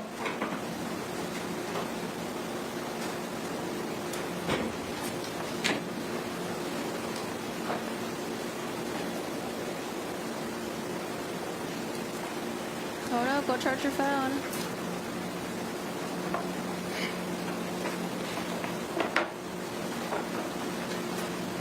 Now, you indicated that Mr. Torres would use your phone to look at pornography. Correct. Were there ever any points in times when it was you that was you looking at pornography? If I was, it was to go back and look to see. Yes, blame things on her too. She blamed Did you everything ever on George. threaten to get Mr. Torres arrested if he did not do what you wanted him to do? I wouldn't say threaten. Okay. Well, were there ever points in times where you would like him to call you or return a call, and if he didn't do that, you would threaten to get him arrested? It depends on if he had my keys or something that I needed from him. Okay. And it was your townhouse, correct? Mine, yes. Flush hours. Well, when did you get him off the lease? I'm not sure what year it was, but I don't think he was actually removed from the lease. Okay. I think he was made a different type of tenant. And did you change the locks so that he couldn't get back in at the points in times when you picked him out? I did sometimes. And then would you leave the key in the hiding spot that he was aware of? There were multiple hiding places. Okay. On any of the 911 calls, did you ever mention that Mr. Torres was aware of where you kept your keys and that's how he got back into the house? I didn't know I needed to. Okay. He would never break into my home. All right, and it's your testimony that you did not push him down the stairs, correct? Yes. And in fact, it was him that dragged you down the stairs the night before, correct? Yes. Now, by dragged, did you leave your feet? Yes. And did you get scrapes on your knees or anywhere from the carpet? Nope. I'm not sure. I don't.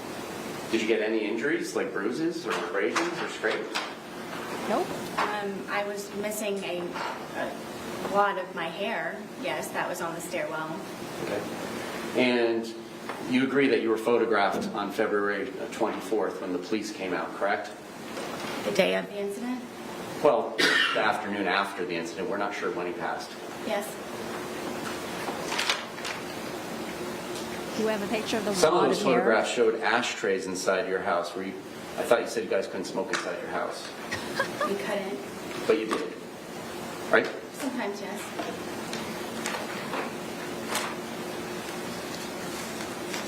And you agree you would go to the hospital and tell them things that were not true, correct? Yes. There were times where you would go to the hospital and leave without getting treatment, correct? Yes. And is it fair to say that you often had alcohol in your system when you were going to the hospital, correct? Sometimes. Did you put the Amica cream on?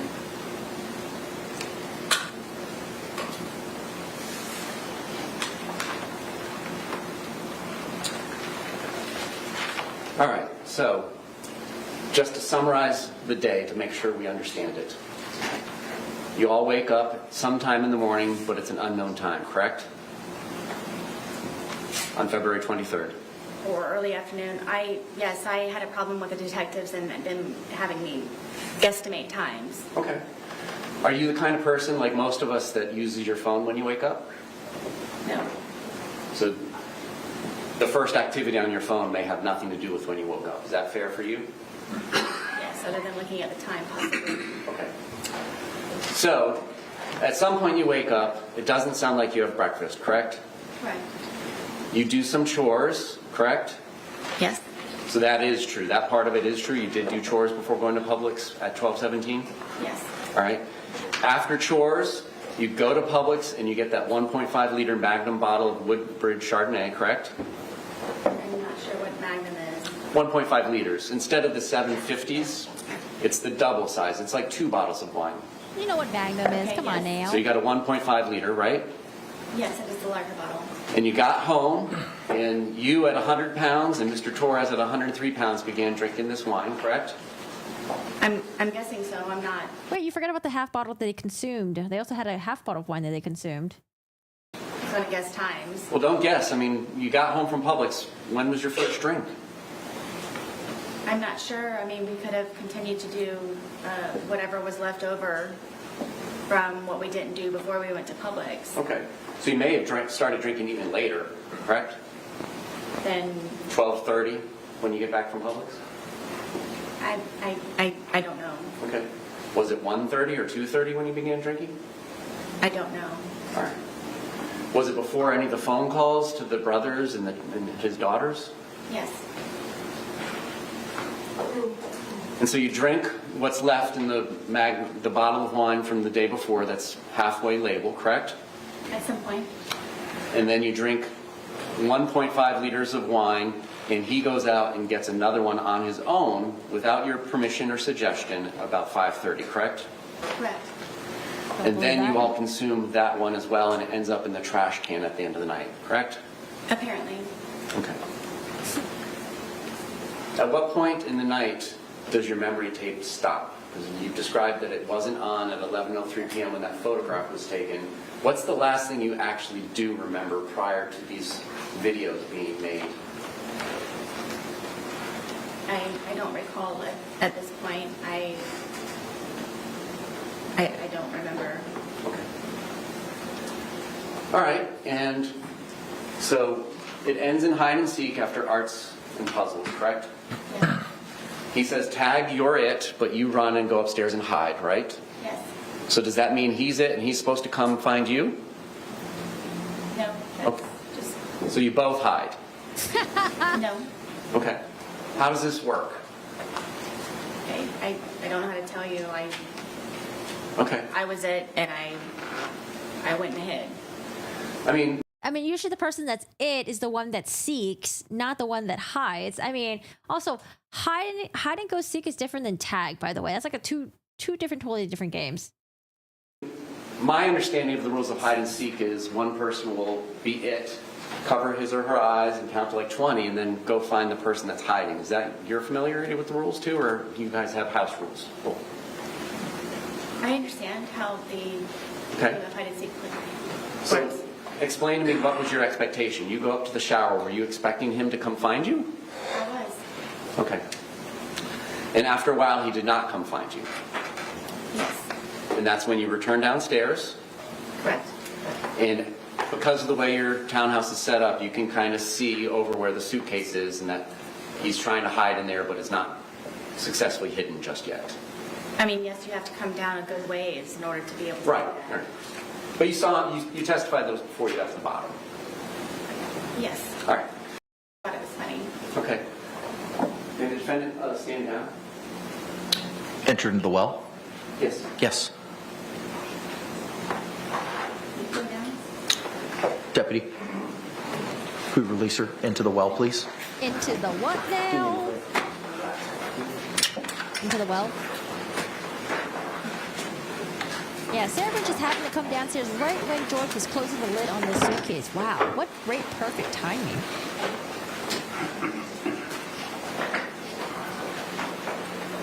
We got the gloves. Oh no, we're bringing out the suitcase. Sarah Boone and the suitcase reunites after 5 years.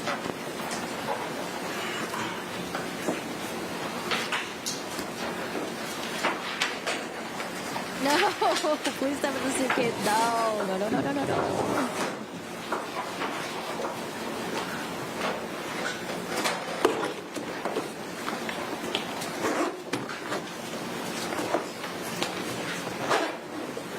Oh my God, they're gonna have her demonstrate what she did.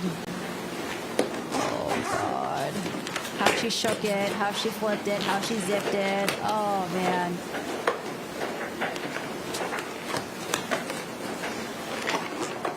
Wow, what a struggle to open this suitcase, huh? Imagine if you're on the inside, it'd be even harder to open.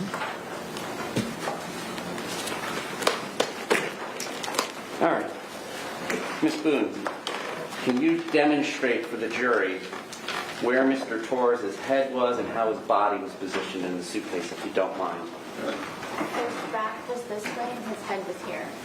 All right, and then is it fair to say his feet are kind of down here, which would be the front left corner from their perspective in the jury box? Yes. Oh, wait a second. Hold on a second. You guys ever got into a suitcase before? Or sorry, if you guys ever opened a suitcase, you know how one side has the two bars where the handle would be and it's really uncomfortable? I feel like if George got in on that side, it's really uncomfortable for you to be laying on it because there's bars in there where the handle, the pull would be. Why would he want to get in there? And then his knees are kind of tucked up towards his face. If I remember correctly, yes, that's the position. Okay. All right. Can you help me understand how it was that you zipped it shut? Right, the bars would have been on that side where he got in and he would have to be laying on it. Those bars are not comfortable to be laying on top of. Can you show us where you say you left an opening that his hand got out of? Would it be easier to put it down here? I didn't want to make you go down there. If you're happy doing that, I'll let you. Hold on. Does she need to be wearing gloves? Yes. Agreed. She's going to be manipulating it.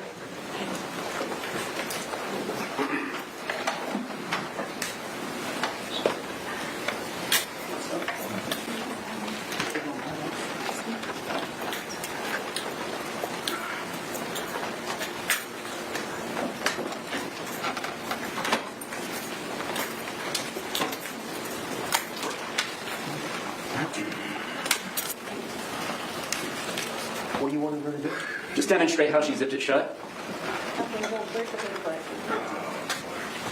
And do you remember what? Just when it was in?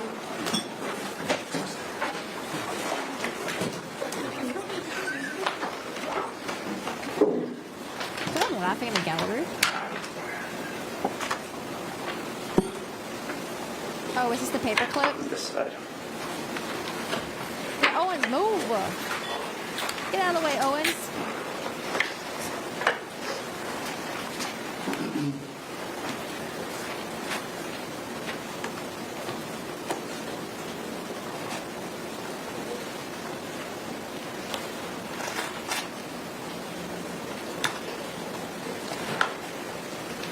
Okay, I think he put the pull on there. Judge, the paperclip was on when this event occurred. When we pulled the suitcase out earlier, the paperclip was not attached. So now the prosecutor has attached the paperclip. We don't know if that's the way it was attached. It's not even a paperclip. We don't Okay. know if that's the proper way that it was attached. But he's asking her now to pull. Is there an objection? Yes? Approach.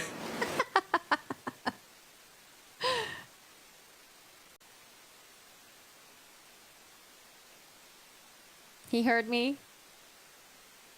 We have pictures. Barb, thank you so much for the 2. Thank you, thank you. If she doesn't fit, you must acquit. Oh, God, no, no, no. We are not going to have her go in the suitcase. Her face is so red. Let me see. We have pictures of the... Here's the thing. I don't remember a paperclip on the suitcase tab. Here are the pictures that we have that was taken. I don't remember the suitcase tab having a little thing to pull on. There's that. Oh, is that it? Maybe this is it? I can't tell. It looks unpullable. This one, I don't know if it even has... I don't know what the hell this is.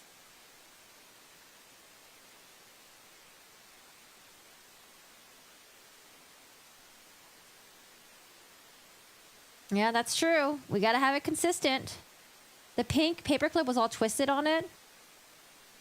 Saturday looks really difficult to even use.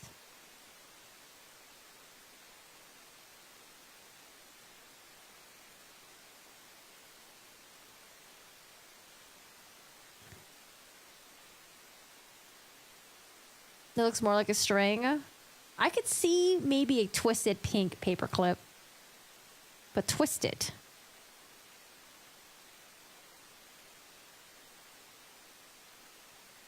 Go back to the prosecution where he says he wants to unzip during the objection. Somebody whispered, "Oh boy," I think it was a cameraman. Oh, I didn't hear that.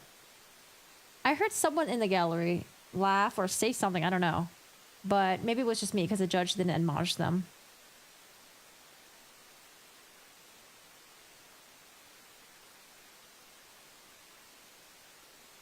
Why didn't you call 911 would be a great starter? Yeah.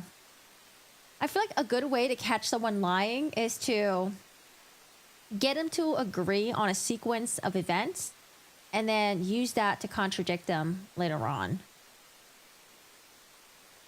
I feel like there needs to be Objections more build-up. overruled. Objection overruled. All right. I feel most comfortable, sir. Madam Court, are you ready? All right, sit down. Can we see how it was that the 2 zipper parts were positioned when you say that Mr. Torres was able to get his hand out? If you want me to do it, I'm fine. I'll take your direction. From what I remember, this is how the suitcase was. This is why she wanted the suitcase during break. This is why she wanted to play with it. This was up here. This was not this hard either. So this was like here. Okay. Right here.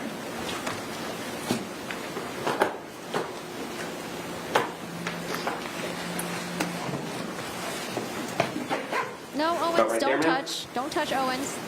No need. Sure. One attorney at a time. I assume this one was much closer.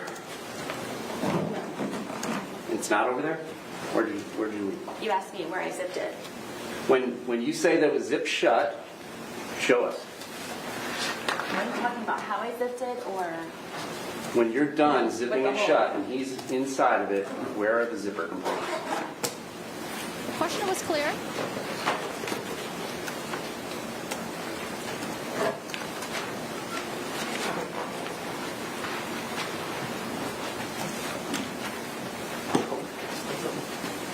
Just tell me where it's at. I mean, No, it- Owens, let her do it. I mean, the corner was cut open. I mean, it's not.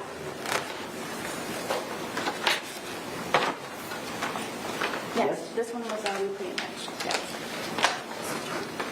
From what I can remember. Because the more that she struggles with the zipper, the more the jury is going to be like, how the fuck did you expect George to get out of that suitcase? especially being on the wrong side. That's how he was coming with his hand out. It was like this from the corner part. Okay. Thank you. You can return to your seat.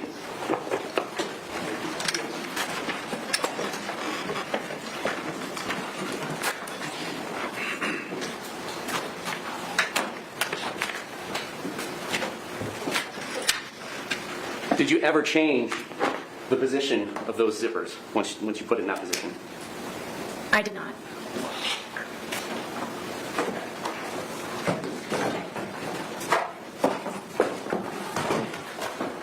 We have a video.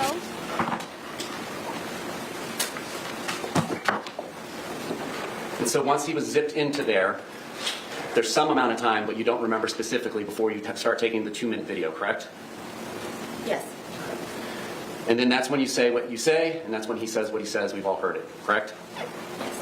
And then between there and that second video of the 22 seconds length, it's at this point where he's beginning to get angry, and then that's when you take the baseball bat that's in evidence, and your testimony is start poking him with the end of it. Did you say this was the second video? Between the two videos, that's when you started hitting with the bat because he was getting angry and trying to escape, correct? Right, I was not hitting him. I was, yes. Okay. Did you ever hit him with the bat while he was outside of the suitcase? No. So each time that he is hit with the bat, it's through this suitcase. And that's what leaves the marks on him because you didn't hit him with the bat outside of the suitcase, correct? Yes, if you'd like me to demonstrate. No, that's okay. The suitcase will speak for itself. And then you take the second video and you go upstairs and go to bed, correct? I apparently went upstairs and I used the phone to make a phone call. Okay. And then I fell asleep. All right. And at the point in time when you left and went upstairs, he was still inside the suitcase, correct? You would think that being in fear of her life, she would run upstairs, barricade herself in, and then call Brian. Would be like, "Oh my God, Brian, I need help. Please come over. Please help me." But that didn't happen. She was just drunk and she was just talking her nonsense. And he's like, "Okay, bye." Correct. Was he still asking for you and calling your name? Not that I can recall. Did you say shh to him again? I don't remember. Did you tell him that this was his problem and it's on you again? I don't remember. Did you do anything to help him escape from the predicament that you zipped him up in? No. No other questions. A redirect examination.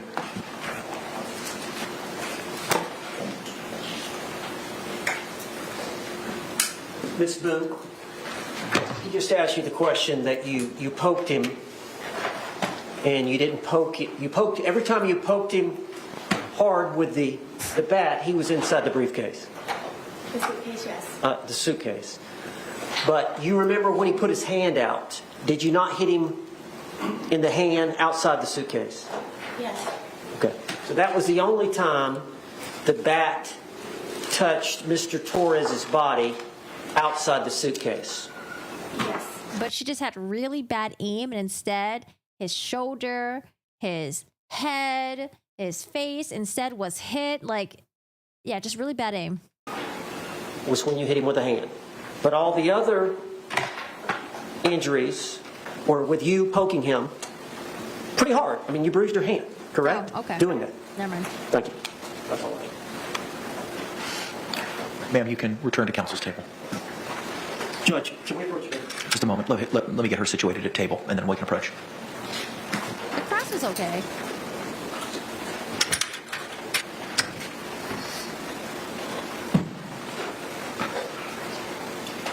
I think I expected more dramatics with the cross-examination. I thought she had no injuries. She claimed to have had... Got a little back rub there. She claimed to have had some sort of injury on her hand from holding the baseball bat. They showed the picture on the screen, and it was really hard to see. It was very overexposed. You expected more? Yeah, me too.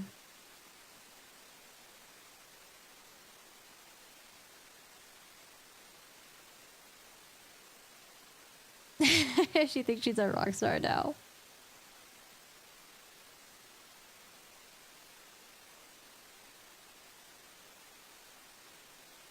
What are we addressing? All right, so Owen's mentioned tomorrow we're going to hear for Dr. Brennan. Dr. Brennan, again, was the expert for another case where that woman was acquitted for the murder of her husband. She claimed self-defense. And then we hear from law enforcement, I think tomorrow he's going to say. Law enforcement are involved with the other incidents between her and George. And then Thursday morning, it's going to be Dr. Harper. Dr. Harper's the one that says she qualifies for battered spouse syndrome.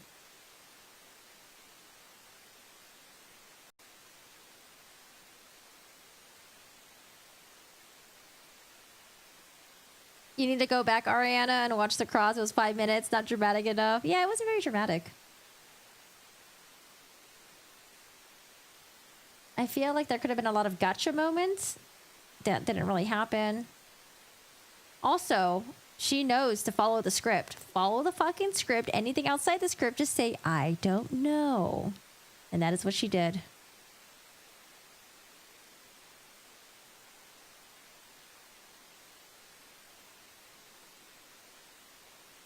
Yeah, the suitcase struggle was real. She tried having a little... She like... they should have told her to withdraw that comment. But she made a comment saying, they're like, oh, it wasn't this hard to zip. A lot harder now. All right, members of the jury, thank you so much. It is 5:42. At this point in time, the court's going to go into recess for the evening. I thank you again for your continued service and your attention in this matter. We're going to start tomorrow again at 9 a.m. here in 12 Alpha at the Orange County Courthouse. I'll read you another instruction. I know you've heard it. I'm sure you're sick of it, but I got to keep reading it. So thank you. Jurors, you must not conduct any investigation on your own. This includes reading newspapers, watching television, or using a computer, cell phone, the internet, any electronic device, or any other means at all to get information related to this case or the people and places involved in this case. This applies whether you are at the courthouse, at home, or anywhere else. You must not visit places mentioned in the trial or use the internet to look at maps or pictures to see any place discussed during the trial. Jurors do not watch local news or read local newspapers. Jurors must not have discussions of any sort with friends, family members, or even your fellow jurors about the case or the people and places involved. So do not let anyone make comments to you or ask questions about the trial. I want to stress again that just as you must not talk about this case face to face, you must not talk about this case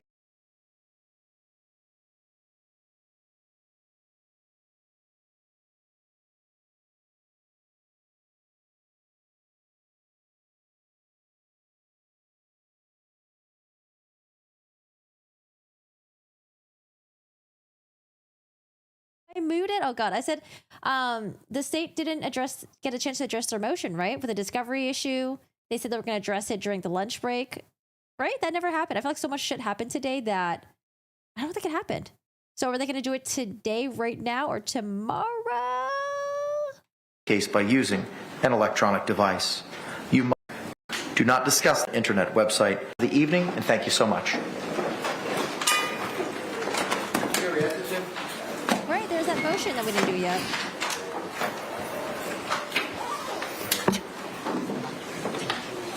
Oh, thanks, spokesman Sarah. Thank you.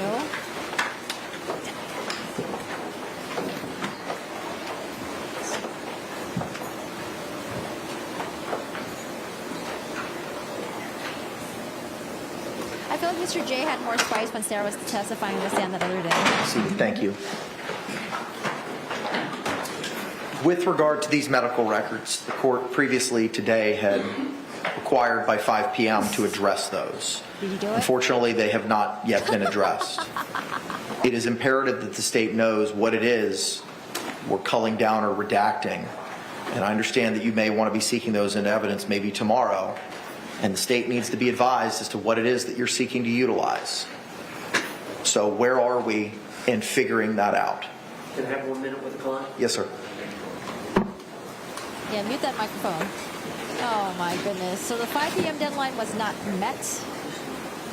All right, so we were addressing it.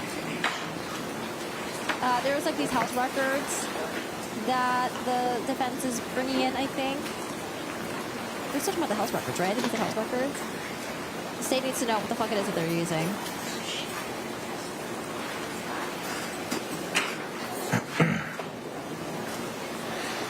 Brian better lock his doors.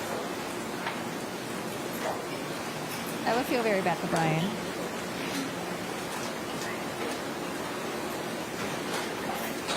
I mean, honestly, the video, the interrogation, the body cam, they all speak for themselves.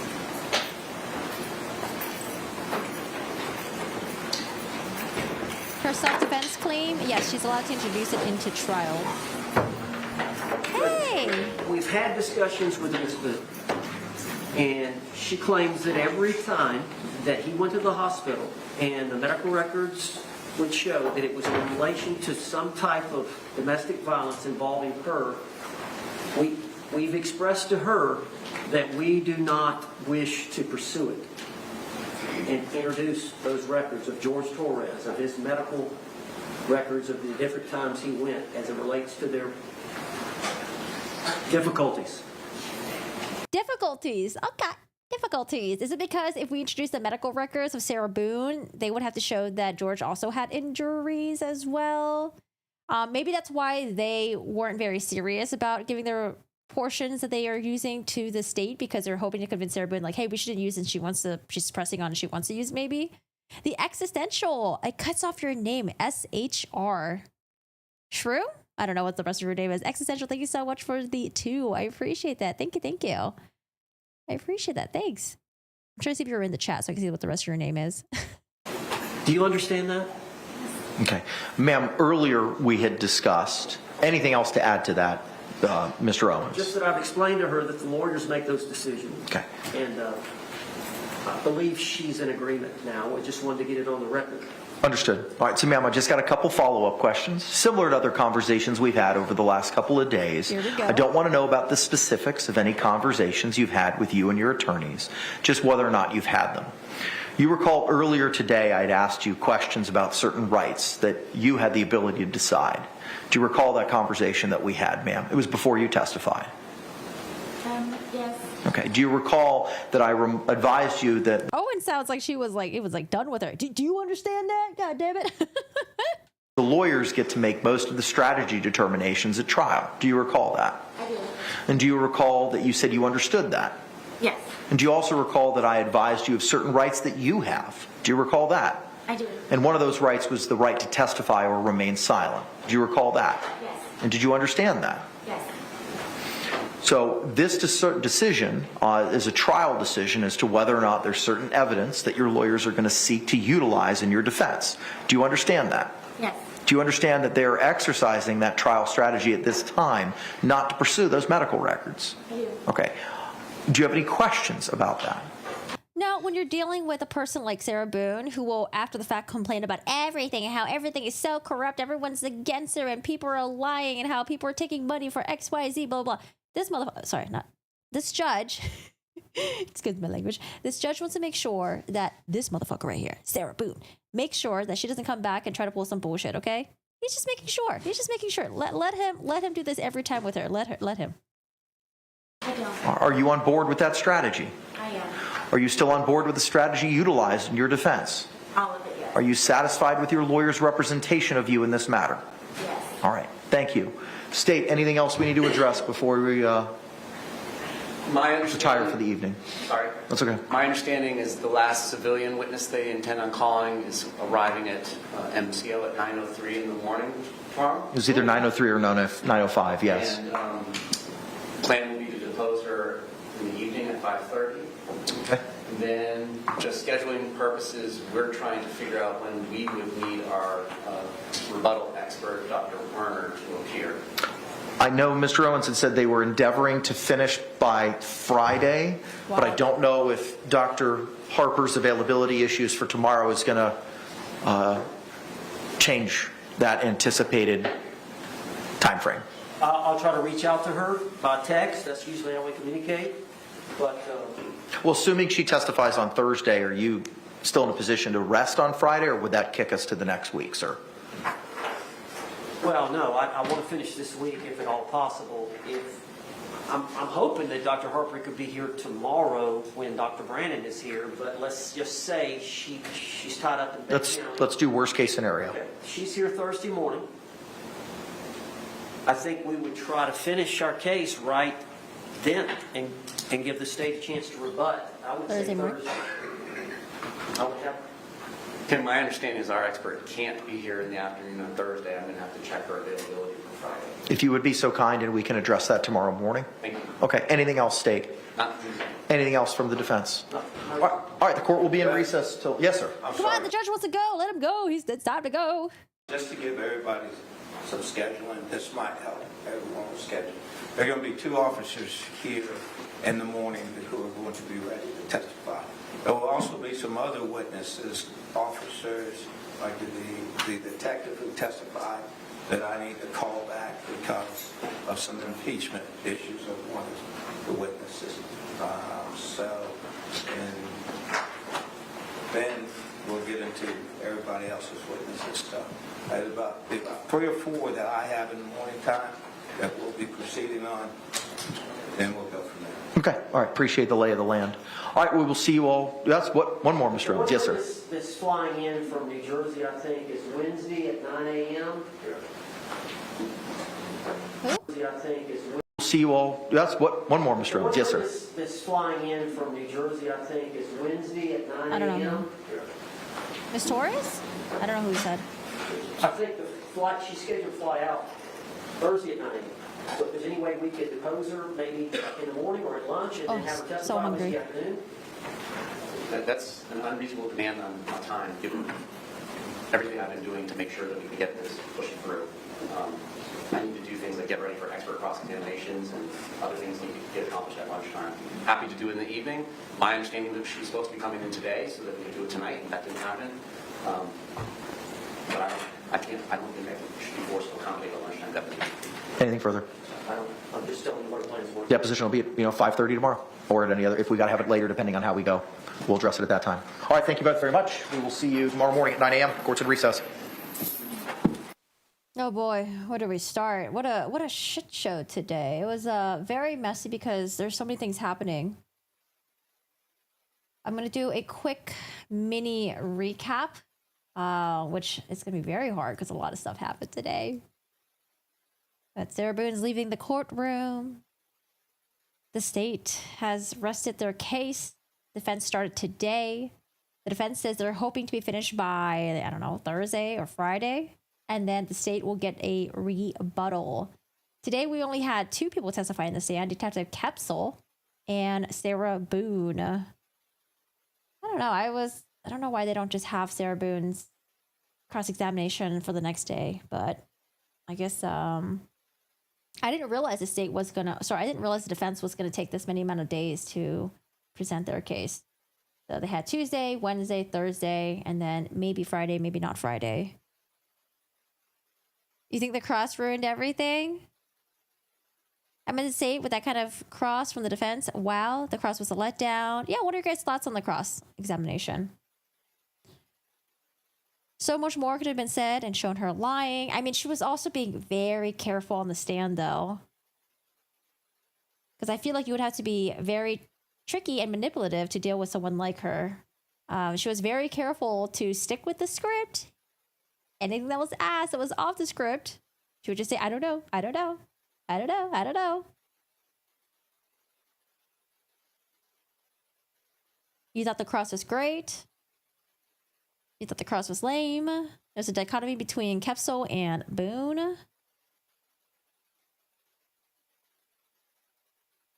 You think he focused on what was important? Okay. It was lackluster and unimportant.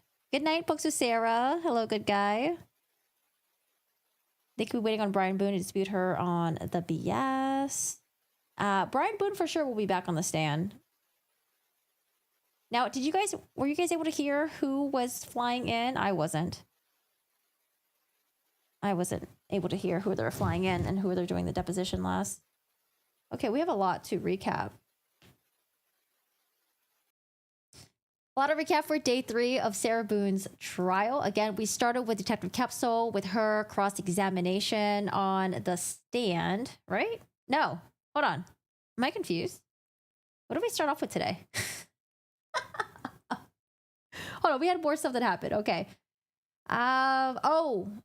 So this morning, Mr. J was concerned. Mr. J said that there are discovery issues again with the defense. There's a bunch of things that the defense is going to introduce. Lots of prior incidents between Sarah Boone and George, and he doesn't know what the fuck it is that they're going to use. There are medical records. Again, he doesn't know what the hell it is that they're planning to use, not use. He needs to know. Detective Kepsel did a cross-examination today, and the cross-examination was, it was all right. Oh, it's back to this screen.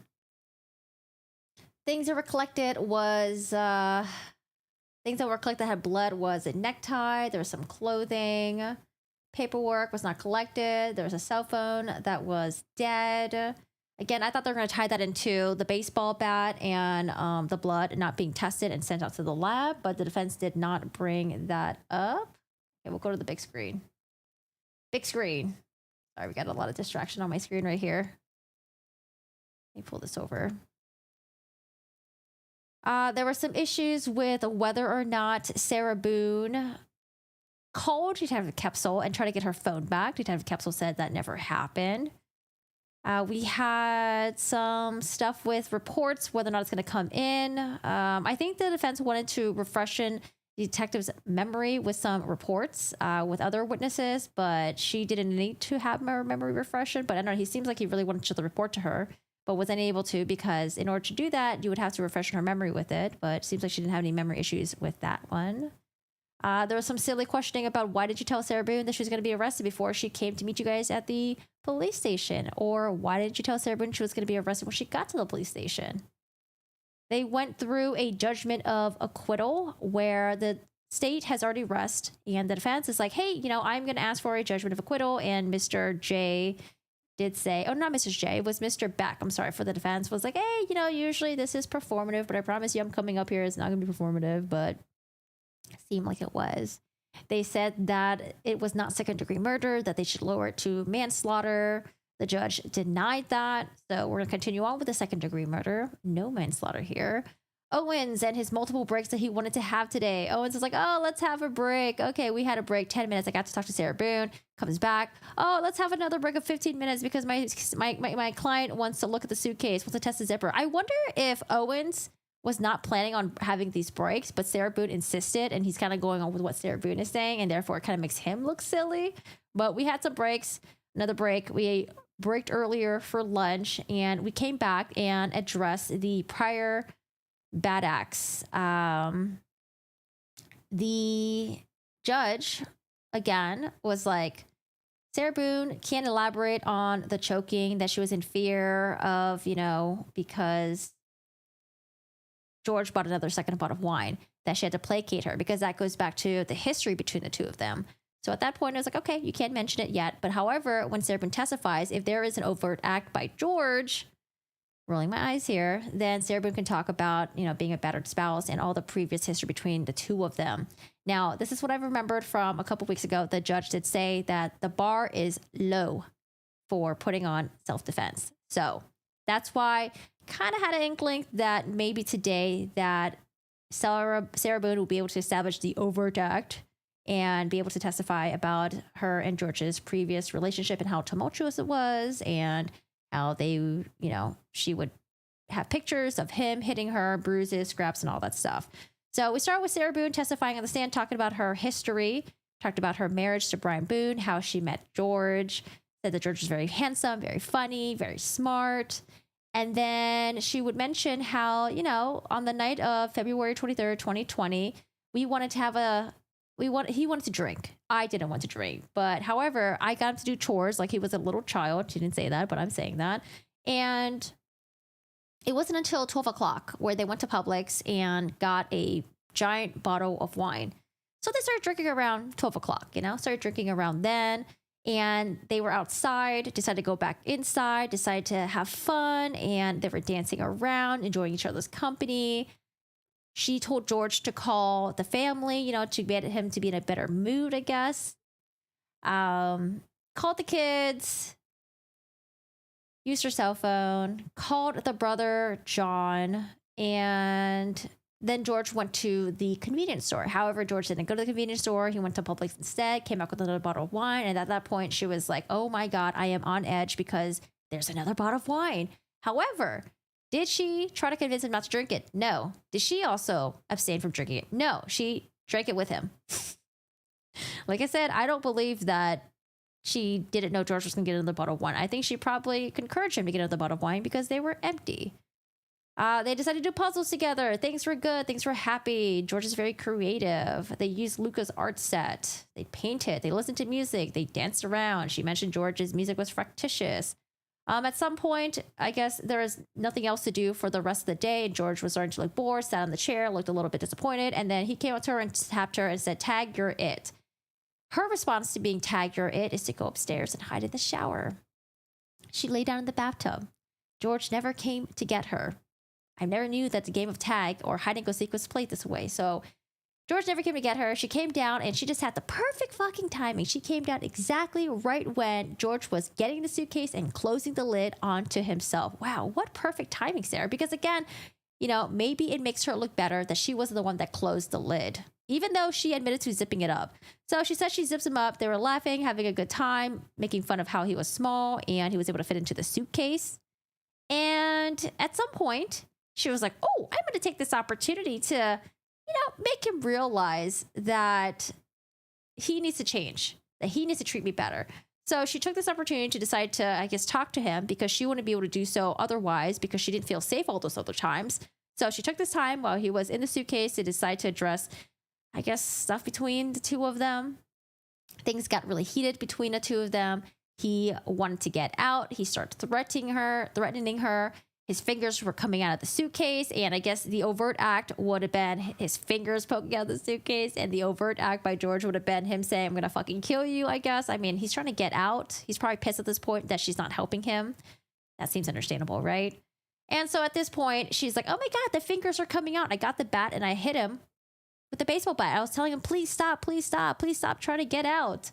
And she kept hitting him with the baseball bat with the fingers. And at some point, he stopped. We've heard different versions of this story because we heard what we heard in the interrogation, all that shit, right? However, recently in the pre-trial, she tried saying that, what did she try saying? I lost my train of thought. I'm so hungry. I lost my train of thought. It was something about the fingers. Okay, I'll probably remember later on. I'll come back to it if I remember. But essentially, they were arguing. George tried getting out. She started smacking him. So he wouldn't get out because she was in fear of his life that he was going to come out and get her. And then she decides to record him twice. She doesn't remember taking a picture of him, but she decides to record him. And shortly after that, she flipped the suitcase over, knowing that George could get out, and her and the dogs follow her. She said the dogs follow her, and they all went upstairs, and she decides to go to sleep. And the next morning, she was just like, "Oh, you know, I thought George was drinking again, because he normally drinks. I thought he was drinking, and I just assumed he was just downstairs." Before, her other previous versions were that George was probably on the computer searching for a job, so she assumed that's what he was doing. Now the story has changed to, oh, George is notorious for drinking in the morning again, so he was probably doing that.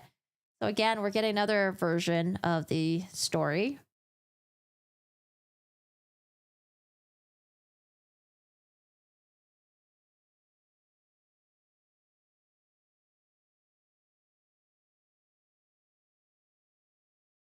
Trying to see what else did I miss. Oh, I guess I did miss a lot with the altercation with her and the suitcase and George being in there. She shook the suitcase, trying to get him to stop. The baseball bat was on the side. She grabbed it. She agreed that she bruised him. However, she said that she didn't swing the baseball bat as if it minimizes what she did. She said she thrusted it. She prodded him with it. And those injuries on him looked really, really, really bad. She said there was enough room for him to get out. She believed that he could have breathed. She believed that he wouldn't have died. She went upstairs. Oh, called Brian Boone, but doesn't remember the contents of that. And again, she didn't lock herself in because apparently locks were broken in the house. She didn't try to barricade herself in. Don't know why, because she did it all the other time. They went on a break, and that was when they decided that she was able to bring in the battered spouse syndrome stuff with the past acts of George, the altercations between the two of them. So battered spouse defense was able to be introduced in. At this point, they went through all the exhibits, and I went through the exhibits already, so it's kind of like a repeat of everything, but they went through all the exhibits of Sarah Boone with the bruises all over her. She said she was stabbed. Again, we're getting Sarah Boone's side of the story for everything. We don't know what really happened because we don't get to hear from George, but I mean, she does have significant injuries to her. But like I said, we don't know how it happened, right? We only have Sarah Boone's side of the version of it. She talked about how she said good things about George. She said she really loved him. She loved him deeply, that there were two bodies and one soul. She had a connection with George. And that's how she transitioned to, but guys, George is a bad guy. He would change when he was drinking. They went through all the pictures, broken TV. George broke the TV and stuff like that. They had a recess. And then are we in cross-examination right now? Nope, not in cross-examination yet. Sorry. She gave a giant speech about being in love, how she felt like he cheated on her with porn. And she's like, anyone who's ever been in love, when you love someone or primary someone or something, you go above and beyond and you tolerate and you persevere. You try to make that person as spectacular as you can, because no matter the sacrifice, to serve someone else in a positive life so they can be a better person themselves, to make them a happier person. Love is a very strong and it's very deep. Love is not very well understood. I deeply love and passionately love him to this very day. Did you not want to be alone? Oh, they asked if she didn't want to be alone. And she was like, oh, in the beginning it was nice to have, George around. She said she had low self-esteem. She said that the one time that she got arrested, she was very surprised that she was arrested because that was the first time that she claims to have fought back against George, that she was arrested. And because of that arrest, when she went to the police station and did her interview or the body cam or the interrogation, that is why she lied to the police. And not even to just the police, she lied to everyone because she was in fear of being arrested again because of what happened last time when she called 911. And she fought back. She was arrested. That to me sounds like a Murdoch thing where Murdoch was like, I lied all the time, but you know what? The reason why I lied is because I didn't trust law enforcement back then. God,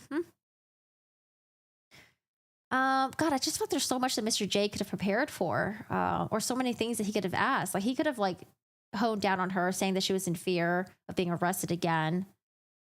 But oh well. She said that George would only get violent when he was drinking. It's like, okay, then why would you want to drink with him afternoon? Those Magnum bottles, why would you do that? Probably because she's lying. She ended her direct examination with, she didn't want to die, and that if it wasn't him, it would have been her. All right, cross-examination. I mean, really, what is there to say with cross-examination? They started off with the names of people that George was possibly cheating on, and all this was used on Sarah's phone. So I think he's trying to say that, hey, you had a reason to go after George, and you knew that he was cheating on you. And then he was trying to say how drunk Sarah Boone would have been at the time of maybe around 11 o'clock. He brought out the wine bottles to show to Sarah Boone. And these are some big old wine bottles here. Let me go back to the screen. We got some big old wine bottles here showing to Sarah Boone.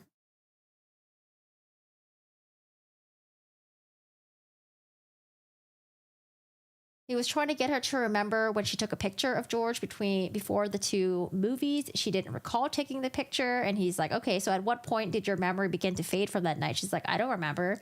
So again, anything that's not in the script, she just says, I don't remember. Which is better than giving an answer that's going to backfire on you later on, right? So just go with the I don't know thing. He asked her if she was trying to teach him a lesson. And she's like, no, I wasn't trying to teach him a lesson. I was just trying to, I want him to understand how I felt so that he can progress to be a better person the next day. It's like, that's not teaching him a lesson.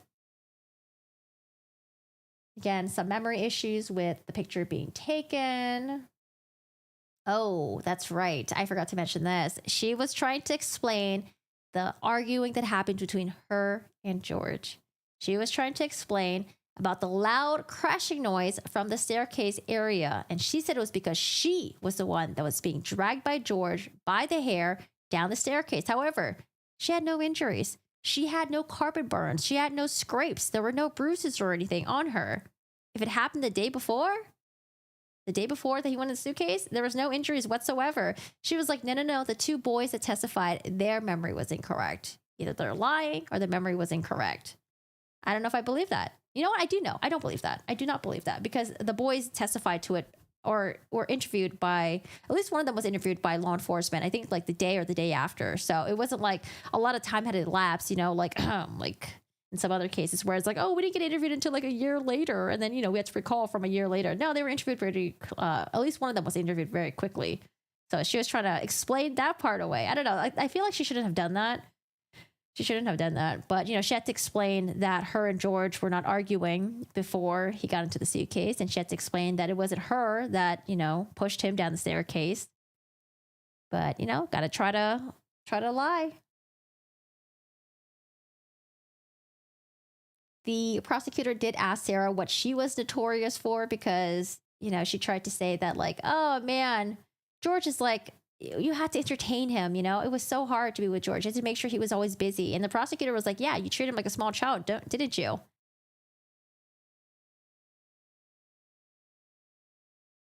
She said she didn't remember going to Publix. Again, lots of memory issues. Doesn't remember what she had for breakfast or lunch or dinner. Doesn't remember about calling Juan.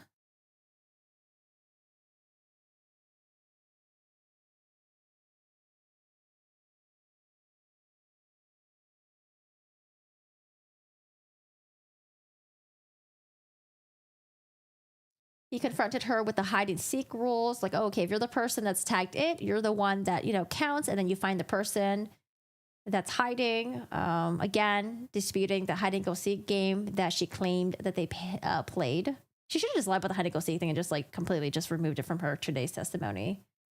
And then afterwards, she was demonstrating how the suitcase was zipped up. And I mentioned that why would George want to get into a very uncomfortable suitcase that had bars of the handles inside?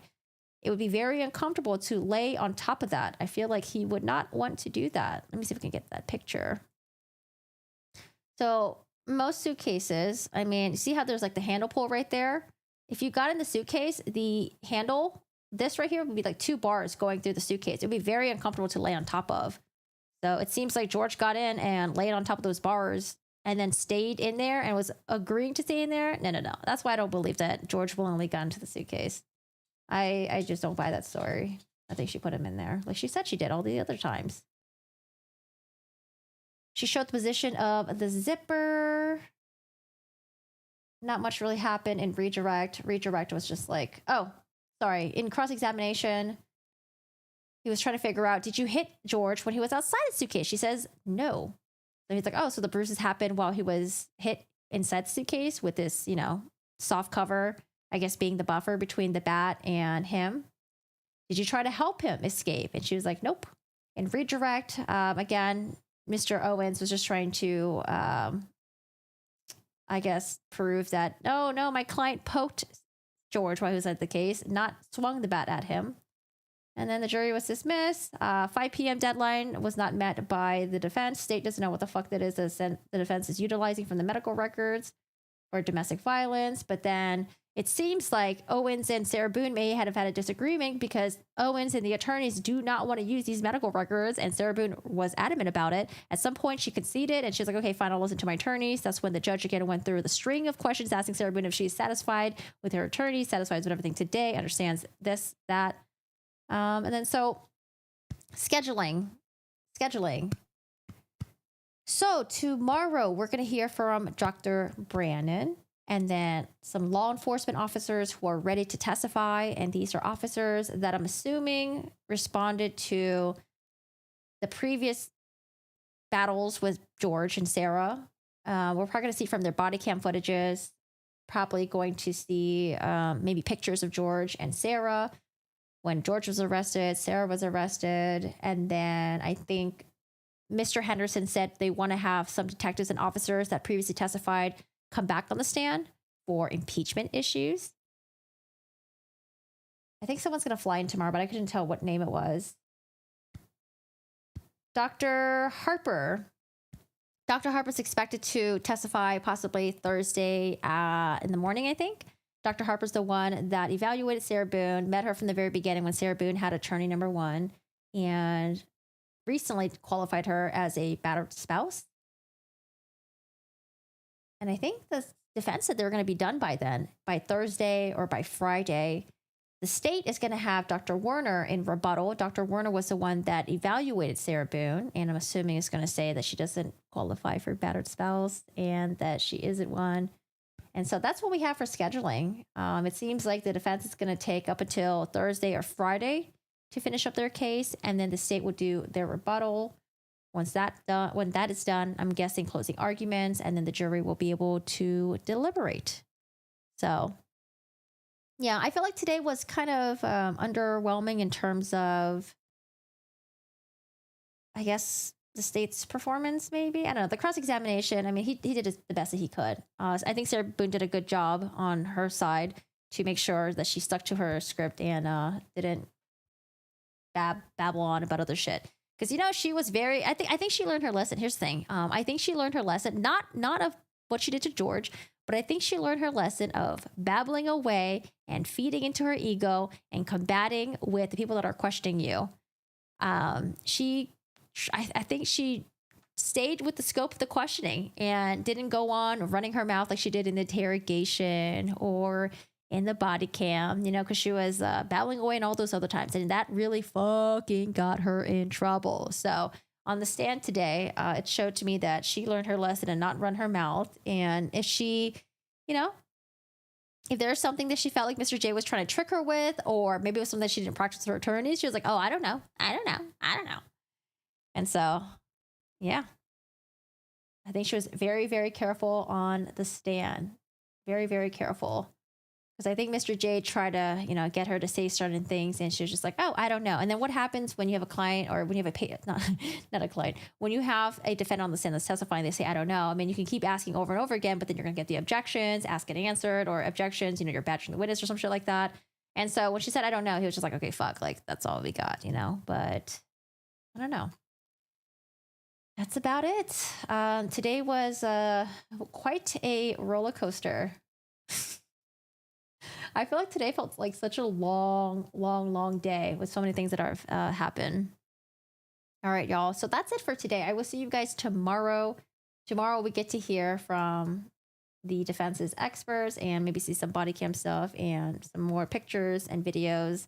And we'll see what happens. I don't know where the jury's at right now, but like I said, the interrogation, the body cam stuff looks really bad for Sarah Boone. Her recording the video looks really bad for Sarah Boone.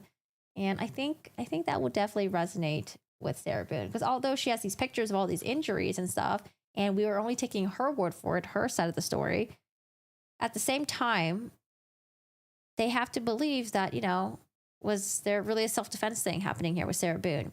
Did she really believe that she was in fear of her life at that time, at that night when George was in the suitcase? And I still think that's really hard for her and her side of the story, or sorry, her defense, to prove that. The video, all the actions. I mean, it's like he was already in the suitcase. You didn't call 911. You didn't call for help. You didn't do anything. So that's it. I will see you guys tomorrow. The entirety of the live stream is going to be on the channel, and then I will probably, oh god, it's going to be a lot of work, but I will have like a more redacted version of the stream and kind of like the highlights of today's testimonies and things that happened in the courtroom in a different video. It takes a while for me to upload, it takes a while for the video to upload to YouTube and for YouTube to process it. Otherwise, the videos are usually like, they finish pretty quickly, but it's all the upload stuff. But yeah, that's about it for today, y'all. Join the Discord if you haven't already. And hey, Bleep, what's going on? Wait, Bleep, something happened today. Ah, fuck, what was it? Something funny happened today. Oh, I don't remember now. Oh, my eczema is flaring up right now too. This sleep schedule is like fucking me up. No, thank you everyone. Thank you for hanging out here. I appreciate you guys. Thank you so much for participating in the chat. I truly appreciate you guys. Thank you so much for those who did the super chat. Thanks for joining in the membership. Welcome. I do appreciate your guys' support. And thank you so much for having me in the background. You know, if you have me in the background, and you're multitasking. Thanks for having us here. And that's about it for today. Join the Discord. And then I moved my vlogs to the second channel. Check it out if you guys want to. And this is Shiro here. Shiro says hi. I'm going to go eat. I'm so hungry. Bye, y'all. You can tell I'm so fucking tired today. Bye, everyone. I'll see you tomorrow morning. Take care.